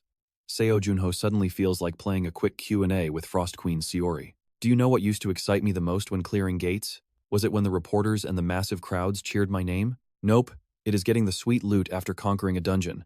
Take a look at this Mantis Queen magic core, a fancy stone radiating a wave of pure dark energy. Huh, what is that? Frost Queen Seori curiously floats over to look.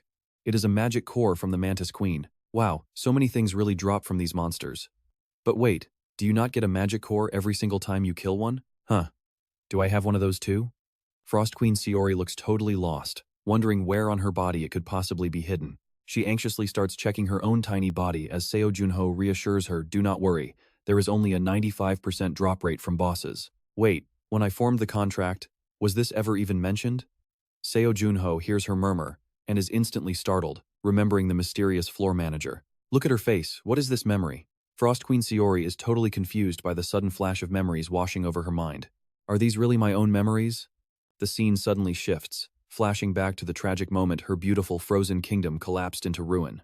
Back then, Frost Queen Seori first learned of a strange entity known as the floor manager. Wait, a floor manager? What are you talking about? Seo Jun Ho is totally lost, but Frost Queen Seori continues to mutter as if in a trance.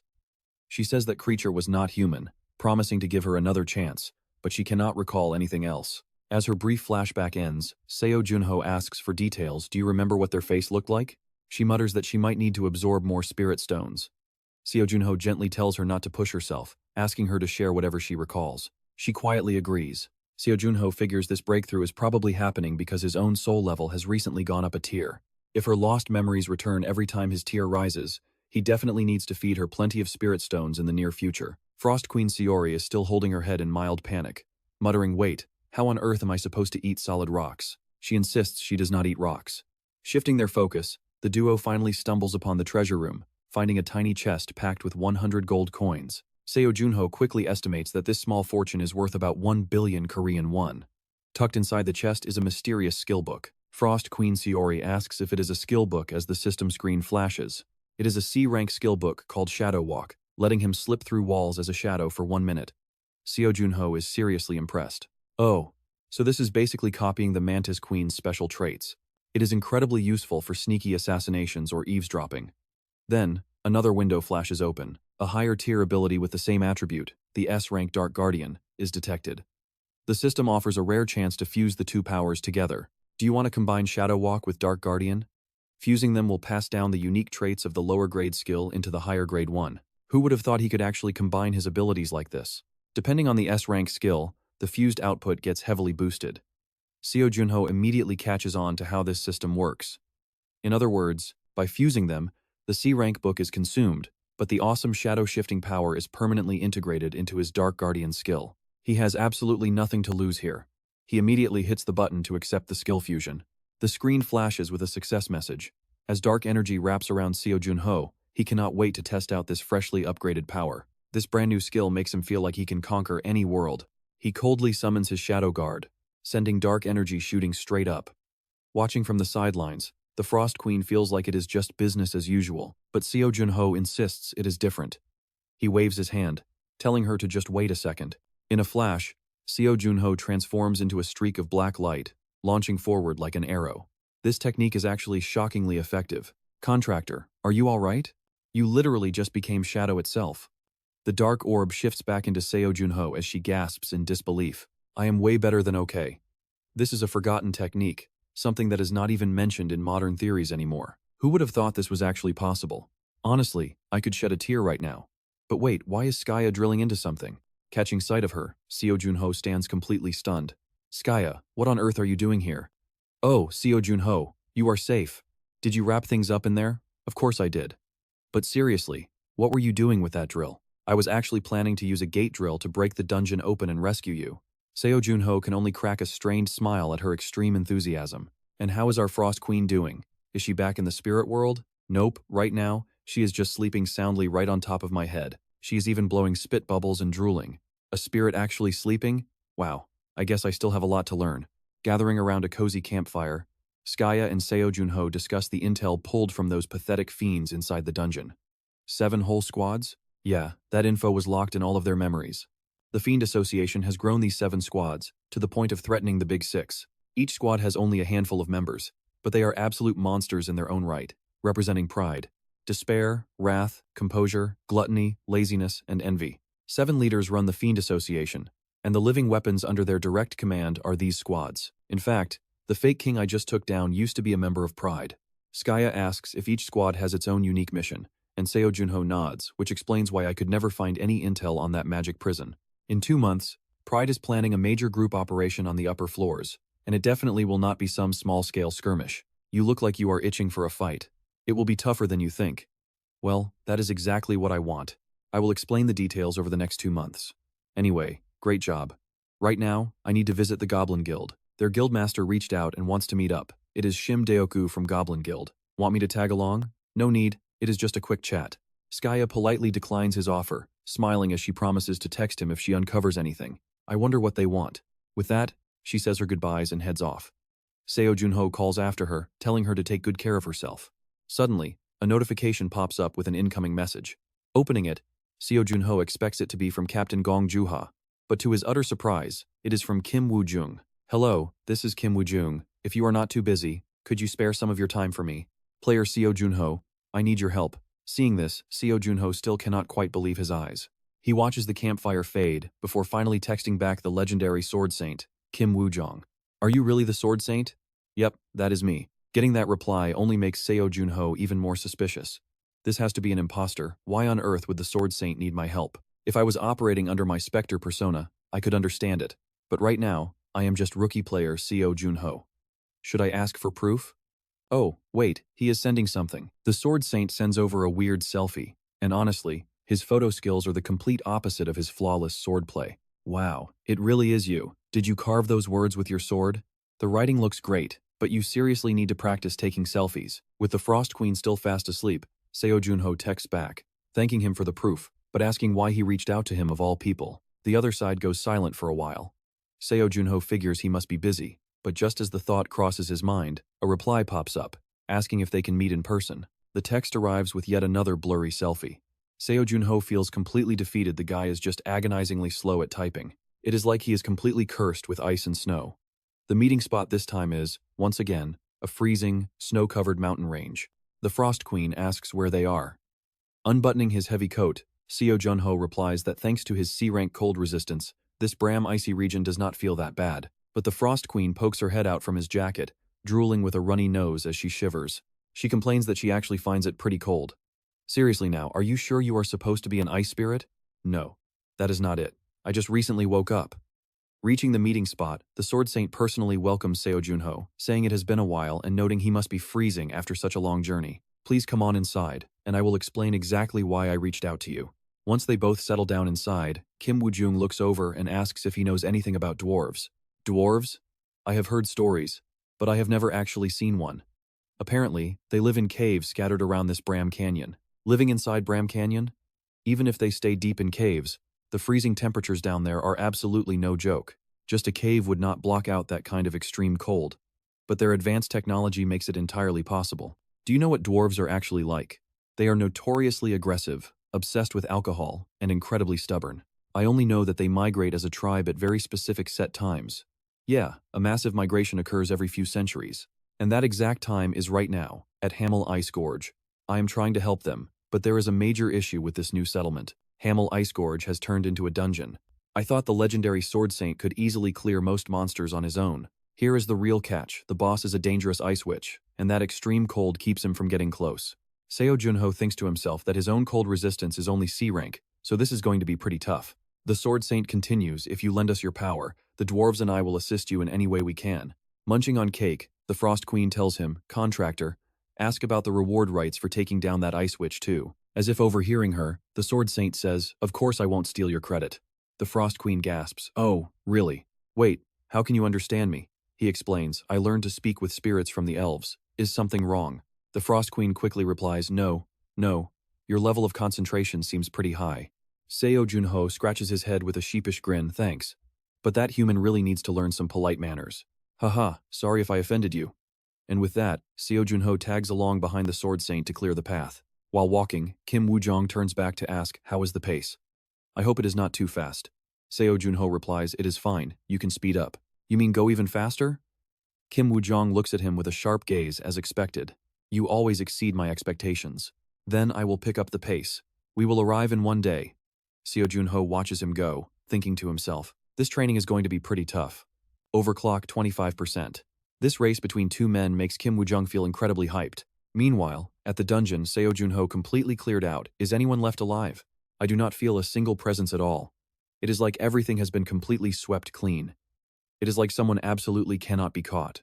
Could a high-level player be near the dungeon? No way. We always plan ahead for that. Do we not? Could we have missed the movements of an elite high ranker? Maybe it is Kim Woo-jung or Brainjong. Speaking of which, what about Skya Killaland? Honestly, that powerful woman completely vanished. But are the legendary 5 heroes really just relics of the past now? You have never even seen them, so you have no right to judge. Once you finish the investigation, return immediately and do not do anything stupid. Boss, seriously, do not worry, but honestly, my body is just itching for some action. Maybe I will play with a few targets on my way back. He licks his lips, looking ready to swallow someone alive. Meanwhile, Kim Woo-jung leads Seo Jun Ho to the settlement of the White Mo dwarf tribe. The place is packed with tiny houses standing side by side. Kim Woo-jung introduces this area as Dennis.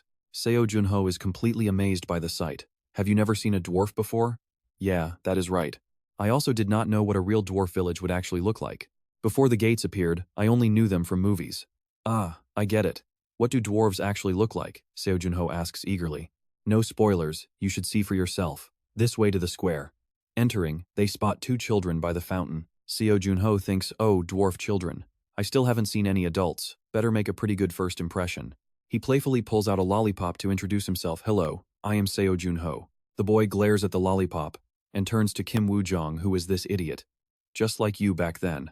Seo Jun Ho and Kim Woo-jung freeze, while the girl giggles, ho ho. I think he is cute. Why are you like that? Seo Jun Ho panics. Wait, what? What? The boy mocks him. Heh, look at his face. Surprised are you?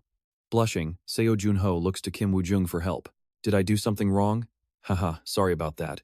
Let me introduce them to you. The chief of the White Mo tribe, Bram, has no beard. That rugged dwarf look is just a stereotype from media and video games. Just so you know, he is actually over 250 years old, looking like an elementary kid with a cheeky wink. Seo Jun Ho feels his 51 years of life cannot even compare to this dwarf.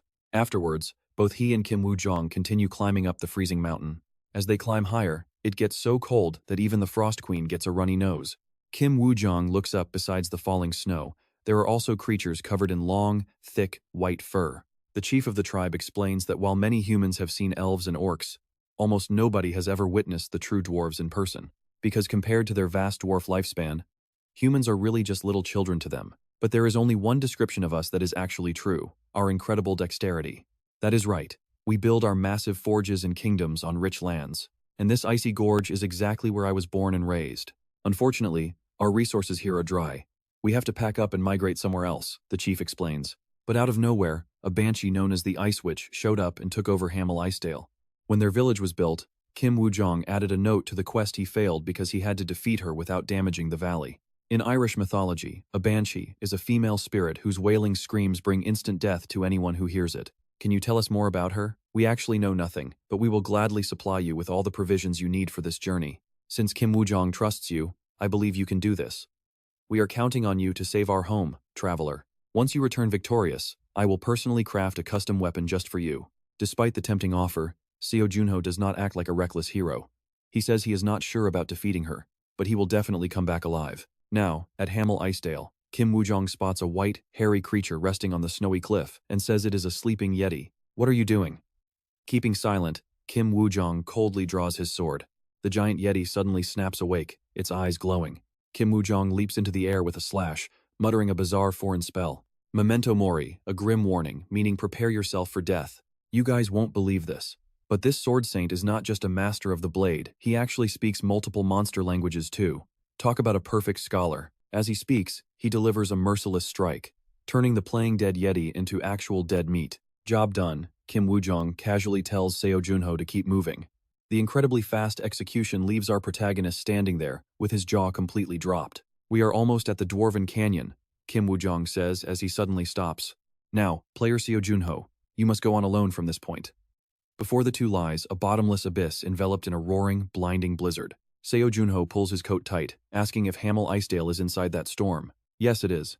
Well, thanks for guiding me. Good luck, he says, as Seo Jun Ho bids farewell to Kim Woo-jong, heading into the snow that already buries him waist deep. Struggling forward, he finally reaches the entrance of Hamel Icedale, collapsing onto the frozen ground while gasping heavily for air.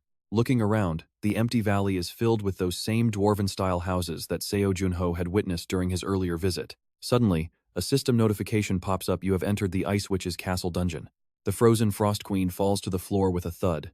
Seo Jun Ho mutters about how quiet it is, causing the spirit to jump up in pure rage. I seriously thought we were going to freeze to death. How are you even called the Frost Queen anyway? As Seo Jun Ho questions her, a petty argument almost breaks out, but glowing ghosts suddenly drift over, warning them to turn back if they want to live. Terrified, the Frost Queen grabs Seo Jun Ho's shoulder, asking if he actually has a plan. Are you sure you can pull this off? If you're scared, we can always head back. They literally said you'll die if you go any closer. Oh my god. A legendary spirit terrified of ghosts? Honestly, who would have ever seen that coming? Calmly pulling out a glowing magic flare, Seo Jun Ho shoots it into the sky despite her protests, asking why the Frost Queen herself would ever be afraid of some ice witch. No, stop talking. Let's just leave. If you are that scared, just cling to me, Seo Jun Ho says to the pale-faced Frost Queen. My goodness. Don't you even know what a banshee is? A wailing ghost that brings doom? Seo Jun Ho just shrugs it off with a totally blank face. Exactly. The rumors say that merely hearing her wretched wailing is enough to make you drop dead on the spot. Usually, spirits who die in deep resentment turn into banshees, but all she really wants deep down is for someone to listen to her, the Frost Queen explains. Seo Jun Ho steps forward with even more determination. Legend says she is a vengeful spirit who has roamed this place for centuries. Fortunately, she is not his main target. Since the soul-stealing Dark Sentinel lurking ahead is far more terrifying, dealing with this banshee is not his top priority right now. The Frost Queen suddenly realizes the truth. Ah, you already have the Dark Sentinel skill. So, what are you going to do? It is simple: we destroy anything that gets in our way. The moment Seo Jun Ho finishes speaking, a chilling, eerie sound echoes. Suddenly, the terrifying Ice Witch descends from above like an angel, except she is incredibly hideous. The Frost Queen summons two tiny, trembling ice shards, insisting on stabbing the witch with magic since she lacks a physical form. But Seo Jun Ho tells her not to be so foolish. Seo Jun Ho tells the shivering Frost Queen that she should just take a nap to preserve her sanity. The Ice Witch unleashes a deafening shriek, blowing the Frost Queen away in a very undignified manner. Yet Seo Jun Ho calmly prepares his counterattack. His immense dark energy sweeps away every single obstacle, rushing straight toward the target to instantly eradicate the wailing banshee. Seo Jun Ho's massive shadow hand grabs the witch's ugly face and slams her into the ground mercilessly, leaving the nearby wandering ghosts completely dumbfounded. The Ice Witch shrieks, asking why he is not frozen. Seo Jun Ho replies that he is sick of snow, so she should let go of all her worldly regrets. Rest in peace, he mutters, but the desperate spirit screams out that she is not the Ice Witch. Wait, what the? The scene shifts to a flickering fireplace. A trembling, teary-eyed girl asks her older sister when their parents are finally coming home. Wrapping her two younger siblings in a blanket, the sister whispers that it won't be long. But one asks if the Ice Mage took their parents. No way, she smiles. They just have too many customers. Let's wait a bit longer. But sister, I'm so sleepy, the little one mumbles. We have to stay awake to wait for them. I can't hold my eyes open anymore. Still, the three tired siblings soon drift off into sleep. Only when morning light filters through the door cracks does the oldest sister stir. The sun is high, but the outside world is dead silent. Mom, Dad, why are you so late? Why haven't you come to pick us up yet? Tears stream down her face, but soon, she can't even cry anymore. That tragic memory belongs to the very wraith standing before them. Hearing this, the Frost Queen deduces that the Ice Mage and his contractor were separated, meaning he desperately needs a scapegoat for some dark plan. The wraith continues, explaining that he slaughtered the child and her entire family just to cast his cruel frost curse over them. The sick Ice Mage turned innocent humans into monsters, using them as bait for decades. Both Seo Jun Ho and the Frost Queen are left completely speechless, and honestly, can you blame them? This guy is sick. The other wraiths are visibly shaken too, but Seori seriously warns Seo Jun Ho that he needs to keep a cool head right now. He has a contractor, she says, and you are facing a mage who cursed countless souls. Seo Jun Ho shrugs it off.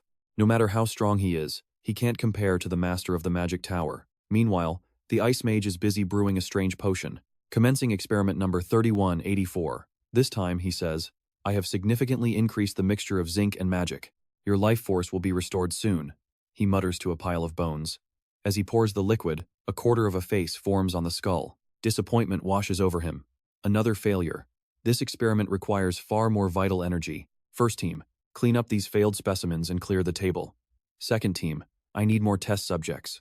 Go bring them to me immediately. If you drag your feet, I'll use your own kind as substitutes. Terrified out of their minds, the goblins scramble to carry out his orders. Meanwhile, the Ice Mage returns to sit on his throne, staring at a portrait of a beautiful woman and speaking to himself. Since becoming an immortal mage, how many times have I failed? I've stopped counting. I just want to feel touch, taste, pain, and the beating of a real, living heart again. I want to be human again. Guided by Seori's directions, Seo Jun Ho finally arrives at the entrance of a dark cavern. Are you sure this is his lair? He asks. It looks identical, the wraith replies. You'll die in there. What's your plan? Seo Jun Ho gives a deadpan reply. I'll just go all out. He has you and your people completely cornered anyway. I'm just stuck in this world and need a way out. So if you want to run, go ahead and stop asking questions. Honestly, he's losing his patience fast. From this moment on, I don't want to get dragged into any more annoying messes. With a cold declaration, Seo Jun Ho snaps his fingers. Thick darkness erupts from his feet, quickly stretching out to consume the clueless goblins standing nearby. Shockwave stone pillars instantly shatter, triggering a massive cave-in. The violent tremor rumbles all the way to where the Ice Mage sits alone. An earthquake? That's impossible, he mutters. Tectonic shifts stopped in this place centuries ago. As agonizing screams of dying goblins echo from the distance, the Ice Mage immediately summons his elite guards, a terrifying pack of savage wolves and fierce goblins. But the moment they charge out, Seo Jun Ho's shadows swallow them whole in a split second. Now here's the absolute best part, he snaps his fingers, telling the mage to stop sending lackeys and fight him directly. With a single snap, the Ice Mage's entire army is left writhing in the shadows, their horrific screams echoing through the cavern. Finally, the Ice Mage slowly emerges, stepping through the rising smoke with two glowing eyes that pierce the darkness. Infuriated, he raises his hands and roars, "How dare you stand against my wrath?" Seo Jun Ho remains unfazed, casually noting that he finally showed his face. Seething with rage, the Ice Mage unleashes a massive blast directly at Seo Jun Ho, but it doesn't leave a single scratch on him. He gnashes his teeth, demanding to know how a mere human bypassed his powerful magical barrier to reach this sanctum. Seo Jun Ho doesn't waste his breath answering the question. Instead, he points a cold finger forward, launching a blinding beam of purple magic that strikes the confused Ice Mage head-on. Barely dodging, the cannon-like blast tears through his robes, sending his hard-earned research papers flying everywhere. Watching his life's work scatter, the mage stammers in horror. "No, my research," he gasps, his panic instantly turning into a fit of psychotic rage. "My blood, sweat, and tears, my absolute life's work. Do you have any idea what you have just done?" His boiling rage levitates him as the ground below collapses, summoning an entire army of goblins to crawl out from the abyss. The Vanitas Legion. Hundreds of years ago, humanity feared and worshipped my absolute power. They could never understand my grand ambition, not even my master. The Ice Witch stared down at the smoke and fire, reflecting on her past. Today is the day of destiny. She thinks time to leave this mountain. Behind her, a terrifying giant snake looms.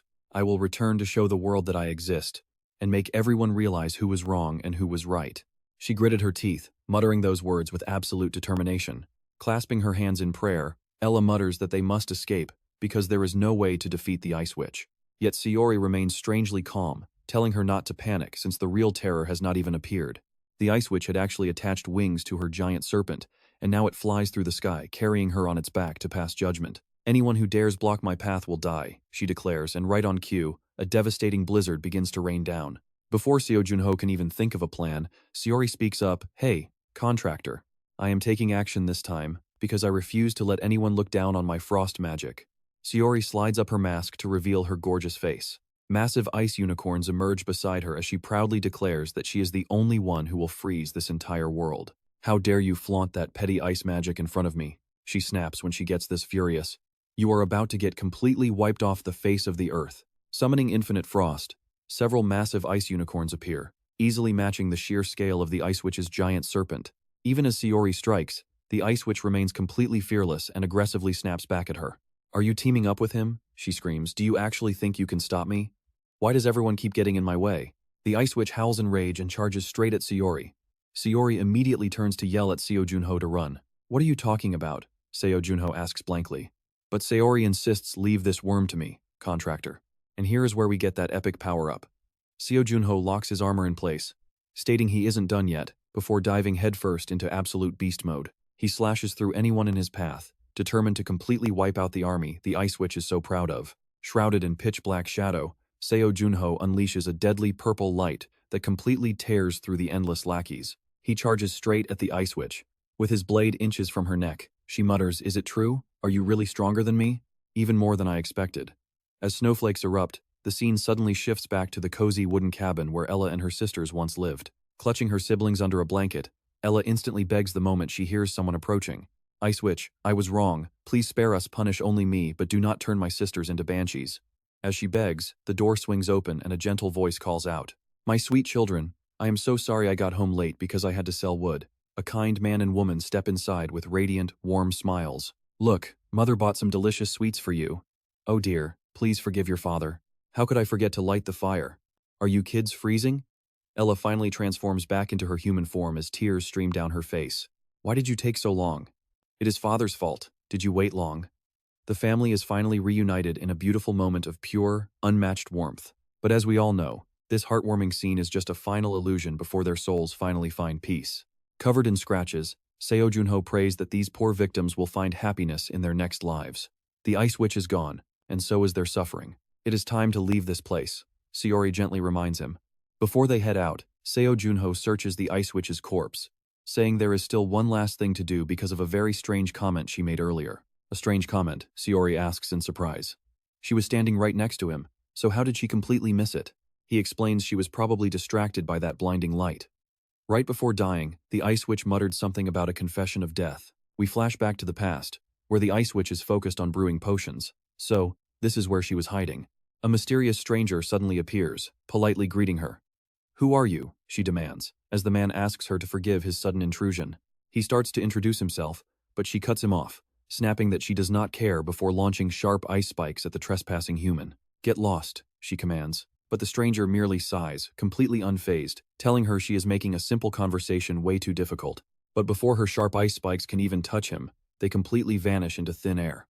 Smiling calmly, he tells her she isn't the only thorny rose around here, leaving the Ice Witch completely speechless in shock. He pulls back his hood, flashing a charming yet incredibly fake and smug smile. He introduces himself as a wandering mage, seeking monsters, a proud member of the Fiend Association, and the recently appointed fifth member of the elite Nine Heavens. As Sayori gasps his name Isaac DeBoard, she mutters that she has only heard rumors about the legendary Nine Heavens. Seo Jun Ho is equally amazed, realizing that up until now, they had only heard myths. That is true, the fiends of the Nine Heavens are incredibly hard to track down. But wait, who could even coordinate the players, the fiends, and the Nine Heavens like that, and where did they get that kind of power? I heard this story from Shim Dio-gu. It is actually a pretty long tale to tell. The Frost Queen sits cross-legged, arms folded and chin up.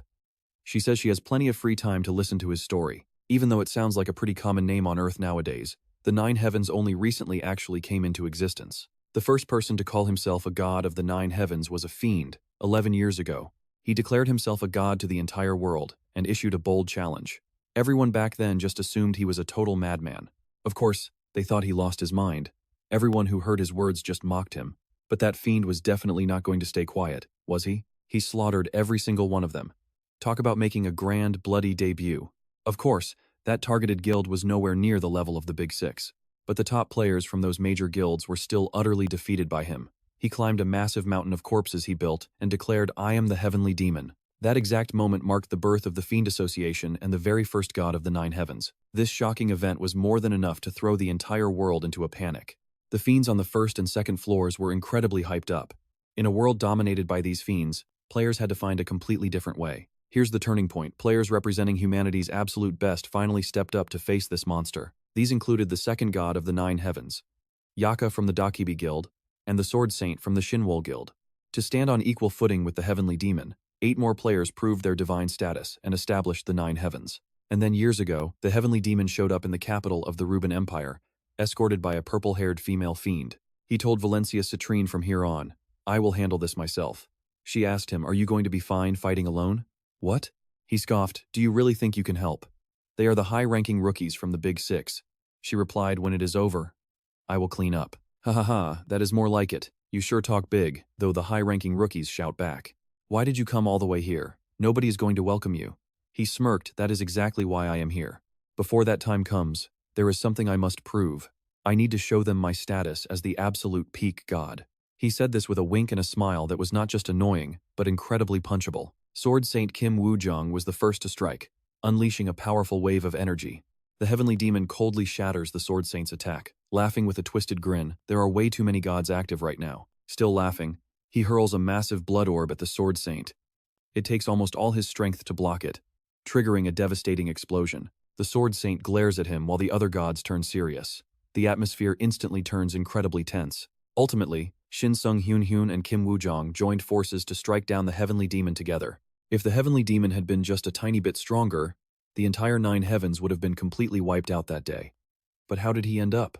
One of his subordinates, Valencia Citrine, stepped in and defeated all the high-ranking players there. Since the Heavenly Demon was gravely injured, she quickly escaped with him, vanishing without a trace. After that, she was also recognized as a god of the Nine Heavens. Seo Jun Ho finishes his story, silently realizing that through all these clashes, there is no doubt left. The Heavenly Demon achieved absolutely everything he set out to do before he finally vanished. His somber, brooding mood does not really match the joyful, festive energy of the Dwarven village. The Sword Saint and the Frost Queen stand off to the side, watching Seo Jun Ho sit on the railing looking at fireworks like worried parents. What a seriously weird vibe. Kim Woo-jong is also deep in thought. Even the full power of the Nine Heavens could not stop him back then. Talk about a crazy reward right now. Seo Jun Ho is holding a literally frozen heart right in his hands. The quest reward is the frozen heart. Consuming it increases your total mana by 15%. Seo Jun Ho frowns as he considers this. The Heavenly Demon has been quiet ever since, but it is not because he is still recovering. His wounds should have completely healed a long time ago. "Ha ha ha, very well. I suppose I will join this little play of yours called the Nine Heavens. Next time I return, you better make things more entertaining for me. I will give you 6 years to try your absolute best to stop me." Just before vanishing, he left them with that terrifying ultimatum. Seo Jun Ho realizes his goal is to become the strongest on Earth and claim the peak spot of the Nine Heavens. This means he needs to get a lot stronger. Letting the entire world be destroyed over a single man makes no sense. Meanwhile, brilliant fireworks continue to paint the night sky above. While the Frost Queen happily munches on cake, Kim Woo-jong asks Seo Jun Ho if he decided what kind of weapon to request from the dwarves. "I actually have a few in mind." He replies, "A few? I never said I was only getting one." "Well, that is certainly true. You really are something else. It would be great if you could clear the 3rd floor soon. Speaking of which, can you tell me the requirements to actually get up there?" "Haha, even if I wanted to, I cannot. You know about the Cave of Trials, right?" "Ah, I see. Well, maybe I can tell you this much at least. Over at Quiet Moon, my guild suspects there is a floor master on every odd floor, so while the Frost Queen happily snacks away, Junho sits there thinking about the floor master Kim Gu-jong mentioned. Since the Frost Queen was the boss of floor 1, does that mean floor 2 has no boss? So how do you unlock floor 3 without clearing a boss?" Seeing him so deep in thought, Sword Saint Kim Gu-jong decides to drop another quick piece of intel. It might not actually be that difficult. After all, plenty of players have already met the requirements for Floor 3, but they can't activate it due to the harsh environment. You still have that Horizon bow, right? Yes, still have it. Go find the Grand Duke. He is one of the Empire's strongest, so pay him a visit. Before Kim Gujong can even finish, a system notification pops up. The Floor 2 manager is being moody. Look, the shop is opening for 1 week. Stop. Kim Gujong says it is nothing urgent, but Jun Ho is skeptical. This is the very first system announcement he has ever seen. Why does the manager sound so incredibly annoyed? It is just his personality, but with the shop open, do you actually have enough points to spend? Jun Ho has 80,000 points, which is pretty low. He should have at least 200,000. 200,000? Wait. What? Well, there are tons of valuable items in there. For me, my guild uploads our raid footage, and we split the points payout, but it is going to be pretty tough for you to grind all those points alone. Yeah, probably. Is there any other way besides making videos? He tells him to check the public matchmaking board once in a while. I do that sometimes, and it definitely helps. Matchmaking? Yeah, it is a great way to kill time when you have a free moment. Well, I think it is time for me to go. Oh, already? Thanks for the help. No, you are the one who worked hard, player Jun Ho. If it were me, I would have walked away long ago. Stepping onto the railing, his silhouette stands against the light as his cloak flutters, and drop the formal speech next time. We aren't that far apart in age. Jun Ho smiles and agrees. But mentally, he knows he is actually old enough to be the guy's father, not that anyone would believe him if he said it. See you around then. Kim Gujong says goodbye, jumps down, and uses a brilliant dimensional slash to tear open a glowing portal. The Sword Saint is gone. Now, it is time to talk dwarven weapons with the dwarf chief. With worried eyes, the dwarf chief stares at him, asking if Jun Ho expects him to forge everything as Jun Ho flashes a guilty grin. Why not? Is it too much? Let's just remove some of these weapons. The dwarf chief simply sighs. Back when I forged a sword for Kim Gujong, I told him he was the type who would break a dwarf's back. But now, an even worse slave driver is standing right in front of me. Still, the chief grins and rallies his craftsmen, shouting that the festival is officially over. Fire up the forge, get those flames roaring. Instantly, the dwarfs dive headfirst into their grueling work. With some free time, Jun Ho opens the arena matchmaking board. But look at this price tag opening. It costs 500 points, which Seori thinks is highway robbery. Seori throws an absolute tantrum, pulling her hair over losing 500 points. But Jun Ho tells her it is a necessary investment if they want to survive. She asks if they can just ignore it, but despite her whining over those points, Jun Ho is determined to look. Entering the system feels just like stepping into a virtual reality game. He turns to the Frost Queen and explains that it looks like a massive arena inside. It actually conceals your real appearance and features a direct challenge system where players can fight. Players challenge high rankers to farm points. Wait, they have a ladder system? Jun Ho realizes some people spend all day grinding challenges here, meaning he can easily farm those 200,000 points in no time. A red-haired punk nearby cracks his knuckles, whining that winning constantly is getting pretty boring. His new match is set against Anonymous, a level 76, rank 275,429. With 0 matches played and a massive 10,000 point bet on the line, the punk assumes Jun Ho is just a wealthy hunter looking to blow some cash. The system flashes the ready prompt. Fight time. The red-haired punk is immediately grinning with pure excitement. Free points from a total rookie. Here I come with the match taking place on the Han River battlefield. Seeing Jun Ho hide his stats, the cocky punk finds it highly amusing, assuming raw monster hunters never have actual player versus player experience, regardless of their level. He is totally convinced that in this arena, a high level means absolutely nothing without real combat skills. Preparing to teach this rookie a harsh lesson, the punk charges forward the very second the match countdown hits 0. Jun Ho stands perfectly still, dead silence. The red-haired fighter mentally plans out how he will spend those stolen points. But watch what happens next. The punk completely misses, and Jun Ho instantly slams him into the pavement, shattering the tiles underneath. What on earth just happened? The entire virtual arena community instantly goes into an absolute frenzy. Another player rants about getting instantly wiped out the very second his match started. Despite being a level 102 ranker in a top-tier guild, to lose right at the gate is insane. But another player chimes in, admitting he also got destroyed the instant he pressed start. Maybe you just have a skill issue. No, I think they are right. Did some swordsmen take you down too? No, I got completely taken out by a spear. Yeah, same here. A spearman wrecked me too. But wait, I saw him holding a halberd, not a spear. Who cares if it is a spear or a halberd? We all got eliminated anyway. Sorry to interrupt, but I swear I saw a short sword. No way. I saw him holding a bow. One arrow straight to my head, and I was gone. I am a level 117 tank, and he broke my shield in 2 hits. That is literally impossible. Damn it. The hackers are taking over. How many of these bastards are cheating? Everyone, report this to the admins right now. This is getting completely out of hand. But while the global chat is melting down, Seo Jun Ho is busy trading blows with a long-haired spear user. He even compliments the guy, "Wow, your spearmanship is actually pretty good." The guy gasps, "How do you even know my weapon?" Furious, the long-haired guy unleashes his ultimate skill, galaxy spearmanship. But Seo Jun Ho spots a tiny opening and fires a single bullet to end it. Ejecting his magazine, he does some quick math. That is 80,000 points. He blows smoke from his barrel, muttering that earning points is surprisingly easy. Victory secured. Now transferring back to the waiting room, the Frost Queen happily sits on his chest, sipping tea and eating cake. She teases that he is so overpowered, people are terrified to accept his challenges. Honestly, with his terrifying grinding speed, they are definitely hitting that 500,000 goal. I wonder how much the absolute richest player actually has. Maybe 10 million, or even a billion. Right then, a system notification pops up from the floor administrator Wrath, saying they need to talk. Is not that the second floor manager, the Frost Queen asks. Seo Jun Ho is confused, muttering that he did nothing wrong. Before they know it, they are summoned straight to the administration office. Holograms of endless complaints from players accusing him of hacking float all around them. They are threatening to terrorize the admins daily. But she just smiles. Your strength is insane. But who actually are you? The floor administrator is a stunning woman, and she demands to know why she received hundreds of cheating reports about him today. Normally, she just runs the system and goes to sleep, ignoring reports entirely. But this time is different, and he reluctantly nods along. Seo Jun Ho realizes she is the administrator known as Wrath, so he needs to tread carefully. With a snap of her fingers, she drags the Frost Queen closer. The little spirit groans, wondering why she is dragged into this.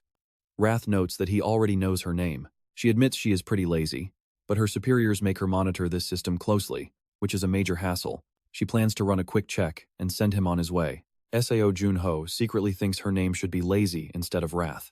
Meanwhile, the administrator's face suddenly scrunches up. She reads his profile, Seo Jun Ho, a player born in South Korea. But then she stops, screaming out in absolute shock if he is really 50 years old. She covers her face, realizing she stumbled on something incredible. An eccentric earthling skilled in disguise, who single-handedly defeated the first floor master 26 years ago. Wait a minute. Are you actually the legendary Specter? The Frost Queen fumes, angry that this girl did not recognize his greatness immediately, but Wrath is practically glowing with excitement. She squeals that she got incredibly lucky finding him like this. Since he is one of the 5 heroes, she asks if this little spirit is the Frost Queen. The Frost Queen clings to his neck, whining about how rude she is. But Wrath just chuckles, telling them she fully trusts the legendary duo. She looks at him with absolute dead seriousness, begging him to conquer the 10th floor quickly because she desperately wants to retire. So that is her actual goal. She casually tells him to forget the investigation, leaving us laughing at how quickly she completely loses her composure. Wrath is so eager she practically trips over herself, winking at Seo Jun Ho and apologizing for wasting so much of his precious time. To make it up to him, she promises a sweet compensation. This lightning-fast shift in her attitude catches even Seo Jun Ho completely off guard. Compensation? Wrath stands up with wild excitement, telling him she is opening a special shop and needs him to bring her 800,000 points. What? He gasps, asking if she thinks points grow on trees. 800,000 points is a completely insane amount. Before Seo Jun Ho can even agree, she wraps up the deal. She tells him to think of this as a solemn contract and warns him to keep his word. He reluctantly promises to do his absolute best with a forced smile. Seeing this, the Frost Queen secretly lets out a long sigh of relief. He still wonders who actually benefits from this bizarre deal in the end. Meanwhile, inside a massive high-rise building, loud gasps of shock echo through the halls. Someone screams that this guy is completely unstoppable and cannot be defeated. But another person whispers, asking if he was not reported for cheating. Actually, the admins officially cleared him of all charges. Gong Juhaha overhears this juicy gossip while she is grabbing a glass of water. Watching her employees gossip so excitedly, she gets pretty curious. They keep raving about how his combat skills are on a legendary level, he is undefeated in the arena, and apparently has no interest in fighting low-tier players anymore. She steps in, asking what is going on. An employee spots her and immediately teases her, asking if the little princess grew any taller overnight. Instantly, the water in her glass starts boiling. Gong Juhaha smiles with absolute rage in her eyes, saying she actually shrunk a bit. She sweetly asks if she should just take his height to make up for hers. Terrified, he declines, quickly steering the conversation back to the arena. I remember you used to be totally obsessed with this game. There is a new player around, and honestly, he is something absolutely terrifying. He won so many consecutive matches right from the start that people thought he was hacking. Now, he can defeat players over level 120. Crazy. Gong Juha runs over and throws her arms around their necks to watch. The wild part is he is only level 76. Pretty cool, right? He is so strong he does not even bother fighting lower level players. Gong Juha pauses for a second, then asks what his account name is. Check this out, Seo Jun Ho has already entered the Antarctic battlefield. This time, Gong Juha steps up to fight him herself. Seeing him, she wonders if he is really that rumored level 76 rookie. Wait, she did not even hear him draw his sword. Are they sure he is only level 76? Seo Jun Ho moves like an absolute ghost, which only makes things more interesting for Gong Juha. She is pretty surprised and decides to start with some easy warm-up moves. Stepping lightly, Gong Juha conjures a roaring wall of fire right in front of her. With a serious face, she mutters that she is not about to underestimate him just because he is new. But that wall of fire gets sliced clean in half while she is still thinking. Even in this intense heat of battle, Gong Juha cannot help but admire that incredibly brilliant sword strike. Only then does she realize she needs to get out of the way, quickly launching a fire burst. Seo Jun Ho simply uses that explosion as a springboard to push himself further away. Gong Juha digs her feet into the ground, her long hair flying. She reminds herself that since her opponent is only level 76, she cannot let herself lose this easily. But right as that thought crosses her mind, his blade is already touching the tip of her nose.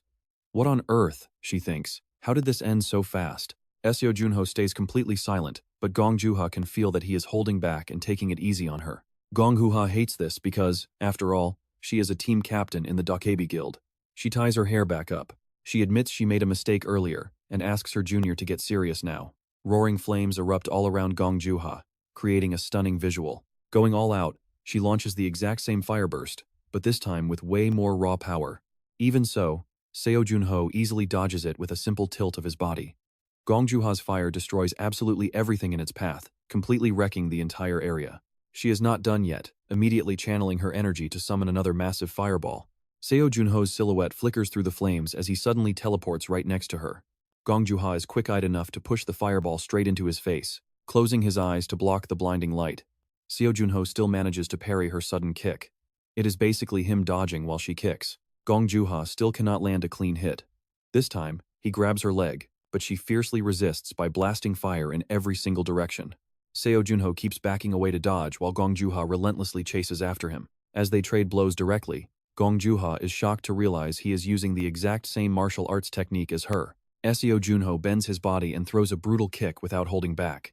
The result of her reckless move is Gong Juha face-planting hard onto the ground. Just as Gong Juha tries to shoot fire bullets to turn the tide, his sword slices her projectile clean in half like a piece of fruit. And look at that, his blade comes straight down and stops right above her head.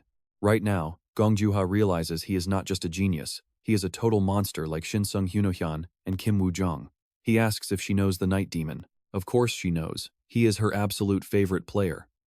Gong Juha frowns and snaps back like she is about to bite him, hearing him bring up her idol. He says that there is a good reason why their close combat styles are so identical. Seo Jun Ho comes up with a quick excuse and acts it out perfectly. He even takes the chance to share some tips with Gong Juha. When using elemental magic to attack, it is actually better to forget about defending. Doing this will naturally make her body much more rigid and resilient. If she is afraid of getting hit, she can either use a feint before rushing in, or simply dodge with pure skill. He spins his sword stylishly before sheathing it. Gong Juha gasps as if realizing a profound truth, imagining how to weave physical attacks together with her elemental magic. By filling in those unnecessary gaps, she will easily spot her opponent's openings and strike much more effectively. She asks why he is telling her all of this since they have never met before. He casually replies that it is because she is pretty cute. Seo Jun Ho sighs, admitting he had no other choice but to say it. Gong Juha's face turns beet red as she stammers back in embarrassment. Right then, a notification pops up showing his opponent surrendered, giving him 180,000 points. Gong Juha is so flustered she starts rambling. She promises she will definitely pay him back for this lesson, and if it is not enough, she will pay the rest later. Once she fixes her weaknesses, she is totally challenging him again. Honestly, Seo Jun Ho is completely helpless here. Before leaving, Gong Juha bows and thanks him for the lesson. Seo Jun Ho scratches his head, thinking it seems fire mages tend to blush a lot. The Frost Queen immediately slaps him, complaining about his rude comments. She tells him that at least he finally has 81,000 points now. With that, he has finally gathered enough points, and she notes that the exclusive admin shop will probably open within the hour. Now he needs to talk to Sky. The Frost Queen, who is drinking water, immediately spits it out, shouting at him to stop and asking what he is doing. Why did you contact that Grandmaster Mage? Seori angrily climbs onto his shoulder and pinches his cheek, making Seo Jun Ho cough and grimace as he says I had something to ask her. Right then, a finger suddenly pokes Seori in the face, sending her flying in shock as she screams like a decent girl meeting a pervert. Skaya suddenly pops out of nowhere, giving Seo Jun Ho a massive headache. Hey, barging in like that is really bad manners. But never mind me, did your meeting with Shin Sung-hyun go well? Ah, that absolute bastard? Skaya immediately loses her temper at the mention of him, saying I met him and I am already planning a way to deal with him very soon. Wait, why is Seo Jun Ho breaking into a cold sweat here? Something big must have gone down. Seori trembles as she flies up to a ceiling knot, looking down at the conversation below where Skaya is absolutely furious. Why on earth does he call himself the controller of space? I am honestly so embarrassed for him, especially when people call us the Grandmaster Mages. Skaya frowns and glares at him. What is it, Seo Jun Ho? Whose side are you even on? Glared into panic, Seo Jun Ho stammers Gilberto, Mio, and Ramadat. What? First, tell me the exact details of how everything went down. Skaya sets her tea down with a heavy sigh. The scene then flashes back to that moment. Thank you for responding to my call, Controller of Space. My name is Shin Sung-hyun. To the public, I am simply known as the Dakebi. Right, Shin Sung-hyun, let us get straight to business. I have a request for you. Please stop posting your hunting trips on your social media page. Why should I? I heard you only recently woke up after breaking out of the ice. In my opinion, hunting alone right now is highly careless. Not to mention, you are broadcasting your every move on your social media account. What will you do if the association decides to corner you? So you are saying I've gotten weaker and should stop pushing my luck, right? Yes, you might actually die. Junior, are you trying to worry about me? Or is that an order? It is honestly so confusing. Both, especially if you get taken hostage. Who, me? Their tense conversation makes the secretary gulp hard as he listens to his guildmaster lecturing her. Sure, 25 years ago you were completely undefeated, but now is not the time for you to roam around so freely. I have nothing to worry about, but you absolutely must be careful. Shin Sung-hyun calmly speaks, and Skaya stands up to leave, noting, well, this is delicious. The secretary bows politely, glad the Grandmaster Mage liked it. As soon as she leaves, the secretary turns to question Shin Sung-hyun, asking, what are you trying to do, master? Even so, she is still a legendary figure written in the history books. What did I do? I only told her the cold, hard truth. But honestly, her status is on a completely different level than yours. Why did you have to go and hurt her pride like that? Her level? If you compare her, she is only on par with Seo Jun Ho. Besides, she is not like she used to be. Once a hero, always a hero. But even a hero needs to watch their step these days. The world of heroes is completely different from how it used to be. Hearing this makes Skaya absolutely furious. Meanwhile, Shin Sung-hyun calmly asks his secretary if the message has been delivered to Seo Jun Ho yet. Regarding the invitation for Seo Jun Ho to join our next campaign, he is currently deciding when he wants to accept the mission. No need to rush, this is going to get very interesting. Just retelling the story makes Skaya smash the table in rage, forcing Seo Jun Ho to plead for calm. You can't even argue with that, right? Even Seo Jun Ho sheepishly admits that what the guy said actually makes total sense. I agree. If one of the 9 heavens goes out of his way to warn you, you should realize how much thought went into it. If we had not been frozen in ice, we would have been 10 times stronger than we are right now. No matter the reason, the fact that they are currently stronger than us is an undeniable truth. But once you return to your absolute prime, you can walk right up to Shin Sung-hyun and tell him to stop nosying into other people's lives. What does that junior even know? Trying to lecture his senior on what she should and should not do. So what about that other matter? What matter? You mentioned you had something important to discuss when you reached out to me. Ah, right. My bad. I am such a goldfish. I actually thought of this while facing a high-ranking fiend during our last clash. Oh, Midrin. So I was hoping you could cast an enchantment on this for me. You want me to enchant something? Yes. It is not impossible, but it will be highly time-consuming and troublesome. In return, I will give you this. Seo Jun Ho pulls out a worn, old notebook. This is the Lich's spellbook. I took a quick look, and it seems like it will greatly aid your magical progress. Even that, Lich had a thoroughly planned-out retirement. He recorded every single theory of his magic right here inside this book. Skaya is stunned and reaches for the book, but Seo Jun Ho quickly pulls it back. Not so fast, he says with a highly teasing grin. I need 3 enchantments on this ring. Can you actually pull that off, sister?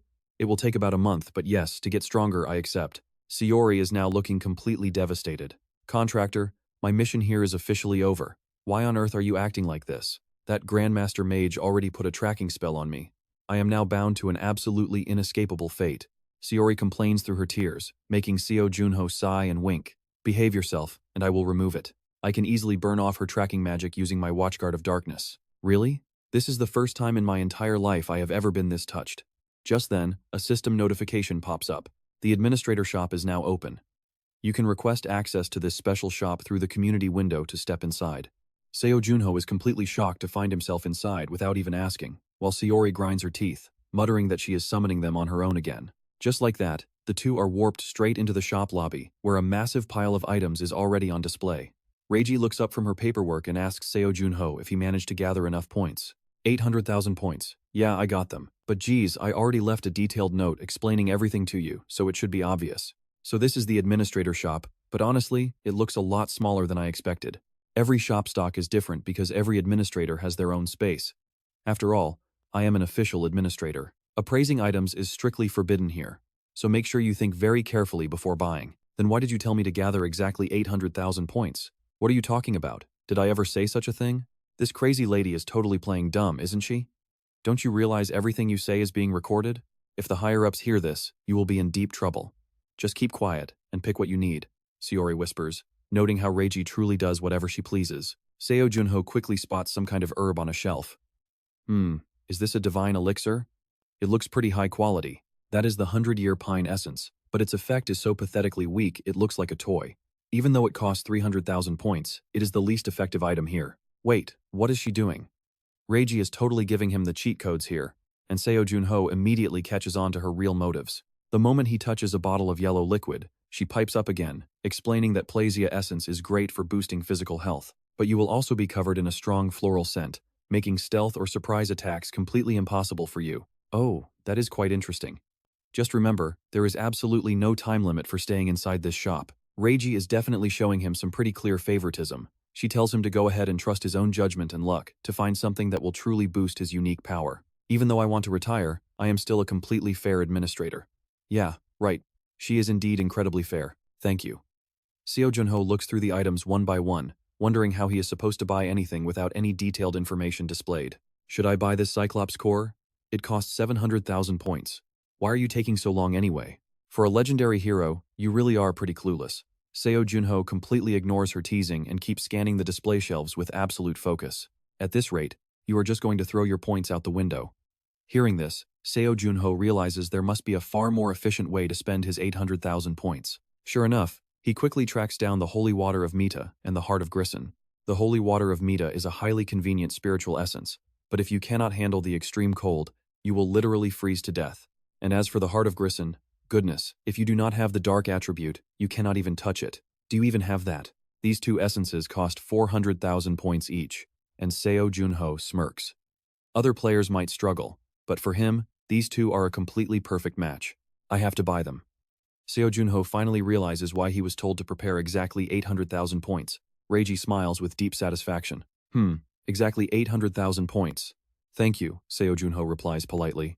Reiji maintains her playful, cheeky attitude, teasingly asking why he is thanking her just for selling him items. She really needs to learn some manners. But hey, can I ask you a quick question? Time is short, so make it fast. This shop is open to all active players, right? So does that mean even the mines can enter? Why do you not let them buy anything? Reiji just beams a bright smile. I am sorry, but we administrators do not want to, or rather, simply cannot interfere in the affairs of the players. Why is that? Because those are the laws established by those above. By above, do you mean the gods? You are asking a bit too much now. Aha, it is my bedtime now. Sorry, but I have to kick you out. At least let me finish speaking. No, I do not want to hear it. Seo Jun Ho is warped straight back home, feeling completely annoyed by Reiji's incredibly chaotic style. Even so, this trip was an absolute steal for him. However, the dark energy surrounding this thing is way too intense, and she fears he cannot handle it. Saori warns him that this item is pretty dangerous. Seo Jun Ho also senses that even his current frost skill is not enough to resist this dark aura. It really is quite frustrating. But either way, this dark energy is not going to fade away over time. He has to absorb it right now. Let us see how lucky you get. Seo Jun Ho begins to absorb the heart of Grisson as massive dark energy completely envelops him. Seo Jun Ho tells himself to stay focused, takes a heavy breath, and swallows that pitch-black heart, and guys, look at how his entire world goes completely dark. The pupils of Seo Jun Ho turn completely pitch-black. Suddenly, a wild surge of power erupts as purple light explodes. System notifications pop up, confirming his magic stat has increased by 50 points, and his dark attribute talent has leaped. Seo Jun Ho is now level 76, with the Bringer of Spring title, plus 2 others. His stats are 238 strength, 227 stamina, 225 agility, and 277 magic. Breathing out a trail of dark smoke, Seo Jun Ho realizes that, with this massive upgrade, he has completely surpassed his former peak condition. Now he can finally awaken another frozen comrade. But doing so will temporarily lower his own core stats. It really is an incredibly tough decision to make. Seo Jun Ho heads back to the dwarf village once again, but this time, he brings Skaya along with him. Dwarves do not usually forge weapons for mere mortals. The dwarf chieftain steps on a wooden box, leaning in close to speak directly to Seo Jun Ho. People like that cannot even handle gear crafted by dwarves. Take it. Are you like Kim Woo-jong? The rest will be finished soon. Thank you and please take care of yourself. Farewell. Back at home, Seo Jun Ho throws himself right back into his running routine. A massive battle is about to explode on the upper floors. Is another hero really needed out there? Or is having Seo Jun Ho alone enough? He has no idea. Completely lost in thought, he sprints forward at breakneck speed, charging straight through a herd of deer without even slowing down. Seo Jun Ho remains lost in deep thought. His current strength already surpasses his past self, and yet his confidence remains surprisingly low. It is simply because this world is currently filled with way too many powerful monsters. Suddenly, Seo Jun Ho unleashes a massive burst of power, leaping with incredible force right across the vast grassland. But check this out. Facing it head-on is his only real choice here. Down on the coast, that massive lighthouse is waiting. Seo Jun Ho and Seori focus intensely on the ocean. The Frost Queen cheers, while he casually asks if this is her very first time visiting the sea with him. Before this, he had only seen the ocean from an airplane window. Looking at the rocky cliff ahead, he analyzes the terrain. It is the absolute perfect spot for a sniper. Setting up over there would maximize his view of the horizon. But the enemies are bound to think the exact same thing. He turns to the Frost Queen, asking her which of those rocky ledges over there looks the highest to her. To me, that spot looks slightly higher, Seori says, pointing toward the distant clock tower. Is that so? He replies, then let us set up right there. But contractor, she asks, you should have occupied that clock tower instead. What are you even doing digging in the dirt down here? Think about it, he replies. Why would I purposely leave the high ground open for our enemies? Is it to trap them? Exactly. They will definitely try to grab the best advantage possible, only to end up falling at my feet. After some hard digging, his trap is finally set up. Letting out a sigh of relief, he reflects on how unexpected it was for the dwarves to actually gift him explosives. And these are not some cheap, generic firecrackers either. They are highly specialized military-grade explosives. Everything is set, and now all that is left is to press the button. Seeing Seo Jun Ho pull out the destructive detonator button, Seori clutches her head in sheer panic, begging him to handle it with extreme care. He playfully tosses the highly dangerous detonator in the air, inviting her to check out the clock tower before they hunt. But just then, Shim Deo-gu sends an urgent message. Shim Deo-gu warns him that Gilberto's son is in grave danger and needs him immediately. Arthur is in danger. Seo Jun Ho feels a sudden wave of panic hitting him. In no time, Seo Jun Ho rushes back to Earth to meet Shim Deo-gu. What on earth happened to Arthur? He demands, while Shim Deo-gu grits his teeth in frustration. It is entirely my fault, Shim Deo-gu groans, resting a hand on his forehead. But wait, was everything not totally fine in Dastang? That was never a safe place to stay, he replies. Have you ever heard of the Protectors? By Protectors, do you mean the Dark Protectors? Well, apparently not. Shim Deo-gu explains that the Protectors is a secret organization Arthur founded on his own about 10 years ago, right when he became an adult. The name directly references the Dark Protectors, aiming to carry on the legacy of the Dark while keeping a close eye on the fiends. Seo Jun Ho asks in disbelief, why am I only hearing about this now? Arthur strictly forbade me from telling you, he answers, because he did not want to be a burden. You still should have told me, he snaps. What if Rupert suddenly wakes up and something terrible happens to that kid? Knowing your level had been completely reset to 0, I ended up agreeing to Arthur's request. I knew you would risk your life to help him even if it was beyond your current limits, so I am sorry. Seo Jun Ho frowns, heavily blaming himself for this mess. And let's be honest, Arthur isn't some helpless child anymore. The guy is already 30 years old. 6 months ago, Arthur reached level 113, and he was tracking down the man suspected of running that shadow organization. He went all the way to Dastang to track them that deeply? Yes, he has been following this guy's trail for 3 whole years. Just today, I received a final report from Arthur, he says, handing over a document. Seo Jun Ho opens it up to see their periodic contact with the chef. He is an incredibly powerful foe who can literally absorb skills. Seo Jun Ho gasps in shock. Pride, despair, wrath, patience, envy, laziness, and gluttony. The Frost Queen lists out those sins, leaving Shim Deo-gu completely clueless about what she is talking about. Patiently, she explains that those represent the 7 factions of the fiends. It seems Arthur was tracking down the faction of gluttony. Seo Jun Ho scowls. That kid is way too reckless for his own good. Shim Deok-gu adds that right after getting the report, they lost contact completely, receiving only a photo of his ruined home. His face turning dark, Seo Jun Ho orders him to contact Skya immediately. Tell her to drop absolutely everything and get over here. Got it, he replies. Skya arrives in a flash, winking as she complains that she told him it would take some time. Why are you so impatient? She complains. Arthur is in danger, he says urgently. Skya blinks. Who is Arthur? Skya looks totally lost. Seriously, he asks. You really do not know Arthur? Oh wait, Rupert's son. Instantly, Skya's playful expression turns into pure worry. Hold on. You are saying he is in danger? How dare those spineless cowards lay a single hand on our absolute favorite kid? Skya, let's move. We have to wake Rupert up right now.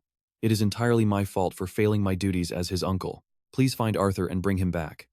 Skya smiled and told him, do not worry. We will bring him back without a single scratch. But stop frowning because it is going to age you fast. Seo Jun Ho urged her to hurry. Skya and Seo Jun Ho arrived at the spot where they had hidden the 3 remaining ice statues from the hungry ghosts. They agreed they had to awaken Gilberto for his son's safety. But are you absolutely sure you are okay? Your stats could end up dropping all over again. That is not an issue because luckily my magic power has recently gone up quite a bit. We do not have time, so we must move fast. Seo Jun Ho touched the ice statue and a notification popped up. Breaking this seal will permanently cost him 30 points of magic power. The frostbite curse will weaken by 50% for 20 days, but no other ice seal can be broken for 90 days. Looks like the penalty is a bit lighter than before. Seo Jun Ho confidently called out, Wake up, Gilberto. Instantly, the ice seal shattered. The frostbite curse invaded, permanently taking away 30 magic points, and Gilberto fell right to the ground. Are you doing okay? Seo Jun Ho reached out to help, but Gilberto blocked him, warning him not to touch his hat. Seo Jun Ho smiled instantly. Skya let out a sigh, glad that some people never change. Gilberto asked, Where am I anyway? What is this horribly dirty place? Gilberto grumbled. It is your home, you swamp guy. How are the others doing? Not yet. We have to wait for the right moment, just like with you and Skya. Why does that sound like a lottery? Skya complained. Gilberto muttered that he was right to trust him at the end. Then he suddenly raised his gun, aiming it straight at the Frost Queen. Startled, the Frost Queen raised her hands. Gilberto warned her, I felt that cold chill coming from you. Seo Jun Ho quickly jumped in to stop him. Gilberto demanded a full explanation. Seo Jun Ho promised to explain, but warned him that they had a far more serious problem right now. Your son Arthur is missing. Gilberto froze upon hearing this. Listen closely. Gilberto, 26 whole years have passed since we were frozen. Arthur is all grown up now, and he is hunting down fiends. It might be hard to grasp, but that is why we had to wake you. Gilberto lowered his weapon and walked ahead, telling them to explain on the way. Suddenly, Seo Jun Ho fell slightly behind.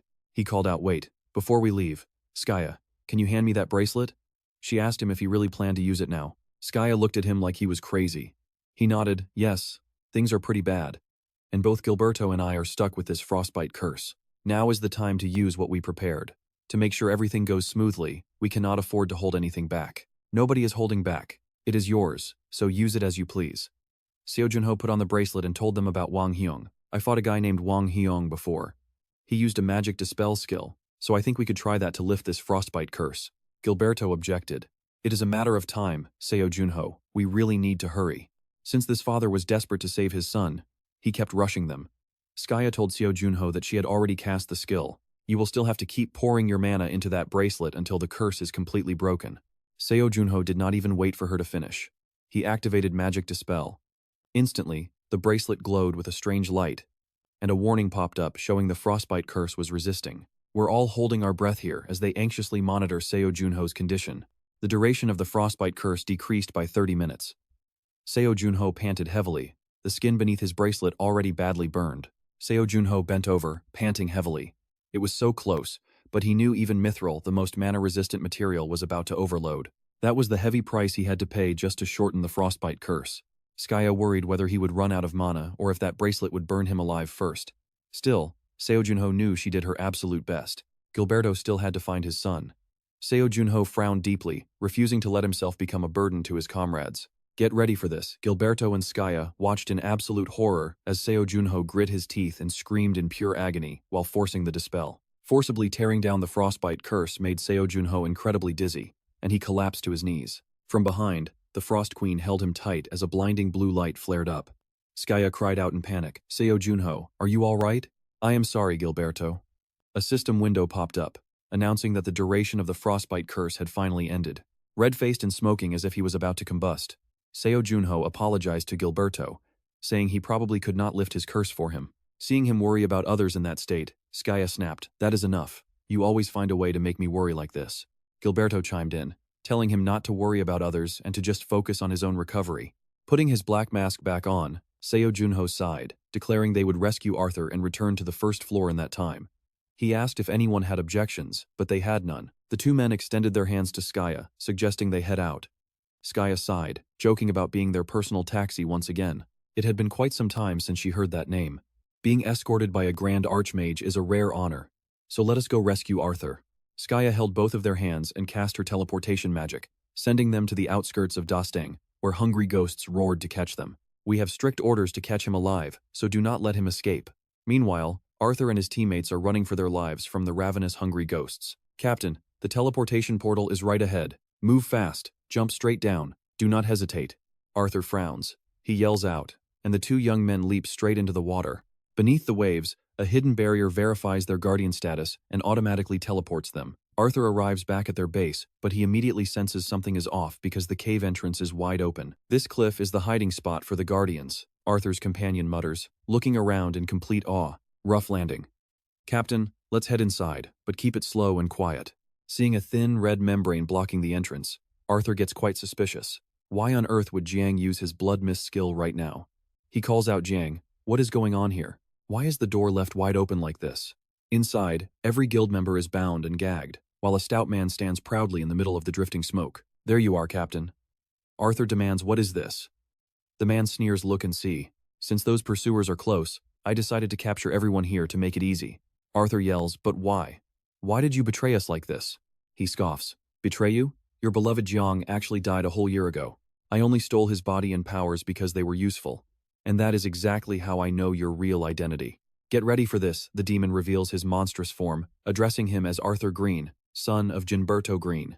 Meanwhile, Junho's party returns to the second floor. Especially the sudden appearance of Rupert, the return of another legendary hero, has everyone whispering and gossiping in utter shock. Is the Archmage conquering the second floor? Just like that? The final descendant of the 5 late heroes. Guardian of the spirits, we had to go through hell just to track you down.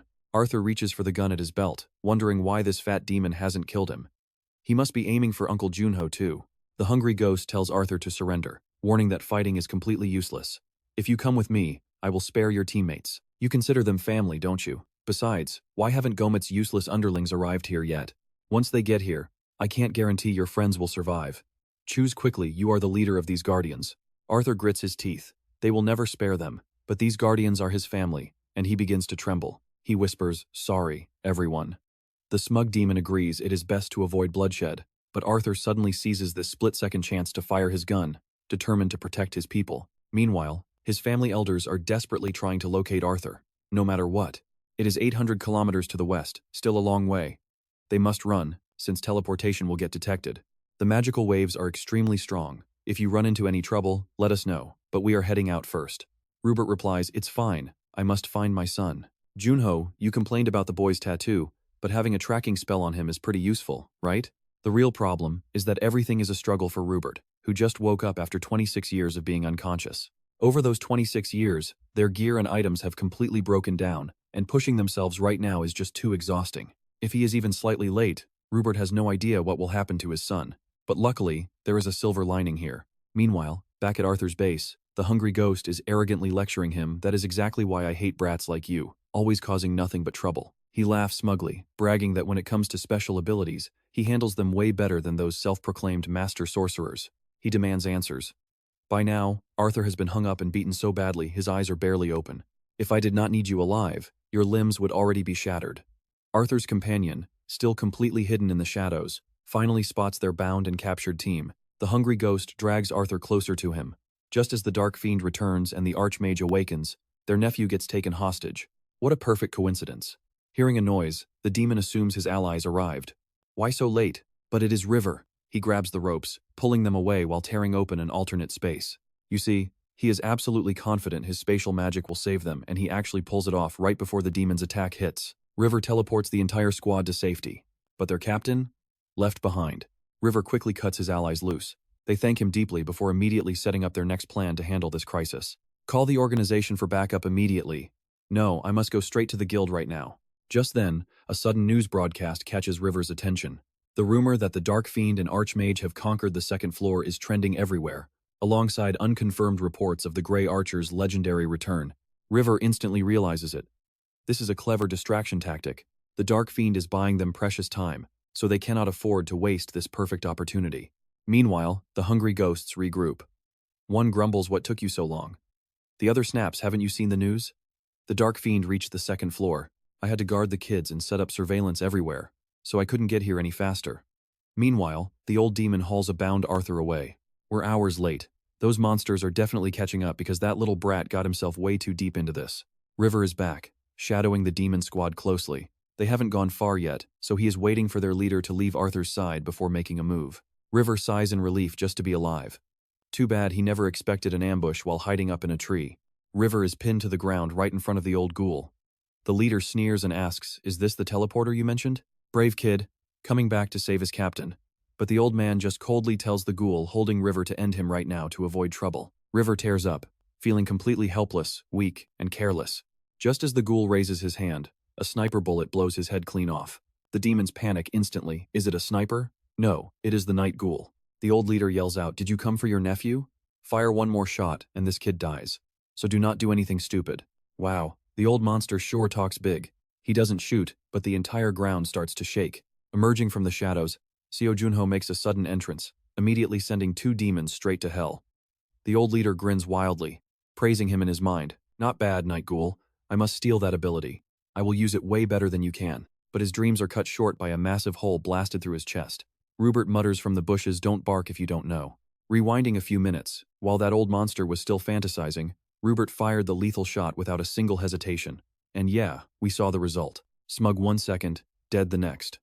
Arthur falls face first into the dirt, absolutely ruining his handsome face. Seo Jun Ho furiously rips the remaining demons apart, roaring at them for touching his nephew. Arthur barely opens his eyes, recognizing his uncle, the night ghoul. His ropes untie themselves as Seo Jun Ho sighs.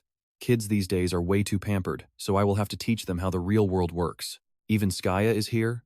River runs over to Arthur, overwhelmed with emotion, while Skaya gives them a warm wink. Skaya coos over little Arthur, recognizing her so quickly. He stammers that she is always on the news, before admitting he just vaguely remembered her. Holding his arm, Arthur staggers up, thanking his elders for saving them, and apologizing for making them travel all this way to rescue him. Skaya puts her hands on her hips, teasing him for being so polite now that he is grown up. Arthur looks at Seo Jun Ho with deep gratitude, admitting he only survived this long because of the bracelet his uncle gave him. Right after he expresses his thanks, a man walks into the light. He looks at Arthur, asking how his life has been lately. Rupert stares at his son with eyes full of emotion, while Arthur struggles to pry open his swollen eye just to see clearly. Rupert apologizes for arriving late, and Arthur, despite being 30 years old, bursts into tears and runs straight into his father's arms. The emotional reunion brings tears to Skaya's eyes as the two hug under the beautiful, fading colors of the sunset. River whispers in sheer disbelief, wondering if he is dreaming. He's actually standing face to face with the night ghoul and the legendary archmage, not to mention the Grey Marksman himself. Seo Jun Ho sits quietly nearby while Arthur, Skaya, and Rupert catch up. Honestly, who can blame River for geeking out? Meanwhile, Arthur shifts the focus back to their organization's critical situation. Thanks to that teleportation portal, Arthur's teammates managed to escape, but their main base is completely compromised now. They need to relocate immediately. But Skaya wonders why on earth they used such an outdated magic system for security. Skaya asks why they didn't just cast it directly on the doors. Arthur can only smile wryly, explaining a mage from his guild, Dolor Rosen, did it. Apparently, the spell was supposed to be way more complex, but all their precious scrolls and incantations were destroyed.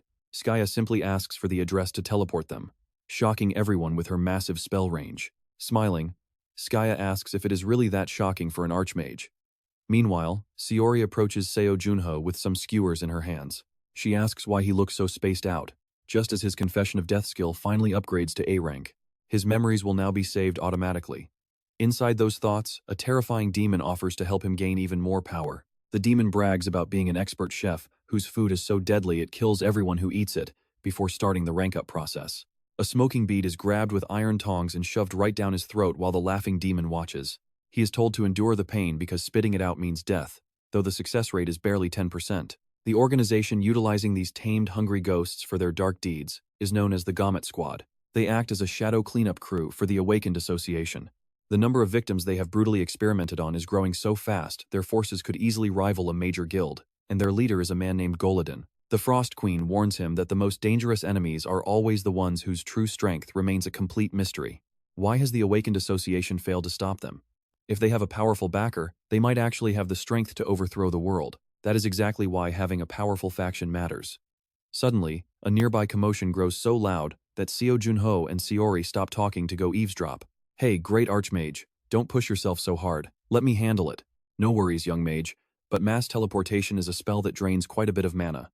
Still, I do not want to reject your help. Even as Sky says that, her spell is already complete. And just like that, the entire group is instantly transported into a dense forest. She adds that doing it alone is actually much simpler. Everyone gasps in pure shock, teleporting over 13 people all at once. All right, everyone, open up your gear and let us start building. Rupert watches his son lead the crew with immense pride, whispering in amazement. The Archmage is truly on another level. Ska scratches his head, laughing awkwardly. Is this really your first time seeing someone pull that off? Arthur, you haven't seen me since you were just a little kid. He sighs, thanking his aunt and uncle once again. I honestly thought I would never get to see my father again. I always wished for this day, but I never expected it to actually happen today. Junho suddenly walks over, throws an arm around his shoulder, and smiles. Yeah, today really is a pretty meaningful day. Then Junho shifts the mood, saying, Arthur, catching up as uncle and nephew is enough for now. Let us sit down and talk properly as the captain of the Guardians. But get this, as soon as they slip away to speak privately, Arthur asks Junho to take off his mask. But he declines, admitting he still cannot fully bring himself to trust Arthur's people just yet. Arthur rubs his chin, insisting his subordinates are all trustworthy. He tells his uncle not to worry, but Junho points out their combat skills are the real issue. He asks Arthur what level those guards actually are, noting that almost none of them can even fight. Even counting you, there are only 9 combat-capable people, and you are the strongest. Then Arthur asks if he wants a drink. Junho explains that he wants to train those guards and Arthur because he desperately needs allies. Arthur hesitates. Allies? But doesn't he still have the Six Jades Guild on his side? Arthur mentions rumors of him still cooperating with Edwin Suni, but Junho scoffs, saying Edwin is only using his name for profit. He is ready to stab Junho in the back the first chance he gets. Still, being trained by a legendary hero is a dream for anyone, but we need to recover first. We lost way too many people in the Dostang region. I really respect your proposal, but as a captain, I have to prioritize rebuilding our squad first. I hope you can understand that. Uncle Junho, is it true my father was once called absolute trash? They said he belonged to the very lowest class. Arthur, your father, Ginberto Green, he used to take on every single dirty job. He lived like that until he met you. Was all of that because of me? I always wondered if my father was angry that I was even born. Junho replies that a father has absolutely no time to be bitter. You were never a burden to Ginberto, not even for a single split second. Instead, you were the exact motivation he needed to overcome his mental barriers. Never forget what I told you today, Arthur. After Junho leaves, Arthur gets lost in deep thought. He goes to find his old man, who is admiring the moon, and Rupert sighs softly. 26 long years have passed, and yet the stars still shine just as bright. You haven't changed much either, Dad. Pretty strange, right? The boy who was just learning to walk is now a capable captain. Time really does fly by so fast. Here is some butterbeer, though I do not know if you will like it. I know nothing about your taste. Rupert wonders, you drink alcohol? Rupert is genuinely surprised.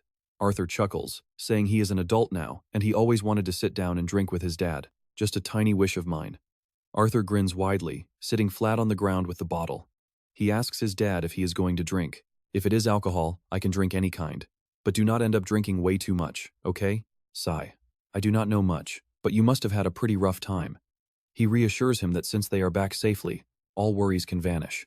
Dad, I have something to tell you. I am going to train with Uncle Junho, and my comrades will be joining me too. Rupert is so surprised he completely forgets to take a sip. Arthur chuckles, asking why his father is reacting with such shock. It is an amazing opportunity, but I want some serious, brutal training, not just some regular light practice. I want to help you and Uncle Junho. After all, both of you need more allies right now. Will you give me your permission, Dad? Looking back at the little boy he used to be, Rupert never imagined his son could grow up to be this mature. He smiles, telling Arthur he is grown up now and should make his own decisions. Then Rupert hands him a small journal. Arthur asks what it is, and Rupert says it is his personal diary, kept for a long time just for him to read someday. Turns out getting frozen had its upside. Now we can finally sit down and have a heart-to-heart talk. Oh, that reminds me. If we count actual active combat time, you might have more experience than me. Really? Rupert laughs, asking Arthur to tell his stories. Of course, father. Meanwhile, the demons are completely losing their minds. Their leader sits on a bizarrely shaped throne and asks his subordinates, annihilation? According to reports from the Sky Gate, that is the plan Edwind and the Archmage are executing. Contact them directly. A subordinate asks if he means using the Decree of Despair. Exactly. If we do not prove our worth, we could be discarded at any moment. That is the brutal nature of the Fiend Association. So tell them we will handle this part of the plan ourselves. Meanwhile, Arthur's squad is completely beaten to a pulp, with absolutely no one left standing after a session with Seo Jun Ho. He casually lets them know that their physical conditioning is finally over. He says if you feel like you are about to die, that is when you actually grow. True strength only takes a little talent and luck, while the rest is pure, relentless effort. Arthur is panting heavily, his face bright red. Whether you are an ordinary human or a natural-born warrior, that rule never changes. Since all of you have cleared the second floor, you are fully qualified. Now, we will polish your individual skills through real combat. You are going to face me one by one, so whoever is ready should step up right now. But wait, contractor, do you really plan to only give them physical training? The Frost Queen is curious, but Seo Jun Ho swipes his screen and says tomorrow, we move to real combat. He plans to teach them only the absolute basics of getting stronger, but let's see if that's actually enough. Before facing the deadly monsters on the upper floors, training with a true master is a must. Even when training others, you need to check yourself. Are you seriously going to leave your ice skill level this low forever? The Frost Queen points right at his nose, warning him to prepare his ice skills for the scorching heat of the third floor. He needs to train first. After all, won't those enemies be completely drawn to a player like Seo Jun Ho? Thinking it over, Seo Jun Ho realizes she has a point, and he definitely needs to push his own limits too. Back at training, Arthur steps up first, asking to use his guns. Seo Jun Ho tells him he can even fire rockets. Seo Jun Ho conjures a dark bat to fight, and just looking at it makes Arthur break into a sweat. Stealing his resolve, Arthur suddenly blinks right behind Seo Jun Ho and takes aim with his weapon. Seo Jun Ho stands still to let him try, effortlessly blocking the bullets before launching a counter. Arthur can only curse under his breath. The team watches in absolute panic as Arthur is forced to unleash his true, hidden power. Arthur fires off a barrage of sharp arrows, but Seo Jun Ho's shadow shield casually swallows them like a delicious snack. Arthur freezes, suddenly realizing the massive, terrifying gap between their actual power levels. Seo Jun Ho thrusts his blade, but intentionally redirects the force away. If he actually hurts the kid, his father Gilberto will never let him hear the end of it. Noting that Arthur's gaze has grown much sharper, the entire squad gets incredibly serious. Asked if he is quitting, Arthur refuses. Meanwhile, someone is hooked to an IV at the hospital. Gilberto's friend notes he just woke up and already overexerted himself, then asks how it felt to finally meet his grown-up son. Gilberto smiles, saying the boy takes after him, though his looks favor his late mother a bit. He admits to feeling a mix of regret and relief, knowing that even though decades have passed and changed them both, it is still not too late. When asked what she is talking about, she replies that he does not need to know. She mentions Arthur is leaving to train in a remote area, which was completely his own decision. Gilberto has no intention of stopping him. Besides, training in the wild is great, and Arthur is determined to follow his lead. It is clear the boy is searching for stronger opponents for his sake, or rather, for their collective future. Get ready, because the third legendary hero, Gilberto, is officially making his grand return as the world prepares a massive press conference. As the news broadcasts, Skaya looks up and mutters if that old geezer is still alive, making Gilberto warn her to watch her mouth. Skaya's expression darkens as she flatly admits that she absolutely despises him and his entire corrupt group. The TV report continues, with the anchor asking which legendary hero is expected to wake up next. They speculate it might be Specter, which makes Seo Jun Ho chuckle as he watches the screen. He finds it hilarious how the media acts like they already confirmed the return of all 5 heroes.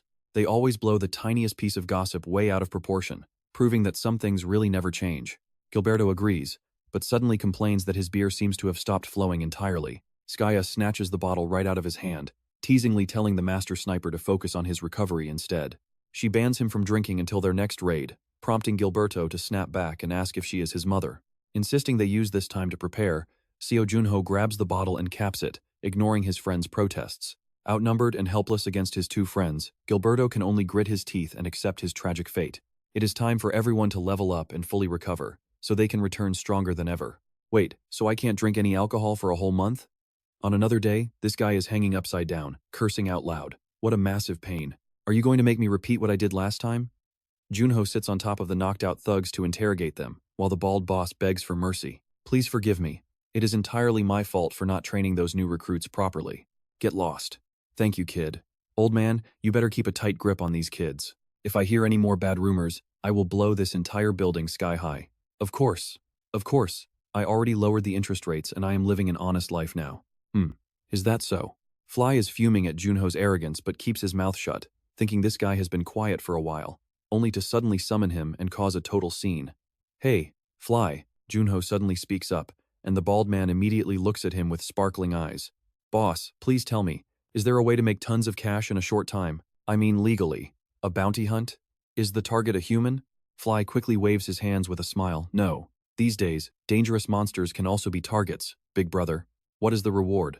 Junho asks instantly. 150 gold coins. That is 1.5 billion won. That will attract a lot of hunters. Plenty of people tried, but that monster is too strong. Over 100 players and mercenaries got wiped out. Word is, a guild is planning a raid very soon. Anyway, the location is the Western Territory. You did not suggest this quest just to watch me fail, did you? Right? No way. How could I dare? You will definitely clear it. Junho narrows his eyes. It has been quite a while since his last hunt. Maybe it is time to stretch those muscles and get some real exercise. Activating the gate to the west, Junho does not hesitate for a second and immediately heads to Twin Peaks. Looking at the majestic view, Saori gasps, wow, those Twin Peaks are absolutely magnificent. I blew all my cash on the teleportation gate. And it is still a long way until next month's paycheck. I only have 1 silver and 22 copper left. That is basically peanuts. Junho sighs in deep despair. Despite the anxiety, this is still a 1.5 billion won quest. I need to hurry over to the Adventurer Guild. Meanwhile, Saori is super excited looking around. Wow, it looks exactly like the mountain is swallowing the sun. It really does. Junho quickly locates that 1.5 billion won quest. Hunt the mutated troll near the western sun. Reward is 150 gold. So, the target is a troll. Wait, trolls are those monsters with super fast regeneration, right? Saori actually knows quite a lot about them. It is going to be pretty tough, but we have to do it. Junho cheerfully grabs the quest. Saori asks, wait, are we really just taking it like that? This is a quest that literally everyone else is terrified to face. But it looks like we are already turning some heads. Incompetent people will always be jealous. Honestly, watching them complain is just funny. Junho sighs and speaks bluntly, if you want it, take it, not like you could actually do it anyway. Just then, a pure white silhouette appears. Are you the player, Junho, who accepted the quest? Our Lord wishes to meet whoever accepted this mission. If you are free tomorrow morning, would you please join him for breakfast? Saori whispers. So cliché. All these local lords act exactly the same anyway. This lord must be a major animal lover. His massive yard is just for 1 spotted dog and a cat. Welcome. You must be player Junho. I am Pavo, the Lord of the Western Sunday. Please enjoy a hearty meal before you head out. Lord Pavo lays out an incredibly grand feast to welcome Junho. You are quite famous, you know. The embodiment of darkness. Oh, I am just an ordinary guy who is slightly well known. Do you have any other details about our target? It is a mutation compared to normal trolls. It stands about 4 meters tall, way larger than a standard troll. It seems to possess super regeneration and shows clear hostility toward humans. And wherever there is cake, you can bet Saori is right there. Saori is just happily stuffing her face, completely ignoring the tension. But look at the Lord's face after that beast devoured over 100 humans. His dread is totally justified. The Lord clasps his hands. Yes, it is a complete disaster. The initial bounty was only 10 gold coins, but that was not enough. Even after raising it to 150 gold, it remains undefeated. Sigh, as a lord, the weight on my shoulders is quite heavy. If that mutated troll is defeated, this territory can finally thrive once again. Seeing my people live in constant fear weighs heavily on my soul. Don't worry, I will handle that disaster for you, especially after enjoying this amazing meal. Thank you. It will begin moving once the sun goes down. Please return safely.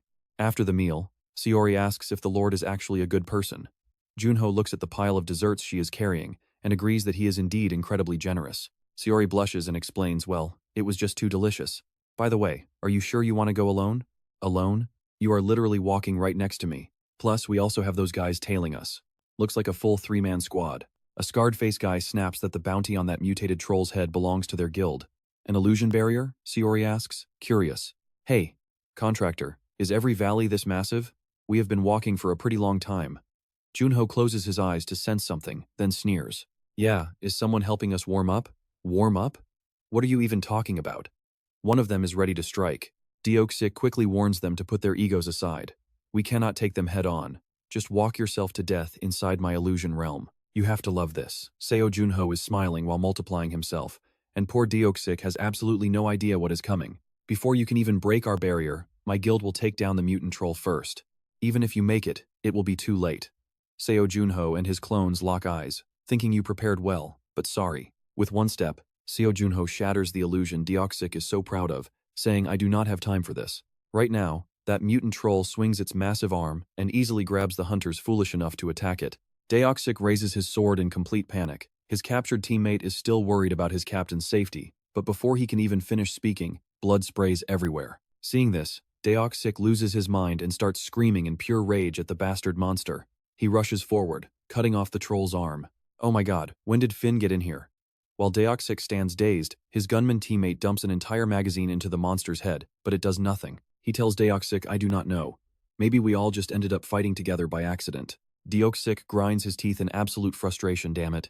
We are wasting way too much of our energy on this damn beast. Look, it is regenerating already. Its recovery speed is on a completely different level compared to any normal troll. His ally stares in pure horror as the beast heals. Blow off one of its heads, and 3 more sprout right back. This is not even regeneration. It is straight up multiplying. Vice Leader, get the kid out of here now. What? Just do as I say. If this keeps up, we are all going to die. But I am waiting until Finn arrives. Finn who? What do you think that wet behind the ears kid can even do? Oh, turns out she is a woman.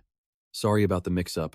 Her hair is so unique it is hard to tell. Deoxys urgently tries to push the female archer away, stop being so stubborn and just go. Staying here only means we die together. The S-rank subjugation mission is a total failure, so just get out of here and prepare our funerals. Deoxys desperately commands her to shut up and leave. While the female archer hesitates, he swings his sword and screams, I will hold it off until the very end. Come at me, you monster! He yells at the top of his lungs, but get ready because this next hit lands insanely hard. Our guildmaster takes a devastating slap to the face from the mutant troll, slamming hard enough to get a major concussion. The beast growls in a threatening stance, but Deoxys completely ignores it, only checking if his comrades made it out safely. Now it is just you and me. What is even the point of my life anymore? Just as he is about to give up and accept his painful fate early, a hand suddenly reaches out as a voice asks, Are you Deoxys, the leader of the Blue Guild? My guild leader, I am sorry. What? That is what those kids told me. Are you hunting monsters in this region? Seo Jun Ho suddenly appears and casually chats while the monster is right there, leaving Deoxys in absolute shock. Are they safe? Seo Jun Ho, did you save all my people? Oh, a bit embarrassing, but yes. 3 guys and 1 girl, 4 total. Are we missing anyone? Seo Jun Ho turns dead serious. Seori, can you feel that? Yeah, I can feel the pure malice. That troll has definitely absorbed a demon stone. Seo Jun Ho looks at Deoxys and warns him, Deoxys, hold your position and do not get caught up in the crossfire. The troll opens its jaws, drool dripping down its jagged teeth as its glowing red eyes shine with pure, monstrous rage. Here I come. Seo Jun Ho steps forward and starts gearing up as Deoxys quickly yells out a warning to be careful. That beast's regeneration is way faster than any normal troll. As the monster lunges with its claws, Seo Jun Ho coldly swings his blade. You cannot kill this thing with normal attacks.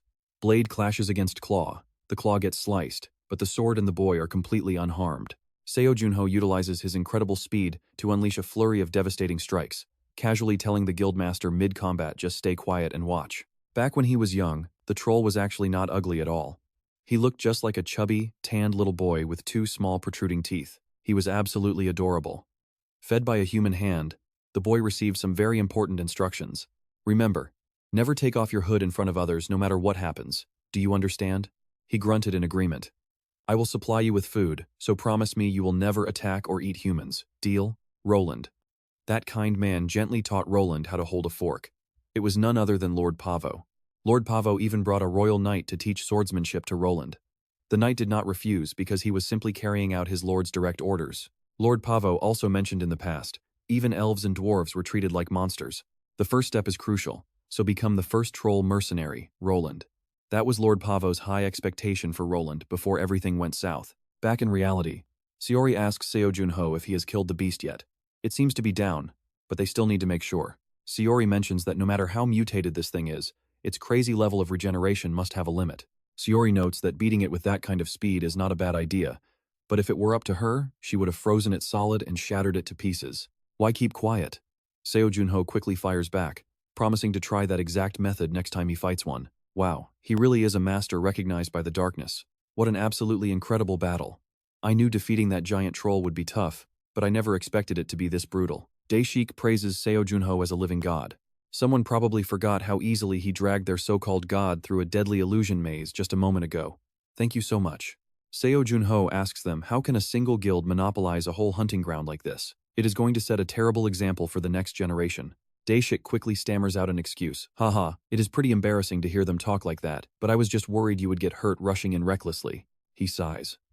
Seo Jun Ho just watches this guy keep rambling on. He claims if he had known the player was this strong, he would have proposed a team-up, but now he knows.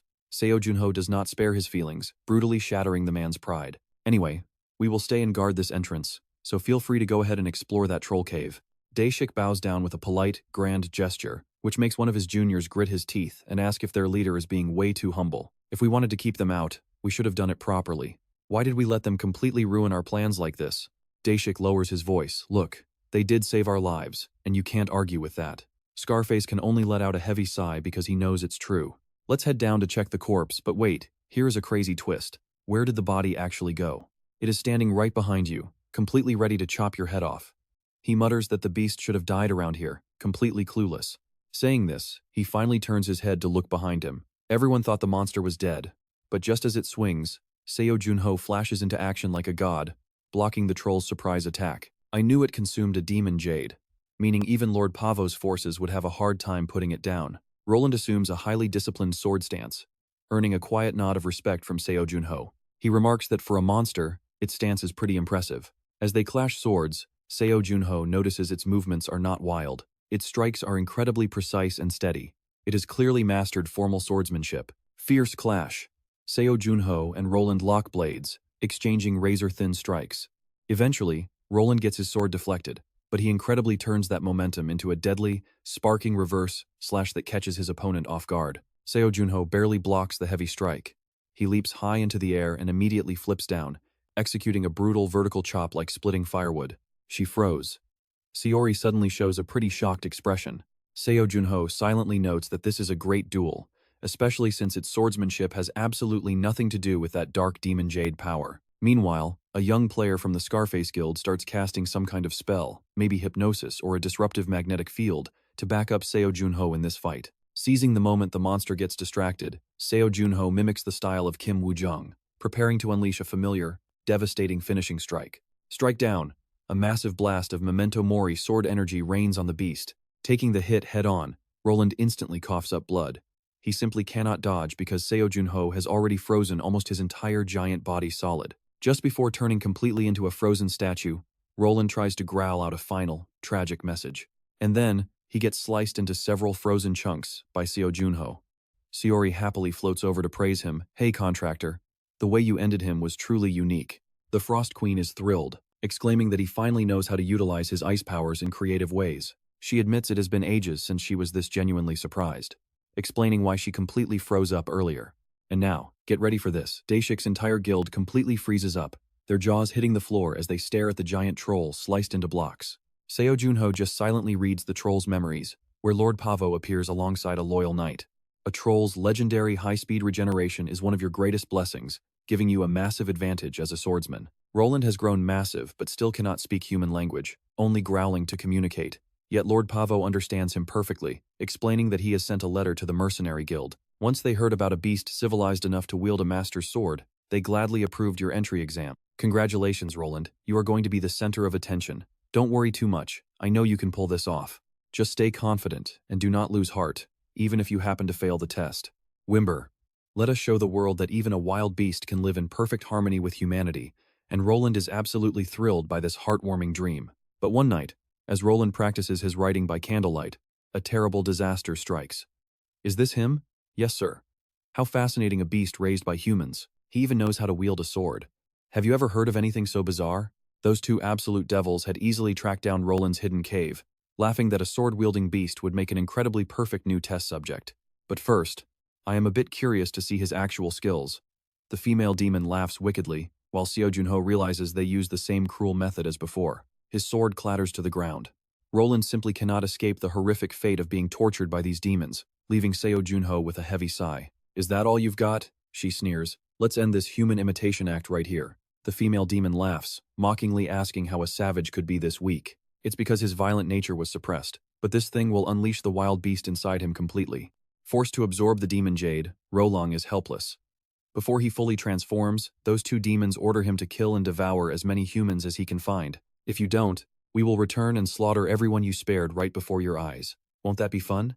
From that moment, Rolang was cursed and demonized. Since you wanted to get close to humans, we will happily spread the word so they all flock right to your doorstep. Those absolute bastards are utterly despicable. But since the prey is coming willingly, don't be surprised if they taste better than you ever imagined. Trolls are meant to be like this. No matter what happens, you must never, ever eat human flesh. Lord Pavo's teachings remained engraved in Rolong's mind. You promised, Rolong, remember your promise. Show everyone that even trolls can live in harmony with humanity. Even after transforming and breaking his plate, he still sits at the table, clutching his knife and fork just like a human. Wait, look at this. Only a shattered plate remains on the table as a disappointed voice grumbles. Why is this place empty? There should at least be bones scattered around or something. This cave looks pretty ordinary. Sayori anxiously asks Seo Jun Ho if they arrived too late, but he honestly has no idea either. Dyke suddenly spots a cliff edge and calls Finn over, pointing down at a massive crowd of people below them. None of these people were eaten. The shocking truth leaves everyone completely stunned. Later, Seo Jun Ho asks why he is receiving this. This is your reward, Seo Jun Ho. He replies that he already received 150 gold coins, but Lord Pavo just laughs it off. This is a personal gift, Lord Pavo explains. You can use it to open my safe deposit box. He asks what is inside. Have you ever heard of the sun's tears? Lord Pavo smiles and says whatever it is, he believes a warm player like Seo Jun Ho will know how to use it. Having completed the mission, Seo Jun Ho returns to share some tea and chat with Lord Pavo. With everything resolved, he asks Lord Pavo if he has calmed down. Lord Pavo looks dazed, murmuring that he originally never realized how truly kind Rolong was. He might be a giant troll monster, but I have never once seen him harm a single soul. I appreciate you so much, Lord Pavo sighs. Seo Jun Ho demurs, adding that no matter what others say, Rolong is basically family. Staring blankly, Lord Pavo admits that if he had not taken Rolong in, the boy might have turned into a monstrous troll harming people. Even without that demon jade, he already possessed the strength to pass the official mercenary guild exam. To me, Rolong was my son. Nearby, the Frost Queen sits boredly by the window, sighing at how long this depressing conversation will drag on. To lift his spirits, Seo Jun Ho decides to tell him a story.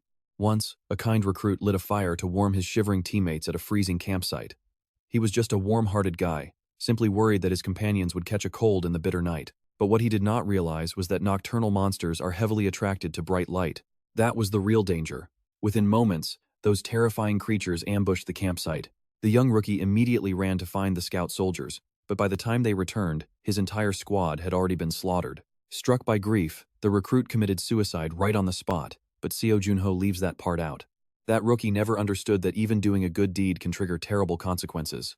Sometimes, good intentions carry a heavy burden. You want me to face legal judgment so I do not turn my back on the world, Lord Pavo murmurs. Seo Jun Ho stays silent, letting him reflect. More than anyone, Seo Jun Ho feels that Lord Pavo strongly resembles that tragic rookie from his story, at least in spirit. And just like that, we are in the courtroom. The stern judge slams his gavel, demanding absolute silence. Lord Pavo, what on earth possessed you to raise an actual monster? Your Honor, he lost his mother and looks so pitiful, just like us. The judge adjusts his glasses, staring down in absolute disbelief. Just like us, the judge scoffs. Trolls may possess intelligence, but they are savage beasts, incapable of communicating with humanity. They are no different from dangerous criminals, yet you treat them like intelligent beings? Well, in theory, that is actually correct. A troll's natural violence can be completely managed if they are trained and educated from a young age. Since this is entirely manageable, there should be no issue. Immediately, the crowded courtroom erupts into loud murmurs. This isn't for you to decide, Lord Pavo. Save it. That argument is just like claiming a dog would never bite its master. The judge points out that despite Lord Pavo's naive beliefs, the troll caused massive casualties. What does he have to say? It was entirely my carelessness, Lord Pavo sighs. I should have raised him with more care. Do you honestly believe the lack of casualties is thanks to your teachings? Lord Pavo bows his head, stammering helplessly. Suddenly, Seo Jun Ho slams the table and stands, declaring that the troll went wild due to external factors. He pulls out a projection orb and plays the footage for everyone, showing exactly how those vile fiends poisoned Roland with the demon jade. He continues, explaining how they forced the demon jade inside them. driving them completely insane and triggering their bloodlust. Standing with him were Hakan, a Gillian mercenary, and Fivir, the Gillian Knight commander. These documents are all written testimonies from victims who went through the exact same nightmare. The fiends did not just want to test the demon jade, they wanted to spark conflict, cause chaos, and spread panic. Favo, I have heard that name before. Wasn't he incredibly helpful during Pavo Limison's case? Even so, a massive troll was never supposed to be raised in this territory. Who told you to raise a monster troll like your own son anyway? If this is the actual truth, those damn demons completely played us. Stroking his chin, the judge finally delivers the final verdict. The defendant caused numerous injuries and widespread panic by raising a dangerous monster without any legal permit. He admitted to raising that massive beast. The final verdict? Absolutely guilty. He is stripped of his title as Lord of West Sun immediately and sentenced to 5 years of community service at the Royal Department. The crowd erupts into loud whispers again. Stripping his noble title? Isn't that too harsh? Are you kidding? This sentence is actually quite light. He should have thrown him in prison, so this is incredibly merciful. Pavo Limousin lets out a deeply relieved smile, recalling his past words, "Sorry, I won't get close again." "Whoa, calm down, buddy. I was only picking mushrooms. Here, want to eat this cookie?" Pavo Limousin offered the young troll a cookie, but the beast shoved him straight to the ground. He did not get angry at all, happily watching the creature enjoy the sweet treat. "Want some more? Eat slowly, you are spilling crumbs everywhere." Pavo Limousin happily hands over the whole bag of treats. Even under the demon's brutal torture, Roland never truly lost his humanity. If that boy could do it, then other trolls can do the same. "My son's dream is not over yet," Pavo Limousin says firmly. Seo Jun Ho stands seeing him off. "If I get the chance, I will come visit you, Lord." "Haha, West Sun will have a new lord soon. Next time, just call me Pavo Limousin." Fivir places his hand on Seo Jun Ho's shoulder. "This reminds me of what my father always said: if 10 men are guilty, punish all 10. But never falsely accuse an innocent soul. Today, you saved one of our own. Look at this, we finally got a response from the guildmaster." In-ho, startled by the shout, quickly asks what it says while Gongju grins. "It is about Seo Jun Ho. The message I sent was finally answered. I just hope he does not tell me to get lost because he is too busy. From what I recall, Seo Jun Ho is not that kind of guy at all. I believe you. Now, get ready to open up the response. If we do not open it, you will just writhe in frustration anyway. Let us check it." The message pops up: "I am leaving the village soon. What is wrong?" "Well, that is quite a coincidence. It is nothing serious, but our guild actually wants to clear a dungeon with you. Seo Jun Ho, the guildmaster officially invites you." Gong Juhaha frowns when there is no follow-up. "Hey, still no reply? Did he just reject us?" In-ho calmly sips his coffee. "He is probably considering the offer, so let us wait a bit." "Really? Oh, I am so excited. Our guildmaster is coming with us this time. What if he meets with Seo Jun Ho in private? Then he will definitely have to impress our leader. But was not Baron Favo's case enough to make a massive impact? To top-tier players, that sort of thing is actually pretty standard. This upcoming dungeon will show us if he is the real deal or just all talk." "Right then," Seo Jun Ho replies. "Sounds good, let us go together." Gong Juhaha and In-ho stare at the screen with serious looks. At the imperial capital, Seo Jun Ho accesses the private vault of the former lord, Pavo Limousin. A safe inside a safe. He is a noble, so he should be absolutely loaded. The sun's tear has to be in there. Is he just stingy? Or is his actual financial situation much worse than I thought? It might be the opposite, contractor. Does this not mean the sun's tear is incredibly precious? Time to open it. Inside sits a single, reddish-orange potion. Both Seo Jun Ho and the Frost Queen stare at it like it is something bizarre. Frost Queen Seori urges him to inspect it. Picking up the bottle, the information window displays the sun's tear, a special liquid containing pure solar energy that grants the user incredibly powerful yang energy. Frost Queen Seori notes that while this is a legendary elixir, her contractor possesses dark and icy attributes, packed with a massive amount of cold yin energy. If you dare to drink this, it will act as nothing but pure poison. Seo Jun Ho completely agrees. This is not something just anyone can safely drink, and now he is torn on who he should actually give it to. Should it go to Kim Woo-jong or Gong Juhaha? The sun's tear is an incredible item, but since he cannot use it himself, only those two are viable choices. While lost in thought, a sandwich suddenly pops up in front of him. What is this? You have not eaten breakfast yet, so eat while you think. The Frost Queen somehow brings him food.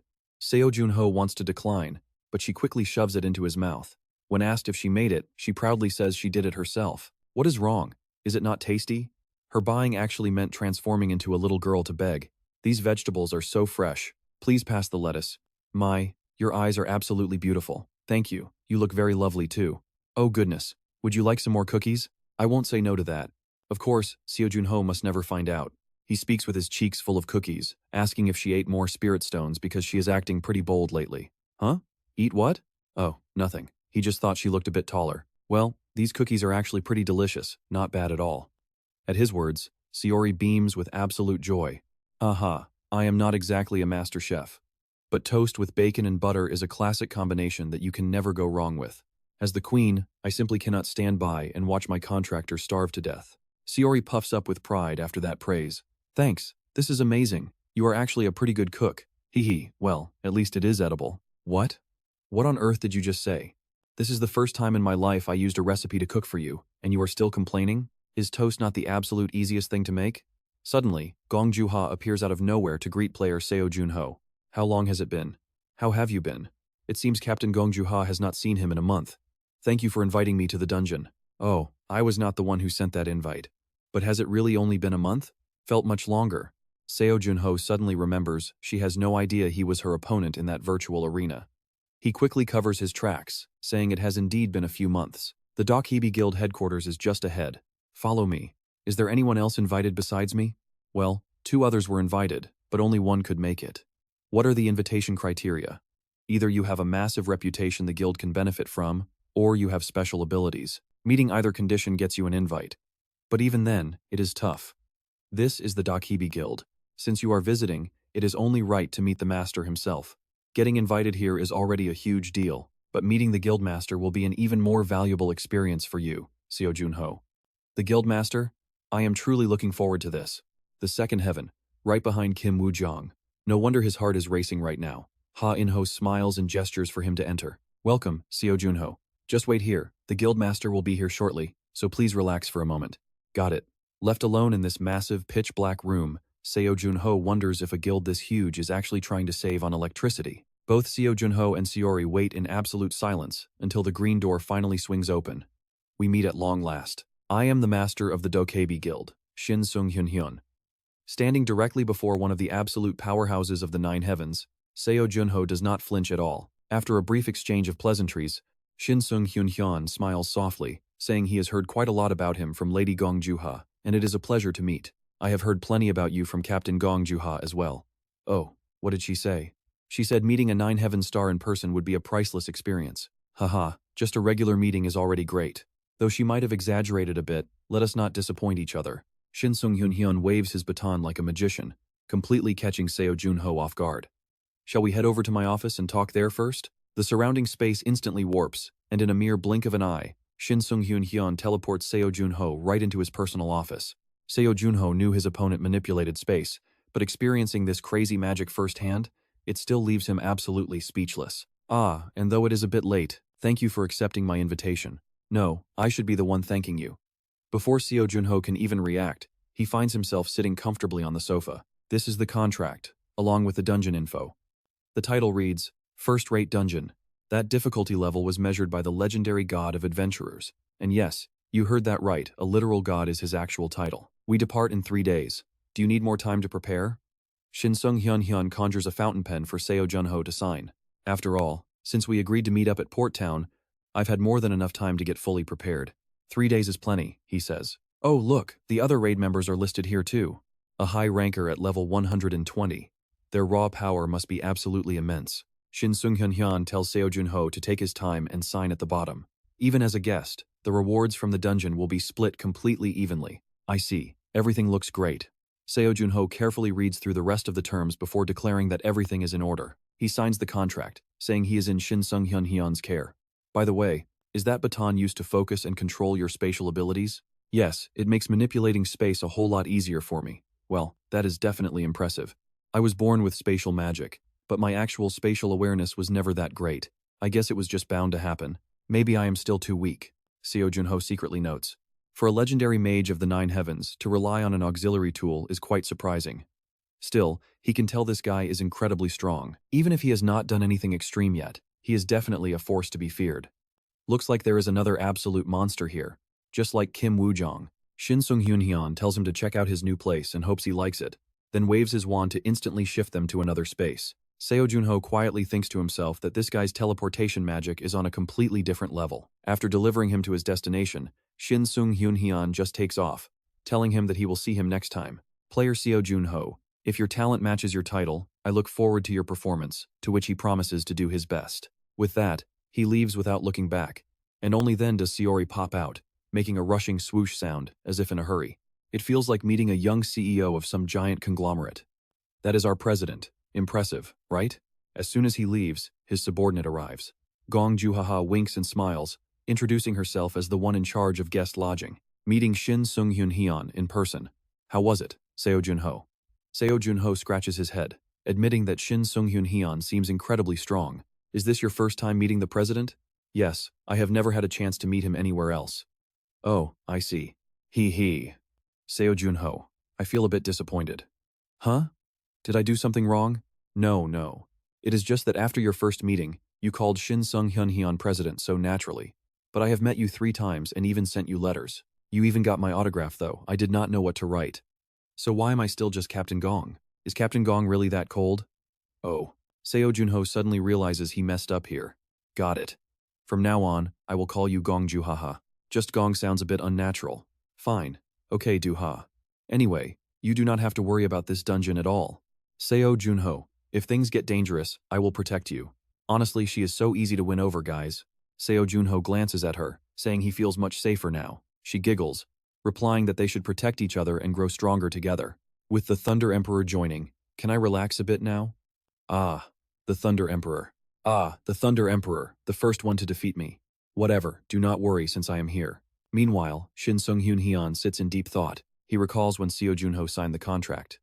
Rookie Seo Jun Ho, isn't it quite strange for level 120 veterans to go together? High-level players entering dungeons voluntarily is nothing new. But tell me, are you really not bothered by that at all? They probably did not hesitate, right? They already know that even after reaching the cap, they must still keep pushing forward. Moreover, Shin Sung-hyun Hyun smiles as he looks at the glowing tip of his fountain pen, which reacted positively to the elementalists who reacted to him. How strange, but very interesting. Seo Jun Ho. It is true that if you want to know more about someone, you must pull them close. Very quickly, the dungeon day finally arrives. Everyone gathers to hear Shin Sung-hyun Hyun's orders. He asks if anything unusual happened last night, and the captain says 80 guild members are fully prepared. The ace will lead the team to finish the mission quickly, while the captain ensures that not a single individual gets left behind. Understood? Yes, boss. Saori comments that these people are extremely enthusiastic, looking just like her own brave order of knights. Shin Sung-hyun Hyun waves his wand to open the dungeon space. Now, let us set off. The massive gate opens up. Shin Sung-hyun Hyun orders everyone to head inside. I cannot believe I am actually part of this mission. Seo Jun Ho's friend standing next to him says excitedly, do not let your guard down. Once they lay eyes on the dungeon, his friend's smile instantly vanishes. What on earth is this place? They said it was just some ruined dungeon. Well, look at that, why on earth is a theme park here? Quite opposite to them, Saori is absolutely thrilled, shouting that she loves this place to death. It is an old theme park, a mechanical voice echoes, welcoming everyone to Foreverland. Could this sudden, creepy attraction be some kind of dangerous trap? I will now announce the rules of Foreverland. Everyone must play at least one game. No quitting halfway, no cutting in line, you must wait your turn. Once everyone conquers all the attractions, Foreverland will go into a sleep state. Shin Sung-hyun Hyun closes his eyes, noting that they just need to queue up and play all the games to escape this dungeon. Of course, surely everyone here is capable of playing, right? Yes, that is correct, boss. Actually, that does not seem quite right. She is literally screaming inside that she absolutely cannot play any of this at all. Shin Sung-hyun Hyun brushes his coat, declaring he will take on the hardest game. Everyone, follow the rules and make it through safely. Yes, boss. How many games are there in total? According to the map we found, there are 9. Oh, Haewon. Are you in my group? Haewon cheerfully greets her, explaining the boss assigned them directly. Great, she says. I believe in you. Seo Jun Ho, stay close to me, it might get dangerous. By the way, who are you? The guy wearing a gas mask introduces himself as Gasman. If anyone needs gas, just tell me and I will spray it right away. I am Seo Jun Ho, nice to meet you all. So, shall we discuss our strategy? Since our team is pretty strong, let us go into the haunted house. Haewon suggests it, but she is immediately met with fierce opposition. Thus, the target is shifted to the safari zone instead. Captain, do you like animals? What? If we are talking about animals, I absolutely adore them. That alone gets Gong Juha incredibly hyped. Thank goodness, nothing bad is going to happen, we just need to drive around. But suddenly, terrifying screams echo all over the safari park. Juan, are you completely sure we are safe? Do you even have a driver license? Gong Juha screams with her eyes squeezed shut. Soon Ho shows zero expression, while the gas guy is wearing a mask so his face is hidden anyway. Meanwhile, the driver screams because the brakes suddenly failed out of nowhere. Stop the car right now, or we are going to flip over. Only now do they notice the map label says Horror Safari, as more deafening screams echo out. What? Does that mean there are actual carnivores running loose in here? But hey, whatever comes next doesn't matter, we just have to survive and clear this ride. The four of them trudge through the swamp, relying on Gong Juha's tiny flame for light. She says, I will burn down anything that dares get close. Wow, pretty bold. I really like you now, Seori says with a massive grin, holding ice cream and candy. Junho stares at her, totally dumbfounded. Wait, where did you even get those? Oh no, another monster is heading our way. Don't just stand there, take it down. Damn it, I can't get a clear shot. Huan looks around and laughs. So that is how this game works. How fun. But Gong Juha shivers. No way. This is easily the worst combination ever. I absolutely hate this. So do these games always have dangerous elements, like actual monsters popping up? Exactly. But no matter what, we have to clear the game. We must strictly follow the rules here in Foreverland. Gasman suddenly asks, what happens if they just give up? Junho fires back. Do you actually want to find out? No way. I will beat this. Junho, you look way too relaxed. Gong Juha is leading the pack, yet she somehow spots Junho walking third behind her. Normally, since I am the trump card here, I should protect our guest, right? Right on cue, a massive serpent rises from the swamp. Gong Juha finds herself trapped right in the middle of its giant tail. Actually, the entire team is completely surrounded by its coils. It is a giant anaconda, and Gong Juha decides to use her fire to roast it on the spot. Whether it is edible after cooking is one thing, but right now, the beast is not even catching fire. Gong Juha thinks it is immune to fire, but Junho points out that it is just shedding its damaged skin incredibly fast. Huan, check the map to see where the finish line is. Gasman is ready to spray. The exit is right ahead, Junho shouts out. Gong Juha, once the gas is ready, do not hesitate for a second. Just burn absolutely everything to ashes. Right now, the absolute priority is to sprint straight ahead. Gasman immediately unleashes a massive cloud of gas. He brags that his gas is extremely flammable, but honestly, while it suffocates the monster, it is choking his teammates too. He yells, Captain, light it up, but keep the flame small. Small, she asks. The fire erupts, and someone desperately screams to cover their faces. This time, the giant snake cannot shed its skin fast enough to survive the massive blast. As the smoke clears, Huan wonders if they actually won. Gong Juha immediately tells her to stop jinxing them seriously. If this did not work, her poor heart would probably jump right out of her chest. She is already terrified, yet the tests keep coming. The giant serpent writhes wildly in the sea of fire. Drenched in sweat from her own flames, Gong Juha pants heavily, saying, I cannot hold on much longer. The serpent desperately fights back. With a few lightning-fast slashes, Soon Ho instantly chops the serpent into pieces. Moments later, the fire still rages, but the river has completely dried up. Instead of wading through mud, the team can now walk on dry land. Someone mutters in shock that the previous attack was absolutely terrifying. Right then, the game system announcement rings out. The monster Goni has been successfully eliminated by the hunters. Before Gong Juha can even process this, another alert sounds. The Justice of Foreverland has successfully activated the original Chidon. Hearing this, someone groans about why everything has to happen so fast. Meanwhile, Junho only focuses on the word Chidon from the system guide. Wiping away her sweat, Gong Juha tells the group, our only option right now is to head straight for the exit. But what exactly is a Chidon? Junho studies the map closely and suggests, it might be one of the amusement park mascots. There is Teddy, Hodo, Chidon, Musi, and Bunny. Chidon seems to be a leopard. But what does original mean? Nobody has ever seen it before, so they have no clue. The team decides to change the subject.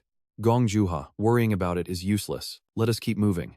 Their next destination is the zone themed after the Serengeti. Huan tells everyone to hang in there, since according to the map, the exit is right past this area. But despite walking for so long, why do I feel so refreshed? We just used our abilities, but it is not hot at all. Did they actually turn on the air conditioning? Gong Juha wonders as she walks, completely unaware that the Ice Queen is acting as their portable, temperature-regulating air conditioner. And of course, this service is not free. Contractor, do not forget you promised to buy me ice cream later. I have a very long memory. Junho winks at Seori. I got it. Just get me out of here first. Oh, look over there, Captain. Is that the exit? Yeah, looks like it. Gasman cannot wait any longer and immediately bolts ahead. It feels like this mission is a total success. But before he can even celebrate, Gasman gets a brutal reality check right at the gates of heaven. This is not because he lacks skill, but because something just grazed past him and tore a massive chunk right out of his ribs. Everything happens so incredibly fast that everyone standing there is left completely dazed and utterly speechless. Gasman only notices a sudden flash of movement before collapsing as someone yells Hyun, "Please heal him first," and she quickly nods. Hyun is completely shocked and terrified, while Seo Jun Ho calmly assesses that this monster has some pretty terrifying speed. Sure, it is fast, but he easily spots it galloping just a short distance away, and that is definitely the original Chidon. Gong Juha fires up her flames and shouts, "I will attack first," though she is not quite confident about hitting something that fast. The giant panther is indeed incredibly fast and fierce, so of course Gong Juha's flames are way too slow to hit it. Our beast even speeds up, spins around, and kicks Gong Juha right off her feet, while mocking her as pathetic before she crashes headfirst. The beast fiercely declares, "Hunter, I am here to avenge Goni," while over on this side, a bleeding Gasman starts getting delusional. He moans about losing too much blood and dying, but she snaps back, "Shut up and just lie completely still. I have healed much worse wounds than this before," she says. As the sneering panther locks onto a new target, your back is wide open. Gasman keeps complaining that it hurts and bleeds, but Hyun just shrugs and says, "Of course it is bleeding, you dummy. You got stabbed in the ribs, so hang in there. It is almost fully healed." Nobody notices the fierce beast charging right at them, but they do not even need to, because before it can reach them, it gets blasted away, leaving Chidon completely stunned. Wait, what on earth just happened? Seo Jun Ho is suddenly slamming the furious panther down, literally using its massive body as a surfboard to slide smoothly across the green grass. Even with Seo Jun Ho staring down at it with those ice-cold eyes, this beast still cannot accept the reality that a human actually caught it. Fortunately, Chidon quickly manages to break free from Seo Jun Ho's iron grip. The beast glares down at him with glowing eyes, thinking it is about to bite his head off, only to get its face absolutely shattered by a heavy punch. Chidon goes flying backward like a discarded trash bag, instantly realizing that it is completely screwed and there is no way it escapes this time. It just doesn't know what kind of attack is coming next, hoping that if these hunters let their guard down, it can still somehow turn the tables. That massive punch from Seo Jun Ho seems to have scrambled its brain quite a bit, but honestly, Chidon does not even need to worry about that now, because Gong Juha is already right there to burn it to a crisp, leaving the beast to scream in agony about losing to lowly humans. After burning the beast, Gong Juha is left gasping heavily for air. By now, Hyun has finally finished healing Gasman and supports him as they walk over, but the moment she opens her mouth, Gong Juha quickly cuts her off. "Stop, do not jinx us again," she groans, just as the secretary arrives to greet them with a massive smile and some loud, enthusiastic clapping. He praises Gong Juha for taking down the original mascot, but looking completely exhausted, she can only offer a very weak, strained smile. The guild leader already took down two, so only Hodori and Gondori are left. But this final stretch is not going to be easy. Seo Jun Ho sits quietly to catch his breath while Seori gently cleans the dirt off his face as they chat. Hearing this, Gong Juha thinks back and admits that while the mascot was pretty strong, it was actually much easier than she expected because of their ambush. She brags about her great timing, though their perfect ambush was really their only hope while the guild leader is likely busy fighting one of the others. And of course, the hardest challenge of all is the Wandering Sky Circus itself. The secretary stares at the creepy circus in front of them and decides that if the guild leader is late, they will head in first. Which brings us to his personal inner thoughts. He is Kang Ion Hun, 32 years old, and known as the brilliant brain of the Dak Kabi Guild. As the vice leader, he has to step up in the boss's absence, but the man is taking way longer than expected. He has been inside the haunted house for quite a while now, so waiting around is just a waste of time when he could just clear it with his own strength. Making up his mind, the secretary turns around to call for Gong Juha. He asks her to join him, but completely freezes seeing her with Seo Jun Ho, who confidently tells him to trust him to carry them once again. Gong Juha confidently beats her chest, warning Seo Jun Ho to get away from that dangerous place immediately. She explains that is where the original mascot will appear, so they must stay sharp, leaving the secretary utterly shocked that a level 83 hunter would talk like this. The secretary wants to rush forward, but Gong Juha blocks his path, leading to a petty argument between them.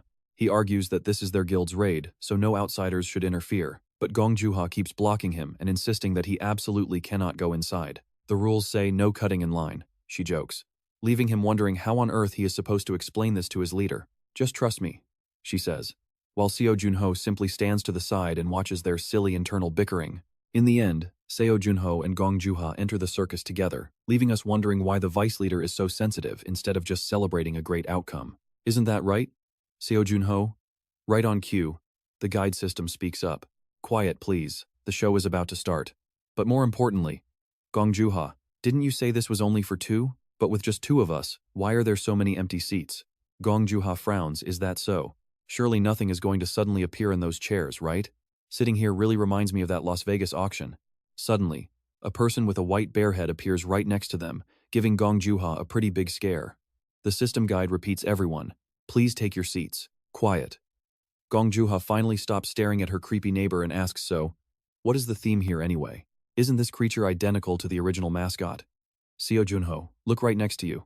He quickly gestures for her to be quiet, but the bear next to him turns to glare at them. That freezing glare makes Gong Juha gulp hard. She nervously whispers, isn't this getting a bit too creepy? Now the bear behind her is staring too. The system's warning rings out once more, please be seated in your chairs. And check this out, suddenly, every empty seat is packed with terrifying beastmen, sending Gong Juha into a panic. Her foot even accidentally kicks the face of a creature sitting right in front of her. Eerie noises echo through the room, followed by a very unfriendly greeting. How is everyone doing? Thanks to all you idiots who actually showed up. The stage lights flare up, revealing a creepy clown standing in the center. Welcome to the biggest and most spectacular show in the Eternal Land, the Sky Circus. If you don't want to lose your mind, you better fasten your seatbelts. Oh, wait, we don't actually have seatbelts here. Mua, haha. I have a really bad feeling about this. Gong Juha whimpers, her face twisted in fear. Honestly, nobody here feels good, while the clown just keeps cackling. Let me introduce the killer members of our Red Troop. Give them a warm welcome, everyone. These guys are extremely hard workers. Suddenly, the seats rumble hard, making Gong Juha worry about an earthquake. That freaky clown grins wide, showing off rows of needle-sharp teeth as the performance officially kicks into overdrive. The monstrous guests sitting next to Seo Jun Ho and Gong Juha fire lasers all at once. Boom! The entire circus blasts into the sky like a rocket. Everyone outside watches in absolute panic as the entire circus arena, looking like it's strapped to a jet engine, rockets straight into the clouds. Even though she is terrified, Gong Juha still tries to reassure Seo Jun Ho, do not worry, I will protect you. Finally, the flying arena reaches its peak altitude and grinds to a halt. What is this? Well, it looks like they have practiced this routine a lot. Seo Jun Ho is still casually watching the performance down below. He seems way too relaxed, but hey, it is not like they can escape anyway. Just enjoy the moment, but be careful since this is a top-tier difficulty challenge. If the original mascot shows up, Seo Jun Ho and I will team up to crush it. Right. On stage, the freaky clown happily announces their most famous act, the main event of the Sky Circus. Bear execution. Seo Jun Ho is pretty shocked. Does that mean the original mascot is finally showing up? Get ready, Seo Jun Ho. If anything goes wrong, I will just burn this whole place down. The clown and his troupe bow to the crowd, clearing the stage for their best-selling show. The moment they leave, a scarecrow-like bear crawls out. But when it splits its massive jaw open, the sight is absolutely nightmare-inducing. Gong Juha and Seori both turn completely pale with fear. You see where this is going, right? The system guide chimes and a lucky spectator gets to be executed by the bear. Seo Jun Ho suddenly realizes the fiends must have set this up beforehand. Wait, what if they choose one of us as their lucky spectator? The beast's eyes glow as it lets out a deafening roar, snapping its massive jaws. Seo Jun Ho narrows his eyes and quickly calls out to Gong Juha. Gong Juha, here is the plan, burn it down with your flames, and I will finish it off. But suddenly, she is forcefully teleported right out of her seat. Wait, so I am up first? Just like that, she is dropped right in front of the giant bear. Instantly, that giant mouth yawns open right in her face like a dark abyss. Gong Juha is completely frozen in terror, while the monstrous bear and leopard spectators hold Seo Jun Ho down tightly. The bear's massive claw swings straight down toward Gong Juha's head. She gets blasted away before she can even react to the danger. Even after crashing hard and landing bruised, Gong Juha still cannot process what just happened. Watching the beast close in, she wonders if this is how she dies. Why did she even try so hard? Gong Juha, run! Ending like this is just so unfair. Her heart screams in frustration, but her broken body refuses to move, let alone fight back against this monster. Luckily, Gong Juha did not enter this place alone. Just as her eyes begin to slide shut, she catches a glimpse of a dark, flowing cloak. Suddenly, the entire circus arena is completely frozen solid. Oh, contractor.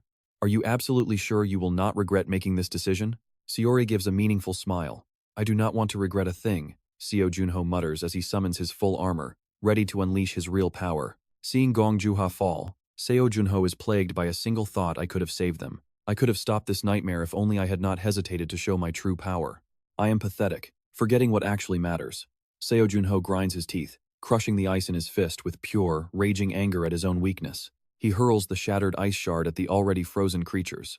Seo Jun Ho realizes that even if everyone else in this world is too terrified to take a step forward, he must take action. That giant boss bear is still standing, looking incredibly aggressive and ready to kill. Seo Jun Ho does not hesitate at all and clashes head-on with it. A tiny fist slams straight into a giant paw. Their massive energies collide in a devastating explosion. Yet the boss bear survives, proving itself worthy of the title. The giant bear completely loses it, roaring with glowing eyes.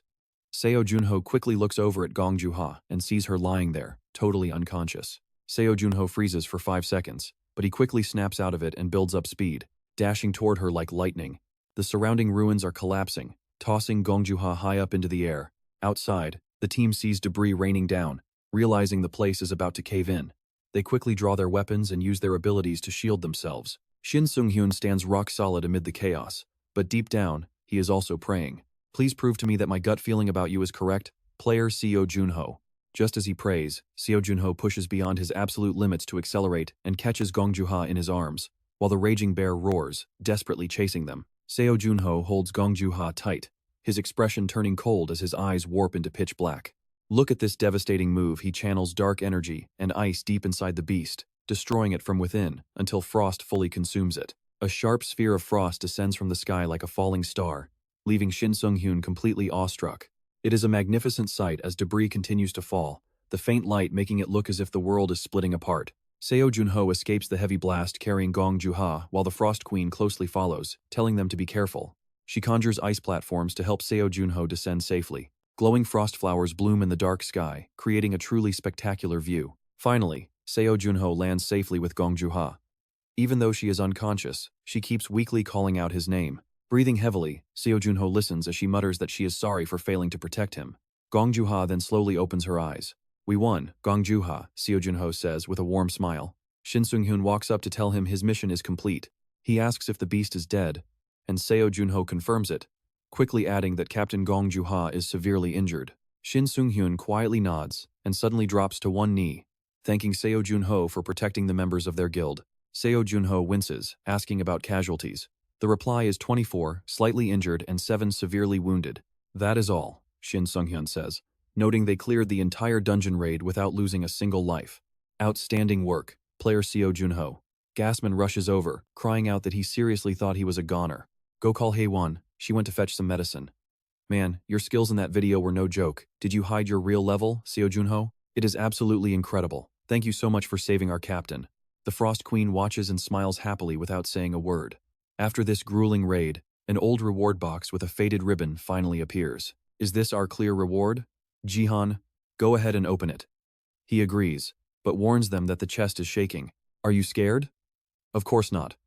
I am simply preparing myself for any unexpected situation. And boom, a creepy giant Jack-in-the-Box clown pops right out, catching everyone completely off guard as the reward chest suddenly starts growing. Is the raid not over yet? The spooky clown opens its mouth and barfs out gold. The secretary shrieks as if he is getting pelted by heavy rocks instead of gold. Guildmaster, why won't it stop? This silly display cracks up the entire guild. Instead of helping him, Shin Seung-hyun just stands there and sighs. Seo Jun Ho stands alongside the guild members, joining in on the laughter with a quiet grin. Shin Seung-hyun addresses the guild, telling the injured members to report to the medical bay once they return. He commands the captains to distribute the loot while the rest up until further notice. Seo Jun Ho is genuinely impressed, noting how highly organized this guild is. Well, they are one of the big 6. Now he fully understands why Shin Seung-hyun is known as the Master of Space. His exceptional leadership and quick decision-making during the raid clearly show why the Dokkaebi Guild has successfully held its top-tier status. Gong Juha suddenly calls out to Seo Jun Ho, whispering in his ear that she will keep his ice powers a secret. So she saw that. Seo Jun Ho is relieved she only saw his ice skills. That is quite fortunate. Shin Seung-hyun raises his wand to perform some magic, praising everyone before instantly teleporting the entire squad back with a simple flick, except for Seo Jun Ho, who gets sent to an entirely different dimension, leaving him completely baffled. Shin Seung-hyun tells him he can fool the world but not him, leaving Seo Jun Ho to ask if he thinks he is being tricked. He calmly states that as a leader, there are very few people on this earth who can earn his true admiration. But as for you, I have always wanted to meet you at least once. Specter. Shin Seung-hyun smiles brightly, looking completely confident, while Seo Jun Ho suddenly flinches in surprise. Shin Seung-hyun keeps staring at him with a smug smirk, leaving Seo Jun Ho with no other option but to play completely dumb. Why on earth would you think that? Seo Jun Ho sighs while waving his hand. I am not the Specter, and I have no idea why you would even suspect me. Shin Seung-hyun keeps his smile locked in. I fully expected that reaction, but deep down, You are essentially the Specter's official agent.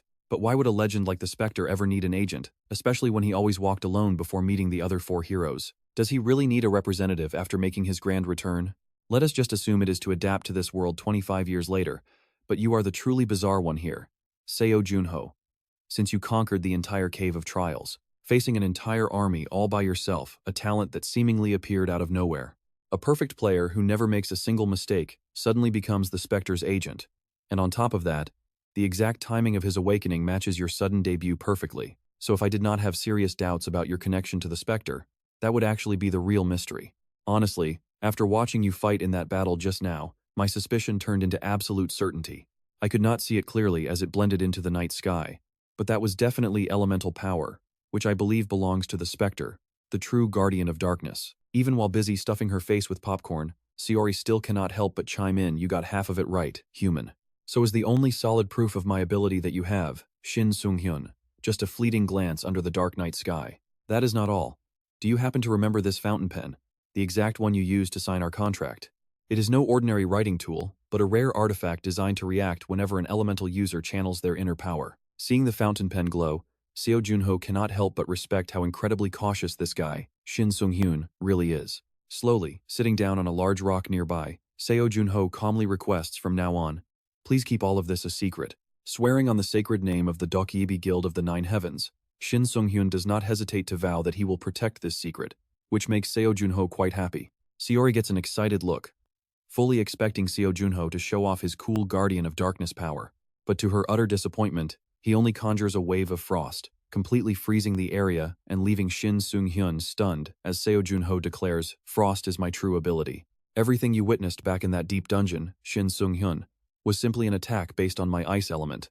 I actually used this very power to melt the ice and free the Specter, which is why I ended up becoming his personal representative. I stick by his side solely to grow stronger so that I can eventually awaken the other frozen heroes. I am definitely not the Specter." Believing this clever cover story, Shin Sung-hyun accepts the explanation, suggesting they act as if this conversation never even happened. "Instead, to properly honor your incredible contributions, I want to present you with a reward worthy of the Specter's official agent. Have you ever heard of the legendary Sage of the Astrology Tower, a unique player who can see the truth of all things and perfectly predict the future? Though that mysterious figure chose a life of total seclusion, countless powerful players still desperately seek to learn from him." Shin Sung-hyun summons a letter in front of Seo Jun Ho, explaining that even top guildmasters and association presidents must wait months for an audience. "What I have just handed you is an exclusive recommendation letter, so go ahead and take it.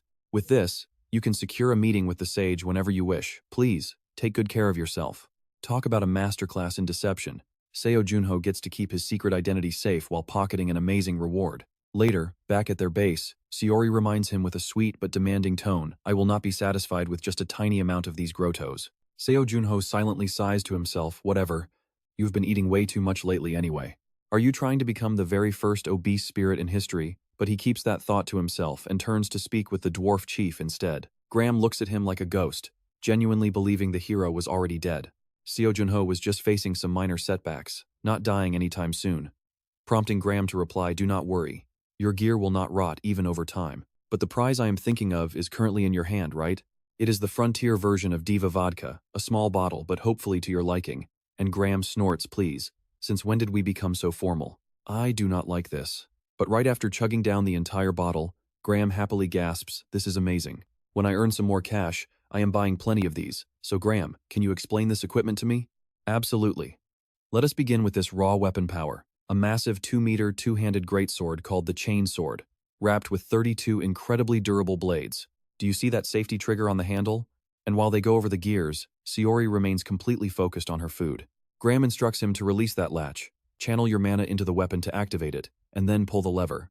Lifting the massive sword overhead, Seo Jun Ho mutters that it is heavier than expected, making Graham laugh. "You look as skinny and weak as a toothpick." "I love the weight, length, and design." So he releases the safety pin to channel his mana. But Graham warns, "Do not yank it. Pull it slowly." The blade starts to spin. To put it bluntly, this weapon is basically a giant chainsaw running purely on magic power. With step 1 success, Seo Jun Ho expects even more, while Graham looks smug. It is a great sword forged from 1,000-year ice iron. That rare metal is mined only in the polar regions, making Seo Jun Ho gasp in awe. "Wow, that is pretty impressive. It literally looks exactly like a frozen ice dragon, and a normal person would freeze to death just by touching it. Can you actually handle this, Seo Jun Ho? I forged it exactly as requested, but whether you can wield it is another story. What an absolute idiot. Graham panics the second he sees Seo Jun Ho's arm freeze over upon contact with this weapon. At least wear gloves first, you fool. Seriously, this thing is absolutely freezing. It has been ages since he felt a bone-chilling cold like this.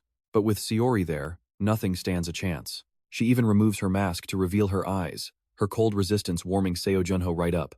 Honestly, with the Frost Queen around, this temperature is just a minor itch. The sheer frosty power completely shatters the chill, and she's glad she didn't get frozen.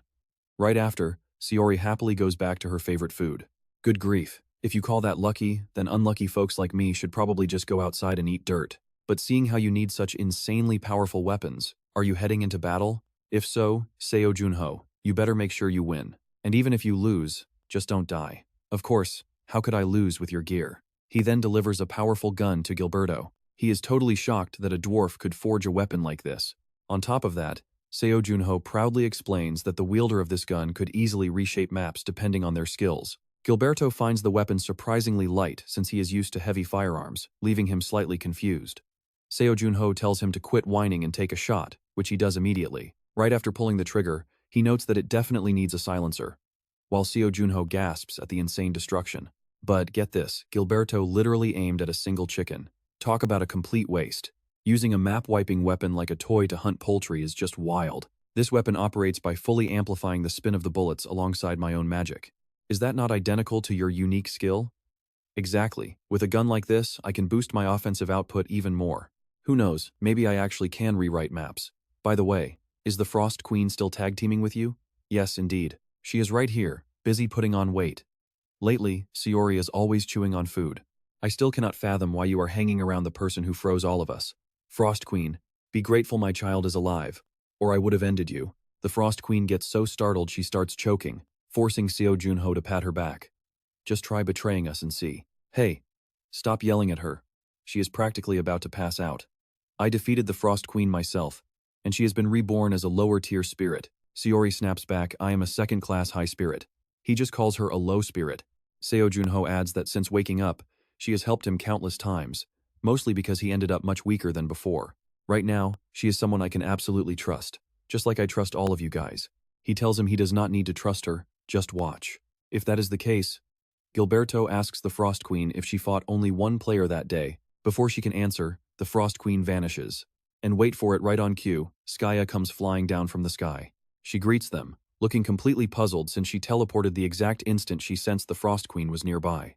With just a couple of words, Gilberto completely exposes how much the Frost Queen dislikes Skaya. But Skaya is totally delusional, thinking he is just jealous of them. Cracking open a beer, Gilberto retorts that he has zero interest in the entity that stole 26 years of their lives, even if she is currently reborn as a low-tier spirit. But putting that aside, Gilberto suddenly explodes with absolute rage when he realizes his beer can is completely empty. He angrily demands to know why he still cannot drink even though their ban has expired, immediately sparking a heated argument. Seo Jun Ho just looks on, completely helpless. Letting them bicker a bit longer, he finally cuts in, enough messing around. Let us talk strategy. Listen up. In roughly 1 week, 2 separate squads from the Fiend organization will arrive. One belongs to the arrogant squad of Pride, the very villains we clashed with while rescuing Arthur, but the other group remains a complete mystery. That is correct. We have absolutely no clue what their goal is, meaning if a battle breaks out, everyone must fight individually and hold their ground. Gilberto, your job is sniper support from the clock tower. Skaya will assist you. Skaya must focus entirely on casting interference magic, while Seo Jun Ho plans to slip right into the massive crowd of the city to investigate their plans. Once he uncovers their goal, he will stop them, though his job is highly dangerous. That is because he is their absolute biggest threat, especially now when some fools have started treating their crew like ancient history. Is it not finally time to show them what they are made of? Skaya happily cheers, while Gilberto eagerly agrees to this epic comeback. Just as he prepares to drink, Seo Jun Ho suddenly shoots and shatters his can. If they pull this off, their next stop is the heart of the Fiend organization. What an absolutely perfect spot to set up camp, the ultimate vantage point to oversee the entire army. Shaking while staring up at the cliff, the demon raises his glowing dark orb, wondering aloud when his master is finally going to show up. In 3 hours. 3 hours? FI, freeze the damn thing. Sure, but how long should we keep it on ice? Make it 5 hours. Starting right now. No one gets in or out without my express permission. Absolute lockdown. Following the direct order from the leader of Pride, an invisible barrier quickly seals off the entire sea surrounding that rocky cliff. Meanwhile, local authorities are running around with megaphones, desperately urging everyone to evacuate the danger zone immediately. They warn the citizens to stay far away from the barricades under any circumstances. The moment you hear this announcement, head straight to the emergency underground shelters. This is a direct order from the Lord himself. But wait, right in the middle of his broadcast, two vicious ghouls jump out to ambush him. You bastard, what do you think you are doing? Even while getting beaten down, the soldier talks tough, making the ghoul mock him. I might need to adjust my stabbing technique because this guy is still breathing. The two ghouls smirk, matching his attitude with cruel sarcasm. Armed with sharp daggers, they sneer. Hee hee. Honestly, with trash skills like that, how did you even make it to that level? Not backing down, the soldier fires right back, absolutely ticking them off. One ghoul shoves a blade right in his face, telling him to shut up. Actually, torture happens to be my personal specialty. Let me give you a first-hand experience right now. The soldier is speechless, but right as the monster gloats, he suddenly gets vaporized into dust. The remaining ghoul is completely stunned. Is this magic? No, it is not magic. He screams out it is a sniper. Tossing the soldier aside, he bolts like his life depends on it, cursing the entire way. Damn it. I knew going on this scouting mission was a terrible idea. Just putting myself in dangerous situations for absolutely no reward. Once I track down that sniper, I am going to rip him limb from limb. As the sun sets, Gilberto watches from high above through his scope, tracking the fleeing ghoul as the monster heads right toward a family. Without hesitation, Gilberto fires directly at his back. Surprisingly, this swift ghoul has some real reflexes and dodges the bullet. He actually dodges it. Cackling like a maniac, he starts bragging, "Haha, missed me. I am way faster than your pathetic bullets." Before he can even celebrate, his clumsy legs tangle up, sending him face-planting hard. Seeing him roll around and lie face down like a wet rag, nearby citizens try to help. Too bad they are showing concern to a total psychopath. Instead of being grateful, he snaps. How dare you? Who do you think you are worrying about, you old geezer? He swings his wicked blade to slash them, immediately throwing the village into a panic as everyone screams to run away from this lunatic. Chasing down the innocent crowd, the monster yells, "Run, trash." I am heading straight to the shelter too. Right in the heat of the chase, a confused little kid holding a ball wanders straight into the road, showing absolutely zero mercy to young or old. The monster glares down coldly, telling the kid to run. But right as he raises his weapon, a high-caliber bullet tears the bastard completely in half. How about that for a surprise? Who knew a bullet could follow you around like it had GPS? High up, Gilberto coldly responds to his earlier boast, "You might dodge once, but you can never dodge forever." This broken skill acts like a ruthless predator, locking onto the target and hunting them down until the user runs entirely out of mana. The very second that ghoul drops dead, their boss gets an immediate alert. "Boss, we have bad news. The scout team's life signs are dropping off rapidly. But what about our main force? They are entering the city smoothly now." Good. Honestly, those scouts were just expendable trash anyway. But the real question remains, who on earth managed to wipe them out? We are looking into that right now. Meanwhile, the demons inside the city go on a wild killing spree, urging their allies to move faster. Go tell those guys in the Despair faction to eliminate their targets immediately. Our squad will clean up the rest of the garbage in this city, slaughtering anyone who sees us or even might see us.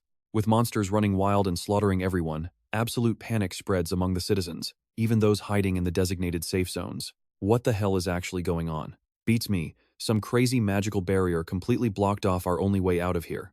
Those thugs running amok outside are actually demons. Wait, did you say demons? The brave soldiers on duty stay completely focused, desperately holding their defensive lines to carry out their plan. Team 2, move out right now and support the Knight Commander. We have to escort the remaining citizens who are still trapped to safety. Move out of the way. Suddenly, massive tremors and loud crashing sounds send everyone into a deeper panic. Did you feel that? Is it an earthquake? That is not an earthquake. It is a massive explosion. And stepping out of the smoke are three terrifyingly familiar demons who bring nothing but absolute ruin. Do we really have to go through all this trouble just to slaughter these weaklings? Well, since they are weak, dying is their only option. Spotting the demonic trio approaching, the terrified crowd screams in absolute horror, "Oh God, it is the demons. Please, someone save us." The brave soldiers immediately rush forward, forming a protective defensive arc to shield all the panicked civilians behind them. "Get back behind us," they yell. "If you want to fight, we will gladly give you one.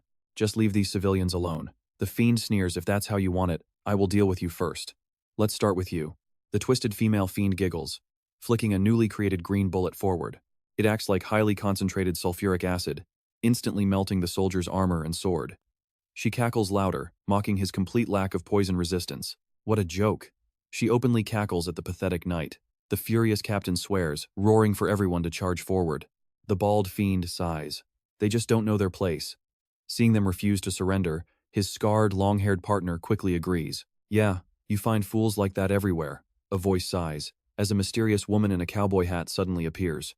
Honestly, these guys always make me so mad. She stands right behind the clueless fiends, completely undetected until she speaks up. Who are you? Skya Killiland coldly snaps her fingers. Tell me, what were you saying? Keep talking. But first, here is a little gift. As lightning flashes from the clear sky, Skya Killiland mocks them, asking if they've lost their minds. Let me bring you back to reality. A bright bolt of 1,000 volts strikes straight down. And let's be honest, this obnoxious trio of fiends never stood a single chance. Left barely half alive. A report from 28 seconds ago shows Paris, Switzerland, and Soon branches all lost contact this morning. Reports of their missing comrades keep flooding in, making the bandaged head fiend extremely displeased with how things are going. He coldly cuts off the analysis. The Specter was last seen in the Pacific, but it might be Skya Killiland's illusion as they return to the second floor. The lackey asks if it's true that Skya Killiland and Gilberto Green joined the Porton operation, wondering how many fiends are there, including 34 commanders from the Pride Association and 17 from Despair. Wait, it's exactly 28 and 16. Should we send reinforcements? No, I already deployed them. Meanwhile, back with the civilians in Skya Killiland, the absolute joke of a fiend trio is left completely fried by her deadly lightning. An older soldier stammers, "Thank you for saving me. But who are you? You seriously don't know who I am? Honestly, I'm getting pretty sick of this second floor." Pulling up her hat, she smiles. "I am Skya Killiland, the great mage here to save you." A mage? Then what is that terrifying machine you're holding? This? It is a gate drill, a secret weapon designed to pierce through the barrier surrounding the city. If you want to live, follow me. The old soldier is stunned, but quickly remembers there are still other survivors they haven't saved yet. Skya Killiland puts on her protective visor and winks, saying, "Don't worry, that's why I'm here." Meanwhile, at the fiend camp, a minion reports that they just received news from the Black Moon Tower. The ones interfering with the city are the Great Mage and the Grim Reaper, and the Specter might be here too. Hearing about the Specter, the arrogant leader gets extremely excited, actually hoping the legendary hero is there, which absolutely terrifies his subordinate. He explains that defeating the Great Mage and the Grim Reaper would secure their fame, but adding the Specter makes it even better. It will be an achievement far beyond their initial goal, an epic triumph that even humanity's greatest heroes will have to acknowledge. Meanwhile, hordes of ruthless fiends swarm the city, going on a mindless, bloody rampage everywhere. They spare absolutely no one, slaughtering soldiers and civilians alike as terrified screams echo through the chaotic streets. Squad 3, retreat, they scream. This painful panic only makes the sadistic fiends even more excited. Keep screaming. One fiend cackles, "Let's see how much violence it takes to kill you." But watch this, just as the monster is about to strike, his entire hand suddenly gets completely blown away. Another fiend watches in shock and manages to deflect the next invisible bullet, but a much bigger surprise is waiting right behind it. Why isn't it stopping? The bullet suddenly curves, tearing through the remaining fiends before they can even blink. The confused fiend who blocked the shot looks around, but the bullet instantly returns and plants itself between his eyes. With the fiends down, Gilberto Green asks where Seo Jun Ho is. "I'm at Santi Street, 11 o'clock from the clock tower, watching a night guide the final group of evacuating civilians. Heading to the back gate, I spotted 3 commander-class fiend groups. Wait, make that 4, they're moving through the park. Heading to the square, should I shoot?" Skya Killiland, still drilling the barrier, tells Gilberto Green to save his ammo. "Oh, the Specter is impressive," Skya teases. Gilberto Green warns her, "What if someone hears?" Right now, he's Seo Jun Ho. Seo Jun Ho quickly rushes over to rescue the final group of survivors Gilberto Green spotted. Right now, the citizens and that knight are being hunted by the fiends. One of them steps forward. "Lord R, let me handle this." "Are you serious? That guy looks pretty strong. If you die, it is on you, got it?" He happily licks his blade. "Come on, you are doing that again. How could I possibly die? Honestly, I am dying to test out my brand new power. Just think of it as a little personal hobby." Then another voice cuts in, "I will handle this." A braided hair fiend steps forward to announce they just got orders to wrap things up and head back immediately. Oh man, what a total buzzkill. Wow, that is some crazy elemental magic from their leader. "Knight, you better start praying because your end is coming fast." A single water droplet falls right in front of the knight, and his sword instantly snaps in half. Seeing him tremble only makes these vicious monsters even more excited. Look at him shake. Why do those absolute idiots keep fighting when they clearly do not stand a single chance? Exactly. The weak simply lack any real judgment. They refuse to accept the basic laws of this world. They are blinded by justice while forgetting that absolute power rules everything. Losers like them ruin our perfect world, so we have to use our full strength to crush them. Seo Jun Ho sighs, utterly unimpressed. How incredibly weak are you guys anyway? Who is that guy? That is Lord Dre. He is pretty famous around here. Dre winks, mockingly staring down Seo Jun Ho. Ah, so you are that famous messenger of darkness? Looks like we are getting a major promotion, boys. Completely ignoring their trash talk, Seo Jun Ho turns directly to the struggling knight. You are needed in the back, not here. The knight is terrified but still manages to show some real spirit. I cannot let you fight them all alone. Just guard the citizens and fall back immediately. The knight does not argue further. Meanwhile, Dre smirks. Did you seriously just ask why I am going all out? Even a mighty eagle uses everything just to catch a single bug. From the start, this was never a battle. It is pure destruction. Two massive bolts of lightning strike down right next to where Seo Jun Ho is standing. He does not mind offering a bit of praise as dense, pale blue lights rain down from above. That is some pretty formidable power. If you were not a monster, you might have survived. Hearing this, the fiend grits his teeth in rage. Yet Seo Jun Ho remains completely unfazed, asking what else he has got. Watch this. With one wave of his hand, frost covers the entire ground. Sharp icicles begin raining down like a storm from above. Witnessing this for the first time, Dre grits his teeth. Ice magic? What the hell? There was absolutely no intel on this. You are just abusing your elemental advantage, you coward. Coward? Seo Jun Ho responds with a cold stare. In a world where raw power is everything, he proudly throws their own twisted philosophy right back at them. But these hypocrites clearly hate a taste of their own medicine. But honestly, none of that matters to him. With that, Seo Jun Ho raises his hand, conjuring massive, razor-sharp ice arrows all around him. They fly straight toward Dre with terrifying speed, completely shredding him to pieces. Seo Jun Ho looks down and coldly asks, is this the kind of world you wanted? With just one basic strike, Dre dies without even a chance to scream. Suddenly, a strange sound echoes from the far distance. Seori is curious about what that sound is, noting that it seems to be coming from the ocean. Contractor, I cannot see it very clearly, but I think I understand what is happening. Down by the sea, the ecstatic fiends are busy setting up a massive, inescapable net to capture a giant sea dragon for their dark experiments. Seo Jun Ho instantly figures out their twisted plan. They are planning to use dark cores to tame the beast right after hunting it down. There is no way these monsters are hunting out of the goodness of their hearts. Hearing his words, the remaining fiends panic and shout back. What are you talking about, Seo Jun Ho? Are you crazy? Do not do anything stupid. You already saw how incredibly powerful it is. Nonsense. The army of pride does not hide behind others. Seori suddenly warns Seo Jun Ho. Contractor, it feels like something dangerous is heading our way. He can sense it too, though he cannot tell who it is yet. Whoever they are, they must have some serious guts to show up here right now.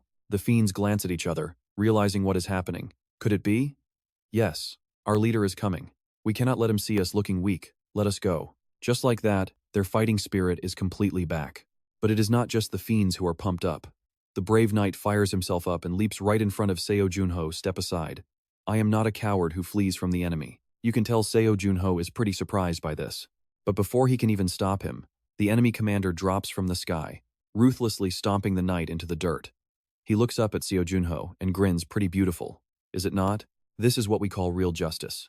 The remaining struggling monsters laugh in pure delight, thrilled to see their terrifying captain finally arrive. Seo Jun Ho is caught off guard by his sudden appearance, especially since he just casually crushed a life right in front of his eyes. The captain cracks his shoulders. My body is practically itching for a fight. I cannot hold back anymore. The representative of darkness, using ice instead of the 4 basic elements. So you are the one who finally thawed out the 5 legendary heroes. Before he can even finish his sentence, a flash of blue light slices across, nearly sending the captain's head flying off his shoulders. Props to his insane reflexes. That is the only reason he managed to even finish his question. Asking if the captain is in a rush, Seo Jun Ho remarks they still have plenty of time to chat. He might have missed the boss, but those 2 minor grunts? Absolutely decimated. 1/ each. Not a single grunt is left breathing. Only now does he coldly sheathe his blade to have a little chat with the captain. Time to talk. Just the 2 of them. The guy suggests going to the association. Coldly, Seo Jun Ho asks what kind of answer he is actually expecting. The demon chuckles that it does not really matter. Dead or alive, Seo Jun Ho is going anyway. Is he not being a bit too arrogant? He sneers that he has heard that line plenty of times. By ripping open the mouths of those arrogant fools, he climbed all the way to this top spot. Then, Seo Jun Ho asks about his rank. How strong is he compared to all the demon trash he has already thrown away? This savage trash talk completely triggers the demon captain. Stomping ruthlessly on the dead knight, He lunges forward to throw a massive punch right at him. Easily dodging the heavy blow, Seo Jun Ho casually slips to the side, grabs the demon's arm, and twists it backward with a loud snap. Using that leverage, Seo Jun Ho launches himself high into the air. He delivers a brutal downward kick before landing flawlessly. The grimacing captain looks at his arm. It is quickly being consumed by creeping ice. He quickly retreats to gain distance, screaming wild curses at the bastard player. Seo Jun Ho ignores the noise entirely. He is completely locked into the battle. Swiping his hand, Seo Jun Ho sends freezing frost to trap him. The roaring captain rips up a massive chunk of earth, forcing him back. Debris explodes in the air. The demon completely vanishes from sight, but his chilling voice echoes from the dust. Let me tell you something. You players have a ranking system, right? Aren't those ranks decided by the sages of the astrology tower? He sneers that they do not use such a weak, pathetic system. As Seo Jun Ho moves, he guesses the guy's power relies on space-time fragments. The demon coldly explains they climb ranks by slaughtering one another. He reveals he is rank 37. Suddenly, shattered debris shoots forward at a blinding speed. Seriously, can you believe this? That massive wave of rocks is flying straight at Seo Jun Ho. He quickly realizes this demon is actually manipulating objects rather than bending space and time. Even though they are just rocks, their impact creates massive, earth-shaking explosions that rock the area. Yet, despite the chaos, Seo Jun Ho keeps sprinting ahead, unharmed. The demon captain loses his mind and bursts into wild laughter. Do you understand now? You mediocre, unranked trash. Do you finally realize the absolute caliber of opponent you are up against? Laughing maniacally, the demon keeps throwing stones. Seo Jun Ho accelerates to dodge the debris, deep in thought. He is maintaining a 15% limit break. Crazy speed. Is this the true power of a demon captain? Using the distraction, the captain sneaks up behind him. He raises his heavy fist to strike him down from his blind spot. But Seo Jun Ho already sensed the threat right above his head. Stepping aside, he cleanly dodges the crushing blow. The demon laughs even louder. Foos, trap him. Meditating nearby, a masked demon grimaces and replies that he understands the order. Closing his eyes, the weeping demon channels his energy. In an instant, a massive barrier closes in around them. Trapping them both inside, Saori looks at this cage and asks her contractor if they are completely caught in a trap. Since it feels exactly like the barrier enveloping the city, she assumes this must be controlled by someone's power. She warns her contractor they have no time to think. Look at those spheres, they look like iron but bounce with strange elasticity. Honestly, they really look like they are defying gravity. Floating the iron spheres like a magician, the demon captain smugly asks if he has ever heard of the iron bouncing spheres. With a sudden gesture, he launches the spheres. Seo Jun Ho expects them to fly straight at him, but they remain suspended right above the demon captain's head. The demon keeps explaining his power. What is the best part about manipulating kinetic energy? Not having to fight yourself. It means never having to fight directly. These things are like my highly capable, deadly subordinates. Out of patience, Seo Jun Ho snaps that he did not come to listen. If you want to shoot, do it quickly and stop rambling. While Seo Jun Ho secretly pushes his physical enhancement to 17%, the demon snaps at him to shut up while he calculates the trajectory. Killing him would be a hassle. He will just take 1 or 2 limbs instead. Finally, the demon hurls the spheres, nearly grazing Seo Jun Ho. He is forced to leap erratically from spot to spot like a wild beast just to dodge them. These iron balls are incredibly fast. He has to ramp up his enhancement to 30% just to keep up. Cursing under his breath at their crazy speed, Seo Jun Ho quickly changes tactics, deciding to freeze them solid instead. Clicking his tongue as one slips past, Seo Jun Ho is forced to use a flash step to dodge the blow. Getting hit by those would hurt. Freezing them is not easy, either. Sipping a drink, Saori casually asks if he plans on freezing them one by one. That is not the right way to do it. Hey, I already gave it my absolute best. What more do you want me to do? Is that really his limit? Unbelievable. Panting heavily, he begs her to at least give him some backup. She worries that helping him too much will breed bad habits, but he barks back that there are no bad habits here, as Saori just casually lounges around. Not a request. He begs her anyway, but she teasingly acts like she cannot hear him at all. He groans and pleads for her help. Only then does Saori open her eyes with a smirk, announcing that freezing class is officially in session. Lesson 2. To freeze successfully, she explains, you must channel just the right amount of energy into the spell. It allows him to crush any target like a true Dark Guardian, yet the core essence of this skill remains purely about freezing things. She tells him to broaden his vision, asking how far he wants to freeze before giving him a quick wink. Now he finally gets it. She dares him to try again, promising to save him if he dies. Jun Ho swings his arm and focuses on expanding his vision. Theory alone is useless. No way, Jun Ho screams internally, shutting his eyes tight to focus his mind. Only when Saori calls him does he open his eyes. The Frost Queen smiles, noting that he did a pretty good job. But your reaction is still a bit too slow compared to me. Meanwhile, the demon captain is left completely shell-shocked. Hold on, let's pause for a second. How did he just freeze 50 spheres at once? What kind of monster is this guy? He asks if those frozen spheres are completely shut down now. Sayori smiles with smug pride, telling her contractor that he is thinking too small. Our weapons now. The spheres he threw are ours, completely sending the demon captain into a wild rage. Damn it, he curses. He usually carries 512 spheres, but why did he fail today of all days? He desperately calls for Fuss to answer him, raging furiously until a voice finally crackles back asking if something is wrong. Fuss apologizes, explaining he was too busy holding the barrier.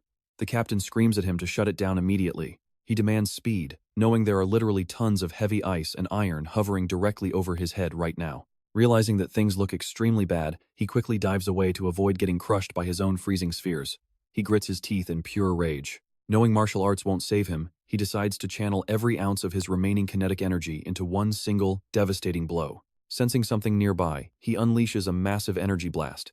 Is she over there? Sayori casually pops up to wave hello, mocking his weak attempt and pointing out she is actually over here. The captain freezes in shock. He gasps at the sight of a spirit, realizing that freezing chill actually came from Jun Ho instead. Too late. Jun Ho has already teleported right behind him, ready to end his annoying blabbering. Amidst his choked groans, Jun Ho's dragon blade coldly impales him, sending deadly shards of ice erupting outward directly from inside his chest. In his final moments, he desperately begs for someone to save him, but the absolute frost completely consumes his body. With one last scream, he is sent straight to the afterlife, and back at base, his connection partner immediately senses something is wrong.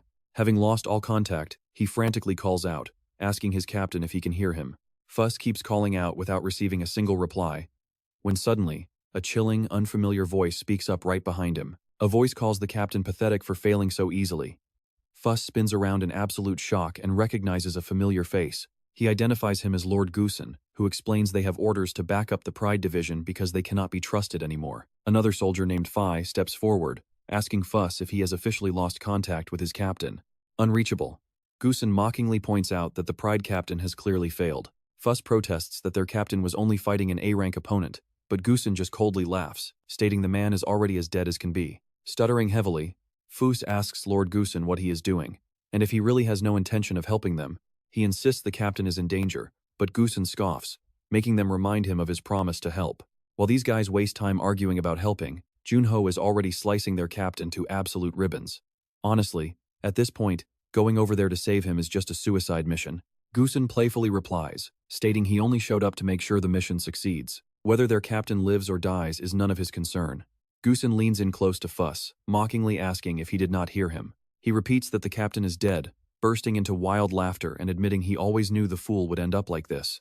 Mocking his arrogance despite only being rank 35, he laughs at how he died like a dog in some random place. Goosen laughs so hard he cries, noting their captain was not even A-rank if he struggled this much against one. What a fool, he adds, mocking the prideful idiot who ended up dead. He asks Phi if this isn't better for him. Phi turns pale, and quickly agrees that the captain was never worthy of the title anyway. What? Ha ha, look at that, even his own subordinates are trash-talking him. That is hilarious. So why don't we hear what his killer has to say? Wen is laughing maniacally, like losing his mind. But Seo Jun Ho feels a bad vibe creeping in. That rocky cliff glows with an eerie red light. Sayori asks contractor, "Did you feel that massive demonic energy just now?" Seo Jun Ho replies, "Yes, I did." Seo Jun Ho is busy dragging Pride's corpse into a corner. From Long Sun direction, the strongest demon they have ever faced is definitely Pride. But who is this guy? Rupert, do you see anything at Long Sun? 2 targets, and 1 is approaching. They look pretty normal, so what should we do? Wait, Skyha, give us a report. Skyha is finished drilling and washes her hands before hanging up. I broke through the barrier, got the citizens out. I think I can join the fight now. Perfect. Get over here. Whoever they are, we will end them quick and hit the sea. Sayori says maybe it is another captain. Seo Jun Ho nods highly likely. Well, I can finally lend a hand this time. Skyha pinches her cheek the moment she appears, saying the 3 of us are more than enough. My queen, Seo Jun Ho, is already walking ahead. Skyha, memorize this house. I am going to hide the Pride Division commander right here. Skyha pats the queen's head like she is a little child, saying you can check his memories later anyway, but why are you blaming me? And get ready for this. Skyha and Seo Jun Ho immediately teleport over to Long Sun to see what they are up against. This is exactly what Goosen predicted from the start. See that? Fuse? I told you they would show up. They easily picked up on my hint. I am Goosen of the Despair Division. Ignore this guy. He is holding the barrier so one swift hit will finish him. Why are you here? Seo Jun Ho asks with a deep frown. Goosen chuckles. I saw you take down Pride. You saved the fiend cult some face. It is nothing major. I just have one quick request for you. Nearby, Skyha is getting incredibly impatient, itching to start the fight. Hey, we do not have time for your requests. Seo Jun Ho stops her. Calm down, Skyha. Then he asks, what request? Since you defeated the Pride Division commander, that position is wide open. I watched your entire battle with my own eyes. So, Seo Jun Ho, do you want to join the fiend cult? This is a massive honor. The Pride Division needs a strong leader like you, not that previous idiot. If you join us, your rank will be around, let's see, probably 31. Seo Jun Ho asks coldly, you want me to join your cult? I heard you represent the darkness, so is this better than running errands for some old ruins? Seo Jun Ho does not say a word, he just flips him off. Skyha snickers right behind him. She is totally used to this casual attitude of his, while Goosen is genuinely amused by such an unexpected reaction. Alright, on to the next question. 1, 3, 5, 7, 9, 12, pick one. Seo Jun Ho wonders if these random numbers have something to do with his ability. Kaya quickly warns him not to answer carelessly. Too hard? You are not going to pick? Fine. Since you will not answer, I will choose one, which happens to be my favorite number. Goosen winks at Seo Jun Ho, who promptly throws up his middle finger again. Seori giggles. He is easily the strangest guy I have ever seen. While Seo Jun Ho is still thinking that this is his first time seeing such a bizarre demon, both of them suddenly vanish into thin air, leaving absolutely no trace. What just happened? Skyha, what is going on? She freezes. She has no idea where he is either. Wen smirks. Do not be so shocked. Archmage. Tracking is useless because that was not normal teleportation. A bullet suddenly pierces right through his face. Ginberto gasps. This version of him is not real. Skyha. What is wrong? Goosen lost his face to the bullet, but his mouth still speaks. I will not stay in this filthy place. Should I come in person? Furious, Skyha attacks instantly. What did you do? Tell me now, you absolute bastard. Talk about a crazy twist. While Skyha is left completely lost, Seori makes a graceful landing and says, Contractor, it looks like they teleported us somewhere. Unlike their previous teleportation experience, Seo Jun Ho tells Seori that this time is entirely different. They are standing inside a tiny apartment with barely any furniture, and neither of them has any clue where they are. Seo Jun Ho's complete disappearance successfully drives Skyha into a total rage. She immediately grabs Fuse by the collar to interrogate him. So is Goosen's true ability time control? Do you really expect me to believe something like that exists? Fuse just giggles happily while locked in her tight grip. Whether you believe it or not, that guy is completely finished. Skyha's gaze turns incredibly dangerous. What do you mean by that? The moment she speaks, the chains binding Fuse tighten and lightning strikes him from above, forcing him to cough up a pool of blood. Fuse wheezes out. Absolutely nothing changes in that place. He grins wickedly. Time does not flow, you will not starve, and you cannot die. But in reality, time drags so slowly that just one single hour feels like an eternity. He has already been trapped there for a full year. Even if he somehow returns, his mind will be completely broken. Skyha unleashes her magic with a cold glare. Tell me, what do you even know about him? With his information dry, Fuse is instantly crushed to death. Meanwhile, Seori sighs. Well, Contractor, there is not much entertainment left for us to watch anyway. He tells her to just rewatch the whole thing from the start, though he personally hates watching anything a second time. Hey Contractor, have you been keeping track of how many days we have been stuck here? Today marks exactly 1 month and 1 day. Wait, so that number 1 did not mean a month, right? It must mean a year. Seo Jun Ho half opens his eyes and nods.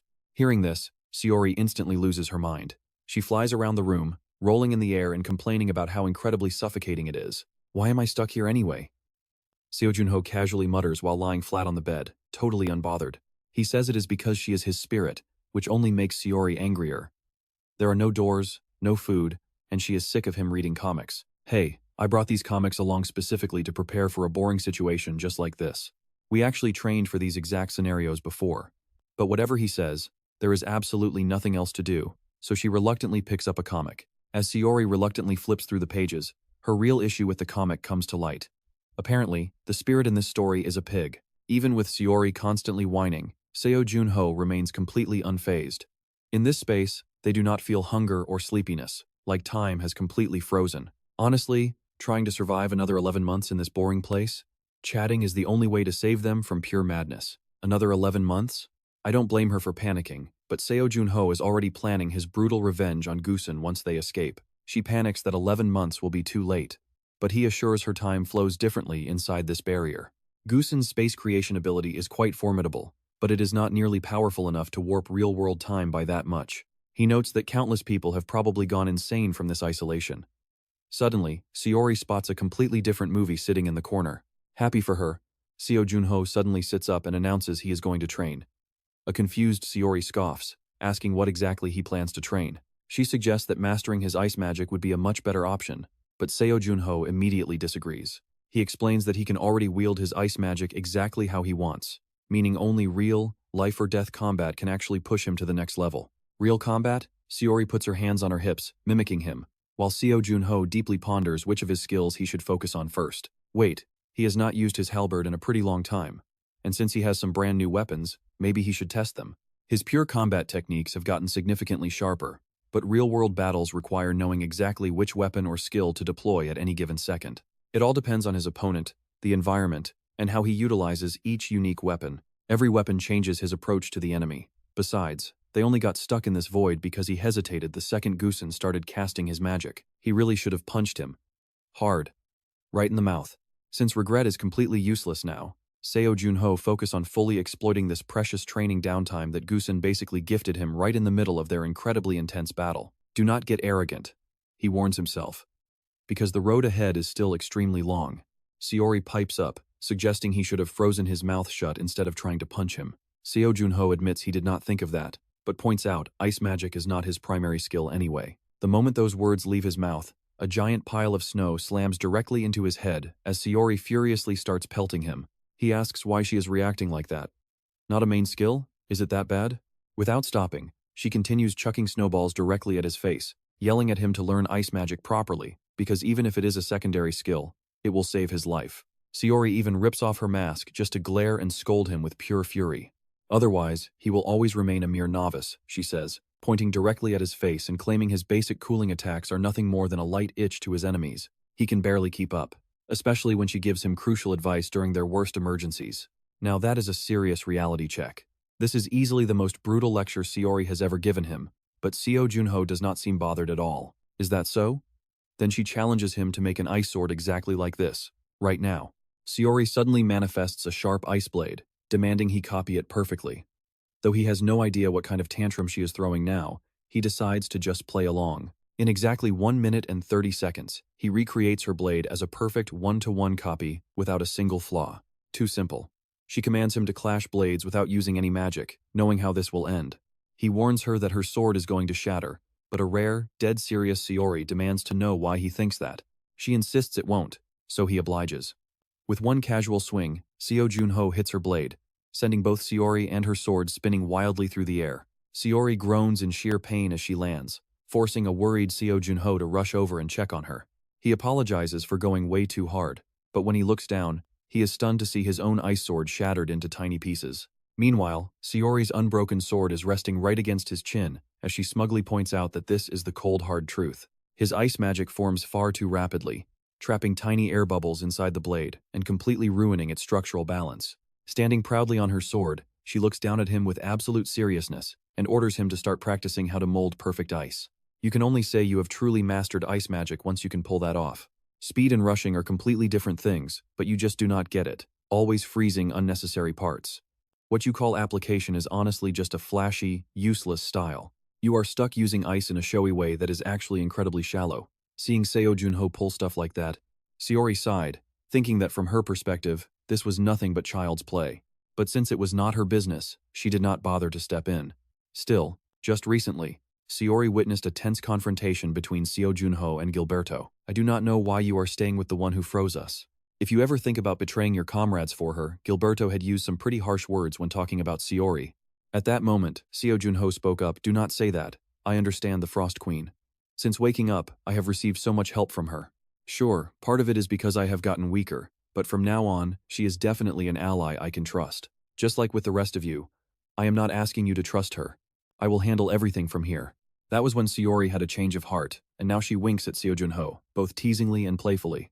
"I will train you myself, so consider it an honor. My contractor, if you keep up, you will definitely get much stronger." Seo Jun Ho takes a few deep breaths and chuckles, calling it quite an honor. He immediately begins molding another ice sword. Meanwhile, look at this visual. A crimson blood moon casts its glow over a building resembling an ancient castle, surrounded by a strong protective barrier. Guzin sits comfortably on his sofa, staring at a screen filled with agonizing screams of victims, begging him to let them go. Guzin, please calm your temper. Almost an hour has passed, and we have no clue what that guy Seo Jun Ho is up to.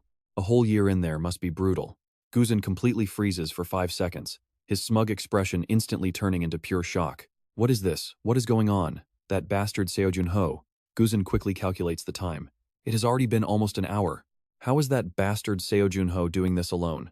Is he seriously completely fine in there? Guzin thinks his eyes are playing tricks on him, but no matter how many times he looks, Seo Jun Ho is just sitting there meditating, perfectly calm. Before he can even close his gaping mouth, a battlefield report comes in. Boss, casualties are mounting across the city. Every single communication mage is out fighting now, leaving only me behind. Guzin completely ignores the updates, muttering to himself in utter confusion. Was he not just some nameless A-rank nobody? How on earth is he already outside? Over on the front lines, Gilberto can no longer just sit back and snipe. He leaps right off the clock tower as a swarm of hungry ghouls climbs up, grinning with pure sadistic joy to see him. You bastard. How much longer did you think you would be safe up there? I am going to rip your throat out right now. Gilberto immediately aims his dark rifle barrel straight ahead. Safe? No way. He fires relentlessly, landing hit after hit. The ghouls take direct hits and drop dead instantly. Compared to me, you guys actually seemed a lot safer. Gilberto swiftly clears out the demons surrounding him. As the beasts keep rising only to get blasted straight back to hell, Skaya calls in. Gilberto, where are you? Gilberto immediately answers almost there, by the beach. Lies. Skaya knows him way too well to buy that. You are not there, and you know how bad this is. Did you seriously just leave? Gilberto crashes down, using the demons as a fleshy mattress for a safe landing, while replying, whew, not at all. I was just checking on things. Skaya is done with his excuses, urging him to hurry up and help because the situation down here is absolutely no joke. Far below her feet, the water is churning with violent motion. The massive sea monster down there is surrounded, bound by chains and pierced by weapons. You can see they are struggling pretty hard to capture it, screaming and cursing at each other in total chaos. It is diving back down, you useless fools. Even though they managed to muzzle the sea beast with heavy chains, its raw strength and thrashing are just too much for them to stop it. Do not let it hide. Roger. The beast plunges deep, its massive body riddled with weapons as blood flows freely into the dark water. Suddenly, it violently thrashes upward, launching several demons into the air, though a few still cling to its body like parasites while the creature shrieks in pure agony. A blonde demon clings tightly to its back, looking like he is riding some insane water coaster across the crashing waves. He yells out, "Damn you self-centered bastards. We are not supposed to do all the heavy lifting. Taking this thing down is your job." The divers yell back that they know. But wait, do not tell me you are planning to electrocute this thing?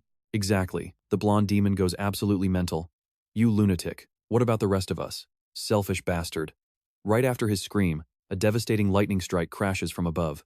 The dragon goes completely stiff, and the demons are utterly vaporized. Skaya seems to have entered her absolute goddess mode, taking on everyone alone. She controls 2 massive magic circles with her hands, plus another one beneath her feet. Brilliant blue light rains down from the sky like a meteor shower. The demon divers realize that is an archmage. We are in deep trouble. The exhausted dragon lies down. Skyha speaks to it. Hey, I already heard about your shelter. They say you are the true guardian of this ocean, so do not worry too much. Skyha then waves her hands to summon a magic orb. Intense beams of energy rain down like a storm while the enemies below stare in confusion. Can you guys feel this? It is far too early to be shocked by this level of power. Skyha frowns, her glowing eyes flashing as she growls that once she gets serious, she will beat them so hard their own mothers won't recognize them. Skyha attacks alone. Under her devastating tempest, the demon army takes some pretty serious damage to their core. Right then, a demon rushes in to backstab Skyha, shouting out loud that her performance is impressive.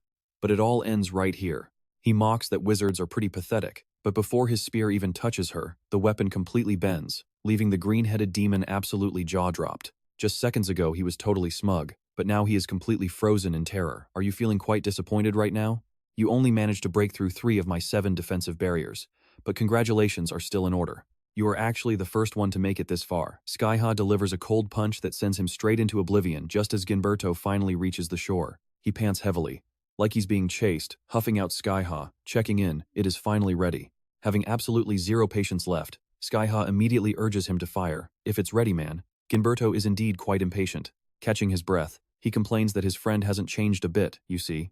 Ginberto gets into stance, telling Skyha to move because he's about to fire a pretty big shot. Even more. Golden light gathers at his gun muzzle. The moment Ginberto pulls the trigger, that ball of light instantly swells into an absolutely massive nuclear-sized blast, roaring straight toward the center of the sea, where the fierce war is currently raging. Wherever that golden light sweeps, it acts like an X-ray, turning everything to dust. Meanwhile, over with Seo Jun Ho, the Frost Queen asks why he is acting like that. Time to head back. Seo Jun Ho is fully dressed, while Frost Queen Seori lets out a highly undignified yawn. Yawn. That past year was easily one of the longest of my life. Can I get just one more month? Leaving Frost Queen Seori completely speechless, Seo Jun Ho notices she seems pretty tense and quickly jokes that he is only kidding. Having spent this entire time reflecting on everything, he explains that he finally understands so many things now, but she sighs that even now, he is still talking about that, thinking it all ended well. Seori smiles mockingly, but Seo Jun Ho clarifies he meant something else, declaring he wanted to leave and fight as his eyes grow incredibly sharp and cold. The king is back. You demons better start praying for mercy right about now. Meanwhile, outside, the dark skies pour non-stop rain despite her relentless efforts. The demon horde has clearly invested heavily in this massive invasion campaign. Their numbers are still absolutely insane, and no matter how brilliant of a wizard Skyha is, she is still completely on her own. Forget suppressing her. Just attack all at once to completely overwhelm her. Fighting all alone, Skyha refuses to back down against their sheer arrogance. Casting a spell, she fires back, telling them to stop explaining their whole strategy right in front of the enemy. Skyha gifts each of them a strange square box floating right above their heads. Utterly shocked, they can still growl even after facing this move. Skyha grits her teeth in frustration. Can they really hold out against this gravity reversal? Yet the demons shrug it off, charging straight at her. These heartless monsters have absolutely no shame, teaming up to gang up on a lone woman without a single second thought. Skyha waves her hand to teleport, her magic blowing away the weaker grunts, yet the tougher demons stay resolute, roaring at the rest to hold their ground and never retreat. They won't fall easily. As long as they stall for enough time, victory is theirs. Skyha suddenly looks behind her. A few demons have crept incredibly close, but they also realize something is pretty wrong with the situation. Look at that. Those floating boxes suddenly turn blood red. Are they completely insane? Out of nowhere, high-intensity red energy beams shoot like lasers straight toward Skyha, forcing her to strain every muscle to block the onslaught. Completely overwhelmed and unable to counter, Skyha gets furious and turns her anger on her ally, yelling to ask what Ginberto is doing and if he seriously passed out after a single shot. Ginberto is currently lying there, gasping for air like a fish out of water. Seriously, this weakest guy is unbelievable, making Skyha curse that everyone always ruins things. Activating maximum stasis, Skyha unleashes her full power the moment this spell is cast. Every single demon around her completely freezes in place. Skyha sighs. None of you are actually worthy of seeing this technique.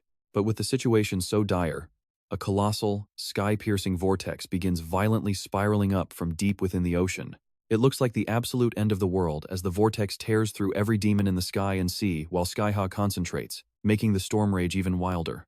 The vanguard yells to hold their ground, but despite their loud shouting, the massive whirlwind is simply too powerful and sweeps many of them away. A few stronger demons manage to stay anchored and try to counterattack, but Skyha spots them and recklessly pumps even more magic into her spell. The demons suffer horribly as the brutal winds do not just batter their bodies, but completely shred all their chains and heavy equipment to pieces. Even the water dragon is shaken, despite resting safely inside the protective barrier. In this desperate moment, Skyha cannot help but wonder if this is what Seo Jun Ho always felt, having no retreat and bearing the weight of everything alone. Before I woke up, you must have faced this kind of nightmare a dozen times already. But I won't let you down. Not a chance. Gilberto Green is still struggling just to take a breath and survive. Hey, are you all right? Hearing a voice, he opens his eyes and immediately scrambles to sit up. How much did I miss while I was knocked out? And he laughs, saying it was only his absolutely brilliant solo performance. Gilberto Green brags with a grin, but she retorts that his brilliant performance is what got him face down in the dirt. You should be proud. Besides, you were only gone for an hour. Where on earth did you go? Seo Jun Ho pauses for a moment before admitting that was the absolute longest hour of his life, telling him to rest while he finishes this. Someone asks if Frost Queen Seori stayed with Seo Jun Ho during that hour, and she proudly replies that she always protects her contractor, whether it is for 1 hour or 100 years. Do you believe me now? The cowboy Gilberto Green chuckles awkwardly and points towards Skya Killiland, asking if she can protect just one more person. Your fan is currently fighting all by himself over there. Things are getting incredibly messy around here. The fiends keep urging each other on to complete their mission. Some have gotten incredibly close to Skya Killiland, who is still too busy blocking a massive tornado. We are almost there. Keep pushing. The vanguard is enough to shatter their barrier. Let us end this with one single strike. Skya Killiland glares at the surrounding enemies, gritting her teeth in complete silence as their blades draw dangerously close to her. Suddenly, out of absolutely nowhere, a massive wave of frost sweeps in. Within seconds, the tornado is frozen solid, and the entire sea turns to ice. Check this out, everyone is left completely speechless as he steps up and casually says, "Sorry for the interruption, but leave these guys to me." Seo Jun Ho walks completely alone across this majestic frozen sky, tilting his head back to thank her for holding the line while he was away. Standing among the frozen fiend statues, Skya Killiland whispers in absolute awe that Seo Jun Ho is finally back. Seo Jun Ho casually conjures an ice umbrella as Skya Killiland curiously asks if it is true he got locked up for a whole year after torturing Chef. "Somehow, you look quite a bit different," she says. "You seem much colder now, though you are still not really my type." Seo Jun Ho just chuckles and tells her to try it herself if she ever gets the chance, making her hum in thought. Seeing Frost Queen Seori fly over, Skya Killiland asks if Her Majesty was also locked up for that whole year. Frost Queen Seori pokes Skya Killiland's cheek before tearfully hugging her, sobbing that she had to look at only Seo Jun Ho's face for a whole year. She thought only humans needed company to survive, but it turns out spirits are exactly the same. Frost Queen Seori's crying actually makes Skya Killiland blush. "Calm down, Your Majesty. This is real and you did incredibly well." But mid-reunion, the frozen statues of the fiends suddenly begin to crack and melt. Seo Jun Ho's face darkens, asking Skya Killiland to step back a bit so he can finally test his power after a whole year. Seo Jun Ho gently shields both of them, but Skya Killiland warns him not to let his guard down since these fiends are absolutely no joke. Seo Jun Ho gives her a playful wink, replying that he won't mess up because he definitely wasn't just resting for the past year. By now, the fiends shatter the ice and charge forward, launching a massive coordinated attack to ambush Seo Jun Ho. "That is the target Hammer warned us about. Show no mercy and kill him," they scream. "Release all limits even if we die." The fiends completely discard their human forms, morphing into hideous, terrifying beasts as they prepare to go all in for this final clash. Now here is where things get wild. Seo Jun Ho drives a small dagger into the ice, wondering if he still remembers how to do this, before activating 80% power. Violent electricity surges in every direction, cracking the ice as he calmly whispers, "Let us see about that." The fiends roar to build up their momentum and rush forward, but Seo Jun Ho flashes past them with godlike speed, leaving absolutely no survivors alive in his wake. Moments later, the massive frozen tornado completely shatters apart, raining heavy chunks of ice down into the rushing water below. The remaining fiends are left heavily wounded, and as Seo Jun Ho glides past, he silently wonders if these guys are literally made of iron. Then let us see just how tough they really are. His veins bulge as his blood flow accelerates, only to suddenly freeze.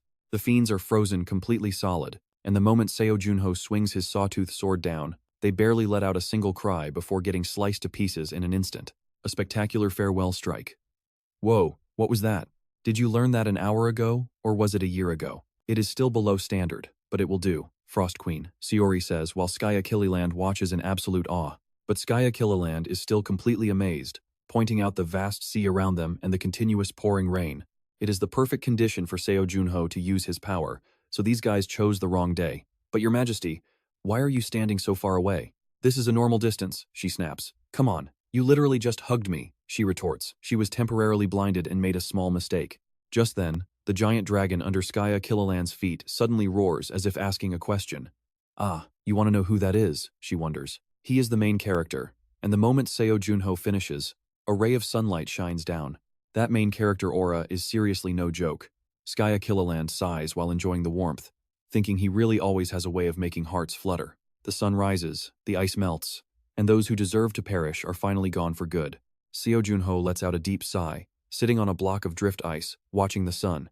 He is finally home. Right after that horrific battle, they find a moment of peace on land, where Gilberto greets Seo Jun Ho, saying that white really suits him. Seo Jun Ho chuckles softly, asking if he knows he was the first to try.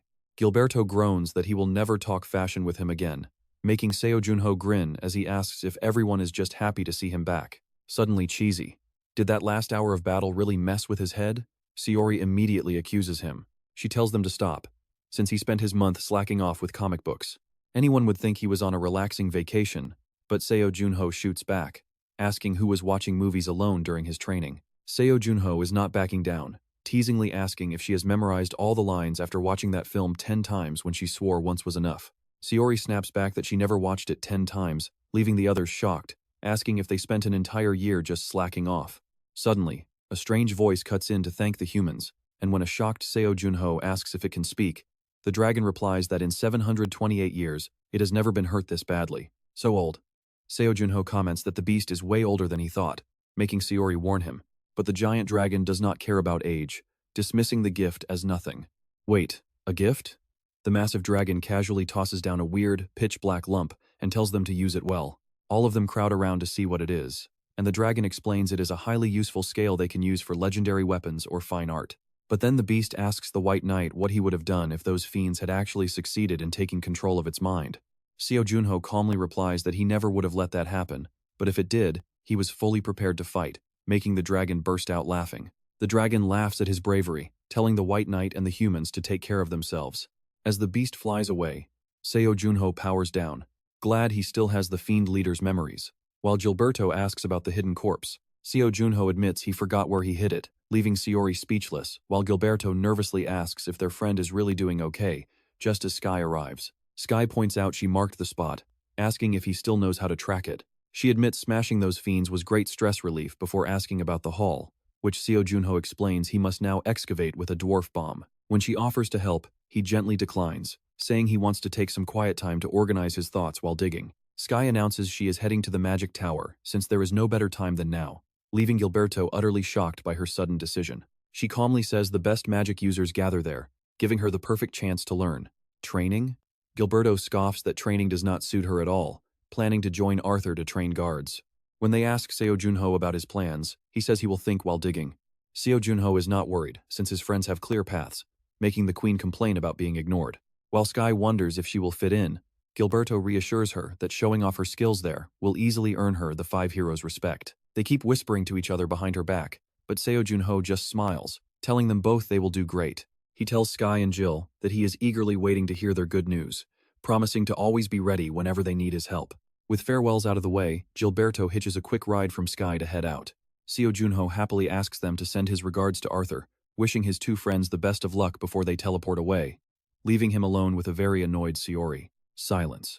She warns him she has plenty to say, leaving Seo Jun Ho exasperated over her transparent ice crystal scolding. When he protests that it was literally his very first real battle, she snaps that she trained him for a whole year without him reaching perfection. He argues that semi-transparent on his first try is pretty impressive, but the queen just gets angrier, telling him to shut his mouth. She dismisses his excuses, though she admits he did pretty well with the blood-freezing part.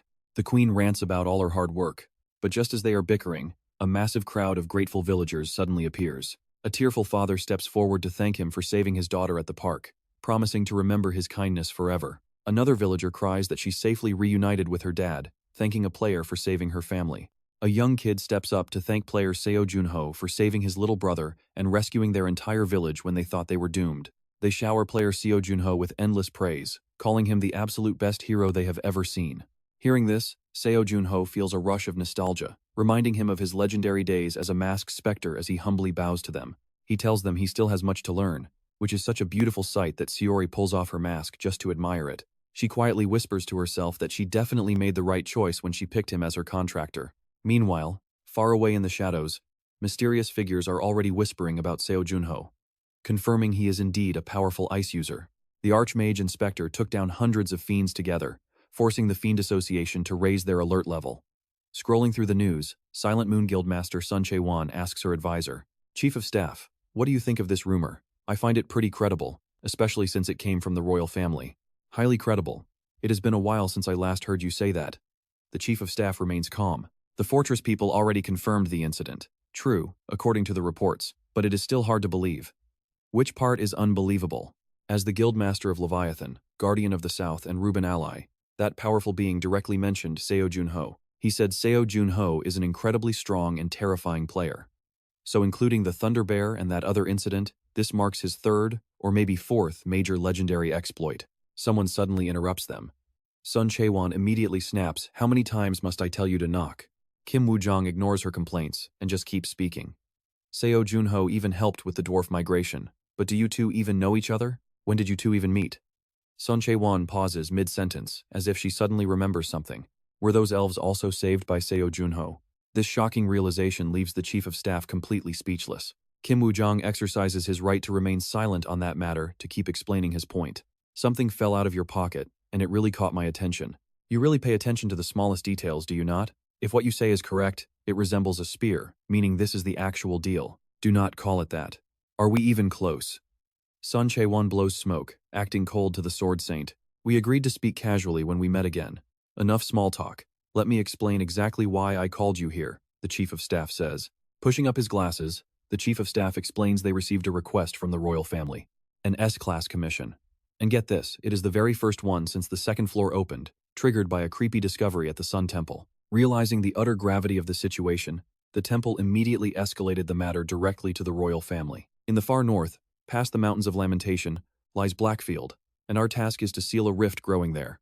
Blackfield has been sealed off since the Magic Tower was built hundreds of years ago, and even now we have absolutely no idea what lurks inside. This is an S-class mission, so stay focused. Kim Woo-jong, still holding his pipe, laughs coldly. We will find out what is there when we arrive. A massive crowd gathers at the Ruben Empire capital. Is the Thunder Emperor absent again this time? He is completely unaffiliated, so even the imperial family cannot force him. Honestly, this is the first time I have seen so many major guilds gather together. Boss, all of the big 6 guilds are here. Not only that, but even members of the 9 Heavens showed up. Seriously? Is not that Shin Sung-hyun from the Goblin Guild? Minwoo, quiet down, you are too loud. Look, the Chunghae Guildmaster is here too. Even the Sword Saint is on the roster. Seriously, with a lineup this crazy, you know they are facing pure danger. One man frowns, clearly unhappy with the imperial family. What are you worried about, boss? We have gathered an absolute mountain of power here. Hey, Guildmaster Cha, it has been a long time. Choi Tae-san, good to see you again. Is that your little brother next to you, the star of Chunghae? Haha, he is far from that title. Say hello, I am Cha Min-woo. I heard you are actually pretty close to that famous rookie lately. Seo Jun Ho, right? Oh, you mean the ice elemental magic user. He cleared some gates with us, but who really knows? What do you mean by that? We are practically best friends. Is that so? Tell me, Minwoo, what was your impression of him? Ah, you mean player Seo Jun Ho? Could he really be the cold and rude genius everyone claims? Honestly, he is a giant, making Choi Tae-san stroke his chin. A giant? Is he really that tall? Well, he is pretty tall, but that is not what I meant. Just then, an announcement echoes through the room that the chief court mage is entering, making everyone freeze their conversations. The chief court mage grins widely at the familiar faces here and offers a warm greeting to those he has never met before. I am Halo Agram, chief court mage of Ruben, as Sun Chae-won crosses her arms and sighs. So this is not crucial enough for the emperor to show up himself, or does he not even know about this? The chief court mage completely ignores her and continues with his speech. Before we begin, understand that any information shared here today must never be leaked. Anyone who leaks this will be considered a traitor to the empire, so prepare to be hunted down for the rest of your days.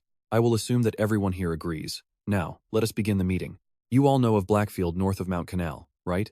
It is an isolated region at the northern edge created by the first Archmage. The overall ecology of the monsters living inside remains a complete mystery, but a massive crack was recently discovered in that very place. What I am about to show you, he says, waving his hand as a hologram reveals a dry, shriveled corpse. The chief court mage explains that this is the first corpse to emerge from that crack. What should we do with this thing? A corpse from Blackfield? Yes, even the Saintess of Cyrene failed to save him. What was the cause of death? According to the Saintess, it was due to a sudden, extreme depletion of nutrients. Extreme depletion? That makes them look more like a mummy, losing blood and nutrients almost instantly, yet they call it just depletion.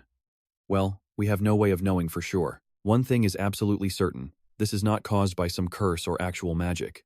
Oh, the corpse's eyes suddenly twitch, making the doctors in the autopsy room panic. But the horror does not stop there. The corpse suddenly sits up and vomits out a bizarre object that looks like an egg.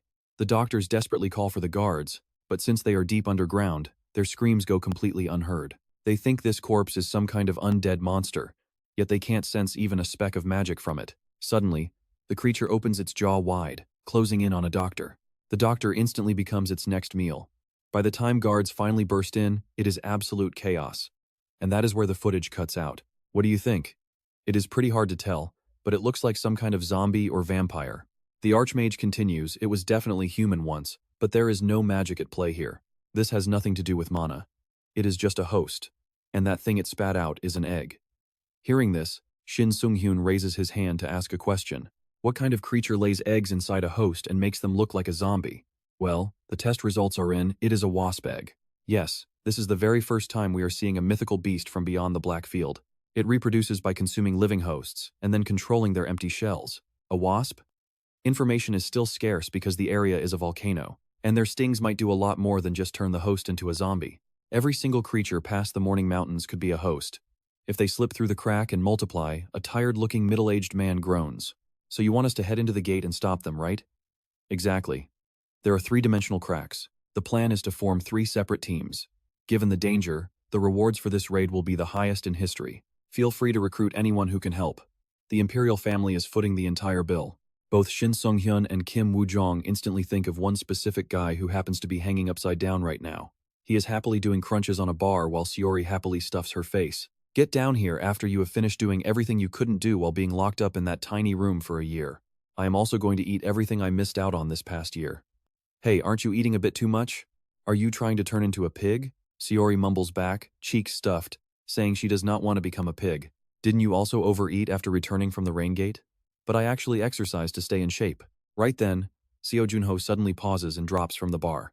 Both Kim Woo-jong and Shin Sung-hyun send him messages, and of course, they are both invites to join this brand new raid. Night falls as Shim Dae-oku storms in, absolutely furious. Seo Jun Ho, what on earth did you do on the second floor? Seo Jun Ho slumps on the couch staring at the screen, replying in a flat voice. How are you? If you haven't eaten, I can order something. Aren't you a bit too relaxed? What happened this time? Meanwhile, Seori just sips her drink, completely ignoring the drama around her. What happened? I should be the one asking you that. It's not just the Big Six, every top guild in the world is hunting you down. Seo Jun Ho, why is that? You need to explain this to me right now. Wait, did you guys actually go and reveal your abilities? Just the frost skills. Ah, that explains it. No wonder they all want to borrow your power. Take a look at these offers for me. I also brought some fresh intel. Alright, let me read through them carefully. Ugh, so I have to read this all by myself? I really don't want to. Seori, who has been quiet, finally chimes in. I thought this was to prepare for the 3rd floor, but apparently not. The Imperial family has already dispatched their troops to the Morning Mountains. Shim Dae-oku skims the document and notes some crucial info. The Black Field seems highly suspicious. The Black Field? They say the very first Archmage sealed this entire region. It lies past the mountains where absolutely nobody lives, which is why there shouldn't be any need to send the army. The Black Field is exactly why so many guilds are desperate to recruit you. After all, the Imperial family can't handle this alone. Of course, the iron-blooded Emperor Duping holds almost all the power himself. For someone like him to hand this entire mission over to the guilds, it must be insanely dangerous. Seo Jun Ho is reading the document when it gets snatched away. Oh man, is it already this late? I didn't even think about stepping in. No way, who says I can't handle it? But don't you see? They aren't just looking for Seo Jun Ho. The invites for Specter are actually double that amount. See? I am famous. Isn't that a great thing? They don't see working with you as some honor. The Imperial family is reaching out to guilds just to minimize casualties. The guilds are desperately trying to save their own members by inviting you. That's how dangerous this is, I know. Which is exactly why I can't say no. If Specter runs from danger, wouldn't my value just plummet? Dae-oku, we need to hold an auction. Hearing that, Dae-oku almost had a heart attack. Seo Jun Ho kept speaking. Let us test these people subtly. Whether it is Specter or Seo Jun Ho, the highest bidder gets the chance to work with me. Seori had taken off her headphones to listen closely, but now she happily puts them back on. Reassured by Seo Jun Ho's plan, she is ready to go back to her games. Because of you, the Big Six are gathering for the very first time, so let us hope everything goes smoothly. Shin Sung-hyun stands before the massive skyscraper. It has been quite a while since I visited the Korean Association. The boss laughs softly, looking up. I have not been on the first floor in forever. Which guild will secure Specter today? They all share a single greedy thought: Specter belongs to us.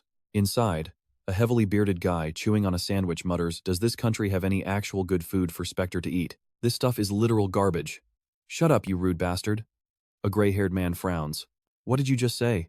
Have you gone completely senile in your old age? Sun Chae-won stands up. Stop, Milfage. Do not start pointless fights here. Start trouble, and you lose your bidding rights. But Milfage just scoffs. Why say that? It is a great chance to eliminate some competition. Shin Sung-hyun speaks up, making Sun Chae-won sigh heavily. Are we really just going to let them fight right here? Milfage, the cocky master of Hallam Guild, just laughs without an ounce of respect. Next is Yugo, the proud master of the Sky Soul Guild. Yugo frowns, questioning if Seo Jun Ho even has a decent support skill. Meanwhile, Shoot, the master of Labyrinth, stays completely silent. Then there is the white-haired Kristen Lewis, master of the Silver Constellation, who speaks up. Merciful Sun God, please watch over these lost, pitiful sheep. Right then, Seo Jun Ho arrives. Wait, he is not Specter, is he? Yes, it is just player Seo Jun Ho, looking surprisingly lean. Yet, he calmly walks right inside and greets them. Milfage immediately snaps. He did not travel all this way to meet some green rookie. Kristen Lewis, Sun Chae-won, and Hugo stay silent, evaluating him with sharp, analyzing eyes. Hey, weakling, where is Specter? But Seo Jun Ho replies, before we talk about that, there will be no auction for Specter. What? What the hell is that supposed to mean? Milfage slams his hands down, but Seo Jun Ho remains cool as ice. He calmly explains, I am here as Specter's official representative, delivering his personal wishes to all of you. Fine, but you better have a good explanation. Instead of wasting breath with 1,000 words, just look at this. This is where things get wild.